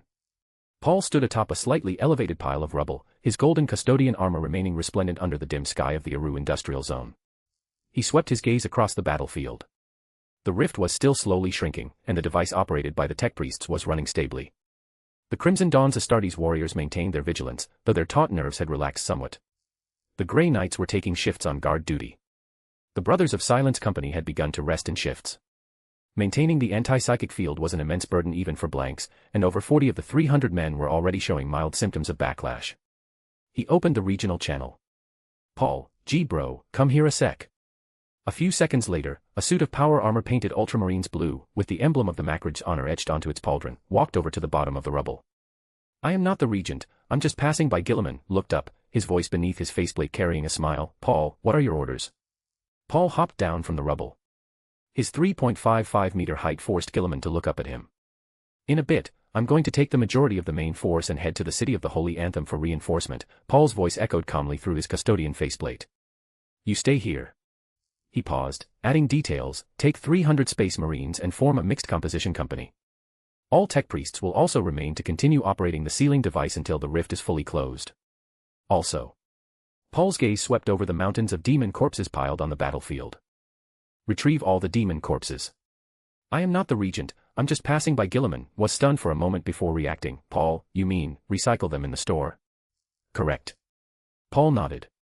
Nurglings go for 200 each, rothounds for 300, plague-bearers for 1500, and beasts of Nurgle start at 3000. How many did we just kill? Easily several hundreds of thousands, maybe over 1 million. In that battle just now, the tech priests' melta volleys, the Grey Knight's psychic expenditure, the Brothers of Silence's stabilization treatments, and the energy output of that sealing device. All told, we burned through at least 1 billion. Paul looked at bro, every little bit we can recoup helps. I am not the regent, I'm just passing by. Gilliman nodded heavily. Understood, Paul. Also, Paul's tone grew more serious. Once the retrieval is complete and the rift is sealed, do not engage in excessive contact with the Blood Angels' forces. And don't contact the PDF either. Although they are our people, right now our identity is the Imperial Custodes' covert inquisition, we must maintain our distance. He paused. Take all equipment and anything related to us that might have been left behind, shell casings, energy battery remnants, everything. Board the transports, return to the Terra's glory, and wait for us. Once the corruption in the city of the Holy Anthem is resolved, we will return immediately, and then. Paul made a gesture for evacuation. Immediately initiate warp translation and leave the system. I am not the regent, I'm just passing by. Gilliman remained silent for 2 seconds before replying, I understand, Paul. His voice was very serious. Leave no traces, do not expose our identity, do not arouse suspicion. Retreat immediately upon completion of the mission. Paul patted his pauldron. You are steady and meticulous. Paul's voice carried approval. You live up to your ID. He paused, speaking half jokingly, half seriously. If the Crimson Dawn truly has a future, if one day we truly establish our own faction in the Warhammer universe, perhaps you really will become the regent of our world. I am not the regent, I'm just passing by. Gilliman laughed. The laughter filtering through his power armor faceplate carried the unique vitality of youth. Paul, don't curse me like that. He complained, look at the life the Ultramarines pre-march. Imperial Regent Gilliman leads in the Warhammer universe after becoming regent. Working from dawn till dusk every day, dealing with the mountain of administrative affairs on Terra, coordinating relations between various chapters, countering chaos invasions, guarding against the petty schemes of the High Lords, trying to fix the utter mess that is the Imperium. I am not the regent, I'm just passing by. Gilliman shook his head repeatedly. I heard he even has to squeeze in sleep by putting himself in a stasis field for 10,000 years, only to wake up and continue slaving away for the rotting Imperium. I don't want any part of that blessing. He looked at Paul, his tone light. I'd rather take it easy. Follow you, Paul, beat up some demons, hack up some Xenos, and do some base building when there's nothing else going on. As for managing an empire, Bro smiled. Leave that to people with managerial talent. I'm perfectly fine just being a warrior. Paul laughed as well. The two stood beneath the rubble, surrounded by the residual smoke and putrid scent of the battlefield. In the distance was the slowly shrinking warp rift and the bustling army. At this moment, they didn't seem like superhuman warriors who had just survived a grueling battle in the grimdark universe of Warhammer, but rather two ordinary guys chatting. But the time for idle chat quickly ended. All right, Paul turned around. I'm taking the men to reinforce Sanguinius. He opened the regional channel and began issuing transfer orders. All units, attention. Crimson Dawn Astartes chapters, with the exception of the 300 men selected by Bro to remain, all forces board the transports. Grey Knights Company, all forces board the transports. Brothers of Silence Company, all forces board the transports. Dreadnought Formation, with the exception of 50 units remaining to assist with defense, all forces board the transports. Terminator Escort Squad, all forces board the transports. Assassin Infiltration Team, remain on standby in the transports, no need to deploy, we don't need you right now. The players augmented as assassins. Destination, City of the Holy Anthem Hive. Mission, reinforce the 9th Pre-March Sanguinius, purge the Tsench corruption. Boarding time, within 15 minutes. Repeat, complete boarding within 15 minutes. The Crimson Dawn army began an orderly withdrawal from the defensive line, congregating at the temporarily cleared landing zones in the rear. The engines of the Thunderhawk gunships and transports began to preheat. But just as Paul was about to board the flagship Thunderhawk, a figure blocked his path. Seranafi Nori. The left side of the Blood Angel's champion's face had completely rotted away, pus and blood mixed with yellowish-green corrupt matter seeping from the wound, staining half of his power armor. His eyes were as crimson as blood, the red thirst eroding his sanity, yet he still forced himself to stand straight. Praetor, Seranafi slammed his right fist against his left chest, executing a flawless Blood Angel salute. His voice was slurred due to his festering cheek, but he enunciated every word clearly. Your strength commands my utmost respect. He paused before continuing, a message has arrived from Commander Escalin on the flagship Red Tier. The commander inquires if you would be willing to proceed to the City of the Holy Anthem Hive and reinforce our Pre-March father, Sanguinius. Seranafi looked up, earnest expectation in his eyes. After this is over, the Blood Angels Legion will surely reward you heavily. Paul stopped in his tracks. The golden faceplate slowly turned toward the heavily injured champion. The majesty of the custodes naturally exuded, even without deliberately releasing psychic pressure. Seranafi felt his breath catch. Regarding reinforcement. Paul's voice echoed through the faceplate, icy and devoid of emotion. As an elite of the Imperium, I will naturally see to it. He paused. As for the Blood Angels Legion. Paul's gaze swept over Seranafi's festering face, over the wounded Blood Angels receiving treatment from the tech priests in the distance, and over the entire Aru battlefield. A planet under your garrison suffers a warp heretic invasion of this magnitude, corruption levels reaching MU class, alongside the simultaneous appearance of 3 terrifyingly powerful warp entities. His voice grew even colder. I will report this matter to the Emperor, exactly as it is. Seranafi's face paled. Although it was covered in rot and pus blood, the stiffness was still apparent. He wanted to open his mouth to offer an explanation. But the words died on his tongue. Because before the Imperial Custodes, excuses were meaningless. The Imperial Custodes were loyal only to the Emperor, they only looked at results. And the result was glaringly obvious. After the Blood Angels took over defense, this planet slid toward the warp. Understood. Praetor, Seranafi lowered his head, his voice dry. The Blood Angels Legion will bear all responsibility. Paul did not respond. He looked at, I am not the regent, I'm just passing by. Gilliman, standing to the side and ordered with unquestionable authority, have the tech priests assist with the purification and treatment of these Blood Angels. Use the best medical supplies. I am not the regent, I'm just passing by. Gilliman nodded. Understood, Praetor. Paul took one last look at Seraphi, turned around, and boarded the Thunderhawk gunship. The ramp slowly closed. Through the observation viewport, Seraphi watched the golden giant take his seat inside the cabin, the watcher's axe leaning beside him and the storm shield resting on his lap. Then, the ramp sealed completely.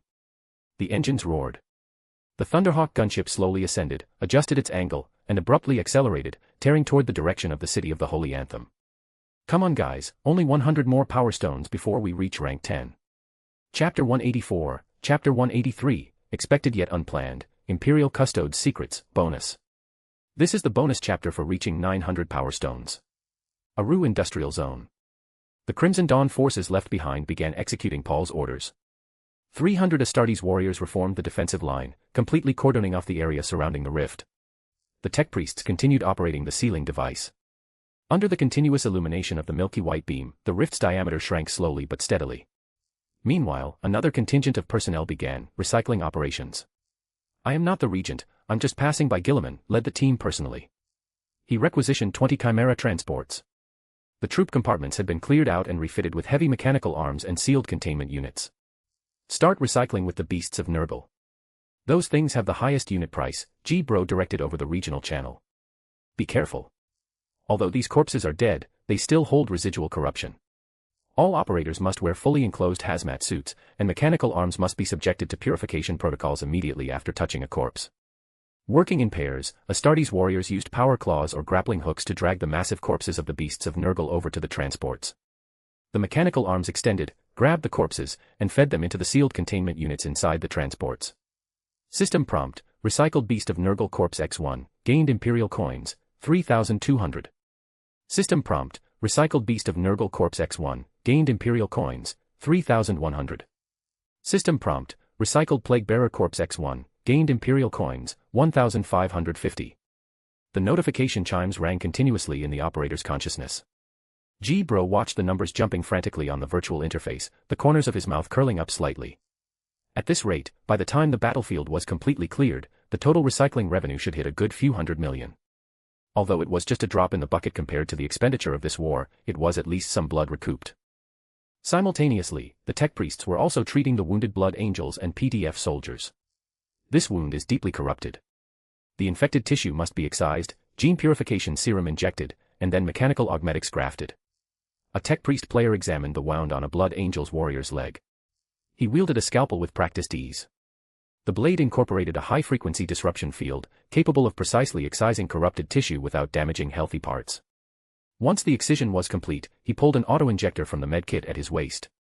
It was an advanced gene purification serum redeemed from the system store.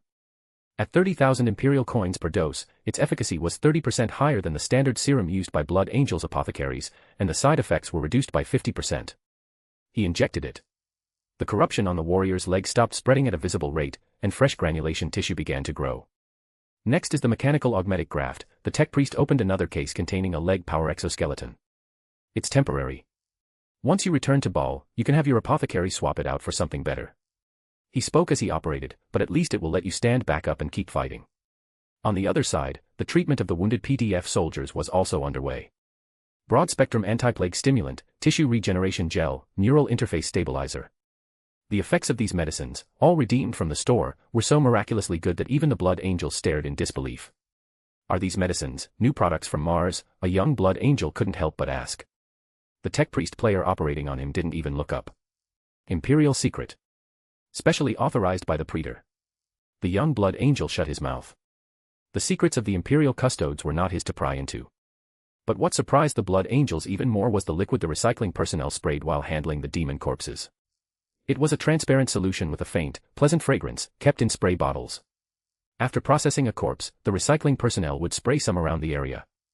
The instant the solution touched the ground, the soil, soaked in pus blood and covered in fungal blooms, began to return to its original state at a visible rate. The putrid scent was dispelled, the fungal blooms withered and sloughed off, and even the residual psychic pollution of the warp was purified. What is that? Seraphi couldn't help but ask. He was currently receiving debridement treatment on his face from a tech priest.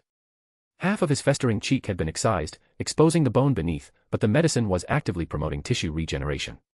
Imperial custode's secret, the tech priest answered simply. Seraphi asked no further. Even as a Blood Angels Legion champion, he had no authority to question the secrets of the Imperial Custodes.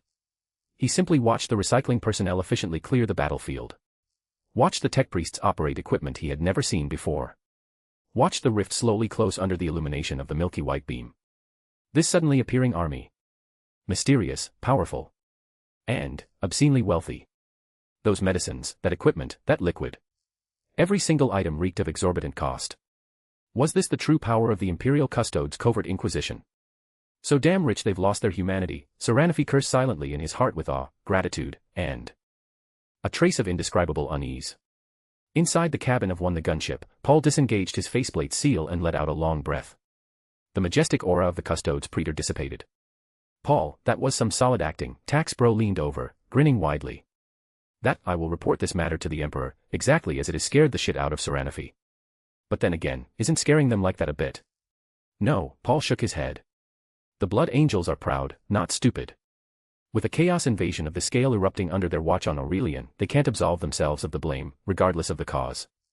By applying pressure as a Custodes Praetor, it actually makes it seem more legitimate to them. An Inquisitor directly answering to the Emperor should be that strict. He paused. Besides, only by fully committing to the act will we avoid suspicion when we eventually withdraw.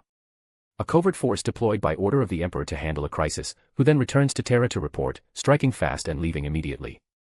It's perfectly logical. White Scars gave a thumbs up from the side.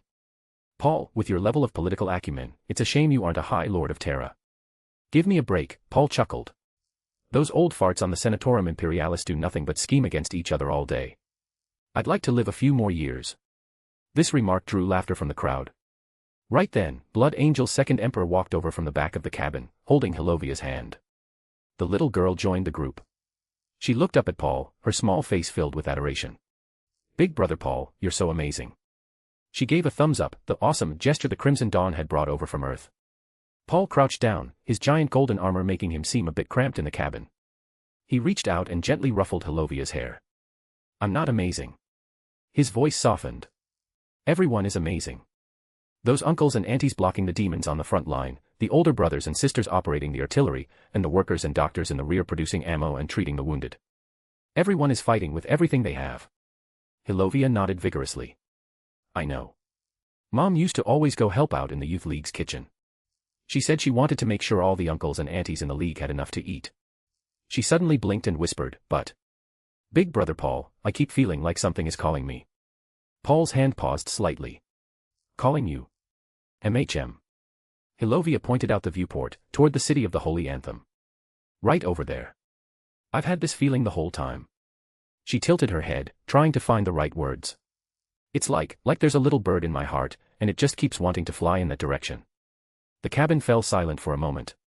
Blood Angel's second Emperor, Taxbro, White Scars, have you been loyal today? All the players turned to look at Paul. Paul smiled. Then we'll go, he said, standing up and donning his faceplate once more. Let's go see exactly what is calling you there. Meanwhile, deep within the underhive of the city of the Holy Anthem, Sakkan Aller stood before the Tsienchen warp rift, which had already expanded to a massive 150 meters in diameter. The psychic wings on his back trembled madly, and the purple tentacles surging from the scar on his left cheek had crawled across nearly half of his neck. But at this moment, the ecstatic joy of his smoothly advancing plan had vanished from his face. Only shock and uncertainty remained. Lord Iteos. Sakkan's voice trembled. Why, has Nurgle's emissary been annihilated? That was a great unclean one. A new favorite shaped personally by the grandfather. How could? Deep within the rift, the massive avian phantom of the Lord of Change, Iteos, slowly manifested. Its 3 pairs of eyes blinked simultaneously, its gaze falling upon Sakkan. The greater demon did not answer immediately. In truth, even Iteos itself had fallen into a momentary sluggishness. The slaying of the Nurgle's great unclean one. This was indeed not among the possibilities it had simulated. In its plan, that obese creature that had just crawled out of the plague cauldron should have caused a large enough disturbance in the Aru industrial zone to pin down a portion of the Blood Angel's forces and even force Sanguinius to divide his attention. But now, the green signal in Aru had been extinguished. Extinguished so thoroughly that even the great unclean one's warp essence had been erased. There is an unexpected variable. Iteos's voice echoed in its own mind. A variable, outside of destiny. But it could not reveal this to Sakkan. Do not be surprised, Sakkan. Iteos's voice carried the calm composure of having everything under control. Everything is proceeding exactly according to plan. It looked out of the rift, toward the upper hive of the city of the Holy Anthem. There, Sanguinius's golden psychic energy was fiercely clashing with the blue-purple energies of the two greater demons of Tsench. The fall of Nurgle's emissary merely adds a few twists to this theatrical play. And change is the changer of Wei's favorite spice. Iteos's 3 pairs of eyes narrowed simultaneously. Now, go and do what you must. Assist the Mistweaver and Cinderburner, stall Sanguinius for a little while longer. Do not worry, everything will execute exactly as planned. You will absolutely obtain the outcome you desire. Sakken took a deep breath, forcing himself to calm down. He clenched his fists, his nails digging into his palms and drawing pale blue blood. Yes, Lord Iteos. He turned and looked toward the 3 massive pillars of psychic energy entangled on the distant battlefield. Sanguinius, how much longer can you hold out? Central Ruined Sector, Upper Hive, City of the Holy Anthem. Sanguinius forced Mistweaver Calidus back with a single strike, the blade and Carmen tracing a pale golden arc through the air. His pristine white wings were stained with faint purple-black smudges, but the Primarch's psychic energy remained as vast and tempestuous as the sea. What is the matter? Sanguinius looked toward the blue-plumed greater demon, a flash of mockery crossing his amber-gold-slit pupils. It seems your ally is rather unreliable. The stellar vortexes of the Mistweaver's eyes constricted slightly. It naturally sensed the complete dissipation of that putrid psychic energy from the direction of Aru. This was illogical, and it shouldn't have been possible. Cinderburner Ignis let out a furious screech, the warped flames on its cinder feathers burning violently. Shut your mouth. That was merely an expected event outside of the plan. An expected event outside of the plan. Sanguinius smiled. A smile laced with freezing murderous intent. Then I suggest you. He flapped his wings, his figure instantly appearing above the Cinderburner's head. The blade and Carmen cleaved straight down. Prepare a few more expected events outside of your plan. Because next. The blade clashed against magma carapace, detonating a sky full of sparks. Sanguinius's voice pierced through the roar of the explosion. I am going to take you 2 filthy birds, pluck your feathers out one by one, and then stuff you right back into the birdcage where you belong. Chapter 185, Chapter 184, Rushing to the City of the Holy Anthem, Bonus. This is the bonus chapter for reaching 1,000 Power Stones. City of the Holy Anthem Upper Hive, 7th Arterial Route Defensive Line, 2nd Company Temporary Defense Point. Tobias Fane had just cleaved through the head of a 3rd blue heretic with his chainsword. Blue-purple brains splattered onto the pauldron of his master-crafted Mark IV power armor. Captain.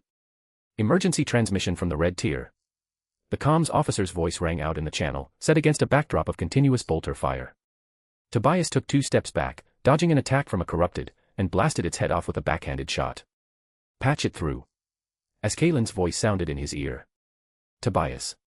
Reinforcements departed from the Aru Industrial Zone an hour and a half ago. They are expected to arrive in the City of the Holy Anthem within 15 minutes. Tobias froze. The Aru Industrial Zone. Wasn't Seranafi holding that sector?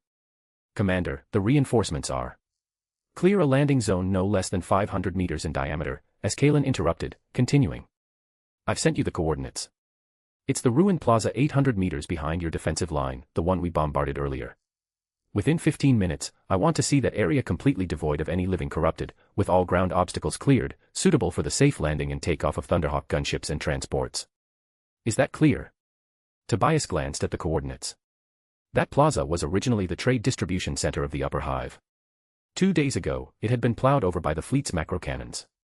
Now, all that remained were charred concrete ruins and twisted metal skeletal frames. Clearing it wouldn't be difficult, the question was. The scale of the reinforcements. Massive. Ascalen paused. Tobias, prepare yourself mentally. These reinforcements are somewhat special. The comms cut off. Tobias stood in place, his brow furrowing beneath his helmet. Special. A reinforcement force that a battle-hardened sanguinary guard commander like Ascalen would call special. He didn't dare think too deeply about it. Entire company. Tobias's voice rang out immediately. Tactical objective updated. 1st, 3rd, and 5th Tactical Squads, advance with me to the coordinates. 2nd and 4th Squads, hold the defensive line and suppress the corrupted tide. 7th Heavy Support Squad, all heavy bolters and missile launchers, provide covering fire over the 300-meter area in front of the coordinates. I want to see a clean landing zone in 10 minutes. The orders rapidly disseminated. The 1,900-odd Blood Angels still capable of fighting immediately executed the command. 3 tactical squads, totaling 300 warriors, thrust into the swarm of corrupted like a sharp knife under Tobias's personal leadership. Muzzle flashes from bolters linked together into a solid sheet of fire, and the roars of chains words rose and fell in succession. Simultaneously, the 12 heavy bolters and 6 missile launchers of the 7th Heavy Support Squad began to thunder. Shells rained down on the designated area, blasting the corrupted still squirming and attempting to regroup in the ruins to pieces. Concrete remnants were blasted into the air by shockwaves, and twisted metal frames melted into molten iron in the explosions. City of the Holy Anthem Midhive, 5th Company Defensive Line. Nasser Amit had just smashed a pink horror's head in with the pommel of his power sword. Blue-purple pus blood sprayed all over him, but he paid it no mind. This future first chapter master of the flesh tearers was currently bathed in blood, his master-crafted power armor covered in claw marks and corrosion scarring. Captain. Orders from the red tier, his adjutant's voice came through. Amit flicked the rotting flesh off his blade and connected the comms. As Kalen's voice rang out, the orders almost identical to the ones given to Tobias: clear a landing zone, reinforcements are arriving imminently, prepare yourself mentally. Prepare myself mentally. Amit grinned, baring blood-stained teeth. Commander, the only mental preparation I have right now is that when the reinforcements get here, I'm going to take a good, long nap. Haven't closed my eyes in 4 days. As Kalen didn't laugh. Execute the order, Amit.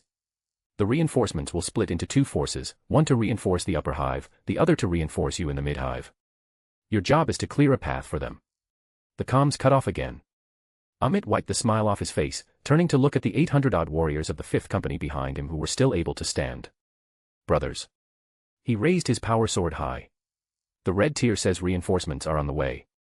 Before we slaughter all these bastards, he pointed the tip of his sword at the designated area in front of their defensive line. Clear that patch of ground out for me first. For the Emperor. Over 800 warriors roared in unison, lunging at the corrupted tide like tigers. The skies of the City of the Holy Anthem, Thunderhawk gunship formation. Paul stood before the observation viewport of the flagship Thunderhawk. The eyes beneath his golden faceplate gazed down at the hive shrouded in blue-purple pollution. From a high-altitude vantage point, the City of the Holy Anthem looked like a festering tumor. In the upper hive sector, pale golden psychic light violently clashed against blue-purple energy. That was Sanguinius engaged in a bitter struggle with the 2 centigrader demons. The mid and lower hives were swarming with dense tides of corrupted, illuminated by the muzzle flashes from the defensive lines established by the Blood Angels and the Solar Auxilia. Regional Channel, Paul opened communications. Split into 2 forces according to the previous plan. Force 1, led by Taxbro. His gaze swept across the tactical holomap. 2,000 Astartes, 200 Brothers of Silence, 100 Grey Knights, 60 Dreadnoughts, and the entire assassin team. Landing coordinates, Midhive Solar Auxilia Drop Zone. Mission, advance from the Midhive down to the lower hive, purge all corrupted and sentient demons, and link up with the Blood Angels 5th Company. Force 2, I will lead personally. Paul paused. All remaining combat assets, land in the area cleared by Tobias in the upper hive. Mission, reinforce Sanguinius, slay those 2 centigrader demons. Understood. A chorus of acknowledgements rang out in the regional channel. Taxbro's voice was laced with excitement. Don't worry, Paul, the Midhive is mine. 2,000 Space Marines plus 100 Grey Knights and 200 Brothers of Silence, along with 60 Dreadnoughts and the assassin team. I guarantee we'll plow through the Midhive in 3 hours. Don't forget we also have the Solar Auxilia. They might have taken heavy losses, but they can still provide decent support. Paul nodded. Mind your tactical coordination. The anti-psychic fields of the Brothers of Silence are the core, Grey Knights handle purification, Astartes clear the trash mobs, and Dreadnoughts deal with the big guys. Assassin team, you're cleared to freely hunt high-value targets. Understood. Then. Paul looked out the observation viewport as the Thunderhawk gunship began its descent. Move out. Finally we went from rank 15 to 14. Around 100 more power stones to reach top. Chapter 186, Chapter 185, Titus greets Sanguinius. City of the Holy Anthem Midhive, Solar Auxilia Drop Zone. Eric Kraus currently stood inside a hastily constructed command bunker. The 35-year-old veteran had his right arm wrapped in blood-soaked bandages. His land speeder had self-destructed during a battle with the corrupted 2 days ago, killing the rest of the crew. He had miraculously survived and taken command of this defense sector. Sir. Look.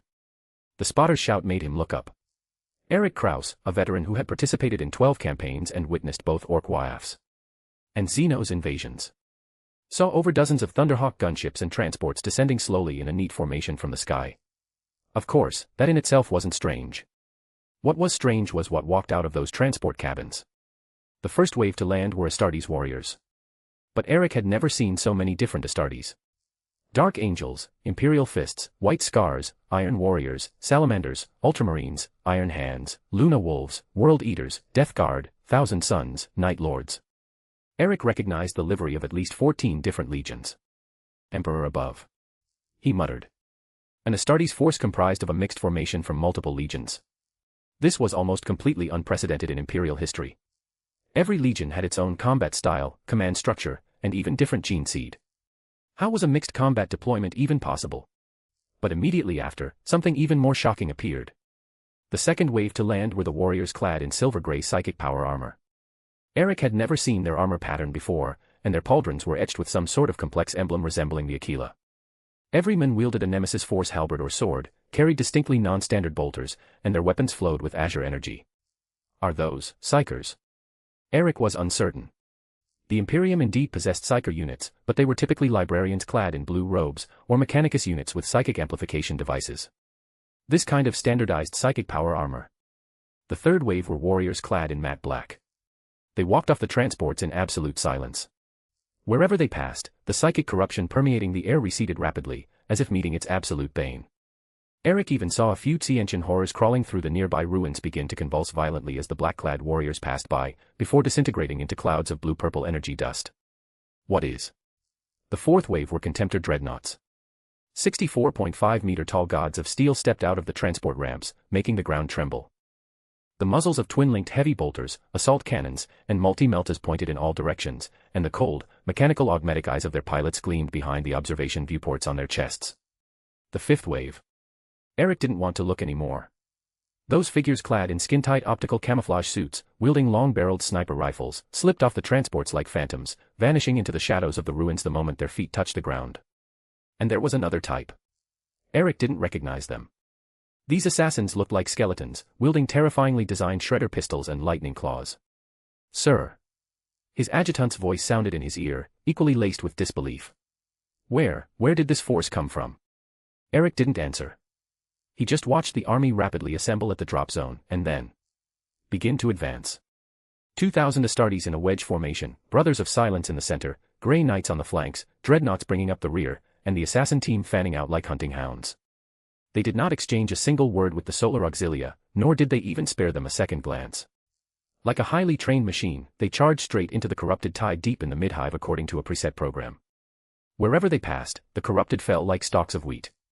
Blue-purple blood stained the streets red. Relay orders. Eric finally found his voice. All functional units, coordinate with the Allied advance. Repeat, coordinate with allies. He paused, adding, do not ask who they are. Follow orders, and then.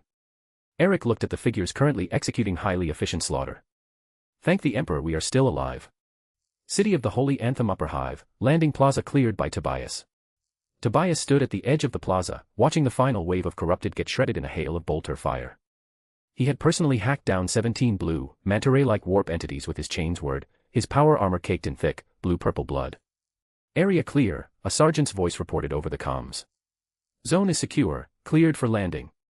Tobias looked up. In the sky, the Thunderhawk gunship formation was descending. The first Thunderhawk touched down, and the ramp slid open. Tobias prepared to step forward and welcome them. Then, he saw the figure stepping out from the ramp. Standing 3.55 meters tall, clad in Custode's Terminator armor, the Aquila baton on his pauldron displaying a divine luster. The Watcher's axe leaned at his side, foul blood still clinging to the blade. A storm shield hung on his left arm, the Aquila emblem in the center glowing faintly. Tobias Fane, captain of the Blood Angels' Second Company, stopped breathing. It was actually an Imperial custodian. The Emperor's personal bodyguard, the ultimate creation of human biological enhancement. And not just a standard Imperial custodian. That Praetor's baton on the pauldron. Almost instinctively, Tobias slammed his right fist against his left chest, his master-crafted power armor emitting a dull thud. Captain Tobias Fane of the Blood Angels Legion, Second Company, greets the Praetor. His voice carried an unconcealable awe. So this was what Ascalon meant by special. An Imperial Custodes Praetor personally leading a reinforcement force. This wasn't just special, this was practically a manifestation of the Emperor himself. Paul gave a slight nod. Captain Tobias, Paul's voice echoed through his custodian faceplate. Battlefield briefing. Tobias immediately snapped back to reality. Yes, Praetor. He pulled up his tactical data slate. City of the Holy Anthem corruption level, NU class and steadily climbing. Confirmed presence of 2 powerful warp entities. Type, avian. Psychic characteristics, trickery and incineration of order.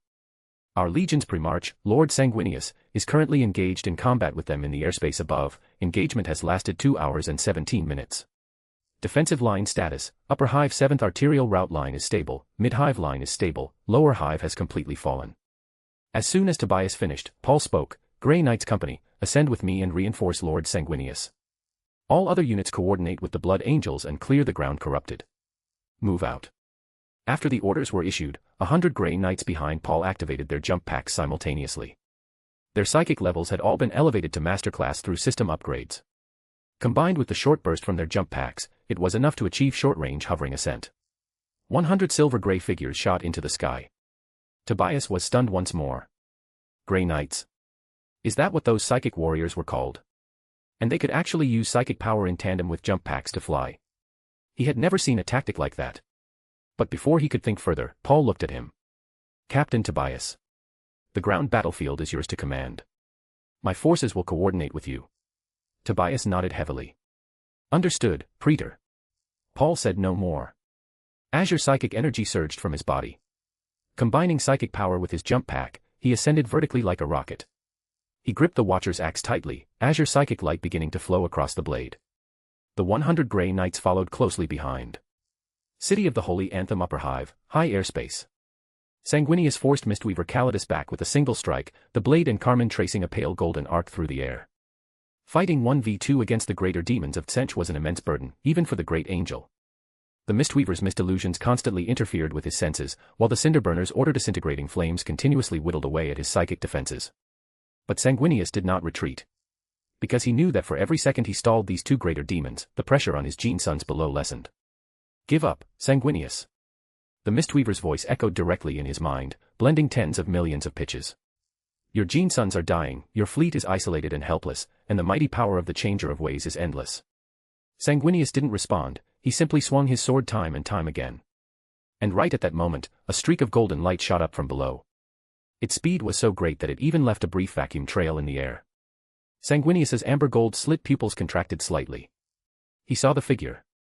A 3.55-meter tall golden giant, the Terminator armor of a Custodes Praetor, the psychic light flowing across the Watcher's axe.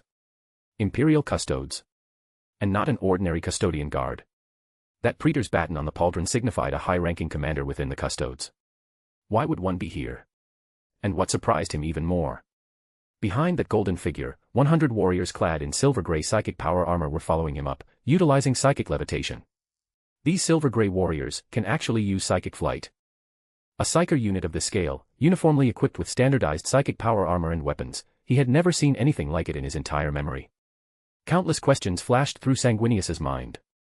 But there was no time to ponder them right now. Because the golden figure had already arrived before him. Demetrian Titus, Praetor of the Imperial Custodes Covert Inquisition. An icy voice echoed through the custodian faceplate. Greetings, Lord Sanguinius.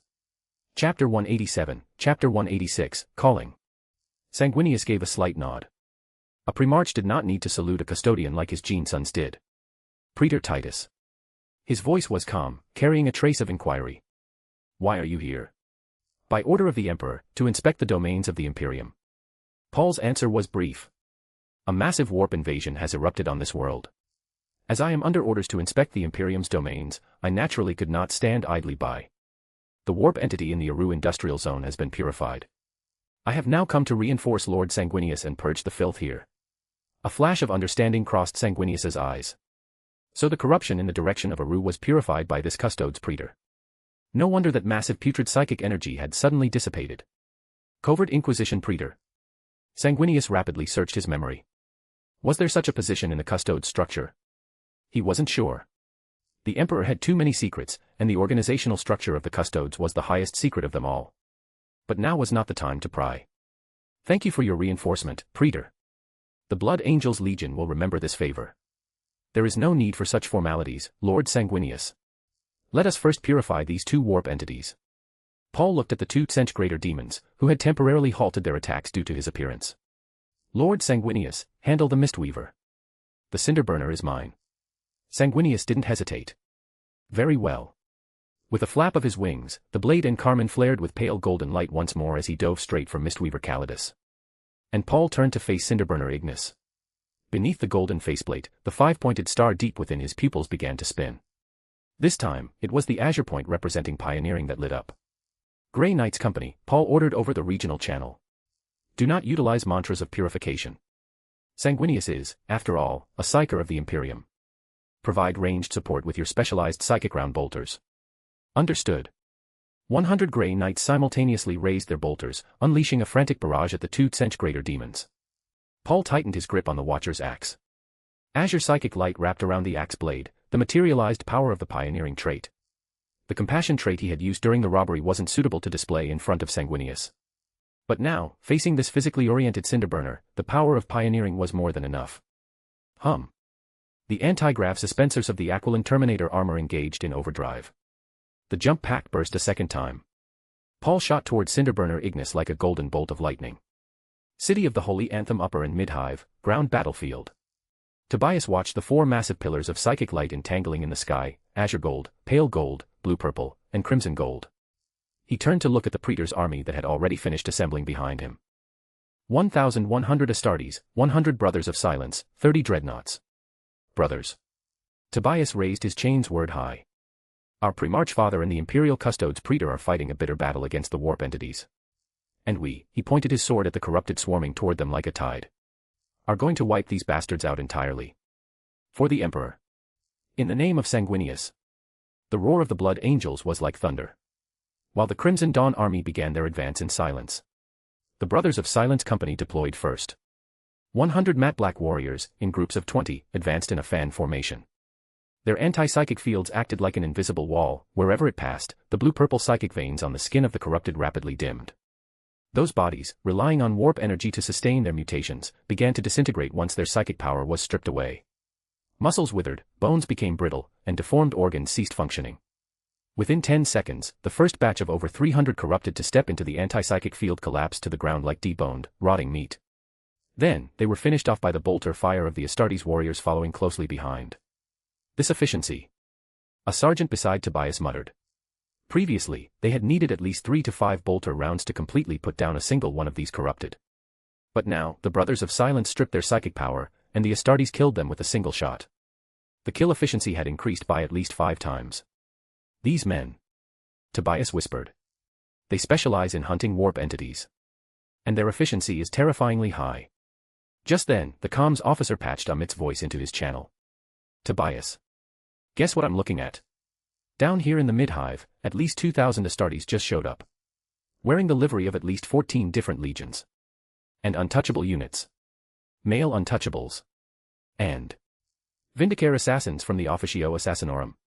Tobias froze. A mixed formation from multiple legions. Male untouchables. Vindicare assassins. He looked at the golden figure engaged in a fierce battle with the Cinderburner in the sky. Then he looked back at the silent, highly efficient army on the ground, whose tactical system was flawlessly perfect to a sickening degree. This suddenly appearing reinforcement force. Deep in the underhive of the City of the Holy Anthem, Sench altar, beside the warp rift. Sakkan Aller stood at the edge of the altar. The psychic wings on his back fluttered unconsciously. But his attention right now was not on the Tsienchen rift above the altar, which had already expanded to 180 meters in diameter. It was focused on the upper hive. Ever since the reinforcement made it here, Sakkan had been feeling a strange call. Lord Iteos. Sakkan couldn't help but speak up. Do you feel it? Deep within the rift, Iteos's 3 pairs of eyes blinked simultaneously. Feel what? A sort of calling. Sakkan pointed toward the upper hive. Ever since that reinforcement army arrived, I've had this feeling constantly. Like something is drawing me over there. Iteos fell silent for a moment. The Lord of Change's mind was running rapid simulations. Calling. Drawing.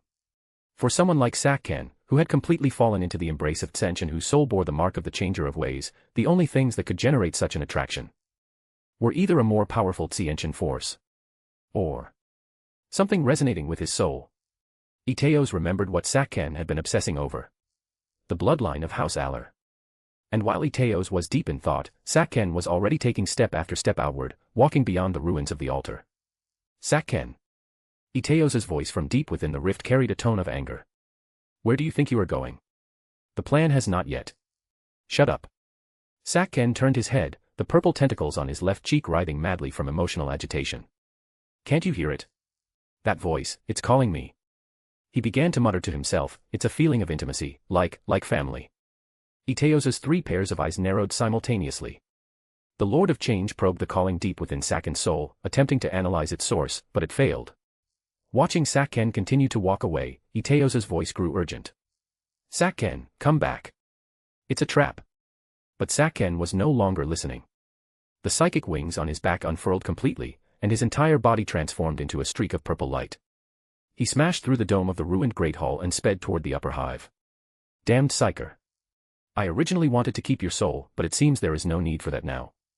Since the variable has already been lured out, then this plan is effectively complete. Deep within the rift, Iteos's massive avian phantom slowly dissipated. Its 3 pairs of eyes took one last look in the direction Sakken had vanished, countless complex calculations flashing within them. Then, it let out a low screech mixed with fury. Thanks for the power stones, guys, keep 'em coming. Next bonus chapter at 1100 power stones, after that every bonus chapter for every 100 power stones. Chapter 188, Chapter 187, Sanguinius slays the greater demon of Tsench, bonus. This is the bonus chapter for reaching 1100 power stones. High airspace above the city of the Holy Anthem, Cinderburner battlefield. Paul drove his axe into Cinderburner Ignis's magma carapace. The dark red psychic energy of resolve twined around the axe blade violently clashed with the crimson gold warp fire. Sizzle crackle hiss. The shrieking sound of energy annihilation echoed across the sky. The Cinderburner let out a furious screech, swinging its giant magma arms in an attempt to swat him, but Paul was too fast. The anti-grav suspensors of the Aquilin Terminator armor allowed him to execute directional shifts in midair that bordered on teleportation. A successful strike meant an immediate retreat. Never get bogged down in a melee. This was Paul's tactic. The Cinderburner was a physically oriented Tsench greater demon, its fire of order could incinerate the fabric of reality, and the defensive power of its magma carapace rivaled warship armor plating. This also meant its speed was relatively slow. And Paul, bolstered by spiral power, was 25% faster than standard custodian specs. Combined with the additional speed boost provided by the pioneering trait. Grey Knights. Psychic binding. Paul ordered over the regional channel. The 100 Grey Knights behind him ceased firing and simultaneously raised their Nemesis Force halberds. Azure psychic chains shot from the tips of the halberds, entangling the Cinderburner's limbs.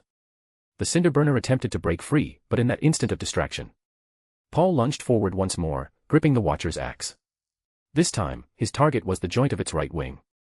The Watcher's axe was raised high, the azure psychic light condensing into a tangible blade of light.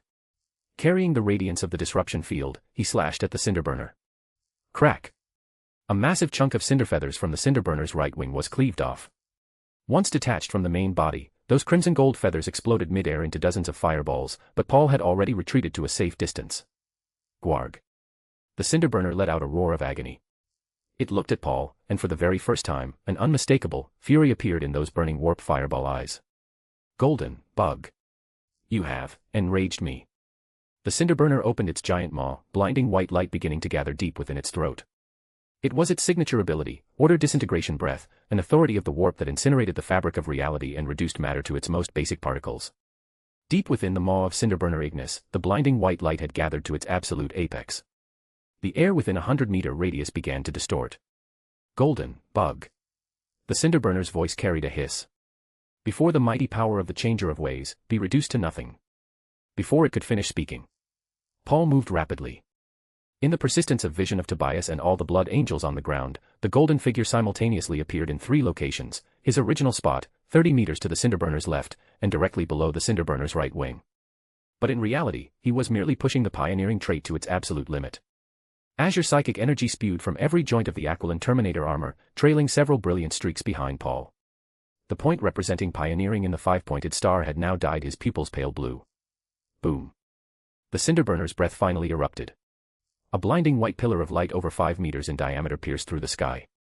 The air it passed through was completely ionized, forming a vacuum corridor hundreds of meters long.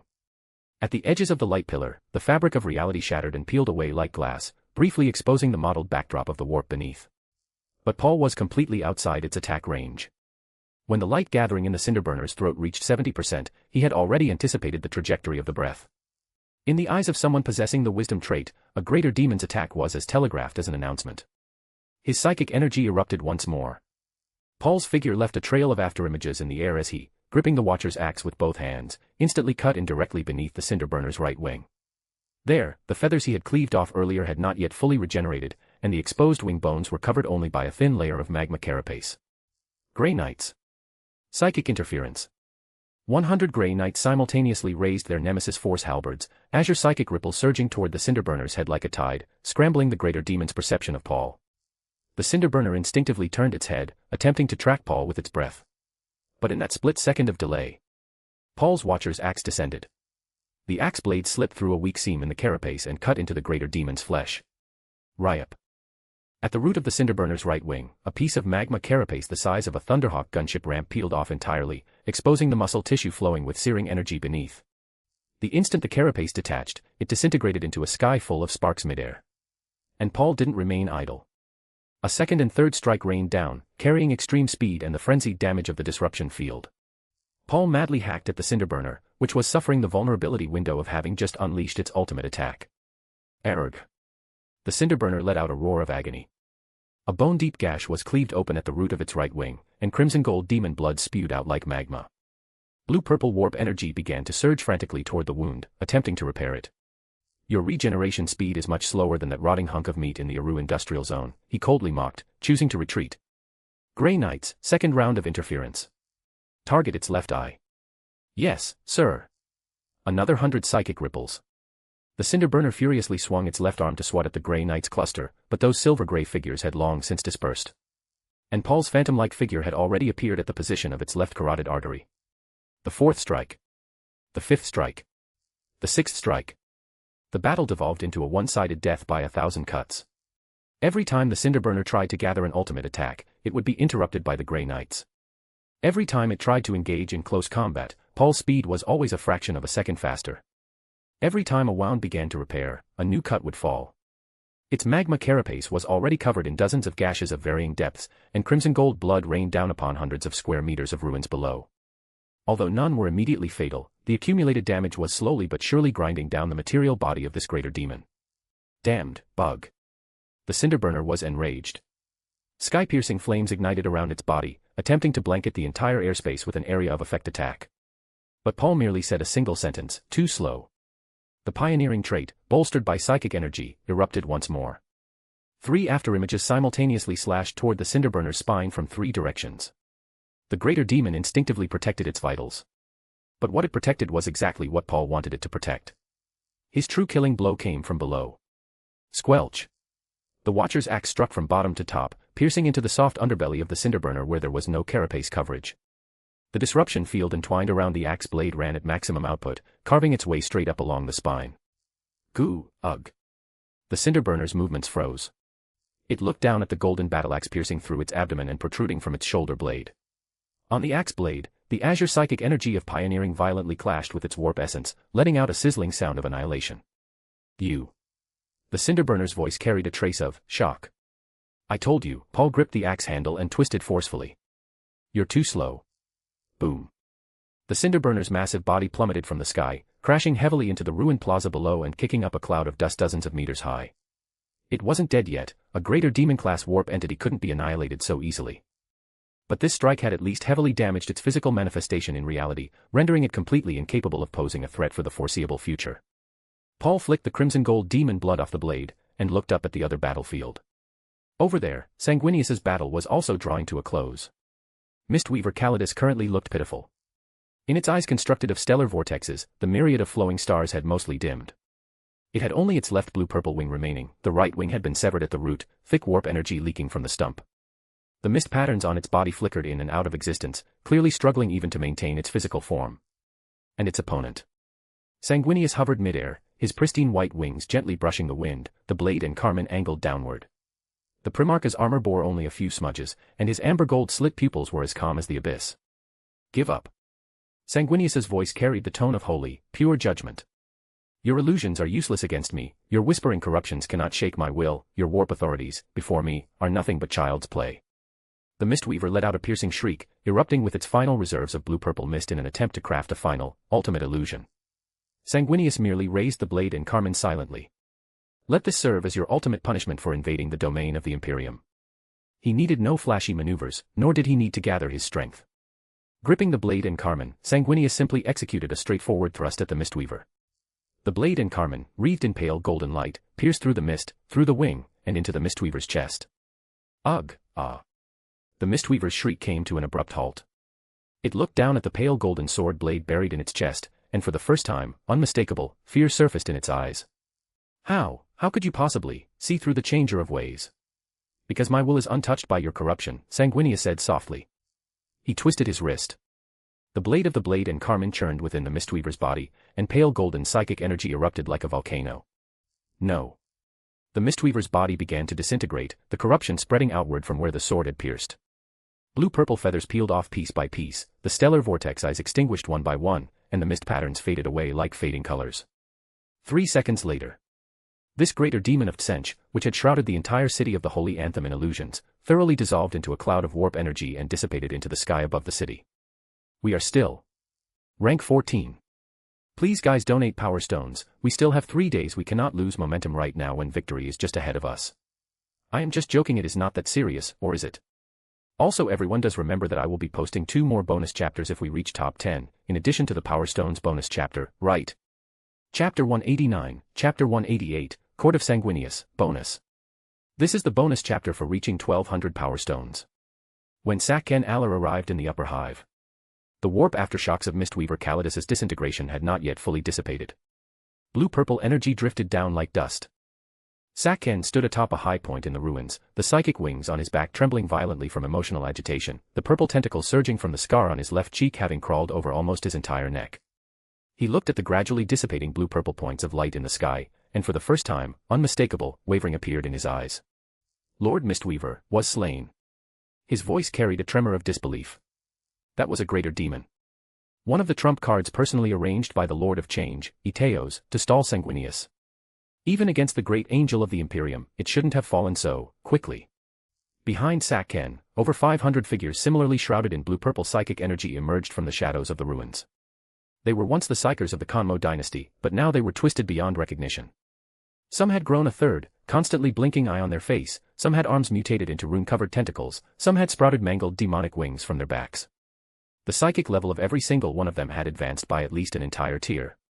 High class became master class became gamma class.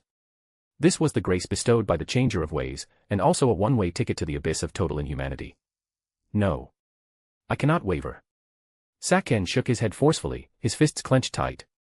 Lord Iteos said, everything is going according to plan, the fall of the Mistweaver is also part of the plan. He forced himself to believe this. Because if he didn't, he would have to face another possibility. That possibility meant that the vengeance he had been plotting for decades. The path he had walked since the moment he accepted the whispers of the Changer of Ways, the power he had exchanged by sacrificing the entire city of the Holy Anthem Hive, might have been doomed to fail from the very beginning. It won't. Sakken looked up, the wavering in his eyes gradually replaced by madness. I still have a trump card. I still have. Before he could finish his sentence, a pale golden light shot over from the distance, slowly descending from the sky. Sanguinius hovered 50 meters in front of him, his pristine white wings gently brushing the air, the blade and Carmen angled toward the ground. Within the Primarch's amber-gold slit pupils, there was only the intent of judgment. Garrison. Traitor who has betrayed humanity. Sanguinius's voice was icy. You finally couldn't help but show yourself. Are you ready to face the Emperor's radiant judgment? To be purified for the grievous sins you have committed? Every word carried an overwhelming psychic pressure. Sakken froze for a second, and then. Heh. Ha ha. Ha ha ha. He threw his head back and laughed, the sound piercing and harboring a colossal hatred. The Emperor. Judgment. Purification. Sakken abruptly cut off his laughter, those vortex eyes locking dead onto Sanguinius. Sanguinius, do you know what that so-called emperor you worship is in my eyes? Nothing but a false emperor. The moment those words were spoken, the entire battlefield seemed to fall silent for a second. Even the Crimson Dawn Astartes currently clearing out the corrupted hesitated for half a beat with their bolters. White Scars drew a sharp breath over the regional channel. Holy shit, this guy actually has the balls to say it. Have you been loyal today? Damn straight, bro, spit your shit. What emperor? He's just a deadman.jpg, emoji pack. I want to lick the golden old man's iced radishes. I disagree with your statements, you bunch of heretics. Inquisition, hurry up and come. Sakken's words caused Sanguinius's face to darken. Furthermore, I am Sak-Ken Aller, not some garrison Conmo. I am the sole survivor of House Aller, sent to the Black Ships by the Iron Hands 80 years ago. A member of the family that once truly ruled Aurelian IV. His voice grew louder and louder, until he was practically roaring. I never betrayed humanity, I never betrayed Aurelian IV. The true culprits behind the current situation are you primarchs who style yourselves as the saviors of humanity, your cold legions of steel, and the false emperor you serve. You are the true masterminds who destroyed this planet. Sanguinius's brow furrowed slightly. He didn't strike immediately, but rather listened quietly. His transcendent primarch senses could distinguish that Sakin's words were a mixture of truth and madness. That bone-deep hatred was very real. Continue. Sanguinius's voice remained calm. Before you face the Emperor's judgment, I will give you time to state your case. Ha! Judgment. What right do you have to judge me? Sak-Ken laughed maniacally, the sound echoing through the ruins of the upper hive. When have you primarchs of the Imperium of Men ever treated the planets you conquered through war as citizens of the Imperium? Aurelian IV. To you, it's nothing but a coordinate on the map of the Great Crusade, a line of numbers in the Imperial tax ledgers. He pointed at the fallen psychers behind him. Look at Aurelian IV. Look at this hive. Look at the legacy your Great Crusade left behind. Look at them. Look at these people you call traitors. Why did they fall? Because they were taken by the Mechanicus when they were children. Their parents murdered, their minds brainwashed and augmented. Those successfully brainwashed were placed into the Conmo dynasty, becoming puppets for the Mechanicus's psychic experiments. Those who failed. Sakin's voice was hoarse, carrying a devilish howl. Those who failed had their frontal lobes excised, turned into psychic servitors. Turned into walking corpses with no self-awareness, only knowing how to obey orders. And you. You high and mighty butchers of war. Before you descended with your fleets, Aurelian IV was prosperous and stable under the rule of the House Blayak and House Aller. A light of reminiscence surfaced in his eyes. It was from records he had found after becoming the head of the Conmo dynasty, records that the Mechanicus had not destroyed. The Blayak family maintained order, and House Aller used psychic power to sustain the ecology. The Aurelian of that time, although a mining planet, had surface vegetation, crops, and a complete ecosystem.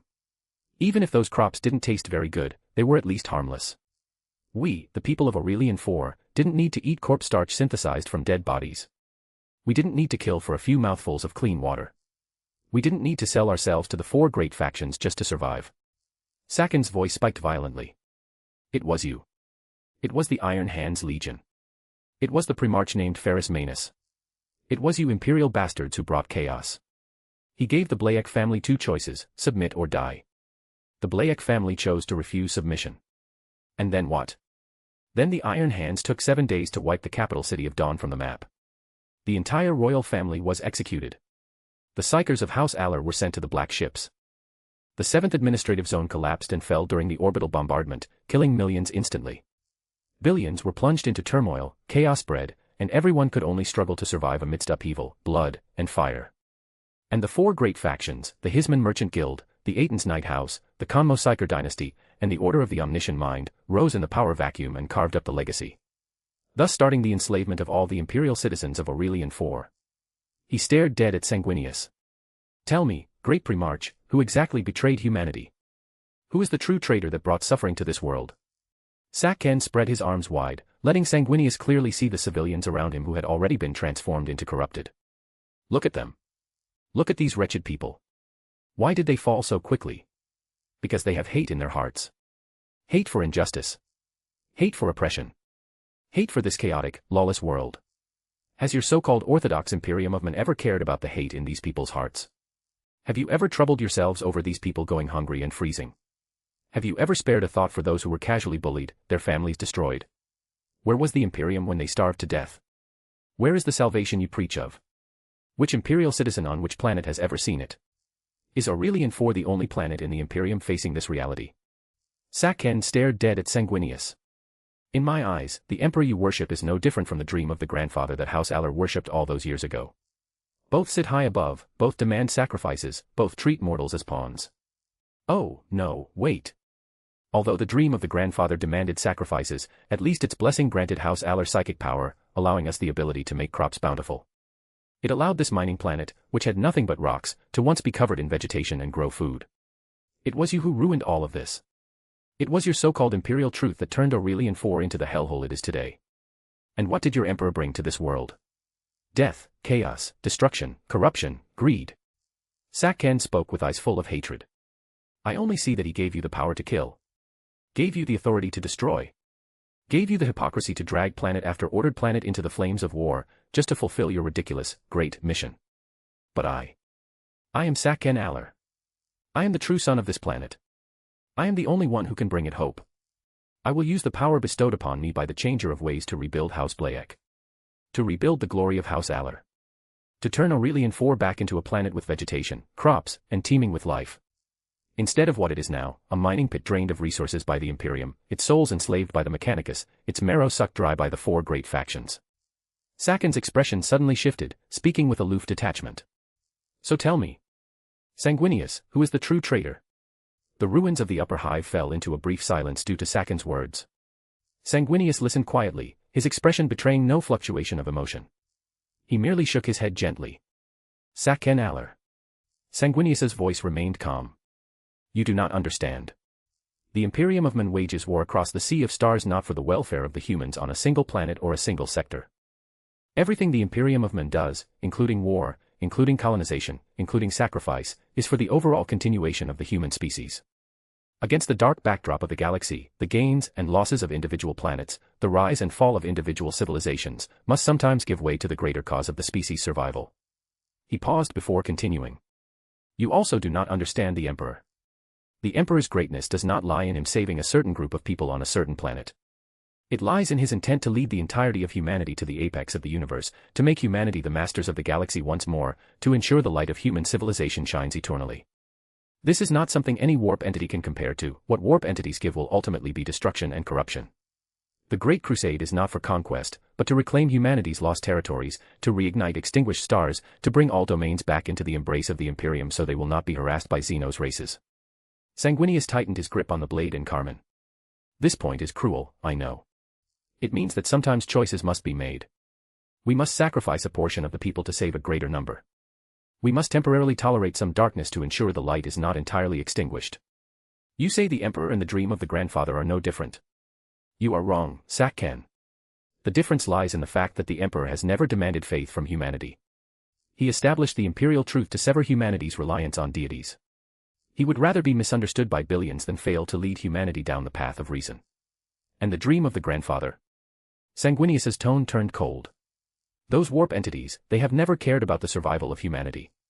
What they want are the souls of their worshippers, the eternal enslavement of mortals. You stand here today, loudly proclaiming that you will bring hope to Aurelian 4. But all you have brought is deeper despair. Look at those fallen behind you, look at this hive corrupted by the warp, is this the hope you wanted? Sakken was stunned for a moment after hearing this. Then, he erupted into a fit of hysterical laughter. Ha ha ha ha ha. The laughter was chillingly shrill. The human species. You still spout such high-sounding rhetoric even now. You don't even love the human planets that make up the human species, and you claim to love the human species. Hypocrisy. Utter hypocrisy. He laughed until tears streamed down his face, pale blue tears tainted with psychic corruption. It's all just the false Emperor's brainwashing. Sanguinius did not give him the chance to speak further. Whether you are Garrison or Sakken, the icy voice of the great angel rang out. Regardless of your reasons, regardless of your difficulties. The moment you chose to throw yourself into the embrace of warp. The moment you used warp to corrupt this planet, causing billions to fall and billions to die. The moment you insulted the Emperor and everything the Imperium of Men fights for. Sanguinius gripped the blade and Carmen tightly. Pale golden psychic energy rose like a sun. You are beyond forgiveness. The pristine white wings on the great angel's back unfurled completely. As for the matters you spoke of, after you are purified, the Imperium will investigate. If the Mechanicus is indeed guilty, Sanguinius's voice was resolute and decisive, they, too, shall face judgment. The instant Sanguinius's words fell, the blue-purple psychic energy surrounding Sakken violently erupted. Alpha-class psychic pressure expanded like a tsunami, blasting away all the ruined debris within a 100-meter radius. Over 500 fallen psychers resonated simultaneously, their psychic energies linking together to form a 100-meter-tall blue-purple psychic pillar behind Sakken. At the apex of the blue-purple psychic pillar, the 9-pointed star mark of the Changer of Ways could faintly be seen slowly rotating. Just as I expected, talking to you primarchs devoid of human emotion is useless. Come. Sanguinius. Great angel of the Imperium. Sakken spread his arms wide, the psychic wings on his back fully unfurled as he levitated into the air. Use that power bestowed upon you by the false emperor and try to judge an avenger who seeks justice for his homeland. It's 12 at night here and I am still awake today, so here's your bonus chapter. It's only Thursday and I have already posted 12 bonus chapters this week, my goal to post 20 bonus chapter, so keep donating power stones, I have enough chapters. I think today's the day we reach rank 10. Keep donating power stones. Chapter 190, Chapter 189, Sentenced to Death, Bonus. This is the bonus chapter for reaching 1300 power stones.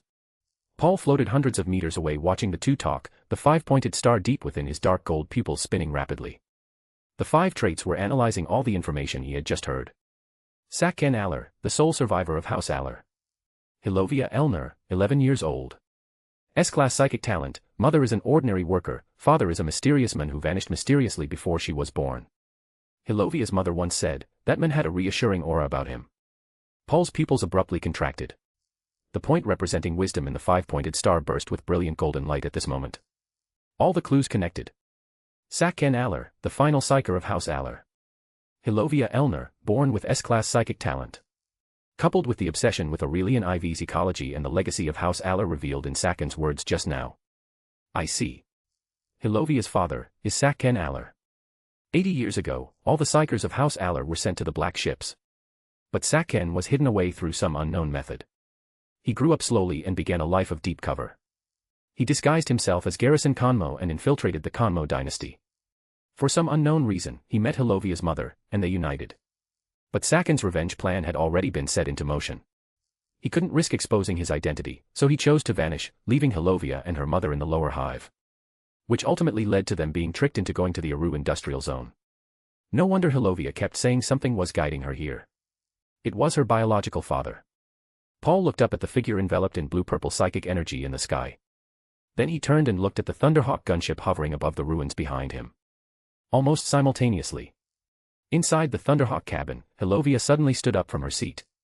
The little girl's face was as pale as paper, her hands gripping the handrails by the hatch with all her might. Her eyes were fixed on the figure shrouded in blue-purple psychic energy in the distant sky. Her lips trembled, opening and closing soundlessly. Aller. Sanguinius's blade and Carmen clashed violently with the blue-purple psychic barrier surrounding Sak'ken. The shrieking sound of energy annihilation tore through the air. The energy fluctuation generated in that instant caused the Astartes clearing out corrupted below to involuntarily look up. In the name of the Changer of Ways. Stellar Labyrinth. Sak'ken raised both hands high. Behind him, the 500-plus fallen psykers chanted in unison, their psychic energy pouring into his body like rivers flowing into the sea. The sky above the upper hive ruins abruptly darkened. A false, blue-purple firmament unfurled across a 100-meter radius. Myriad stars rotated in ways that defied the laws of physics, each star a condensed mass of warp energy emitting corrupting whispers. Sanguinius's amber gold slit pupils narrowed slightly. The Primarch could clearly sense the authority of trickery contained within this false starry sky. It was a cognitive corruption trap. Once dragged into it, one's senses would be warped, all sense of direction lost, and even the concept of self could be tampered with. A decent area of effect. But it is useless against me. Sanguinius gently flapped the pristine white wings on his back. Pale golden psychic energy expanded outward with him at the center. Wherever it passed, the blue-purple starry sky peeled away like a fading oil painting. Before the will of the great angel, false constructs held no right to exist.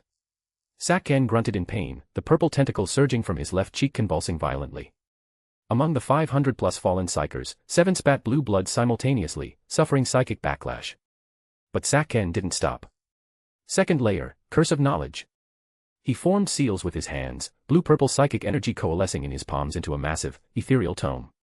The pages flipped without wind, every page surfacing with twisted runes that would cause a mortal's sanity to collapse and their brain to overload and fry just by looking at them. The tome burst open, tens of thousands of runes swarming toward Sanguinius like a plague of locusts. Each rune carried a fragment of knowledge. It could be the geographical coordinates of a certain planet, the principles of some technology, the historical records of a civilization. But all of this knowledge was fragmented and contradictory. Accept it, and your mind would plunge into an infinite loop of logical paradoxes. Reject it, and your cognition would suffer unfillable voids. This time, Sanguinius finally got serious. For the first time, the great angel initiated a forward charge, the blade and Carmen trailing a pale golden afterimage through the air. He didn't attempt to decipher the runes, nor did he use psychic defenses. The Primarch chose the simplest and most direct method. Cleave.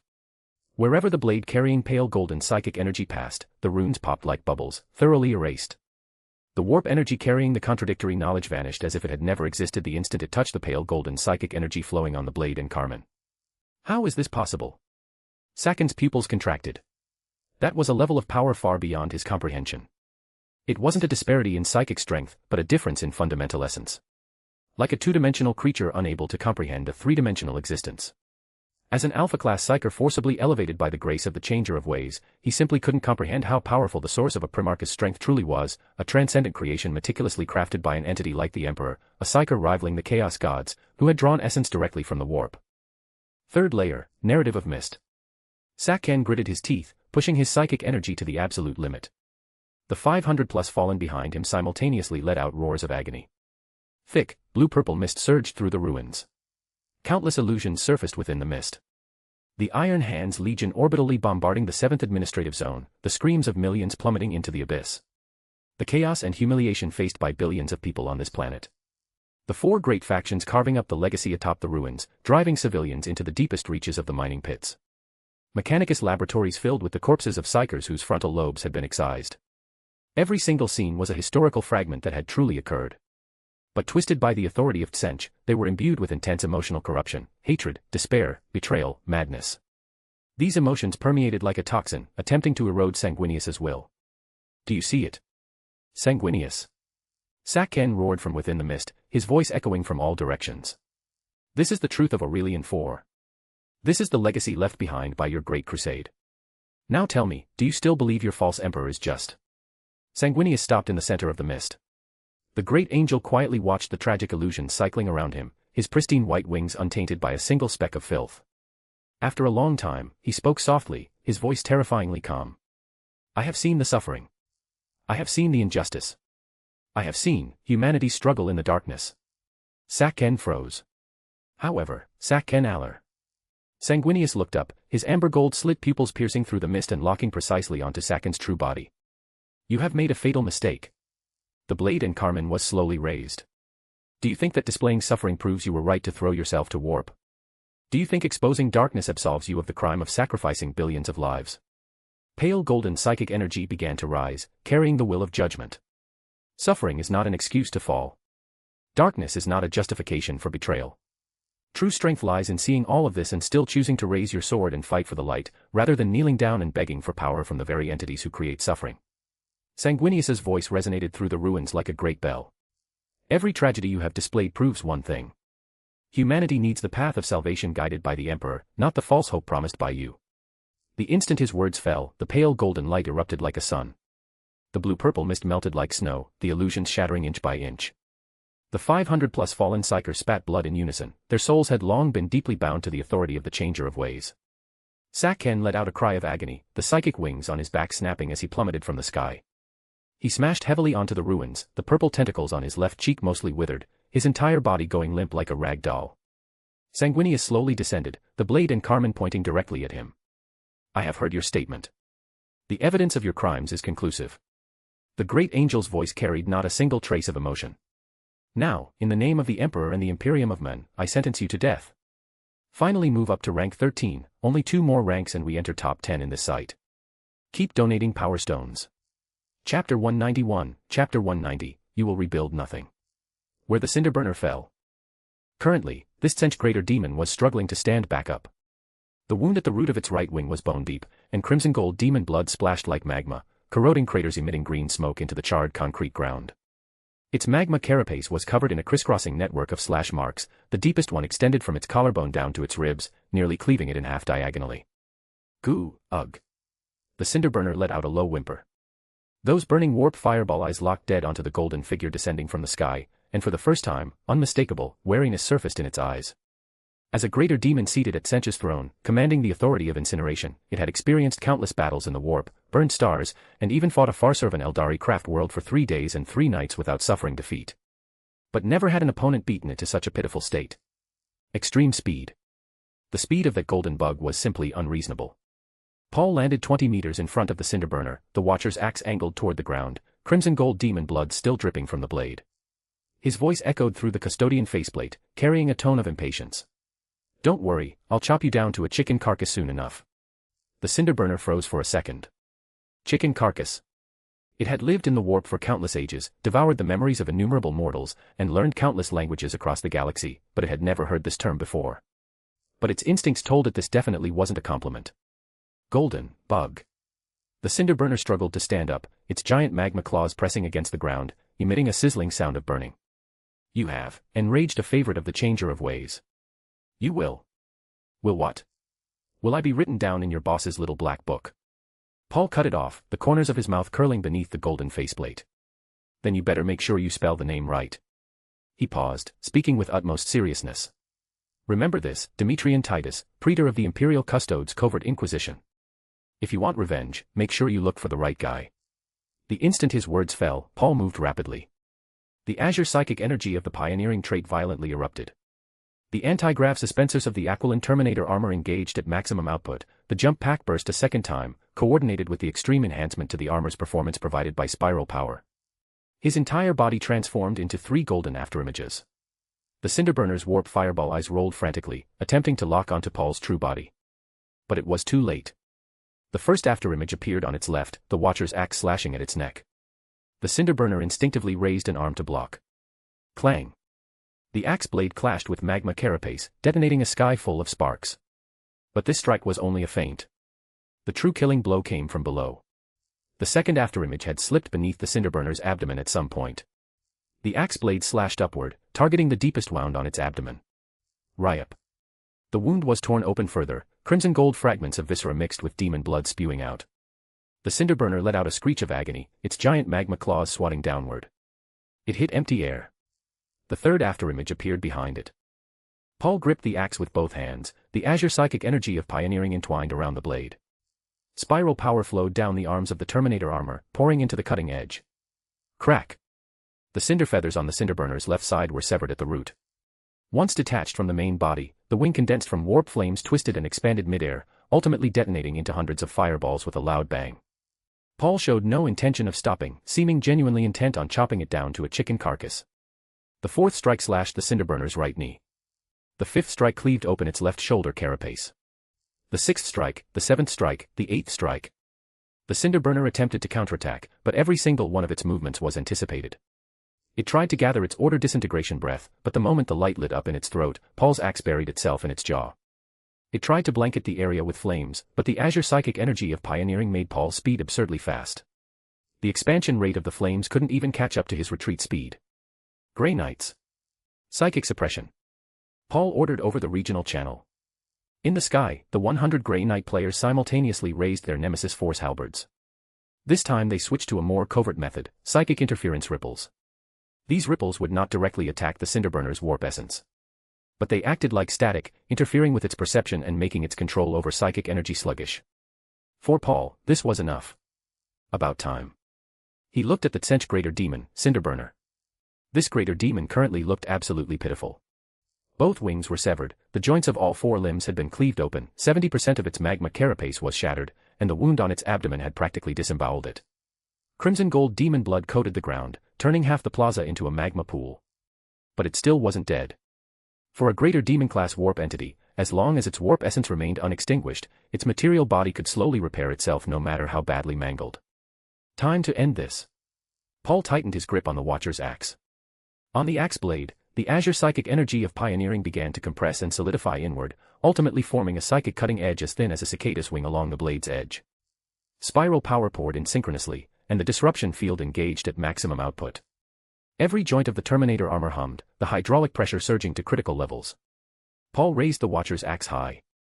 Cleave. There was nothing flashy about this strike. It was simply the most basic, direct, and violent vertical slash. The axe blade cut in along the crack right down the middle of the Cinderburner's head, followed the spine straight down, and finally exited from the tailbone. Squelch. Crimson gold demon blood spewed like a fountain. The Cinderburner's body froze. It looked down at its own body, which had been cleaved in half right down the middle. The left half slowly slid off, while the right half remained standing. The light in those warp fireball eyes began to rapidly dim. The Changer of Ways will not. It couldn't finish its final words. Paul withdrew his axe and turned around. Behind him, the Cinderburner's bisected body detonated simultaneously, transforming into a sky full of crimson gold sparks. A streak of blue-red warp origin spiritual light rose from the sparks, drifting toward the centurift deep within the city of the holy anthem like a weary bird returning to its nest. Paul didn't stop at this time. Grinding away warp essence required him to utilize the 5 traits of psychic energy, and that power was too conspicuous. Grinding away warp essence was something that typically required the Emperor's sword or certain relics to achieve. Right now, he was just an ordinary custodes praetor. With Sanguinius present, it wouldn't be appropriate. Let it go, he muttered to himself. At the same time, on the other battlefield, Sakhen also looked extremely pitiful. He had dodged Sanguinius's fatal strike, temporarily staving off death. He only had 1.5 psychic wings left, and his left arm hung unnaturally at his side. The elbow had been severed by Sanguinius's blade and was currently being held together solely by blue-purple psychic threads. The 500+ fallen psychers behind him had slowly stood back up, but their faces were ashen, and the psychic patterns on their bodies flickered erratically, clearly pushed to their absolute limits. Cough, cough, cough. Sakhen coughed up a mouthful of pale blue blood, mixed with fine psychic crystals. He stared dead ahead. Sanguinius hovered 50 meters away, his pristine white wings untainted by a speck of dust, the blade and carmen angled toward the ground. Sakhen Aller. Sanguinius's voice was terrifyingly calm. You have lost. I have not lost. Sakhen roared, his voice hoarse from his injuries. As long as I am still breathing, as long as the blood of House Aller still flows, I have not lost. He violently turned his head, looking at the fallen psychers still holding on behind him. Give me everything you have. It was a final act of madness. The psychic patterns on the bodies of the 500+ psychers still able to stand simultaneously erupted with blinding blue-purple light. All the psychic energy within their body surged toward Sakhen like a flood. Sakhen's aura began to climb frantically. Alpha class. Alpha plus. His height began to expand, from 2 meters swelling to 3 meters, 4 meters, 5 meters. The psychic wings on his back fully unfurled, spanning over 10 meters. The purple tentacles on his left cheek crawled all over his body like vines, forming profane runes across the surface of his skin. His eyes completely transformed into stellar vortexes, reflecting millions of future possibilities within them. Sanguinius. Sakhen's voice became a chorus of tens of millions of pitches. Look at this power.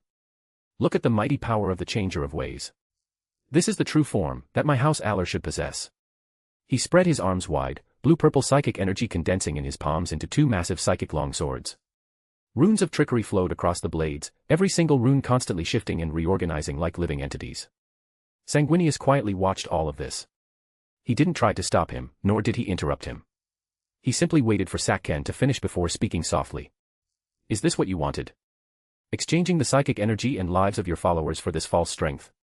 Exchanging the future of your homeland for this fleeting vengeance? Sakhen, do you truly believe that this will rebuild the glory of House Aller? Sakhen froze.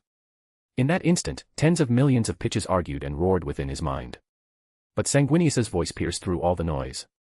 You will rebuild nothing. You will only drag Aurelian IV into an even deeper abyss. Chapter 192, Chapter 191, 10 billion. It seems that for a traitor like you, blinded by hatred. The pristine white wings on the great angel's back fully unfurled, and pale golden psychic energy flowed around him like something tangible. Only overwhelming power can make you clearly understand. The blade and carmen was slowly raised.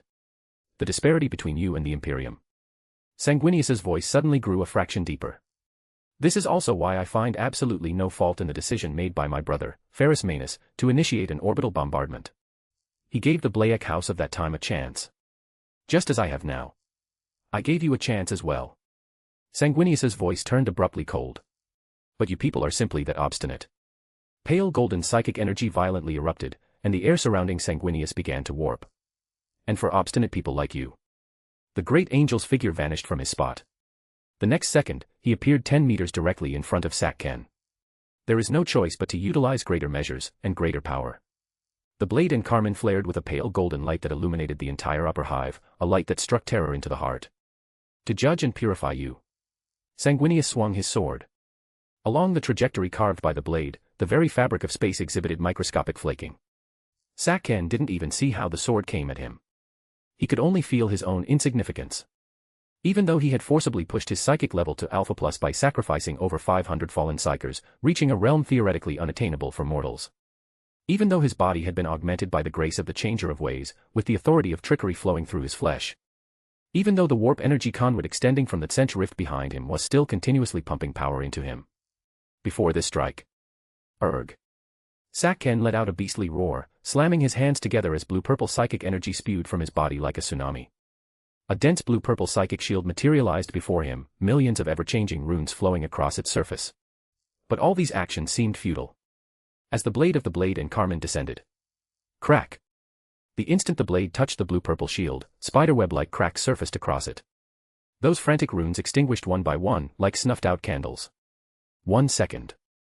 2 seconds. 3 seconds. Boom.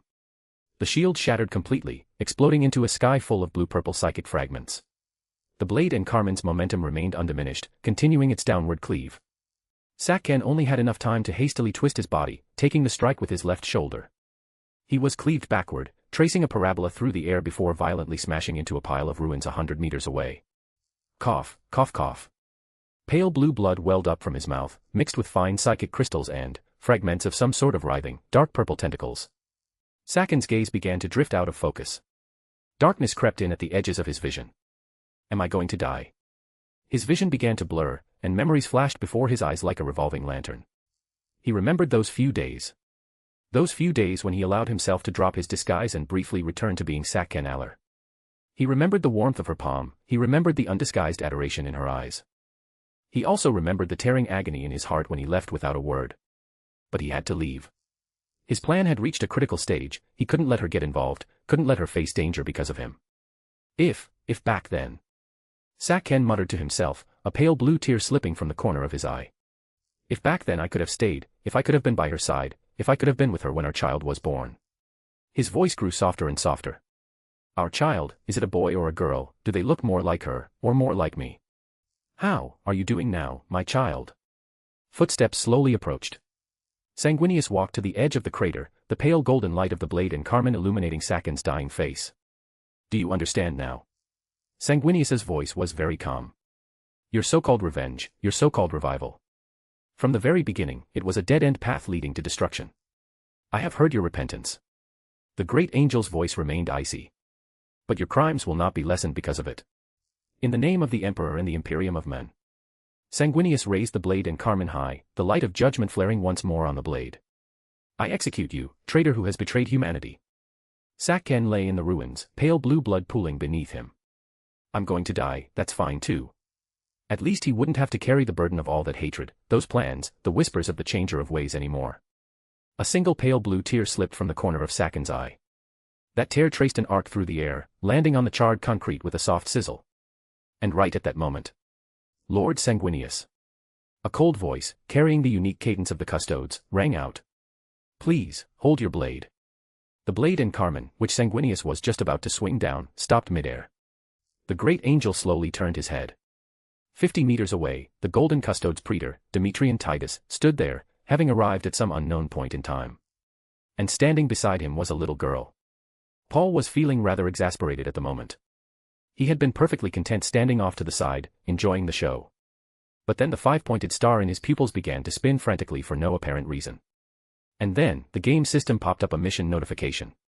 Purification mission, purification of the Aller bloodline. Mission description, Hilovia Elner, daughter of Sakken Aller, must personally end her father's sins to complete the final purification of the Aller bloodline.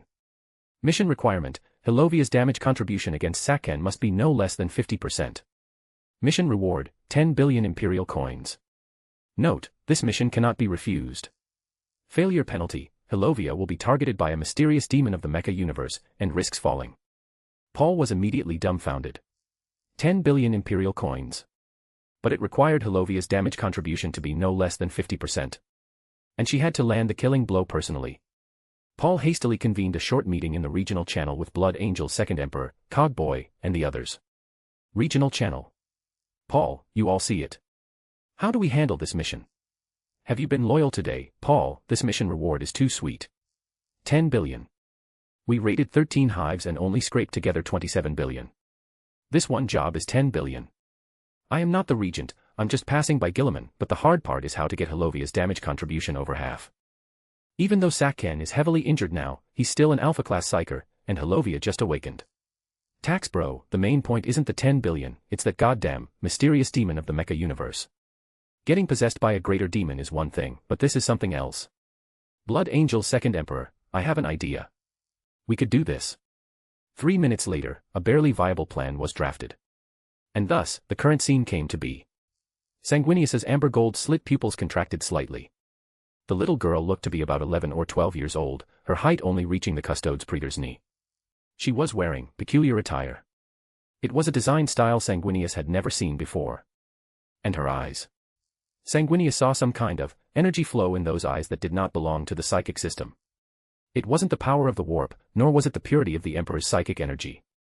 It was a lighter, fairy tale-esque power. But the energy intensity was nothing to scoff at. Praetor Titus. Sanguinius slowly lowered the blade in Carmen, his brow furrowing slightly. Who is she? His gaze shifted between the little girl and the custode's praetor. An imperial custode's praetor, walking around with a little girl in strange clothes holding a magic wand. No matter how you looked at it, this combination was bizarre. Paul answered without changing his expression. By order of the Emperor. He paused, enunciating every word clearly and heavily. To bring the final bloodline of House Aller to Aurelian IV. The golden faceplate turned toward Sakhen, who lay dying in the ruins. To end the source of this planet's sins. Hearing this, Sanguinius's pupils abruptly contracted. You mean? The great angel's mind raced. The final bloodline of House Aller. This little girl. Brought to Aurelian IV. To end the source of its sins. Countless questions exploded in Sanguinius's mind. But a second later, Paul interrupted his thoughts. This matter is an imperial secret. The custode's praetor's voice was icy and devoid of emotion. Lord Sanguinius, please do not pry. Sanguinius fell silent. He truly had no way to question this statement. For it was common knowledge that within the genes of the imperial custodes, there existed only absolute loyalty. No lies, no selfishness, no personal will. Every custodian was a perfect creation shaped by the Emperor's own hands. Their loyalty was etched into the deepest depths of their genetic sequence, more unbreakable than any oath or covenant. If this custode's praetor said it was the Emperor's order, then it was the Emperor's order. As for why the Emperor would issue such an order. Why have a little girl put an end to the source of sin? What was that peculiar power residing within her?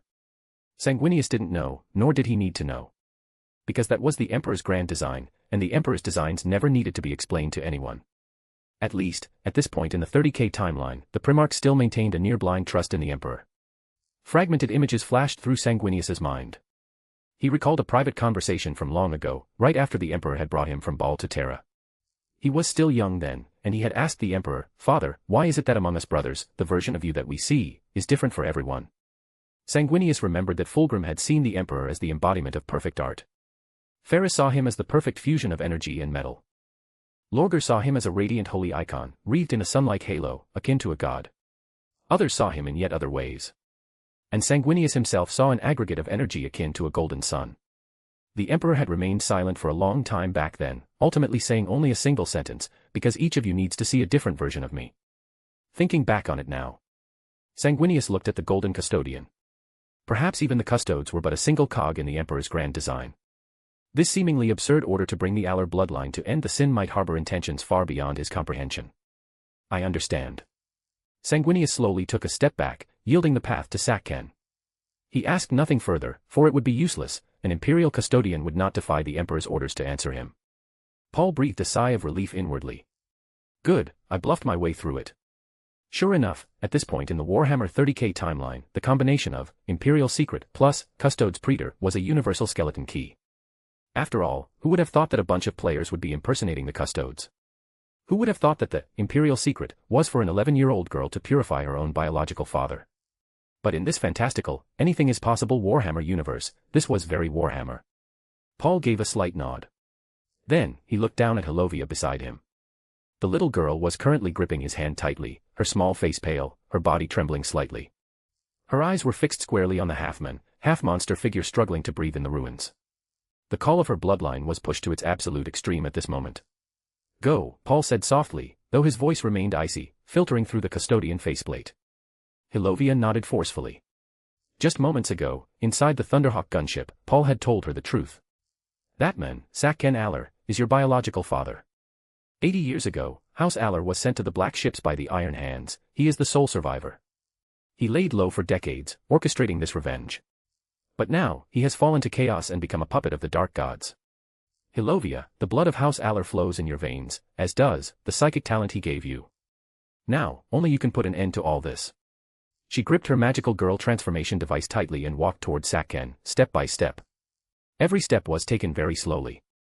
Because they were far too heavy. In the ruins, Sakken struggled to raise his head. His vision was already blurry, the sensory damage brought on by psychic overload was rapidly deteriorating. But he still managed to see that tiny figure approaching. In that instant, the House Aller bloodline within Sakken resonated explosively.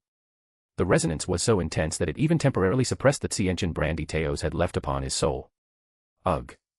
Sakken opened his mouth, trying to say something, but only pale blue bloody froth welled out. But his eyes, those eyes reflected clear, distinct emotions. Agitation, joy, disbelief. And a bottomless abyss of regret. He realized it. This little girl wearing peculiar clothes and holding a wand was his blood. Was his child. The child he thought had died long ago, or perhaps had never been born at all. She had grown up. She had come before him. Sakken wanted to reach out his hand.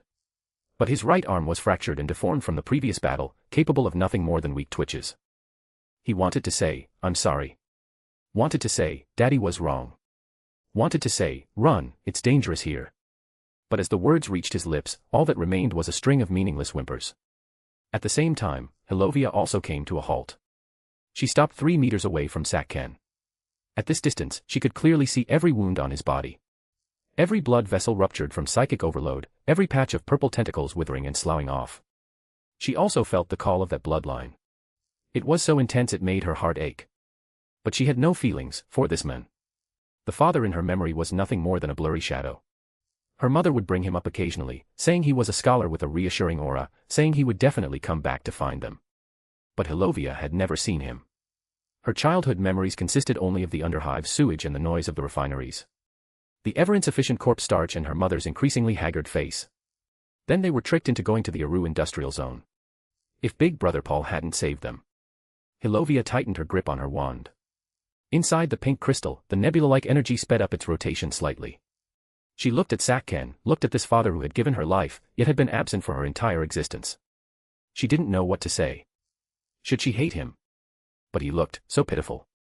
Should she forgive him? But the crimes he had committed had killed so many people. A struggle unfitting for her age surfaced on Helovia's small face. And right at that moment. He. Keep donating power stones everyone, we are very close. Chapter 193, Chapter 192, Iteos descends. Lucian's plan. Bonus. This is the bonus chapter for reaching 1400 power stones. A low voice, a blend of tens of millions of pitches, echoed directly within Sakken's mind. It was Iteos. The voice of the Tsench greater demon carried undisguised delight. Sakken, your daughter, is still alive. Sakken's body stiffened violently. Look at how adorable she is. Are you truly willing to just die like this? Right when she has just found you. Before she even has a chance to call you daddy. Iteos' voice coiled around his thoughts like a venomous snake. Sakken's pupils began to contract violently. Pale blue blood seeped from the corners of his eyes. Do you need the changer of ways to impart more knowledge upon you? To make you even stronger, to fulfill your desires? No. Iteos' voice coaxed him like a venomous snake. Look at how pathetic you are right now, embedded in a crater like a failure right in front of your daughter. Don't you want to show her your true power as her father? Sakken roared in his mind. Get out. Get out of my head. I don't need it. I don't want it. I just want her to be safe. Tisk, tsk, tisk. Iteos laughed, laughing with boundless delight. Sakken, you're still so naive. Did you really think your soul still had room for choice? Sakken froze. From the moment you accepted the first gift, your soul had already plunged into the embrace of the changer of ways. The right to choose has long been out of your hands. But look at how merciful I am. I even let you see your daughter one last time. Now, it's time to pay the toll. Iteos' voice gradually grew icy. Sakken violently raised his head, looking at Helovia, and roared with the last of his strength, run, away. But it was already too late.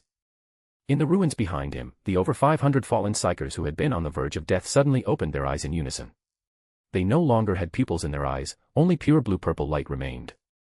They slowly sat up in an eerie, synchronized rhythm. In groups of 9, the 56 groups of psychers formed a massive, 9-pointed ring. They began to chant. The language of their chant was not Gothic, nor was it any known psychic litany. It was the whispering of the warp, the profane knowledge of the changer of ways, a blasphemous sound that reality simply could not bear. With 9 as the foundation, with 56 as the ring. With 504 souls, as sacrifices. We welcome the descent of the Lord of Change. Boom. Deep within the city of the Holy Anthem, the Tsench Rift, which had already expanded to 200 meters in diameter, abruptly erupted with blinding blue-purple light. The light surged out like a torrent, pouring into Saken's body through the psychic links. Erg. Saken let out a harrowing, inhuman scream. His body began to expand once again. 3 meters, 5 meters, 10 meters, 20 meters.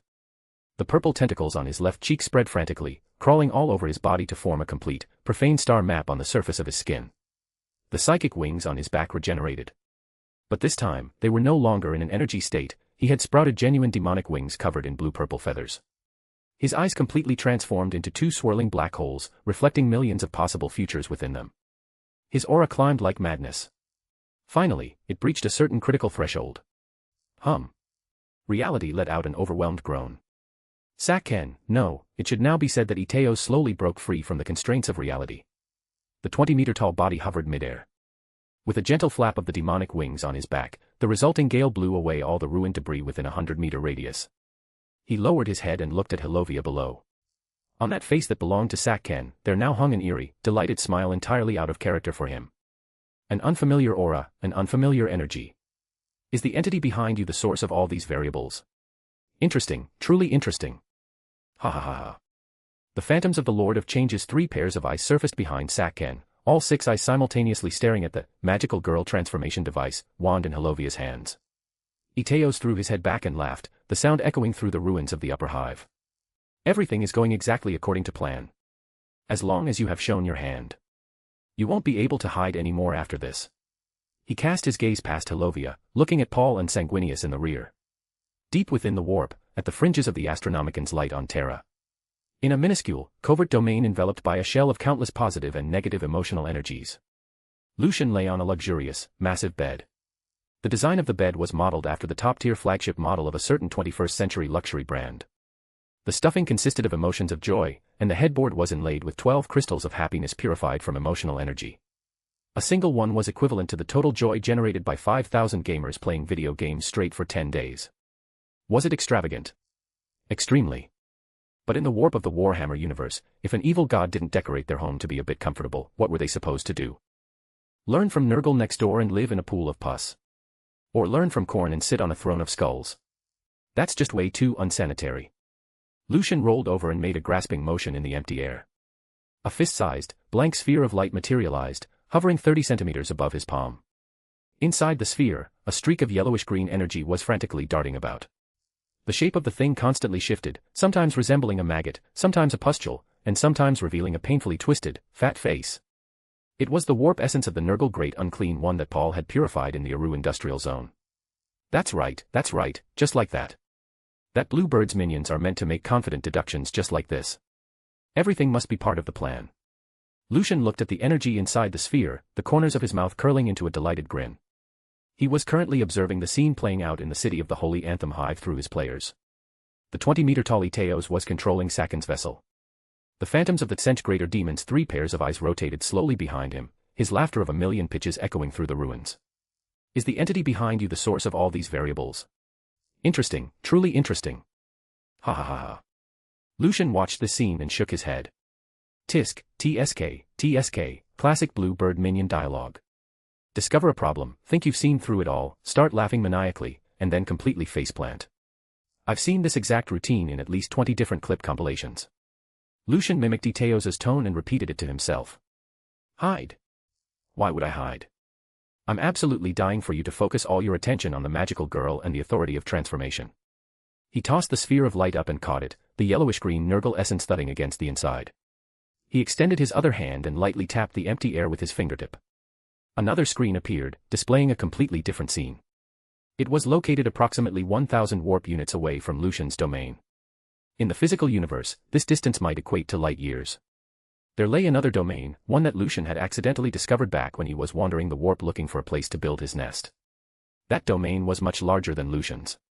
The exterior was shrouded in various colors of flames, lightning, and all sorts of elements, while violent energy faintly surged within. However, the entire domain was in a state of stasis. Still sleeping, huh, buddy? Don't know if you're a guy or a girl, old or young, a native Warhammer god or a transmigrator like me. But it doesn't matter. Lucian tilted his head. His gaze fell back to the streak of yellowish-green Nurgle essence in the first sphere of light. You're going to love this gift. That exterior shell flowing with flames, lightning, and various elements was definitely not simple psychic energy, or at least, not the traditional psychic energy of Warhammer. Is it magic? Or elements? Or something else? Lucian didn't know either. But it didn't matter. It was better that he didn't know. Because Tsench probably didn't know either. That blue bird loves researching the unknown more than anything. A slumbering domain possessing an unknown power system suddenly paid a visit by Tsench and Nurgle. Coupled with the magical girl transformation device in Halovia's hands. Hee. Lucian muttered to himself as he manipulated the screens. He smiled rather insidiously, a stark contrast to the warm, sunny aura he exuded. Doesn't the chain of clues link up perfectly? Sorry about this, buddy, or sister. For now. I'm just going to borrow your shell for a bit. From the very first time those Tsench cultists appeared in the Aru industrial zone and held a ritual to summon the master of trickery and secrets, I realized something was slightly off. Although he was just an armchair lore master, he still remembered the 30K timeline very clearly. This timing was simply far too early. During this era, the corruption of the 4 Chaos Gods was supposed to be hidden and gradual, and their primary targets should have been the Astartes. For instance, Lorgar, the Primarch of the 17th Legion, the Word-Bearers, had already completed his pilgrimage to Sycharis. Guided by the ascended demon Ingithel, Lorgar had entered the Eye of Terror, witnessed the truth of chaos, thoroughly converted to Chaos Undivided, and was currently secretly shifting his entire legion toward chaos worship. But that was Lorgar's own business. Erebus and his clique should currently be busy fully corrupting the Word-Bearers from the inside while maintaining the illusion of loyalty to the outside world. Why would a greater demon of Tsench make such an overt move on a backwater mining planet at this point in time? Unless that blue bird has its eyes on me. Lucian's hairs had stood on end at the time, instantly making that deduction. As a newly born evil god in the warp, barely capable of self-preservation, his greatest fear was being noticed by any of the big 4. Especially that blue bird. That thing loved to scheme, pry, and lay traps. Its absolute favorite hobby was sweeping all variables onto its own chessboard. Therefore, upon realizing he might be in danger, Lucian began a counter-operation. When Paul became a champion, he specifically had the system store refresh and offer the magical girl transformation device. That thing wasn't a product of the Warhammer universe at all, it was a genuine, cross-dimensional magic side creation. Later on, he refreshed the store in the Kent Hive to offer the Kyber crystal, capable of repairing it. Magical girl, the authority of transformation. Lucian stared through the observation window at the pink crystal wand in Halovia's hands. The nebula-like energy at the tip of the wand rotated slowly, emitting a light, airy fluctuation completely distinct from warp psychic energy. Coupled with that sleeping unlucky bastard next door. Once Sanguinius, Paul, and Halovia team up to kill this descending vessel of Eteos. I'll throw this processed Nurgle essence into the domain next door.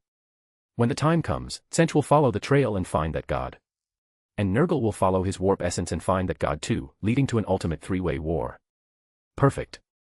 Lucian revealed a smile. Although I don't know if you're a guy or a girl, please don't blame me. Who told you to still be sleeping? As he laughed, Lucian's eyes turned cold. In this place, it really is a fight to the bitter end, you bastards. Rank 13. Only 2 more ranks. Just donate all the power stones you have today and we would reach rank 10. We have more than 700 people reading daily. Chapter 194, Chapter 193, Battling Eteos, Sanguinius's Brainstorm, bonus. This is the bonus chapter for reaching 1500 power stones. Paul looked at Sakken, whose aura had abruptly and drastically changed. Deep within the pupils beneath his golden faceplate, the 5-pointed star spun rapidly. The wisdom trait was analyzing the psychic fluctuations radiating from the entity. It was no longer the residual psychic energy of Sakken Aller, but something ancient, cunning, and sickening. Just as expected. Paul's icy voice echoed through the custodian faceplate with absolute certainty. The orders of His Majesty the Emperor are never wrong. He tilted his head slightly, looking at Halovia beside him, whose small face was pale as she gripped the magical girl wand tightly. The ultimate source of sin on this world must indeed be purified by the hands of the final bloodline of House Aller. This sentence was delivered with absolute conviction, as if stating a predetermined fact foreseen by the Emperor long ago. 10 meters away, Sanguinius's amber-gold slit pupils contracted slightly. The great angel keenly caught the meaning hidden within Paul's words. It was an absolute, almost blind trust in the Emperor's grand design. Father. You could even predict this. Complex emotions rippled through Sanguinius's heart. Although his own foresight abilities were powerful, he could only see fragmented pieces and blurry possibilities. But his father. The great angel looked at the golden custodes praetor, and then at the little girl holding the peculiar wand. He actually laid out plans for details down to this level. He even knew of the existence of the final bloodline of House Aller. He could accurately predict that she would appear at this exact time and place, and that she would need to face a family member possessed by a greater demon. Sanguinius took a deep breath, suppressing the shock in his heart. Truly worthy of being the father who brought him out of Baal and personally shaped his body, giving him life. Truly worthy of being the greatest emperor who led the Imperium of Men in launching the Great Crusade. His mind was running wild with self-generated explanations. Lord Sanguinius. Paul's voice interrupted his thoughts. Leave this traitor to me and this child. He turned toward the Blood Angels warriors still fighting bitterly against the corrupted a short distance away. Your sons need you. The Blood Angels Legion's losses in this battle have already been quite heavy. It was phrased tactfully, but Sanguinius understood. He looked at the battlefield. Although the warriors of the 2nd and 5th companies were still fighting valiantly, their power armor was covered in scars, their ammunition was severely depleted, and the psychic reserves of the librarians were on the verge of exhaustion. And the corrupted surging from all directions seemed endlessly inexhaustible. Sanguinius took another look at Eteos, who was hovering mid-air and radiating terrifying psychic fluctuations. The 20-meter-tall demonic vessel, the gently flapping blue-purple demonic wings on its back, the 3 pairs of cent-greater demon eye phantoms slowly rotating behind Sakken. This warp entity was very dangerous. Extremely dangerous. But Sanguinius's gaze fell back to Paul. This custodes praetor had previously slain a massive warp entity in the Aru industrial zone single-handedly, and had just slain another powerful warp entity. I understand. Sanguinius nodded slowly, his pristine white wings giving a gentle flap. I leave this place to you, Praetor Titus. I will clear the corrupted in the vicinity. If you require reinforcement, simply ask. But he didn't fly far away immediately. The great angel merely retreated 300 meters, landing on a relatively high platform amidst the ruins. From this position, he could simultaneously observe the Eteos battlefield and the corrupted clearing operation across the entire upper hive. If any accident occurred on Praetor Titus's end, he could arrive to reinforce within 3 seconds. As for those corrupted, Sanguinius looked down at the tide of blue-purple monsters surging forward. The blade and carmine was slowly raised. Pale golden psychic energy rose like a sun. Let your purification and judgment. The great angel's figure vanished instantly. The next second, he appeared at the very forefront of the corrupted tide. Serve as atonement for the losses you have inflicted upon the Imperium. The blade of the blade and carmine swung out. No flashy maneuvers or complex techniques were needed. Powered by a Primarch's strength, it was simply the most direct, violent horizontal sweep. Swish. The pale golden sword light expanded like a crescent moon, covering a 120-degree, 50-meter radius fan-shaped area in front of him. Within this sector, over 300 blue, mutated corrupted froze simultaneously. A fine golden line appeared across their bodies, starting from the waist. Then, their upper halves slowly slid off. Blue-purple blood spewed like fountains, staining the ground a profane color. Sanguinius didn't linger at that spot. With a flap of his wings, his figure darted through the battlefield like a phantom. Wherever he passed, the corrupted fell like stalks of wheat. One strike, 30 of them. Another strike, 50. A third strike, 70. The great angel acted like a highly efficient harvester, flashing through the ruins at speeds exceeding 100 meters per second, clearing a sector with every swing. The corrupted couldn't even see his movements. They only saw a flash of pale golden light, and then their bodies were severed in two. Is this the power of our father? A Blood Angel's warrior at the edge of the upper hive ruins muttered. He and 3 battle brothers had just spent an entire minute coordinating to kill a single mid-tier horror. But their pre-march father killed hundreds with a single strike. Stop staring blankly. The sergeant beside him patted his pauldron. Our pre-march father is clearing the battlefield for us, we cannot fall behind. Yes, sir. The warriors raised their bolters once more, coordinating with Sanguinius to mop up any stragglers. Paul watched Sanguinius's retreating back and breathed a sigh of relief inwardly. Finally managed to bluff Sanguinius away. The great angel's presence is too oppressive, it's hard to operate freely with him around. Have you been loyal today, Paul? That move of pushing everything onto the Emperor is a universal key. Paul replied, at this point in the 30K timeline, the Emperor is the ultimate scapegoat, I mean the ultimate authority. As a custodian, as long as you invoke the Emperor, the Primarchs generally won't pry too deeply. After all, in their eyes, the Emperor's designs have always been unfathomable. Right then, in the regional channel. Blood Angel's second Emperor, Paul, I found it. I had the players back in the real world search the forums based on that guy's appearance, and I finally found his info. Iteos Raucaris. A greater demon belonging to Tsench, the Lord of Change. His portfolio is covert assassination and reality warping. Psychic specialties, time manipulation, psychic reflection, reality warping. This guy can reflect enemy psychic attacks and can even erase a target's existence records in the warp. Weapons, Staff of Cataclysm and Warp Fire Claws. The former is for area of effect bombardment, the latter for tearing souls in melee combat. Combat style, primarily ranged psychic suppression, relying on high-speed claw strikes in melee. And one key piece of info, when this guy takes damage, his attack accuracy drops, but he becomes more frenzied, and his destructive power actually increases. Thanks for the Power Stones, guys. Chapter 195, Chapter 194, Time Cage, Bonus. This is the bonus chapter for reaching 1600 Power Stones. Paul smiled after listening. Very useful info. Dealing with a greater demon becomes much easier once you know its true name. He looked at Iteos, who was hovering midair. Iteos was watching this scene play out with great interest. Tisk, TSK, Tisk. The voice of tens of millions of mingled pitches echoed from the 20-meter-tall demon's maw. The ninth Primarch, Sanguinius, the great angel, one of the false emperor's most perfect creations. Truly, a beautiful art of slaughter. And what about you two? The emperor's lapdog, and this, interesting little toy. The Lord of Change's mouth curled into an eerie smile. What do you plan to? Heretic. Paul coldly cut it off. The Golden Custodes Praetor took a step forward, pointing the blade of the Watcher's axe at Iteos. You caused the tragedy of the city of the Holy Anthem Hive. The fall of billions, the death of hundreds of thousands, the corruption of the entire hive. I, Demetrian Titus, Praetor of the Imperial Custodes Covert Inquisition, his voice abruptly turned freezing cold, by order of the Master of Mankind, shall deliver your judgment and punishment. And inflict upon you an agony you shall never forget for all eternity. Paul tightened his grip on the axe handle, the azure psychic energy of pioneering entwining around the blade. The Emperor's lapdog. Iteos' voice was a blend of tens of millions of pitches, every word carrying a blasphemous whisper. How could you possibly fathom my strength? How could you comprehend the mighty power of the Changer of Ways? You think that relying on a single custodian and a little girl holding a toy wand. It couldn't finish its sentence. Because a searing blast of fire over 5 meters in diameter slammed into its face without any warning. Boom. The flames exploded, and a blue-purple psychic shield automatically flared to life, blocking the fire. It looked down toward the source of the flames. Hilovia stood atop the ruins, both hands tightly gripping the pink crystal wand, the nebula-like energy at its tip spinning frantically. The little girl's face no longer bore any trace of her previous confusion and struggle. Only the icy resolve in her eyes remained. Father. Hilovia said softly. Her voice wasn't loud, yet it clearly echoed across the entire battlefield. You are already gone. The you right now is nothing but a warp entity, wearing my father's shell. So, I am going to purify you. For the billions of people you killed. And also, to set you free. Almost simultaneously. Grey Knight Squad.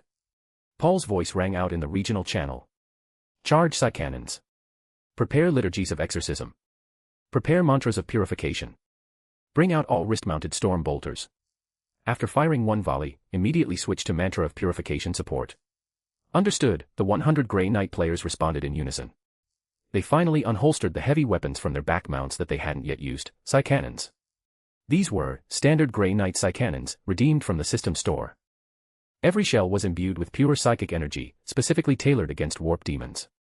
20 Psycannons were braced, their muzzles beginning to gather azure light. The other 80 Grey Knights raised their wrist-mounted storm bolters. These were modified, triple-barreled bolters mounted on the wrists of their power armor, boasting higher rates of fire and rounds plated with psychic runes. Azure psychic energy surged from Paul himself as he slowly levitated into the air. You bluebirds and your bullshit. Paul gripped the Watcher's axe with both hands, azure psychic energy entwining around the blade. Is really unending. If we're going to fight, then fight. Where does all this literary garbage come from? Do you think you're starring in the self-cultivation of a greater demon? Iteos. He charged toward Iteos like a golden bolt of lightning. Mid-flight, he spoke to Hilovia telepathically. Hilovia, in a moment, after I grind down most of its warp power, I will chant its true name to restrict it. You attack with everything you have.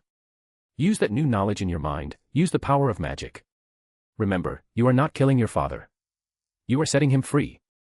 You are atoning for his sins. Hilovia nodded forcefully. She closed her eyes. When she opened them again, pink magic circle patterns surfaced deep within her pupils. It was the knowledge, infused into her mind after the magical girl transformation device, bound to her soul. It was magic, belonging to the power system of another universe. Flames, Hilovia chanted the unfamiliar incantation, the pink crystal at the tip of her wand abruptly flaring with crimson light. Take the form of a great beast. Boom. The pillar of fire suddenly transformed, shifting from a simple jet of energy into a giant wolf constructed purely of flames. The giant wolf was 8 meters long, formed entirely of leaping fire.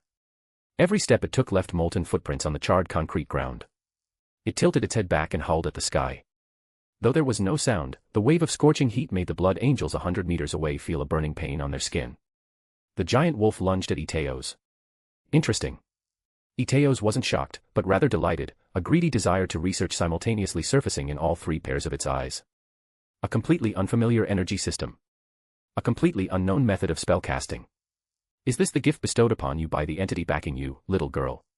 He raised a hand, and the phantom of the staff of cataclysm condensed in his palm. Although this was only a descending vessel incapable of summoning the true artifact's main body, the simulated authority was still terrifying. Then let me see if your system can withstand the warping of reality. Blue-purple psychic energy spewed from the phantom staff, weaving into a massive rune network midair. Wherever that network passed, the fabric of reality began to warp. The instant the giant fire wolf touched the network, its body began to deform uncontrollably. Its front half was still wolf-like, but its rear half warped into avian wings, and its tail split into over a dozen tentacles. This was the authority of Tsench, reality warping. Forcibly altering the essence of things, granting them absurd, blasphemous new forms. But, the inherited knowledge told Hilovia that mere distortion could not change the essence of magic. With a mere thought from Hilovia, the distorted giant fire wolf violently exploded. Countless fiery fragments splattered toward Iteos like rain. Every single fragment underwent a secondary transformation in midair, morphing into firebirds, fire serpents, fire rain. Boom. Boom. Boom. Boom. A chain of explosions erupted right in front of Iteos, generating a massive energy storm. Paul charged right into the center of it, braving the energy aftershocks caused by the explosions, only to find that Hilovia had failed to inflict any damage upon Iteos. All the explosive energy was firmly blocked by a blue-purple shield projected in front of it. Gripping the Watcher's axe imbued with azure psychic energy, he tore through the energy lingering in the air and slashed at Iteos' neck. Clang. His attack did not succeed, the axe blade struck a suddenly generated blue-purple psychic shield. The shockwave expanded like a ripple, dispelling the residual magical energy within a 50-meter radius. The shield's surface surfaced with tens of thousands of ever-changing runes, each one frantically reorganizing. And Paul channeled his psychic energy to madly bolster the pioneering trait. Azure psychic energy poured continuously into the axe blade, while spiral power and the blade's disruption field exerted their might simultaneously. Sizzle crackle hiss. Runes and psychic energy clashed violently, and the shield's surface began to exhibit slight instability. But Iteos was, after all, a greater demon of Tsench. Time, dilation. He whispered softly, tapping the phantom of the staff of cataclysm. The flow of time in the space within 10 meters of Paul plummeted by 30%. This was genuine time manipulation, a manifestation of Tsench's authority. Paul's movements, which were incredibly fast under the enhancement of pioneering psychic energy, visibly slowed down. Heh. Iteos let out a low chuckle of delight, the phantom of warp fire claws condensing on his left arm. It was a giant claw constructed of pure warp fire, its 5 fingers sharp as blades, its surface flowing with profane runes. A terrifying claw swipe tore toward Paul's chest. If this claw hit, it wouldn't just tear through the Terminator armor, but Paul's soul as well. But this was too slow for Paul. Within Paul's dark gold pupils, the point of the 5-pointed star representing the wisdom trait burst with golden light at this moment. Time dilation. Sorry, but the ability granted by the wisdom trait is essentially the observation and manipulation of timelines. You see my movement slowed by 0.3 seconds, but I've already seen your attack trajectory 1 second into the future. Paul didn't even attempt to break free from the time dilation, because breaking free from the time dilation of a Tsench greater demon amplified by the warp was too taxing. He chose to follow the dilated rhythm, executing a seemingly clumsy sidestep. This sidestep perfectly evaded the tearing of the fire claw. And his axe blade cut deeper along the crack in Iteos' profane rune shield. This timing was exactly at the moment when Iteos' initial exertion was spent, but his subsequent power had yet to manifest. Crack. The profane rune psychic shield shattered completely. Carrying the disruption field and azure psychic energy, the axe blade continued its momentum, cleaving toward Iteos' shoulder blade. But the instant before the axe blade struck, Iteos' 3 pairs of eyes blinked simultaneously. Psychic, reflection. Paul's pupils abruptly contracted. He could feel the psychic energy he had poured into the axe blade, forcibly warped in direction by some power and reflected back. Furthermore, the reflected psychic energy was mixed with Iteos' own authority of trickery, becoming even more corrosive. This situation did not cause Paul's movements to falter in the slightest. Thus, he didn't choose to tank his own reflected attack. Instead, bolstered by pioneering psychic energy, he rapidly vacated the area of time dilation. That psychic attack was flung far away, erupting with a massive boom, blasting a large area of ruins and sending debris flying. And right at that moment, Grey Knight's squad, volley prepared, a report came over the regional channel. "Fire," Paul said calmly from a distance. The next second, 20 Azure Psi cannon beams erupted from the heavy muzzles mounted on the Grey Knight's shoulders. These weren't ordinary bolters, but psychic weapons specifically tailored against warp entities. The barrels were inscribed with purification runes, and the ammunition was packed with psychically consecrated materials. The 20 beams wove into a net of death midair, covering all of Iteos' possible evasion vectors. Simultaneously, the chanting of liturgies of exorcism rang out. 100 Grey Knights chanted in unison. The ancient exorcism litanies, amplified by psychic energy, manifested as tangible sonic waves, surging toward Iteos like a tsunami. Mantras of purification followed closely behind, their effect aimed at weakening the demon's anchor to reality. And the bolter rounds from the wrist-mounted storm bolters poured down like a torrential downpour. Iteos' 3 pairs of eyes contracted simultaneously. He raised a hand and generated another powerful profane rune psychic shield, the blue-purple barrier firmly enveloping his entire body. Flames. Meteor shower. Hilovia's chanting voice came from below. The little girl had levitated into the air at some point, the pink wand raised high above her head. The magical knowledge in her mind surged like a spring. Those incantations and spellcasting techniques from another universe were unleashed without reservation at this moment. Guided by the stars and moon, Hilovia opened her eyes, pink light shining deep within her pupils. In the name of hope. She raised the wand high, the nebula energy within the pink crystal erupting like a volcano. Boom. Within the pink crystal at the tip of the wand, the nebula energy spun to its absolute limit. The sky above the city of the Holy Anthem Hive, shrouded in pollution, suddenly lit up with countless points of light. These points of light were initially only the size of pinpricks, but they rapidly magnified, accelerated, and ignited. These points of light swiftly transformed into thousands of flaming meteors. Trailing long tails of fire, they plummeted like a rain of judgment, with only one target. Iteos. Boom boom boom boom boom. The meteor shower and Psycannon fire struck simultaneously. The blue-purple profane rune psychic shield reached its endurance limit by the 10th second after generation, its surface crawling with dense cracks. By the 15th second, the psychic shield completely shattered, and Iteos' 20-meter-tall body was entirely swallowed by the exploding magical flames and Psycannon rounds. Did it work? Blood Angel's second emperor asked over the regional channel. No. These attacks might be enough for a nameless greater demon, but against a powerful Tsench greater demon possessing a true name like Iteos, it's not enough to defeat it. Paul stared at the center of the explosion, the wisdom trait in his 5-pointed star blaring frantic warnings. It's not dead yet. Sure enough, 3 seconds later, a figure slowly walked out of the explosive smoke and dust. Although Iteos looked somewhat battered, it hadn't taken much actual damage. The wound on its left shoulder was torn open, leaking blue-purple blood, and various parts of its body were charred black, but there were no major structural injuries. Its black hole-like eyes now burned with frenzied fury. You ants have enraged me. Iteos' voice no longer carried its previous delight and mockery, leaving only pure, unadulterated rage. I will tear your souls to pieces, bit by bit. I will warp your memories into the most agonizing nightmares. I will make you beg for death, unable to die. Sure enough, its calm precision had dropped after taking damage, but its level of frenzy had escalated. Blood Angel's second emperor's intel was spot on. Paul took a deep breath and ordered over the regional channel, Hilovia, continue your ranged suppression. Feel free to use your magical abilities. If you feel your psychic energy drying up, drink the potion in your right pocket to recover. Grey Knights, do not stop the mantras of purification. Use your psychic chains and try to bind it as much as possible. After we grind it down a bit more. He gripped the Watcher's axe tightly, the azure psychic energy of pioneering condensing on the blade once more. I will chant its true name. In the Warhammer universe, true names hold power. Paul looked at Hilovia, his voice echoing directly within the little girl's mind. In a moment, after I restrict it, I will signal you telepathically. Unleash the knowledge in your mind to your heart's content. Use the strongest magic you can think of. Give your father his final salvation. Hilovia nodded, her pink hair whipping in the psychic-charged air currents. After Iteos reflected psychic damage, Paul immediately adjusted his tactics. He no longer attempted close-quarters melee, instead issuing new orders in the regional channel. Regional channel. Paul, all Grey Knights, switch attack modes.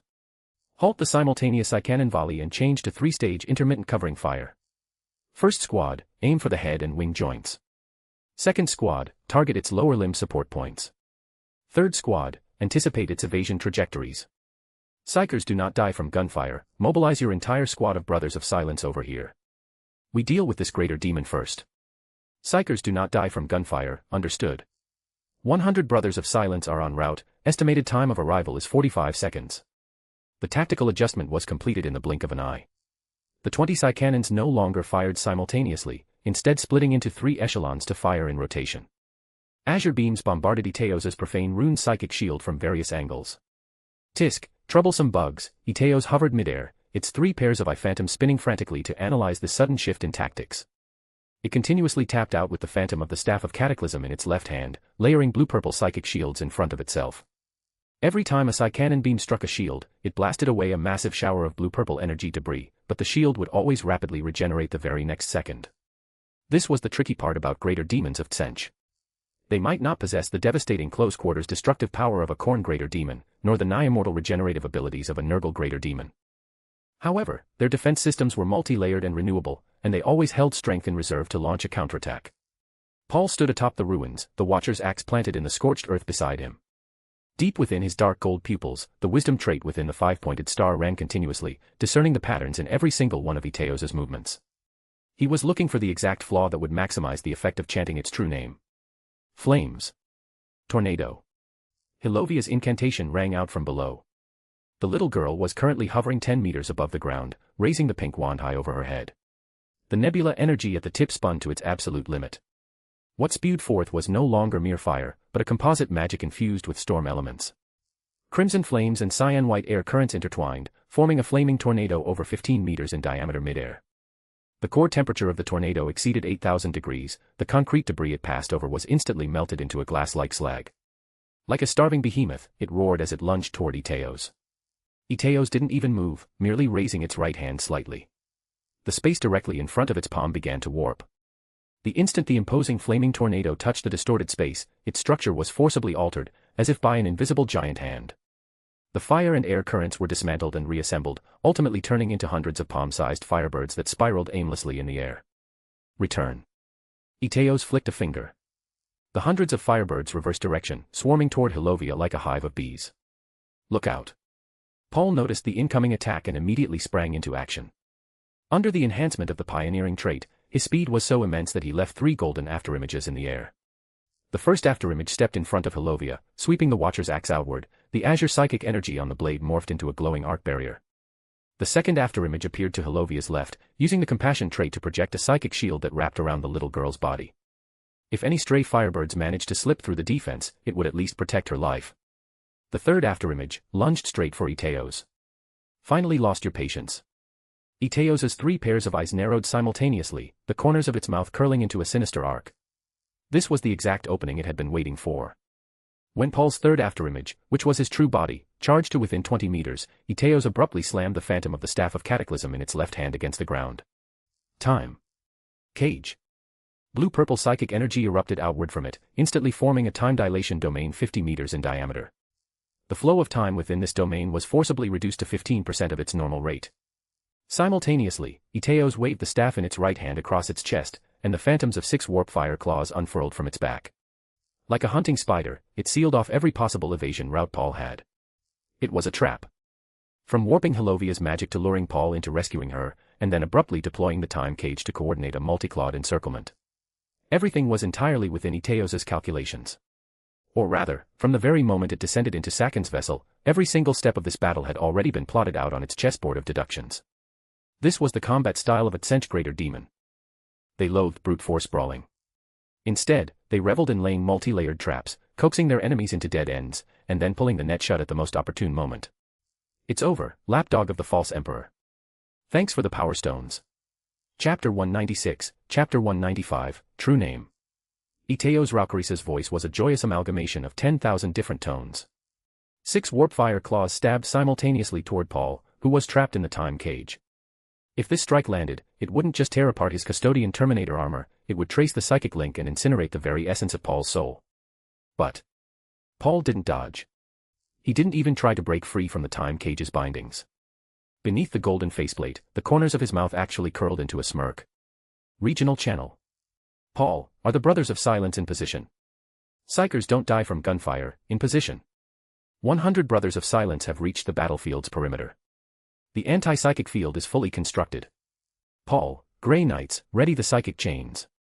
Little Grey looking for Dad plus V86, all Grey Knights have locked onto the target. Psychic chains are ready to go. Paul communicated with Hilovia Elner via telepathy. Hilovia, prepare to cast the most powerful spell from the knowledge you've acquired. I'll create an opening for you. I'm ready. Hilovia replied. Good, Paul said. Within his dark gold pupils, the pentagram spun to its absolute limit. His wisdom trait screamed frantic warnings, displaying every possible timeline branch for the next 3 seconds. Now, Paul said softly. Almost at the exact same moment. Anti-psychic field. 100 Brothers of Silence emerged from the shadows of the ruins at the battlefield's edge. They wore pure, matte black power armor. The 100 players, split into groups of 20, rapidly formed a pentagram formation, firmly surrounding Iteos Raucaris. Psychic energy, the ubiquitous supernatural force of the Warhammer universe, was forcibly suppressed, repelled, and erased within the anti-psychic field constructed by the Brothers of Silence. This was the sheer terror of untouchables. They weren't psychers, they were the natural predators of psychers. Within their area of effect, the veil between the warp and the material universe was forcefully thickened. The power of psychic spells was drastically weakened, and low-level demons could literally starve to death. This was because the warp energy supply needed to maintain their physical forms in reality had been completely severed. And now, with 100 Brothers of Silence simultaneously unleashing their fields at maximum output. Grapha. Iteos Raucaris let out an agonized shriek for the very first time. It felt its connection to the warp being forcibly suppressed. The warp energy extending from the rifts became intermittent and unstable under the crushing weight of the anti-psychic field. The psychic supply required to maintain its 20-meter-tall demonic vessel plummeted, and the profane runes covering its body began to flicker wildly. The time cage's effect was the first to collapse. Time manipulation was a high-tier authority of Tsench, requiring a continuous and stable output of psychic energy. With its psychic power suppressed, the flow of time within the cage rapidly returned to normal. The thrusting speed of the 6 warp fire claws slowed down at a visible rate. This was the exact moment Paul had been waiting for. Grey Knights, psychic chains. Yes, sir. 100 Grey Knight players raised their Nemesis Force halberds as one. Azure psychic chains erupted from the tips of their halberds, shooting forward like massive pythons to wrap around Iteos Raucaris' limbs, neck, and wing joints. 1 chain, 2 chains, 10, 50. In just a few short seconds, over 80 psychic chains had deadlocked themselves around Iteos Raucaris' body. These chains were a form of psychic confinement specifically designed to target warp entities. Although these psychic chains were also weakened upon entering the anti-psychic field, they didn't shatter. The dimmed psychic chains still held Iteos Raucaris securely in place, exactly like how they had restrained the Great Unclean One back in the Aru Industrial Zone. Insects, you think this is enough to trap me? Iteos Raucaris roared in absolute fury, its 20-meter-tall frame thrashing wildly. Under its violent resistance, the first dozen psychic chains to bind it instantly snapped. The azure psychic fragments exploding from the broken chains scattered in all directions like fireworks. Every shattered fragment carried the muffled, pained grunts of the Grey Knights. The psychic chains were linked directly to the Grey Knight players' psychic powers. With the chains being forcefully broken, the players naturally suffered a backlash. But the players didn't flinch. To them, it hardly hurt at all. After undergoing the Grey Knight augmentations and tweaking their pain sensory settings to a 30% reduction, this level of pain was basically a mosquito bite. Keep it up. Psychers don't die from gunfire, bellowed in the regional channel. The broken chains were immediately replaced by newly manifested ones. 80 chains, 90 chains, 100. Finally, a full 100 psychic chains bound Iteos Raucaris tightly in midair, trapping it in an inescapable net. Every time it struggled, chains would snap, only to be instantly replaced by fresh ones. The Grey Knight players were locked in a brutal war of attrition, trading their own psychic backlash to maintain a continuous restraint on the greater demon. Meanwhile, the anti-psychic field generated by the Brothers of Silence hadn't weakened in the slightest. The collective null field of 100 untouchables relentlessly crushed Iteos Raucaris' warp essence. The blue-purple psychic glow across its body dimmed at a visible rate, and the phantom images of the 3 pairs of eyes behind it began to blur. Now is the time. Paul took a deep breath and plunged the Watcher's axe firmly into the scorched earth. He brought his hands together in front of his chest, forming an ancient sigil. He needed to chant the target greater demon's true name in the warp, thereby establishing a forced psychic bind to temporarily suppress its essence. However, the price for speaking a greater demon's true name was incredibly steep. At best, it would result in complete psychic exhaustion. At worst, it invited a berserk backlash from the demon that would instantly snuff out his life. That was why Paul had to do it himself. Out of all the players present, he was the only one blessed with the 5 traits. The healing and regeneration effects of his compassion trait, in particular, could maximize his chances of offsetting the backlash from chanting the true name. Everyone, get ready. Paul gave his final warning in the regional channel. A sound began to rumble from his throat. It was a language that did not belong to humanity, completely alien to any known civilization. It was the primordial syllables of the warp. Every single note sounded like shattered glass scraping against the soul, or 10,000 insects gnawing at the inside of one's skull. The pitch wildly fluctuated, and simply hearing it was enough to shatter a mortal's sanity. Sizzle, crackle. Smoke began to pour from Paul's throat. Faint golden healing psychic light began to seep from the neck joints of the custodian Terminator armor. That was the compassion trait frantically repairing the vocal cord tissue torn apart by the warp syllables. Ae, ta, os. The instant the first syllables left his lips, Iteos Raukaris, who was violently struggling in the sky, suddenly froze. Rau, ko, res. The second syllable, the third syllable.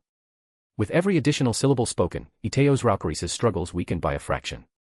The blue-purple psychic energy on its body dissipated like a receding tide, and the phantom images of the 3 pairs of eyes behind it began to violently contort, as if witnessing something utterly terrifying.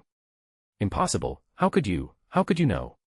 For the very first time, Iteos Raukaris' voice trembled. It was a nameless fear. A true name. In the warp, every single demon, from the lowliest nurglings to the highest ever chosen, possessed a unique true name. It was the anchor of their existential essence, the proof of their binding contract with their respective chaos god. To know a true name meant holding the key to unlocking that contract. Although this key couldn't kill a demon directly, a demon's warp essence was immortal, and even if their physical form was destroyed in the material universe, they would simply respawn in the warp. But chanting their true name could forcefully establish a psychic bind, temporarily suppressing the demon's power and drastically weakening its anchor to reality. It was like knowing a person's ID number, home address, bank passwords, and all their social media accounts. You might not be able to kill them directly, but you could make it absolutely impossible for them to take a single step forward. Iteos Raukaris. The instant the final syllable was uttered, the world plunged into sudden silence. It was replaced by an eerie sensation of a total vacuum. And within this absolute stillness, some invisible force surged from the deepest depths of the warp, following the conduit of syllables chanted by Paul, and latched onto the contractual anchor between Iteos Raukaris and Sench like a vice. Aergrg. Iteos Raukaris let out an unprecedentedly shrill and agonizing scream. That shriek was laced with 10,000 different tones of pain, fury, and fear. It felt 30% of its power being forcefully siphoned away. Its psychic perception dulled significantly. The branches of future possibilities that it could originally see with crystal clarity were now a blurry mess. The flow of time around it grew viscous, as if it were thrashing in thick glue. Most importantly, its connection to the changer of ways and the domain of Tsench had been forcibly severed by the true name chains. This meant it could no longer draw sufficient energy replenishment from the warp, nor could it invoke high-tier authorities of mutation and deception. It even began to struggle just to maintain its 20-meter-tall demonic vessel. No, impossible. I am the favorite of the changer of ways. I am Iteos Raukaris. I planned my revenge for 80 years. I sacrificed 500 psychers. Iteos Raukaris' voice devolved into incoherence. The binding of a true name brought not only power suppression but also cognitive interference. The memory fragments belonging to Sakken Aller, which it had forcefully suppressed, now surged back up like a tidal wave. It saw those few fleeting days. It saw the adoration in that woman's eyes. It heard the tearing agony in its own heart upon leaving. It imagined the child it had never met. Lovia. Iteos Raukaris, or rather the lingering consciousness of Sakken, struggled to spit out that name. Then, it abruptly raised its head, looking down at the little girl gripping a pink staff below. Their eyes met. Deep within Halovia's pupils, pink magic circle patterns were slowly rotating. Her face was entirely devoid of expression. She was charging her power. According to the plan Paul had just relayed to her via telepathy, the moment the true name chant was completed and Iteos Raukaris was bound and suppressed, that would be her window to attack. That highest tier magic infused into her mind from the magical girl transformation device. Moonlight sublimation meditation. Required a 30-second channeling time. And right now, 15 seconds had already passed. You will all die, you will all die. The dread brought on by the true name binding, the chaos from Sakin's resurfacing memories, the despair of its power being drastically weakened. These emotions blended together, driving it to make the same choice all greater demons made when bound by their true names. Sacrifice. Sacrificing its own remaining power, sacrificing the soul fragments belonging to Saken within this vessel, sacrificing portions of its authority from its contract with the Changer of Ways, all to forcefully shatter the true name binding. In the name of the Changer of Ways, offering the authority of distortion as a sacrifice, using the soul of this body as fuel, using the warp energy accumulated in the city of the Holy Anthem Hive as fuel. I will tear you apart, you insect forged by the false emperor. I will drag your soul into the labyrinth of the Changer of Ways. I will make you eternally lost amidst billions of possibilities. Chapter 197, Chapter 196, Moonlight Sublimation Meditation, Banishing Iteos Raucaris. Blue-purple psychic energy erupted from the demon's body like a volcano. It was no longer a controlled use of psychic power, but a pure, unadulterated outpouring of energy. Crack. Snap. Shatter. Dozens of psychic chains snapped in response. The anti-psychic field fluctuated violently under the impact of this berserk psychic energy. Out of the 300 Brothers of Silence, over 40 let out simultaneous muffled groans as blood seeped from their noses. They were tanking this massive shockwave head-on. Grey Knights. Replenish the chains. Brothers of Silence. Stabilize the field. Orders echoed one after another in the regional channel. Meanwhile, Paul was kneeling on one knee, leaning on the Watcher's axe with both hands, gasping heavily for air. The backlash of chanting the true name was far more severe than he had imagined. His throat was completely torn open, his vocal cords ruined, and even his esophagus and stomach had been eroded with massive ulcers by the warp syllables. Fortunately, his compassion trait was frantically repairing his throat, allowing him to continue speaking Iteos Raucaris' true name. Grapha. Iteos Raucaris' shriek was no longer a mere sound, but a manifestation of warp authority directly tearing through reality. Blue-purple psychic energy gushed violently from its 20-meter-tall demonic vessel. It was the ultimate eruption bought by sacrificing every last soul fragment of Saken Alor within this vessel, sacrificing portions of its authority from its contract with the Changer of Ways, and sacrificing all the warp corruption accumulated in the city of the Holy Anthem Hive. Crack. Snap. Shatter. Out of 100 psychic chains, 57 snapped in an instant. The azure psychic fragments that exploded as each chain broke rained down like a torrential downpour. Those fragments continued to burn upon hitting the ground, searing smoking craters into the scorched concrete. Grey Knights. Replenish the chains. New chains take 3 seconds to generate. Brothers of Silence. The regional channel was flooded with all sorts of shouts, feeling exactly like a chaotic voice call while raiding a boss on a computer. Paul was still chanting the true name. A-E, Ta, O-S, Rao, Ko, Rez. Paul's voice had grown so hoarse it barely sounded human. With every syllable uttered, his throat blew open again. Faint golden blood, mixed with charred tissue fragments eroded by the warp syllables, constantly seeped from the neck joints of the custodian Terminator armor, streaking down the golden plating in shocking trails. His throat was burnt to a crisp, his vocal cords were carbonized. This was the price of chanting a greater demon's true name, especially the true name of Iteos Raucaris, a lord of change who ranked among the highest echelons within the domain of Tsench. But Paul kept chanting. A-E, Ta, O-S, Rao, Ko, Rez. With every repetition, Iteos Raucaris' connection to the warp was weakened by another fraction. The blue-purple energy currents surging from the warp rifts of Tsench's domain, attempting to reinforce it, were severed chunk by chunk. This was a pure tug-of-war on the level of the soul. Paul used his own psychic energy, his body frantically repaired by the compassion trait, and the superhuman endurance granted by his custodian augmentations to forcefully stall every single one of Iteos Raucaris' attempts to reconnect with the warp. You, madman. Iteos Raucaris' phantom 3 pairs of eyes flickered wildly, and for the first time, a clear sense of confusion emerged amidst its 10,000 interwoven tones. It didn't understand. Why would a custodian, even a perfect creation molded by the false emperor's own hands, go to such lengths for a hive city on some fringe planet? Why would he repeat the true name chant over and over, fully aware that the backlash would permanently damage his soul? Paul grumbled inwardly, I've finally experienced the difference between an android greater demon and an apple greater demon firsthand today. He looked up at the 20-meter-tall figure thrashing violently in the sky. If it were a nameless android, greater demon, it would have lost all power to resist long ago under the triple suppression of the true name binding, the anti-psychic field, and 100 psychic chains. But Iteos Raucaris was an apple, greater demon. A named lord of change under Tsench, governing covert assassinations and reality distortion, having lived in the warp for countless millennia. An entity of this caliber, even if it was just a descended vessel capable of drawing upon only a fraction of its true body's authority, still possessed the strength to fight a Primarch, even if it would most likely lose. Paul took a deep breath, the wound in his throat healing once more amidst the green light of compassion. He chuckled and opened his mouth again. Iteos Raucaris. Boom. The true name chains crashed down from the depths of the warp as if physically tangible, clamping firmly onto the warp anchor of Iteos Raucaris' contract with Sench. This time, Iteos Raucaris' struggles visibly slowed down. The blue-purple psychic glow on its body dimmed by at least another 40%, the demonic wings on its back began to peel away piece by piece, and the phantom 3 pairs of eyes grew blurry and indistinct. The triple suppression of the anti-psychic field, the psychic chains, and the true name chant had finally pushed the descended vessel of this mighty lord of change to the brink.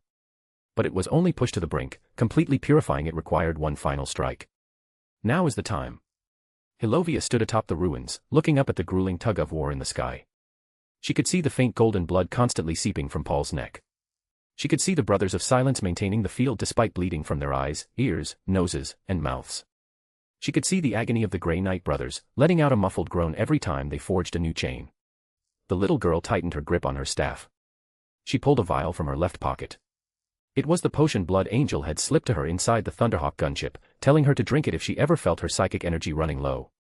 The vial was made of transparent glass, filled with a flowing silver energy fluid that slowly swirled inside, pulsing gently like a living creature. Hilovia didn't hesitate. She popped the cork, tilted her head back, and downed the entire vial. Gulp. The moment the liquid slid down her throat. Hum. The little girl's body suddenly lit up.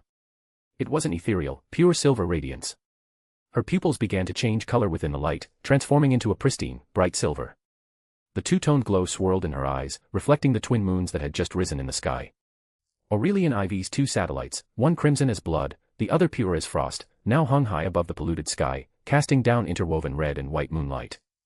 Hilovia raised her silver staff. The nebula energy at the tip of the staff began to spin frantically, so fast that it formed a visible energy vortex.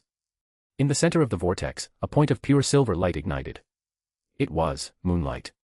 The moonlight of the Aurelian twin moons, remaining utterly pure even after piercing through the warp-polluted sky. By the guidance of the stars and moons, Hilovia began to chant, every syllable carrying the resonance of a magic circle. In the name of hope. She formed seals with her hands in front of her chest. It wasn't any kind of psychic gesture from the Warhammer universe, but rather a magical sigil from entirely another universe. With every seal she formed, the silver light around her grew a fraction more intense, and the moonlight at the tip of her staff became a fraction more condensed. I am Hilovia Elner. The little girl's voice grew increasingly ethereal, but her gaze grew ever more resolute. She silently recited in her heart. I am the last bloodline of House Aller. I must do this for the Crimson Dawn. For Mom. For this world. For salvation. I am. She paused, countless images flashing through her mind. Her mother's hunched back. Paul's smile when he handed the first potato to the worker representative. Blood Angel's patient demeanor when he taught her how to read. The sweat of the uncles and aunties in the base working overtime to produce ammunition. And, the father she had never met, whose body was currently possessed by a demon. Hilovia took a deep breath, pouring all her emotions, her lingering attachments, and her resolve into the final chant. The one who will end this tragedy. Moonlight sublimation meditation. Boom. The 2 moons in the firmament cast down pillars of light simultaneously. The crimson pillar cascaded like a waterfall. The pure silver pillar surged like a torrent. The 2 beams of moonlight intersected and merged at the silver nebula on the tip of Hilovia's staff, undergoing a qualitative change. The energy level contained within that nebula made Sanguinius, who was hundreds of meters away, instinctively narrow his eyes. A completely alien form of energy, it isn't psychic power, nor is it even a known radiation of the physical universe. The great angel rapidly analyzed it in his mind, his amber gold slit pupils reflecting the silver nebula. But its purifying properties against warp entities are incredibly potent. Sanguinius could clearly sense that the warp corruption in the air around the nebula was being fundamentally erased. The silver nebula energy at the tip of the staff finally reached its critical point, and released. A beam of interwoven red and silver energy, over 10 meters in diameter, shot skyward from the head of the staff. The beam was unimaginably pure. Wherever it passed, the blue-purple warp pollution melted away like snow. Even the corrupted whispers permeating the air were forcefully purified. It shot straight toward Iteos Raucaris, who was locked down by the triple suppression in the sky. And at the exact moment the beam brushed past Paul. Paul raised his left hand. Deep within his dark gold pupils, the pentagram spun to its absolute limit. The psychic energies of his 5 great traits, hope, compassion, resolve, pioneering, and wisdom, erupted from his body like a volcano, surging out through his left hand and injecting themselves flawlessly into the moonlight beam. This was Paul imbuing the attack with his traits. The hope trait injected the beam with the conceptual certainty of purification. The compassion trait amplified its purifying energy, boosting its obliterating damage against profane warp psychic energy by 300%. The resolve trait boosted the beam's stability by 300%, ensuring it wouldn't dissipate under the interference of the anti-psychic field. The pioneering trait carved out a vacuum channel for the beam straight through the null field. And the wisdom trait granted it the causality-defying property of an absolute hit. Silver interwoven with gold. Moonlight fused with psychic energy. Purification operating in tandem with salvation. Now. Grey Knights. Pull the chains taut. Paul shouted in the regional channel. The command was instantly understood and executed. All 100 psychic chains simultaneously erupted with a final burst of azure light, deadlocking Iteos Raucaris's struggles. Paul was waiting for the exact split second the red and silver beam entered the anti-psychic field's range. Now. 5-trait psychic energy, conceptual burst. Hum. The 5-colored psychic energy infused within the beam detonated all at once. Within a 3-meter radius of the red and white beam, all rules were temporarily rewritten. The anti-psychic field's concept of psychic suppression was forcibly overwritten and replaced by the concept of energy passage. The duration was just enough for the beam to completely traverse the field's coverage area. Boom. The Moonlight Sublimation Meditation Beam, supercharged with the 5-trait psychic energy, pierced through the field like a spear of judgment and blasted flawlessly into Iteos Raucaris's 20-meter-tall demonic vessel. Sizzle, hiss. The instant the red and silver beam made contact with the demonic vessel, it was like pressing a red-hot branding iron into a block of ice. Iteos Raucaris's carapace began to peel off in layers, turning to ash the moment they detached from its body. The demonic wings on its back began to wither, the blue-purple feathers falling away like autumn leaves. The profane runes across its body began to extinguish, each fading rune accompanied by a piercing warp wail. No, impossible. Iteos Raucaris's phantom 3 pairs of eyes flickered madly, its 10,000-tone voice filled with absolute disbelief. This energy, this level of purification, this is already approaching. It couldn't finish its sentence, because the purification had already penetrated deep into its vessel, beginning to incinerate the very warp essence it had used to descend. Aergrg. This time, it was a true agony stemming straight from the soul level. Iteos Raucaris felt this portion of its warp essence being stripped away at a fundamental level by the interwoven red and silver beam. Its binding to this descended vessel was being forcibly severed. Even the partial reserves of its essence stored within this vessel were facing the threat of total purification. Iteos Raucaris struggled to raise its head amidst the scouring torrent of the red and silver beam, its black hole-like eyes locking dead onto Paul. No, impossible. What is this power? You cannot kill me. I am the favorite of the Changer of Ways, my essence resides in the warp.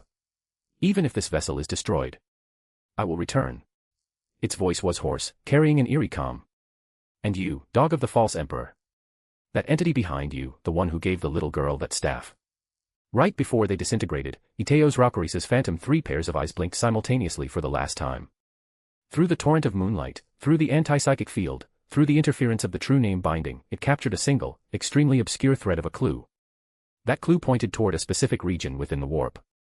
There slumbered some unknown entity, radiating a faint signature identical to the aura of the staff in the little girl's hands. I see. Iteos Raucaris let out a laugh. The smile was maddening and joyous, carrying 10,000 different tones. An unknown energy system, the authority of conversion, a slumbering domain. Everything is according to plan. It expended the absolute last dregs of its power to transmit this information back to its true body via its warp link.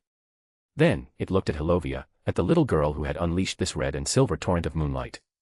Tell, the entity behind you. Iteos Raucaris's voice grew lower and lower, its 20-meter-tall vessel beginning to crumble like a glass sculpture under the scouring moonlight, shattering into tiny fragments. The Changer of Ways will find him. This game has only just begun. The instant its words faded. Boom. Iteos Raucaris's descended vessel was utterly annihilated, reduced to the finest energy dust, dissipating into the night sky over the upper hive of the city of the Holy Anthem.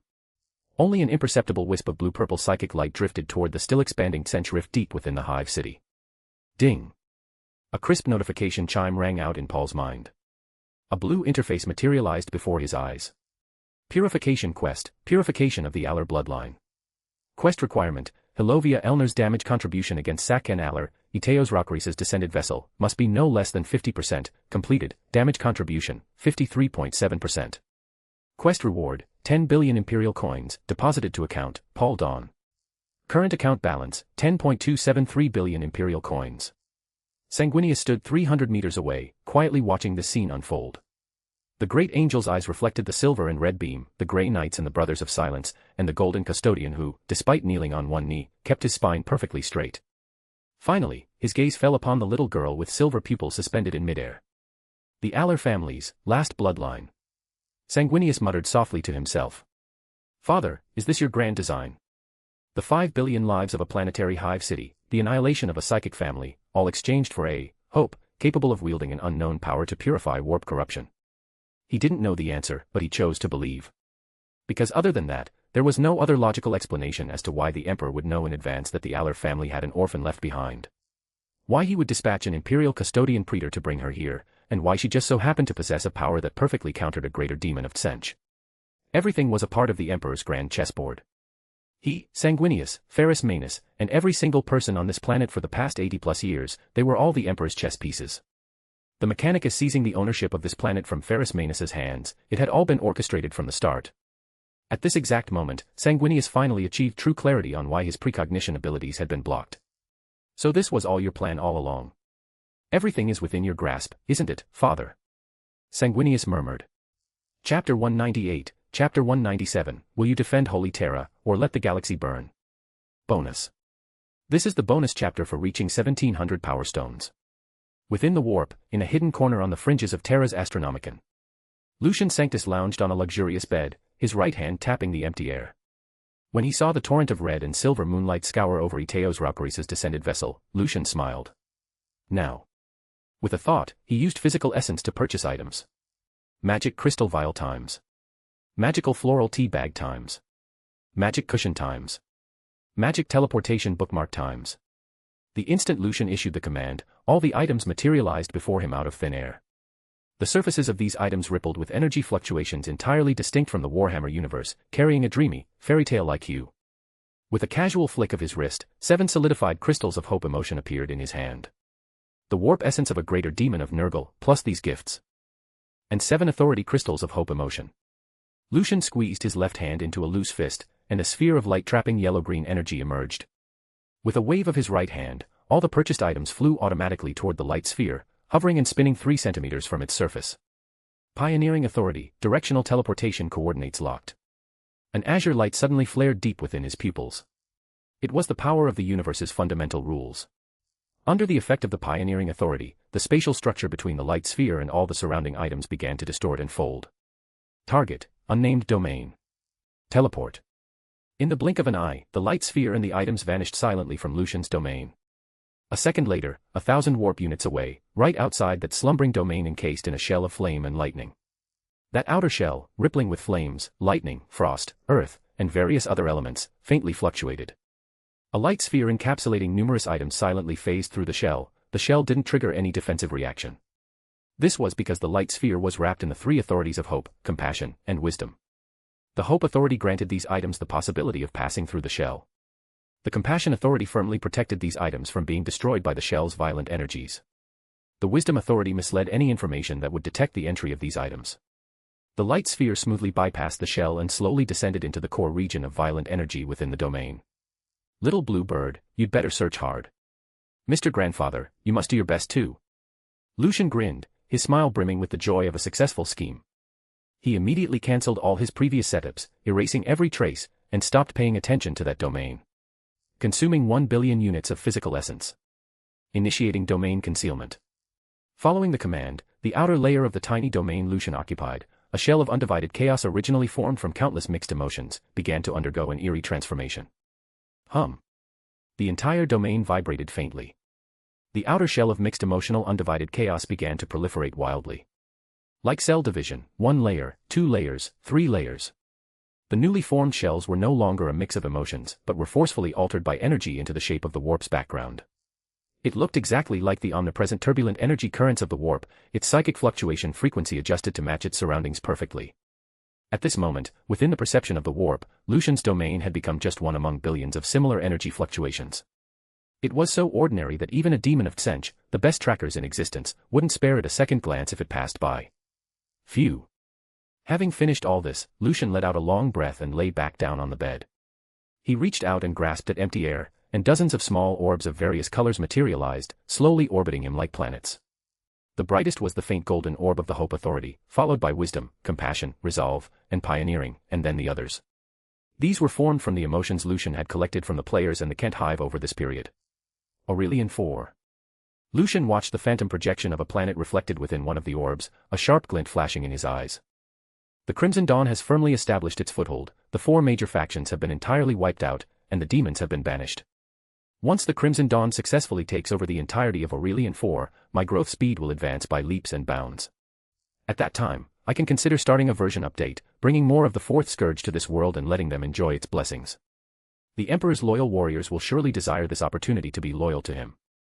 After all, what happens next is the Horus Heresy, an event that influences the trajectory of the entire Warhammer universe, where the righteous and just Warmaster raises his army to crusade against the 5th Chaos God. Will you defend Holy Terra, or let the galaxy burn? Or perhaps join the Crimson Dawn and walk the path of steel and dawn? I'm really looking forward to it.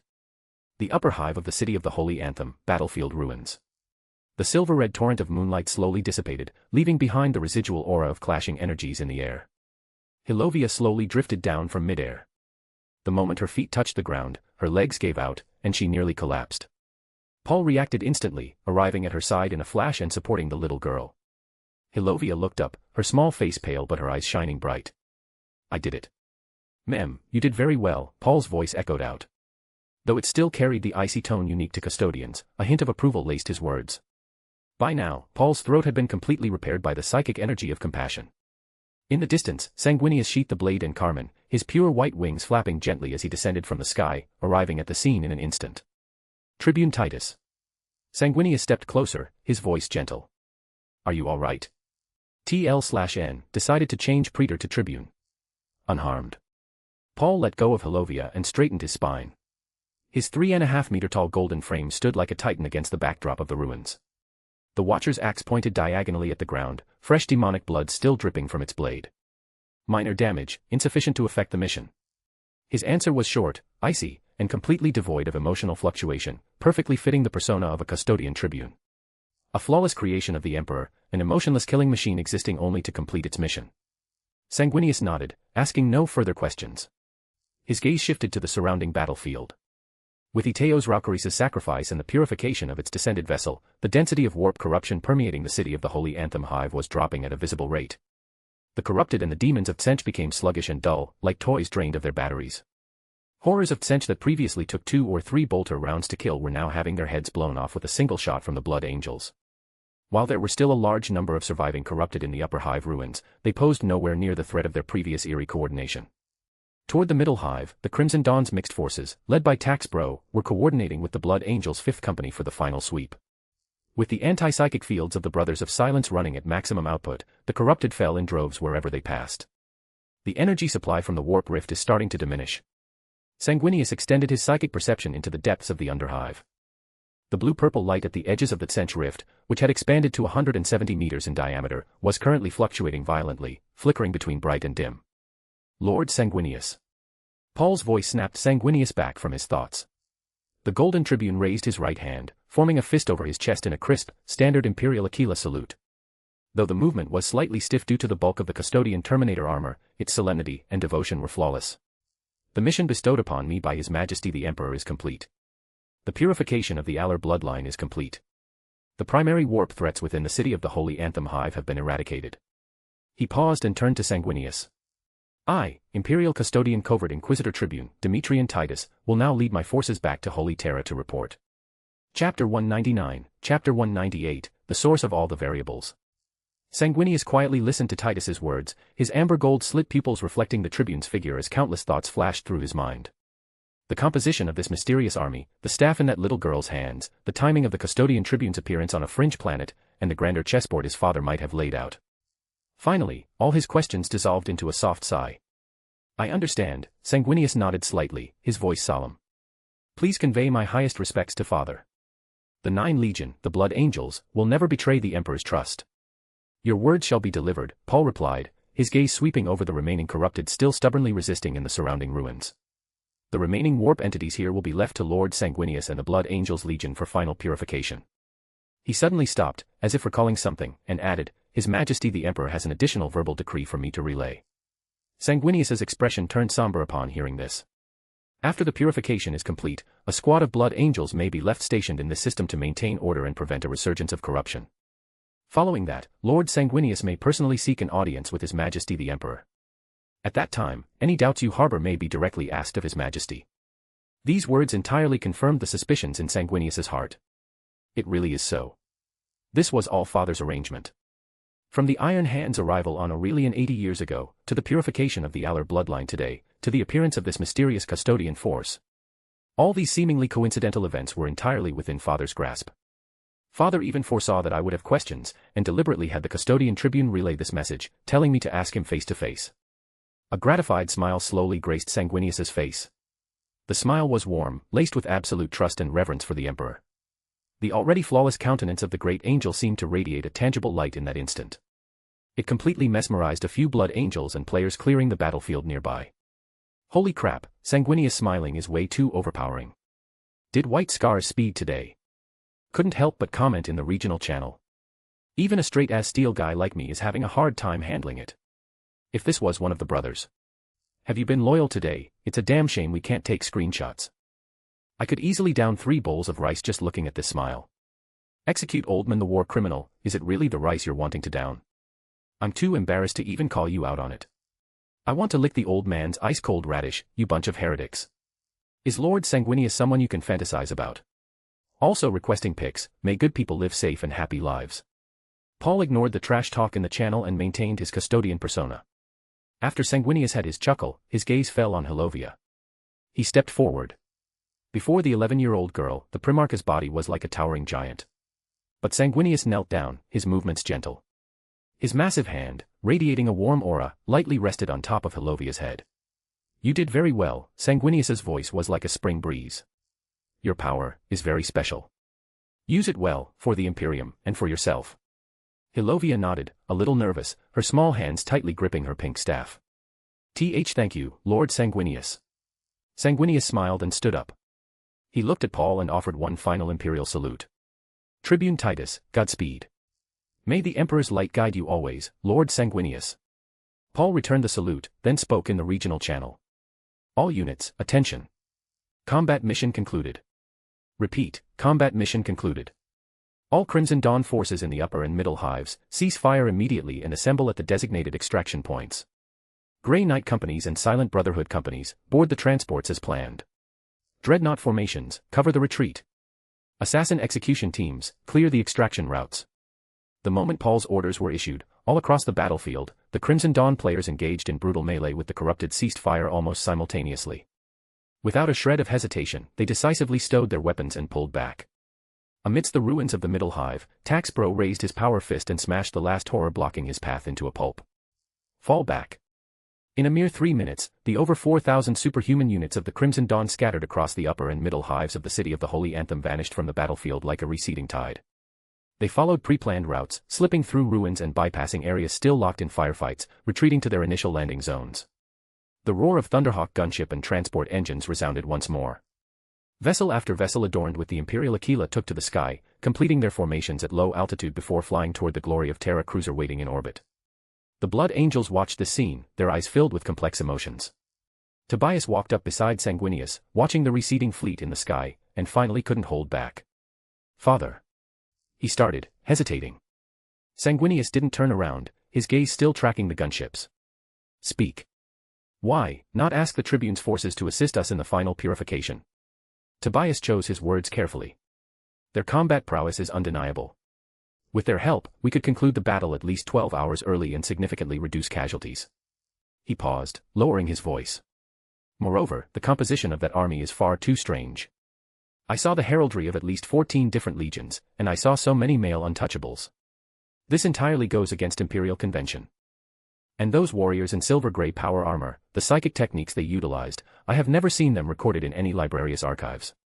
Tobias's voice was laced with confusion and unease. Father, is this army truly trustworthy? Sanguinius slowly turned around. The great angel's amber gold slit pupils stared directly at the second company captain. The gaze was utterly tranquil, yet it made Tobias feel a crushing, invisible pressure.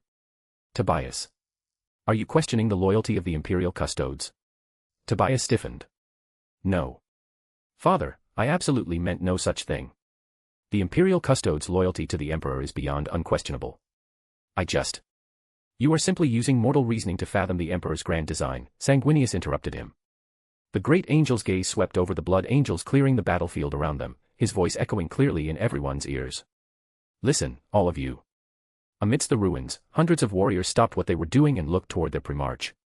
The army that appeared here today is a covert inquisitorial force of the Imperial Custodes, executing a special mission under the Emperor's command. Sanguinius's voice was as solemn as a hymn. Their composition, their war gear, their tactics, everything is by the Emperor's decree. Their withdrawal is equally the Emperor's mandate. Sanguinius paused, his gaze sweeping across every single face. I know you have doubts in your hearts, because I have them as well. But there is one thing you must remember, the Imperial Custodes will never betray the Emperor. Their genetic sequence, the very essence of their souls, the absolute meaning of their existence, they are all irrevocably bound to the Emperor. The appearance and actions of this army involve the highest echelons of Imperial secrecy. As blood angels, as the Emperor's sons, we do not need to know the details. We only need to know that all of this is within the Emperor's grasp. Sanguinius looked at Tobias, his voice softening slightly. You just asked me why they didn't stay to assist. Because their mission is complete. The purification of the Aller bloodline, the eradication of the primary warp threats, that was the mandate the Emperor bestowed upon them. And what remains? Sanguinius raised the blade in Carmine, the blade gleaming with a faint golden light in the pitch-black night. Is the duty of us, the blood angels. His voice suddenly rose in pitch. Without the assistance of the Custodes, are the blood angels incapable of purifying these remnants? Have the blood angels, having weathered dozens of crusades and hundreds of grueling battles, become so incompetent that they cannot even cleanse a rabble of corrupted severed from their warp energy supply? The moment those words were spoken, flames ignited in the eyes of every blood angel warrior amidst the ruins. No. Hundreds of men roared in unison, their voices like thunder. Tobias straightened his spine, the last shred of confusion vanishing from his eyes, replaced by pure, unadulterated conviction. You are right, father. He smashed his right fist against his left breastplate. The might of the blood angel sons is enough to purify all blasphemy and corruption. For the Imperium. For the Emperor. The warriors roared in kind, their morale soaring like a rainbow. Sanguinius nodded in satisfaction. Go, then. Lead your company and coordinate with the 5th Company to complete the purge of the Middle Hive sector. The tech priests and tech marines aboard the Tear of Blood have prepared the warp rift sealing arrays. We must seal that rift as quickly as possible and sever the final source of corruption. Yes, father. Tobias saluted, turning and striding away. Sanguinius remained standing in place, watching the 2nd Company captains retreating back, then looking up into the pitch-black night sky at the gunships that had long since become mere specks. The smile on his face gradually faded. It was replaced by a trace of complex emotion. Father. Sanguinius murmured softly. Just how many secrets are you keeping from us? He shook his head, suppressing those thoughts. Now was not the time to pry. Right now, he still had far too much to do. Within the bridge of the Crimson Dawn Fleet's Light of Dawn, Paul pulled off the custodian tribune helmet adorned with the tribune's gemstone. His 3.5-meter golden frame sat in the command throne, his faint golden hair cascading over his pauldrons, a trace of exhaustion evident on his face. Finally managed to bluff my way through that. He let out a long breath and looked at Helovia beside him. The little girl had already fallen asleep leaning against the chair, her hands still tightly gripping the silver staff, tear streaks painting her small face. Let her rest well. Soul of Cadia walked over and draped a blanket over Helovia. Today was far too heavy for her. Paul nodded. He pulled up the holographic star map, the orbital image of Aurelian 4 unfurling before him. Over at the Aru Industrial Zone, G-Bro has completed the recovery of the demon corpses. The rift sealing progress is at 95%, and we expect to be able to extract within 2 hours, Soul of Cadia's voice sounded. The Kent Hive is entirely normal. The remnants of the 4 major factions are being systematically taken over by the body doubles we planted. The sleeper players in the City of the Holy Anthem report that the Blood Angels have begun a comprehensive purge. It's estimated it will take half a month to completely cleanse all the corrupted. Listening to the report, Paul tapped a finger on the star map. Notify all units. Once extraction is complete, we need to reorganize, digest the spoils of this war, and formulate the next phase of our plan. He paused, a sharp glint flashing in his eyes. The ownership of Aurelian 4, our Crimson Dawn must seize it. Deep within the warp. The domain of Tsench, the crystal labyrinth. At the end of a corridor composed of countless prisms, atop a platform formed from 10 million rotating tomes. Blue-purple psychic energy slowly coalesced into a figure. Iteos Raucaris. The Lord of Change's current appearance was significantly weaker than when its authority had been elevated by Tsench's blessing earlier. The light in its 3 pairs of eyes was dim, and even the runes of mutation flowing across its body flickered erratically. Its descended vessel had been annihilated, the portion of its warp essence that possessed it severely damaged, and it had even actively sacrificed a portion of its authority to transmit the final message. The losses from this operation were catastrophic, yet there was no trace of dejection on Iteos Raucaris' face. On the contrary, its 10,000-tone voice carried irrepressible excitement. Found it. I found it. It stumbled toward the center of the platform, where a massive prism floated. The surface of the prism reflected countless images, the torrent of moonlight in the city of the Holy Anthem, the pink staff in Helovia's hands, the faint golden blood seeping from Paul's throat as he chanted the true name, and finally, the coordinates and aura pointed to by that obscure clue it had captured via the warp link. An unknown energy system, the authority of conversion, a slumbering domain. Iteos Raucaris reached out and touched the prism. The mirror rippled like water, the image shifting to reveal the phantom projection of a silent, utterly still domain encased in a shell of flame and lightning. Although it appeared entirely normal from the outside, Iteos Raucaris knew the clue lay within. The source of all the variables, all the anomalies. Iteos Raucaris' 3 pairs of eyes lit up simultaneously. So it was you manipulating everything from behind the scenes. It turned and bowed deeply toward the depths of the labyrinth. Great changer of ways, your most loyal servant Iteos Raucaris requests an audience. I have found the source of the variables. A slumbering, alien deity. He commands a completely alien power system, his creations can purify warp corruption, and he can even block your precognition. He is laying a grand design on Aurelian 4, he is cultivating avatars, he is attempting to. Iteos Raucaris paused, stating its deduction. Establish a new belief system and contest the authority of hope against you. The crystal labyrinth fell silent. Only the humming of rotating prisms remained. A long time later. From the depths of the blue-purple fog, a voice emerged. It was a voice that defied linguistic description, it was a simultaneous amalgamation of 10 million tones, languages, and knowledge. Its voice echoed directly within Iteos Raucaris' soul. The clue has been received. A slumbering domain, an unknown system, the authority of conversion. Intriguing. The Lord of Plagues will also be interested. Iteos Raucaris looked up, its 3 pairs of eyes blazing simultaneously. You mean? Guide, the gaze of the Lord of Plagues. Let the Lord of Plagues scout the way first. We will observe, analyze, and then.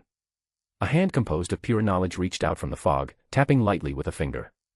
A new image surfaced on the crystal prism before Iteos Raucaris. It was the domain of Nurgle, the Garden of Nurgle. Amidst a sea of yellow-green pus, a colossal tree wreathed in rotting vines was trembling with fury. It was the restless agitation of the Lord of Plagues, who had just lost the warp essence of his great unclean one in the Aru industrial zone. Go. Iteos Raucaris. Leak the coordinates to Nurgle's envoys. Let grandfather go and greet that neighbor. While we. The voice in the fog took on a trace of gleeful deceit. Continue to observe. The plan is forever changing. Iteos Raucaris bowed deeply. As you will, great changer of ways. Chapter 200, Chapter 199, Lord of Plagues, Nurgle, 1. Within the Empyrean. This realm, a plane transcending physical dimensions and forged entirely of pure emotion and conceptualization, was currently rippling with a rare disturbance. A bloated, rotting giant, massive as a mountain, was slowly treading through the boundless warp. His leathery, necrotic gray-green skin was riddled with weeping ulcers and pustules. His split abdomen pulsed with a sickening squelch, internal organs dangling like rotting fruit. Clusters of boils hung around his waist like grapes, oozing slime and fleshy fragments from their ruptured sores. With every step, Nurglings birthed and split from beneath his feet, chasing each other and frolicking like playful children. A black swarm of plague flies swirled around him, forming a living, buzzing cloak of pestilence. Grandfather Nurgle. The Lord of Plagues, the god of life and decay, the most affectionate and benevolent among the 4 chaos gods. Yet at this moment, the eternal, eerie smile plastered across his face had faintly frozen. Just a moment ago, he sensed it, his child. The warp essence of the great unclean one that had been slain in the Aru industrial zone on Aurelian 4 had suddenly appeared in the warp. Squelch. The pustules around the gash in Nurgle's stomach pulsed gently, emitting a thick, sticky sound. He raised his colossal, rotting hand, his fingers slowly tracing through the void of the Empyrean. He. Naughty, far too naughty. The smile on Nurgle's face grew even more affectionate, but the swarm of flies surrounding him abruptly tripled in size. The Nurglings shrank back in sheer terror, too frightened to continue their play. He stopped walking. Ahead, a domain floated silently amidst the turbulent currents of the warp. From the outside, the domain was entirely unremarkable, measuring roughly 300 warp units in diameter. Its outer shell was woven from a medley of elemental energies: flame, lightning, frost, water, and earth. Inside, one could vaguely perceive a violent yet orderly flow of energy, much like the rhythmic breathing of a slumbering leviathan. Ah! Nurgle let out a mild sigh, the sound echoing like the synchronized death rattles of 10 million dying souls. He recognized that domain. Or rather, he recognized the authority represented by the energy shell encasing it. Conversion. To convert one energy into another, to transform one form into another, to twist one concept into another. That was the domain of the law of flow, the core of conversion. An ancient warp deity who almost never interacted with the outside world. Veritas. Born from the collective consciousness when sentient races first mastered energy conversion. When the first generation of shamanic sorcerers of ancient humanity and the ancient Eldari successfully converted warp energy into magical manifestations like flame, frost, or shields, for the very first time, the collective consciousness of those exploring the laws of energy conversion coalesced in the warp to form the core of this deity. His authorities were the primordial flow of energy and omnidimensional energy and morphological conversion. He was the embodiment of rules. An ancient god without a belief system, for he required no faith. As long as sentient races continued to study energy conversion and wield magic, they would unconsciously provide the foundation for his existence. His age placed him in the same era as Mor, god of murder, and Slaanesh, making him one of the most ancient entities in the warp. But since the dawn of his creation, Veritas had chosen to remain entirely solitary, spending the vast majority of his time in deep slumber, with practically zero contact with the material realm. He was a loner, aloof from the universe and its conflicts. Until today. Squelch, squelch, squelch. The pustules on Nurgle's abdomen pulsed at an accelerated rate. The Lord of Plague's affectionate smile now carried a distinct, undeniable trace of wrath. And today, this aloof, ancient god actually dared to offend him so brazenly. The warp essence of that great unclean one was blatantly stored right there within his domain. It was akin to someone slaughtering your pet dog, then stuffing its corpse to display as a trophy on their front porch. It was a provocation, a naked, blatant provocation. Ah, my dear neighbor. Nurgle's voice echoed through the Empyrean, a cacophony of 10 million wailing plagues layered atop one another.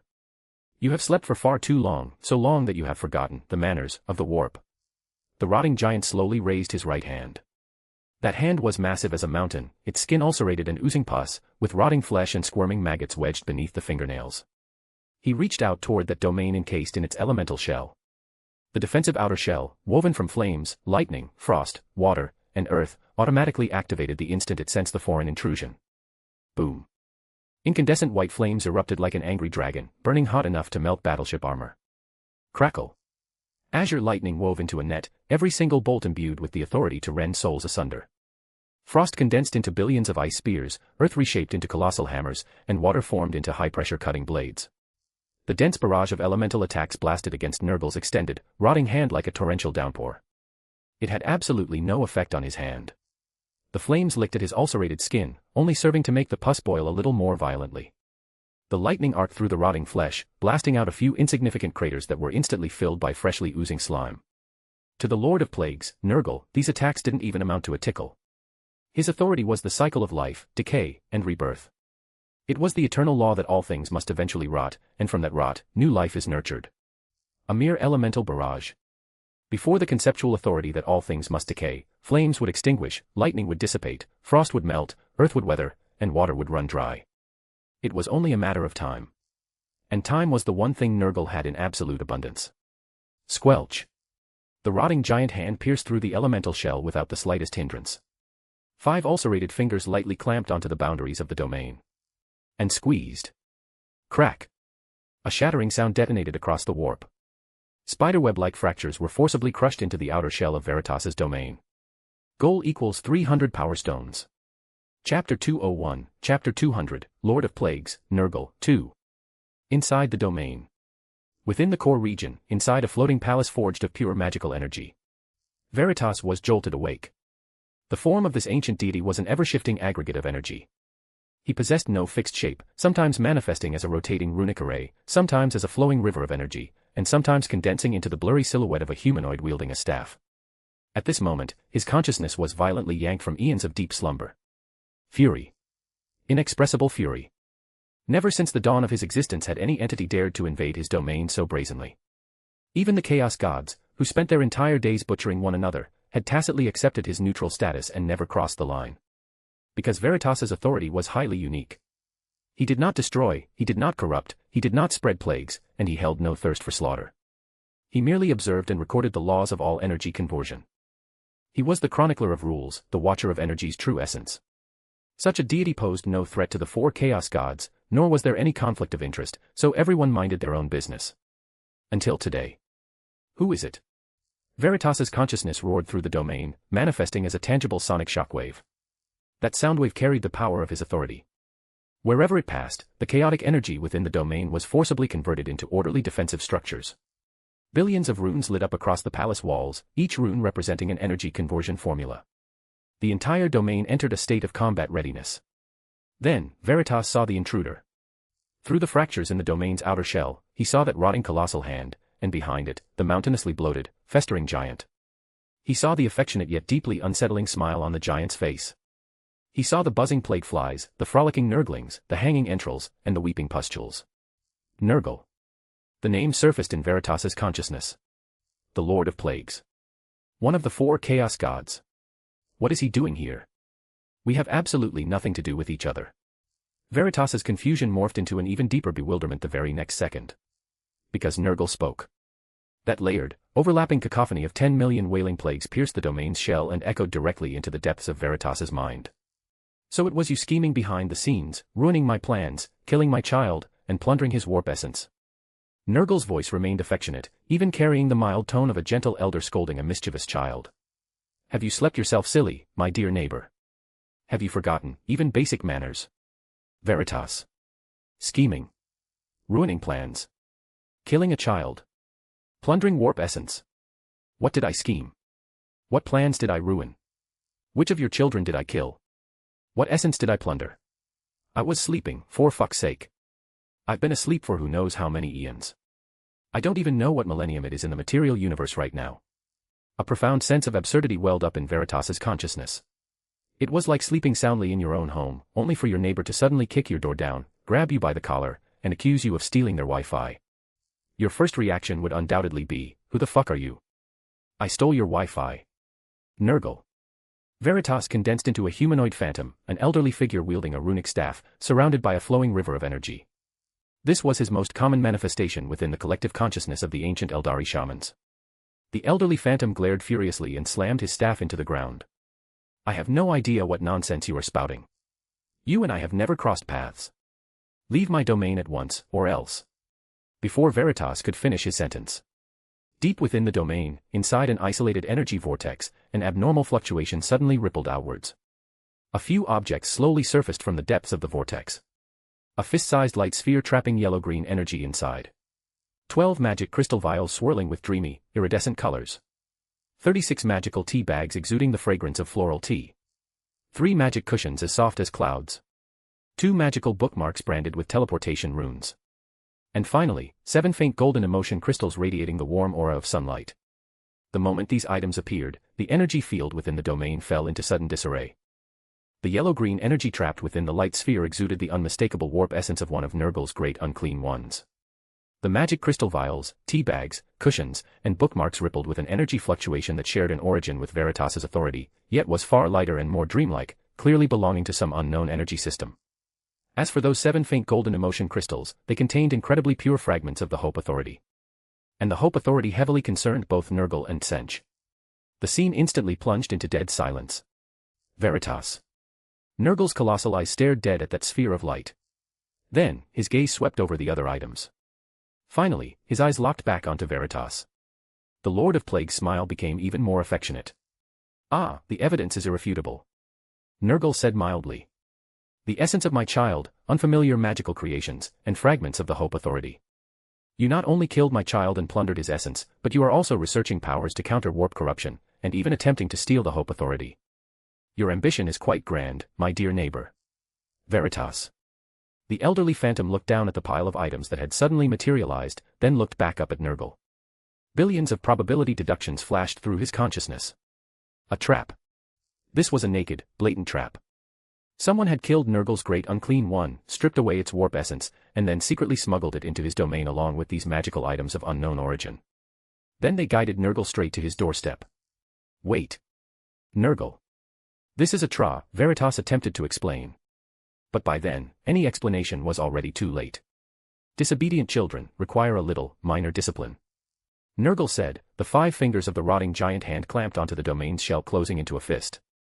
Rumble. Veritas's domain was forcefully torn free from the background of the Empyrean. The entire domain began to quake violently, its internal energy structures screaming with frantic alarms. The runes on the palace walls extinguished one after another, the flowing rivers of energy were severed, and suspended magical constructs plummeted like rain. Veritas's fury reached its absolute zenith at this exact moment. Since explanations were useless, he would fight. So what if he was one of the 4 chaos gods? So what if he was the Lord of Plagues? In the name of the law of flow, the elderly phantom roared, raising his staff high as all the energy within the domain answered his call. Omni-energy. Conversion. Chapter 202, Chapter 201, Lord of Plagues, Nurgle, 3. The Empyrean, the Crystal Labyrinth. In the deepest reaches of Tsench's domain, the Changer of Ways was currently watching the sudden battle of gods through 10 million prisms. Blue-purple fog drifted lazily across his throne, and 3 pairs of eyes formed from pure knowledge blinked gleefully in the depths of the mist. They're fighting, they're fighting. Tsench's voice was like 10 million conspiracies whispering simultaneously. The affectionate neighbor, the furious scholar. What a beautiful change, what an amusing play. Within the images of the prisms. Inside Veritas's domain, billions of forms of energy began to undergo frantic conversion. Flames converted to frost, frost converted to lightning, lightning converted to earth, and earth converted to water. Every conversion was completed in an instant, and the resulting energy intensity increased exponentially. This was the ultimate manifestation of the conversion authority. It wasn't simply changing the form of the energy, but fundamentally rewriting the underlying rules of its nature. The instant Nurgle's rotting giant hand made contact with these converted energies, it finally sustained substantial damage. The alternating bombardment of flame and frost caused large patches of the decaying skin to carbonize and then shatter from freezing. The compound impact of lightning and earth blasted away clusters of pustules. The water seeped into the festering wounds, triggering internal energy disruptions. Ah! Nurgle let out a sigh of pure enjoyment. It was as if he weren't being attacked at all, but rather receiving a massage. Not a bad amount of force, my dear neighbor. The Lord of Plague's other hand rose as well. That hand grasped a bone staff, a profane construct pieced together from the spines of countless plague victims. The bone staff lightly tapped against the void. Squelch. Centered on the point of impact, a yellow-green domain of rot rippled outward. Wherever this domain passed, the very emptiness of the Empyrean began to fester. Pustules grew, pus oozed, and reality itself began to rot. This was the manifestation of the plague authority. It was a conceptual infection, dragging order into chaos, twisting purity into filth, and forcing all that was vibrant into decay. The moment Veritas's converted energies made contact with the domain of rot, they underwent a terrifying mutation. Flames halfway through their conversion abruptly turned into writhing clusters of fungi. Frost condensed into shape, only for its surface to sprout weeping sores. Lightning struck, but its trajectory warped into the crawling path of maggots. Colossal hammers of earth smashed down, weathering into plague dust in midair. Rules can fall ill as well. Nurgle said affectionately. Order will ultimately rot. This is the truth of life. Veritas's elderly phantom began to tremble with rage. You understand absolutely nothing. The elderly figure slammed his staff into the ground once more, and the entire domain began to contract and condense. All the energy, structures, and rules surged toward the tip of the staff. I, Veritas, am the core of conversion. The source of omni-energy. You wish to see true conversion? Then I shall show you. At the tip of the staff, a point of pure white light ignited. The light possessed no attributes and contained no energy fluctuations whatsoever. It was nothingness, the manifestation of the authority to convert all energy, matter, and concepts back into their most primordial essence of null. This was Veritas's ultimate trump card. Condensing 1/10 of his domain's essence into a single strike. The price was severe injuries that would force him into a slumber of tens of thousands of years, but its power was enough to heavily wound a god of the same tier. Return to null. The white light shot forward. It was incredibly slow, tranquil, and completely void. Wherever it passed, the domain of rot melted away like snow, and the plague authority was forcefully converted into nothingness. The pustules, maggots, and ulcerated skin on Nurgle's rotting giant hand vanished and purified in large swaths, completely erased on an existential level. The affectionate smile on Nurgle's face finally receded. The Lord of Plagues narrowed his eyes simultaneously. Getting serious? Are we? He released his grip on the domain's shell, gripped his bone staff with both hands, and raised it high above his head. All the nurglings, plague flies, pus, and rotting entrails surrounding him surged toward the head of the staff. A yellow-green light erupted like a supernova. Then, I shall play with you. The final form of life is a tranquil rot. I bestow upon you eternal tranquility. The yellow-green light and the pure white light collided in the void of the Empyrean.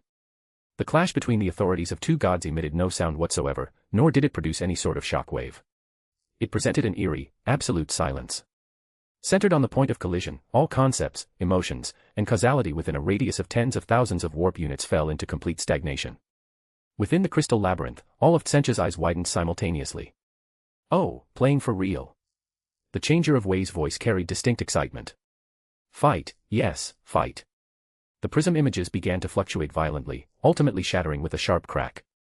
The power of the authorities at the point of collision was so intense that even Tsench's observation was disrupted. A twisted smile emerged from within the blue-purple mist. It doesn't matter. Everything is proceeding according to plan. Back at the point of collision in the Empyrean. The deadlock between the pure white light and the yellow-green light lasted for a short while. Then, the pure white light began to dim. Veritas's elderly phantom started to turn transparent. Cough. I shall remember this. Veritas's consciousness locked dead onto Nurgle. The humiliation of today. I will undoubtedly repay in the future. And as for the scum who framed me, I will find you, and I will convert you into a puddle of the most rudimentary psychic dust. The moment his words faded, Veritas's domain self-destructed. He detonated the outer one-third of his territory, along with a portion of the knowledge and energy structures stored within. Boom. The explosion of authority unleashed a tsunami across the Empyrean. Nurgle was forced half a step back by the blast's impact. For a chaos god of his magnitude, being pushed back even half a step represented a terrifying amount of damage. Meanwhile, Veritas's core domain used the shockwave of the explosion to tear through the Empyrean structure, fleeing into the deepest dimensions of the warp. Veritas had fled. Bearing grievous injuries, blistering fury, and a monstrous, towering hatred for Nurgle and his unknown framer, he fled. Nurgle remained standing in place, his rotting giant hand gently stroking his chest, where a small chunk of flesh and skin had been blown away by the explosion. The wound was healing at a visible rate, newborn granulation tissue wriggling like maggots. The Lord of Plagues did not pursue. Because there was no need. Veritas was already heavily wounded, and his domain severely damaged. It would take tens of thousands of years for him to recover. Moreover, Nurgle raised his other hand, his palm holding the light sphere he had forcibly intercepted during the explosion. Inside the sphere, the warp essence of the Great Unclean One was safe and sound. As for the other magical items and the Hope Authority crystals, they had all been destroyed in the blast. But this was enough. Veritas was, after all, a lesser deity second only to the tier of the four chaos gods. Teaching him a lesson was sufficient. To actually kill and devour him would require full and absolute preparation.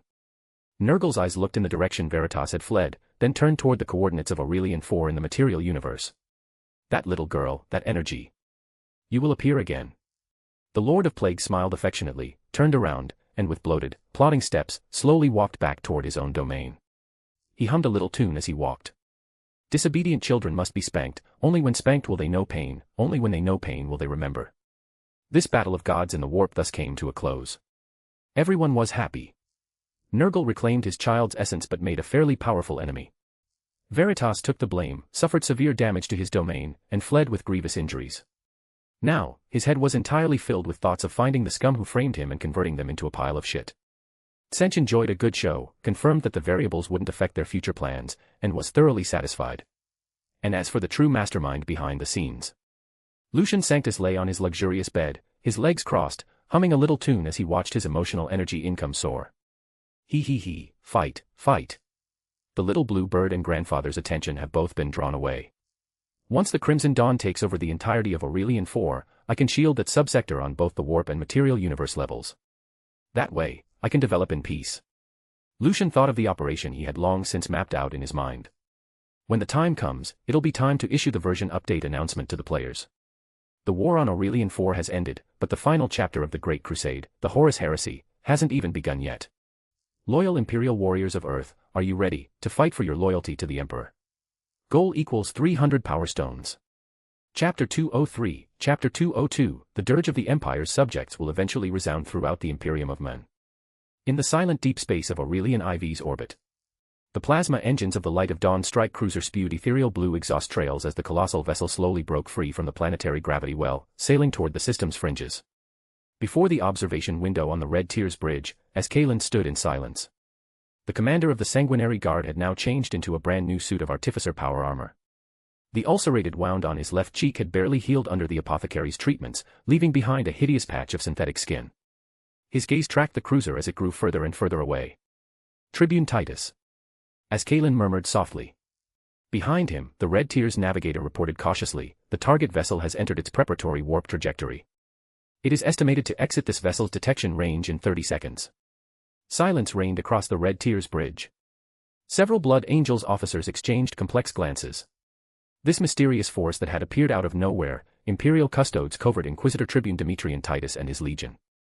They had descended at the City of the Holy Anthem's most critical hour, purified 3 massive warp threats with the force of a thunderbolt, and then assisted in purging a vast number of corrupted from the upper hive. And yet, before the Blood Angels Legion even had the chance to formally express their gratitude, they were already leaving. They claimed no glory, demanded no reward, and didn't even leave behind a single document for casualty compensation. They were like a beam of light cast down by the glorious Emperor, illuminating the darkness only to quietly vanish. This is exactly the demeanor the Imperium's true elites should possess. As Kalen's voice rang out across the bridge, carrying distinct reverence. Fighting for nothing, seeking neither fame nor fortune, existing only to execute the Emperor's will. He turned around, his gaze sweeping over every officer. We, the Blood Angels Legion, owe them a debt. This debt must be recorded in the Legion's annals of honor.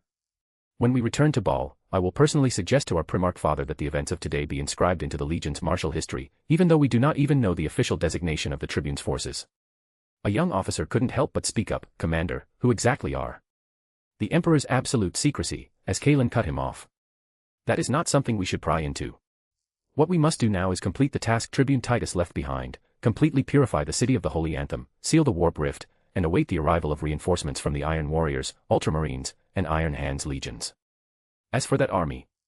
As Kalen looked out the observation window as the very last flicker of the Light of Dawn's engine exhaust vanished into the darkness of deep space.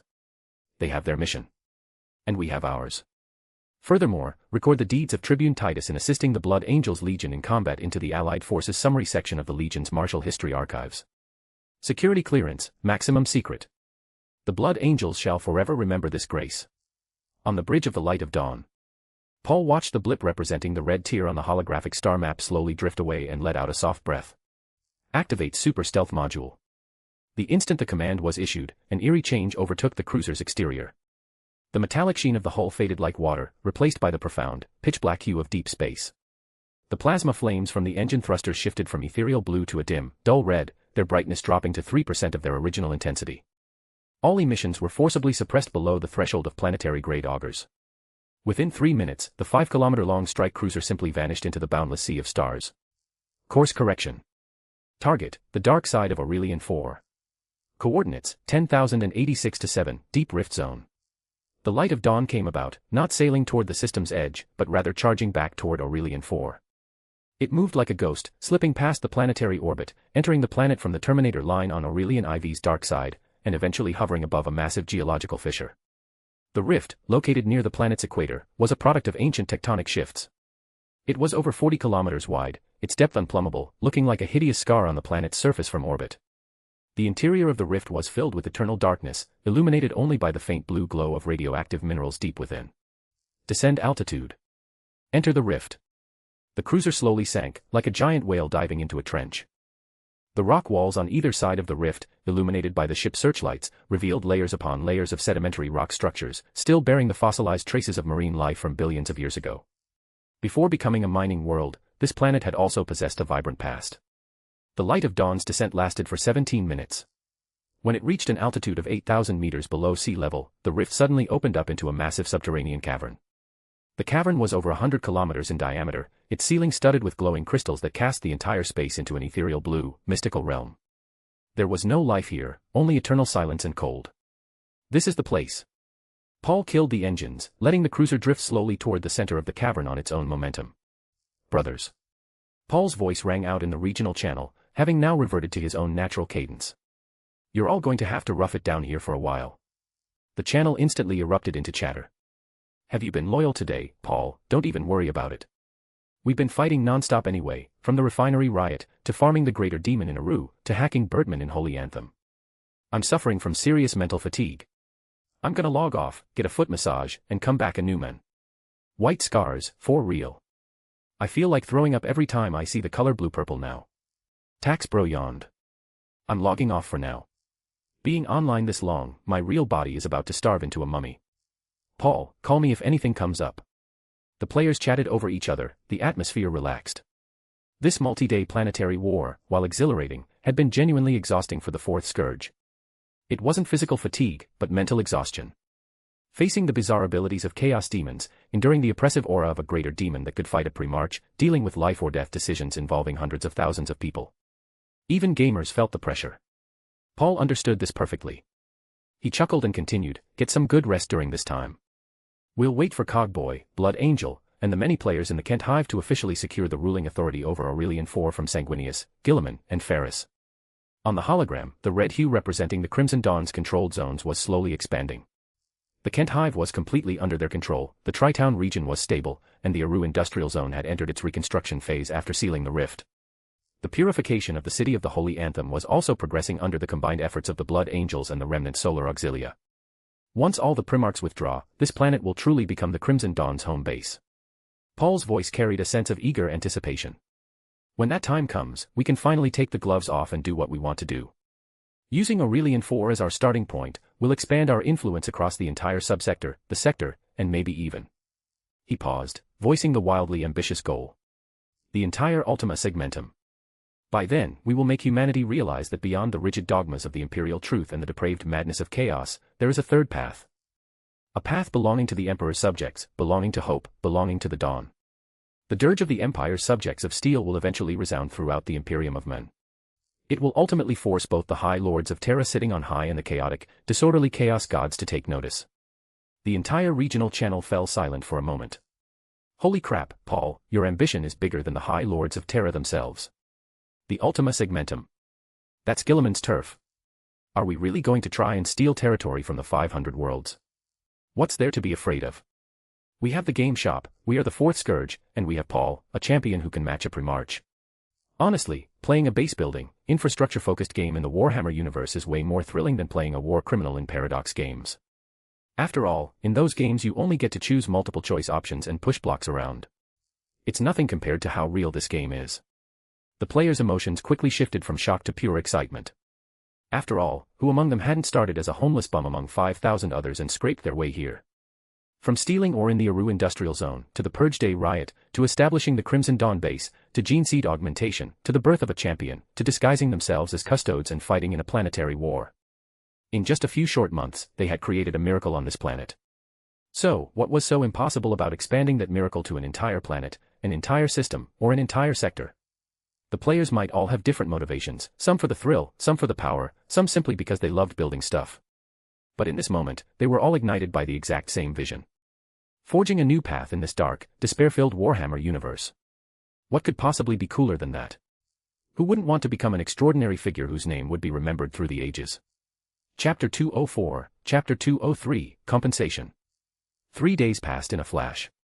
A new group of visitors arrived in Aurelian IV's orbit. A fleet composed of 3 cruisers and 12 frigates appeared in geosynchronous orbit.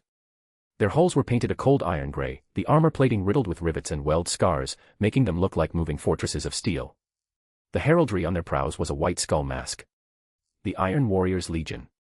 On the bridge of the Iron Blade, Warsmith Barabbas Dantioch stood before the tactical hologram.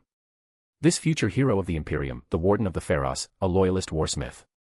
His face was completely obscured by a heavy helmet, with only 2 icy glints piercing through the lenses. Blood Angels Legion signal confirmed, the adjutant reported. The Red Tier and its escort fleet remain in orbital overwatch. Ground combat within the City of the Holy Anthem Hive is ongoing, but the scale has been reduced to localized skirmishes. Dantioch nodded. His voice crackled through the helmet's voxcaster. Link me to the Red Tier. I wish to speak with Commander Escalin. Also, dispatch 3 tactical squads to the surface to assist the Blood Angels in purging the remaining corrupted, he added. Remember. We are only here to provide support. Do not claim glory, and do not overstep your bounds. The Iron Warriors have no need to steal honor from a brother legion. The adjutant offered a crisp salute. An hour later, 500 Iron Warriors Astartes plummeted into the city of the Holy Anthem Hive in drop pods, like a shower of falling stars. Their combat style was entirely distinct from that of the Blood Angels. There were no glorious charges, no acts of individual heroism, only cold, ruthlessly efficient tactical coordination. They operated in squads of 3, forming a triangle of firepower. The rhythm of their bolter fire was as precise as a metronome, every volley clearing out a safe zone. Whenever they encountered particularly stubborn warp threats or massive swarms of corrupted, they would simply call in orbital bombardments, solving the problem in the most brutal manner possible. When Tobias linked up with an Iron Warriors squad on the battlefield, he couldn't help but sigh. You lot are remarkably direct. The Iron Warriors sergeant leading the squad didn't even look back, reloading a melta-battery as he spoke. Efficiency is all that matters. He paused, uncharacteristically offering a rare sentence of explanation. War is not a performance art. It is mathematics. Achieving the maximum result with the minimum cost, this was the very first lesson our father, Primarch Perturabo, taught us. Tobias was rendered speechless. He suddenly remembered what his father, Sanguinius, had taught them. Combat must be elegant, precise, disciplined. Remember, we were once ghouls, but the sons of Sanguinius must shine as bright as the stars. 2 legions, 2 ideologies. Kent Hive, outer ring defense wall. Cogboy stood outside the massive blast doors with a squad of players and Hive officials. On the distant horizon, dust billowed into the air. An army was returning. Paradox player, not a war criminal, sat in the passenger seat of a modified Chimera troop transport, riding at the very front of the formation. The highway behind him stretched for kilometers, forming a massive convoy of troop transports, armored vehicles, and self-propelled artillery. When they departed, this planetary defense force of 37,000 men had banners flying like a forest and morale surging like a rainbow. Upon their return, only 15,000 remained. Many of the transports were empty, their cargo bays piled high with the dog tags and personal effects of the fallen. The exterior armor of some vehicles still bore scorch marks, claw gashes, and dried yellow-green stains left behind by some corrosive slime. The soldiers sat in the transports, many wrapped in bandages. Their eyes were exhausted, but their spines remained perfectly straight. They had endured the demonic tide in the Aru industrial zone, crawling out from mountains of corpses and seas of blood. They had been forged in fire and blood. Now, they were home. Cogboy took a deep breath and stepped forward. The troop transport stopped in front of him. Paradox player, not a war criminal, hopped out and delivered a crisp, standard military salute. Lord Governor, the Crimson Dawn's 3rd Provisional Composite Brigade of the Aurelian Kent Hive PDF has completed its mission and returned. His voice was somewhat hoarse. We deployed with 37,000 men, we return with 15,214. 21,786 are Kia. Over 3,000 are heavily wounded or permanently disabled. Cogboy fell silent for a moment before returning a solemn salute. You've done well. He looked at the soldiers disembarking one after another and raised his voice. To all officers and men, you have my utmost respect. You fought for Aurelian 4, you fought for humanity, and you fought for the Crimson Dawn. Your sacrifices will never be forgotten. The soldiers paused in their tracks, looking toward the governor who had pushed through the new policies in the Kent Hive. Cogboy turned and issued orders to the officials behind him. Arrange their barracks.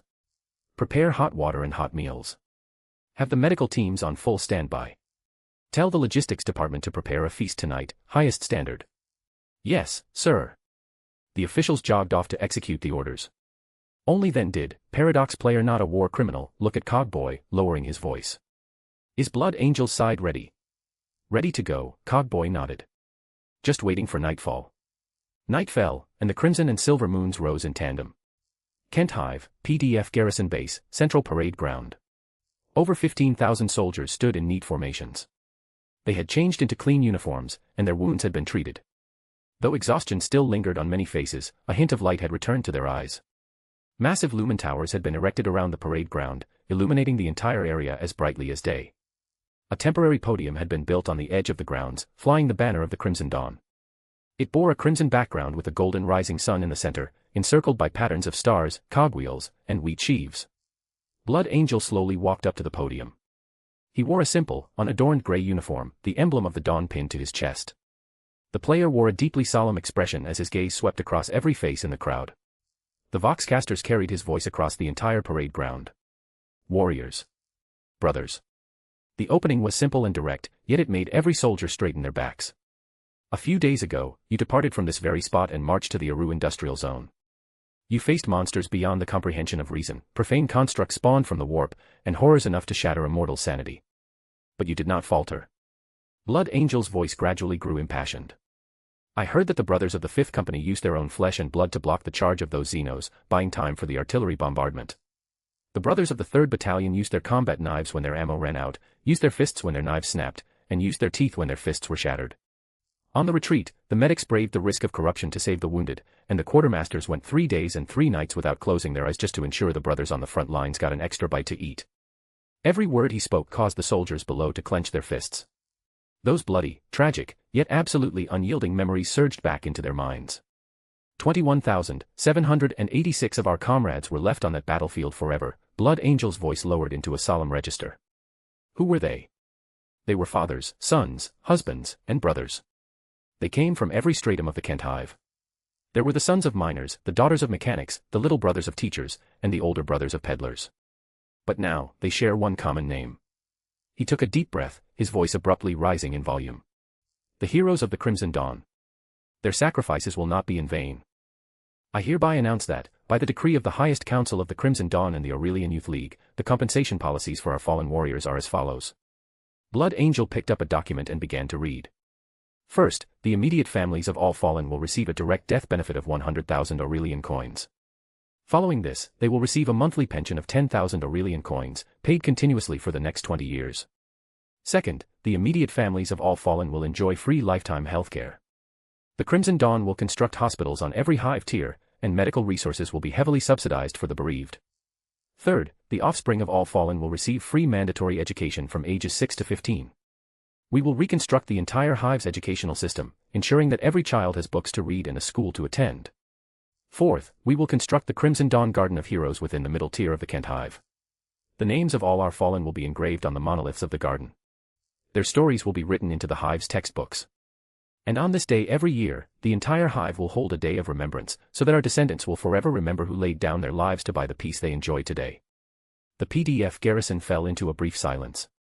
Then, thunderous applause suddenly erupted. Many soldiers had red eyes as they clapped with all their might. It wasn't as if they hadn't had relatives serve in the PDF under the merchant guilds before. If you died executing a mission back then, you just died. Pensions. You were lucky if they sent a bit of food. If you were unlucky and they couldn't recover the body, you didn't even get food, they would simply label the man a deserter, and the family would be slapped with a hefty fine. But now.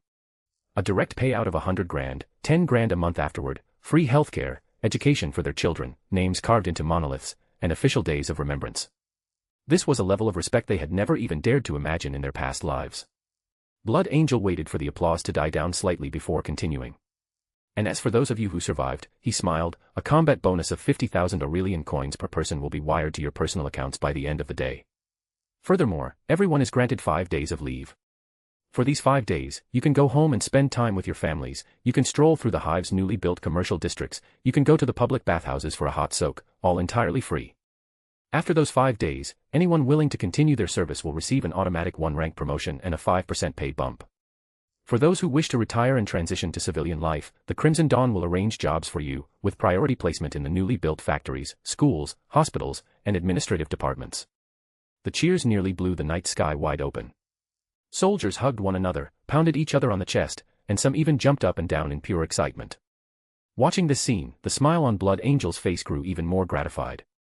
He raised both hands, making a pressing motion to quiet them down. The entire crowd gradually fell silent. But, brothers, Blood Angel's voice turned profound, I want to ask you a question. What do we fight for? Remember, he said sternly, it is not for that 50,000 coin bonus, nor is it for those 5 days of leave. We fight so that our parents can be cared for in their old age and treated when they fall ill. We fight so that our children can receive an education and have a future. We fight so that our wives and sisters will never again have to sell their bodies for a few mouthfuls of clean water. So that they never have to trade their dignity just to survive. We fight. Blood Angel spread his arms wide, as if to embrace the entire hive city. To turn Aurelian 4 into a world where honest work earns you food and warmth, where effort earns you respect, and where everyone has hope. And this is the promise we make to you. His voice resonated throughout the entire encampment. Now, tell me. Are you willing to fight for this ideal world? We are. The roar of 15,000 men shook the very ground. Do you believe that the Crimson Dawn can lead you to such a future? We believe. Good, Blood Angel abruptly raised his hand. Then let us shout that name together. Long live the Crimson Dawn. Long live Aurelian. The tidal wave of voices echoed like a tsunami across the hive's night sky. The instant the speech concluded, Blood Angel clapped his hands. The side gates of the camp opened, and dozens of servers slowly rolled in food carts. The carts were piled high with roasted meat, real meat, not the synthesized nutritional paste made from corpse starch. Large slabs of roast meat sizzled and dripped grease under the firelight, the rich aroma wafting across the grounds. There were also heaps of potatoes, each the size of a fist, roasted until their skins were crispy and their insides soft and fluffy. This was a feast of a magnitude Aurelian IV hadn't seen in decades. The soldiers were stunned. Many of them hadn't seen this much meat in their entire lives. What are you all standing around for? Blood Angel laughed heartily. Warriors. Enjoy the fruits bought by your blood and courage, the feast of victory. Following a brief silence, cheers erupted once again. The soldiers swarmed the food carts, grabbed their portions, sat down on the ground, and feasted like kings. They laughed, clinking their potatoes together like glasses in a toast. Meat juices smeared across their mouths, but no one bothered to wipe them away. Because this was the taste of victory. This was the taste of hope. In the distant shadows, Cogboy and, Paradox Player Not a War Criminal, stood shoulder to shoulder, watching the scene unfold. When it comes to ideological work, Blood Angel is a true professional, Cogboy sighed with admiration. Paradox Player Not a War Criminal nodded. When the hearts of the people are united, the army is easy to lead. Once these veterans finish their RNR, I can use them as a skeleton crew to expand and reorganize the forces. With their actual combat experience from the Aru Industrial Zone, combined with the modernized training manuals we exchanged from the system shop, give me half a year, and I can pull together an elite force of 100,000. Cogboy chuckled. No rush. We can wait for the Primarchs to withdraw and for us to officially take over this planet first. We still have time to build, to develop, to cultivate the society we truly need. We look forward to the arrival of the dawn amidst the pitch-black night sky. As long as we hold the dawn in our hearts, no matter how cold or how long the night may be, those who harbor hope will eventually welcome the dawn. Goal equals 300 power stones. Chapter 205, Chapter 204, Will the Imperium Abandon Us Too? Bonus. This is the bonus chapter for reaching 300 power stones. The chaotic, multicolored currents of the warp churned slowly against a backdrop of absolute nothingness. Here, there was no up or down, and time held no meaning. There were only eternally shifting, grotesque colors and endless whispers.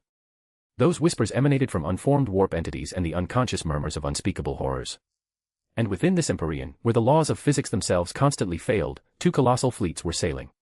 Propelled by their warp drives, they relied on conventional engines only for minor course corrections to maintain formation. The hull of every vessel was shrouded in a hazy, faint glow. This was the manifestation of the Geller field, a safety bubble forcibly propped up by the laws of real space, completely isolating the ships from the outside madness. Their navigation depended on the genetically modified third eyes of the navigators aboard, as well as the beacons transmitted by astropaths at the cost of their very souls.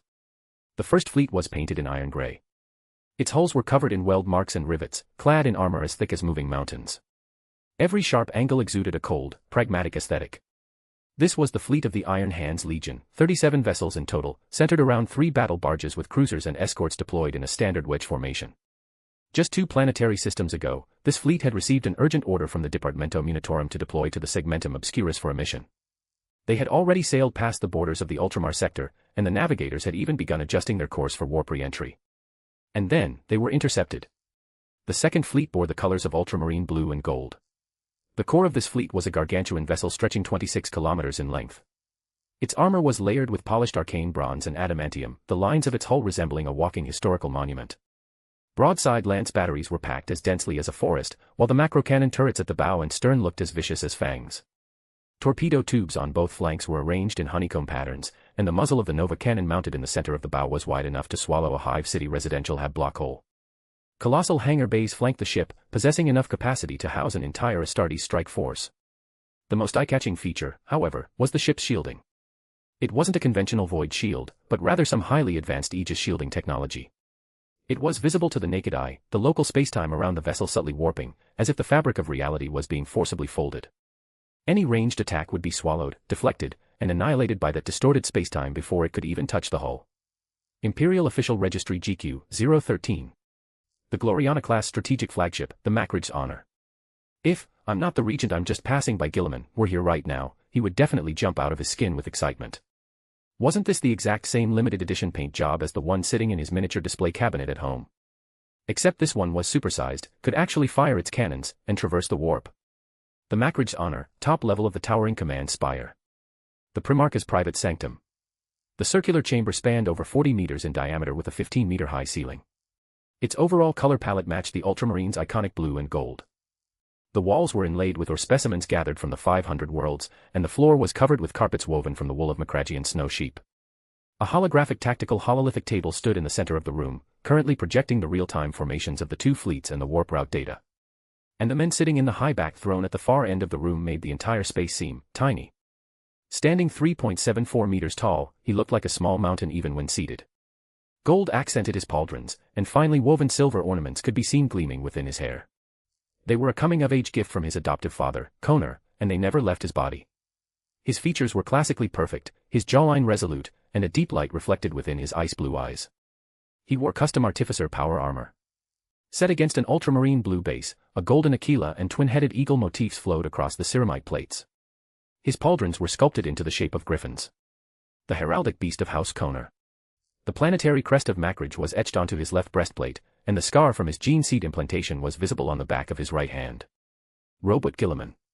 Primarch of the Ultramarines Legion, ruler of the 500 worlds of Ultramar, and the future regent of the Imperium. And right now, he was quietly tapping his fingers against the hilt of his sword. Tap, tap, tap. His fingertips striking the crossguard produced a rhythmic, soft sound. The blade lay flat across his knees. It lacked excessive ornamentation, save for a single ice-blue gemstone inlaid in the pommel that perfectly matched the color of his eyes. Father. The sanctum doors slid open, and a figure strode in. Marius Gage, commander of the Ultramarines Primarch's Honor Guard, first chapter master, and captain of the first company.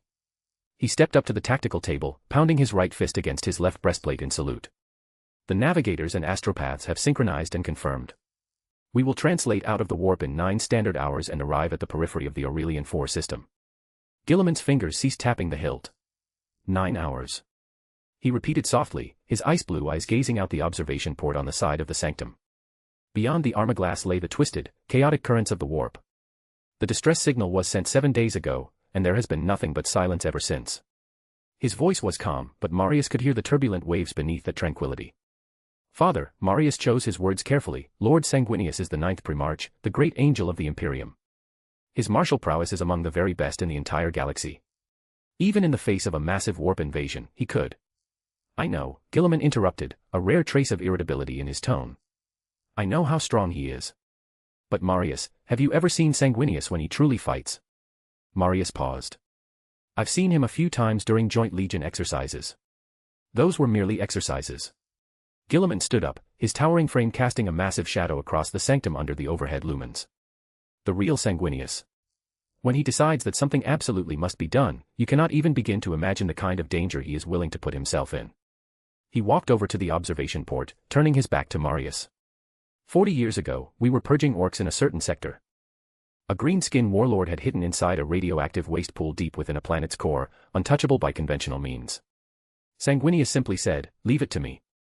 He then plunged into the planetary core alone, fighting for 6 solid hours in an environment saturated with enough radiation to instantly kill an Astartes. Guilliman's voice lowered. When he returned, half the feathers on his wings were scorched to ash by the radiation, and his body was grievously wounded. It took the apothecaries 2 entire months to fully heal him. And yet, on his second day lying in that Medici pod, he smiled and told me, "Robot, it's your turn to buy the drinks next time." A brief silence fell over the command sanctum. Marius lowered his head. That was an oversight on my part. No, you aren't wrong.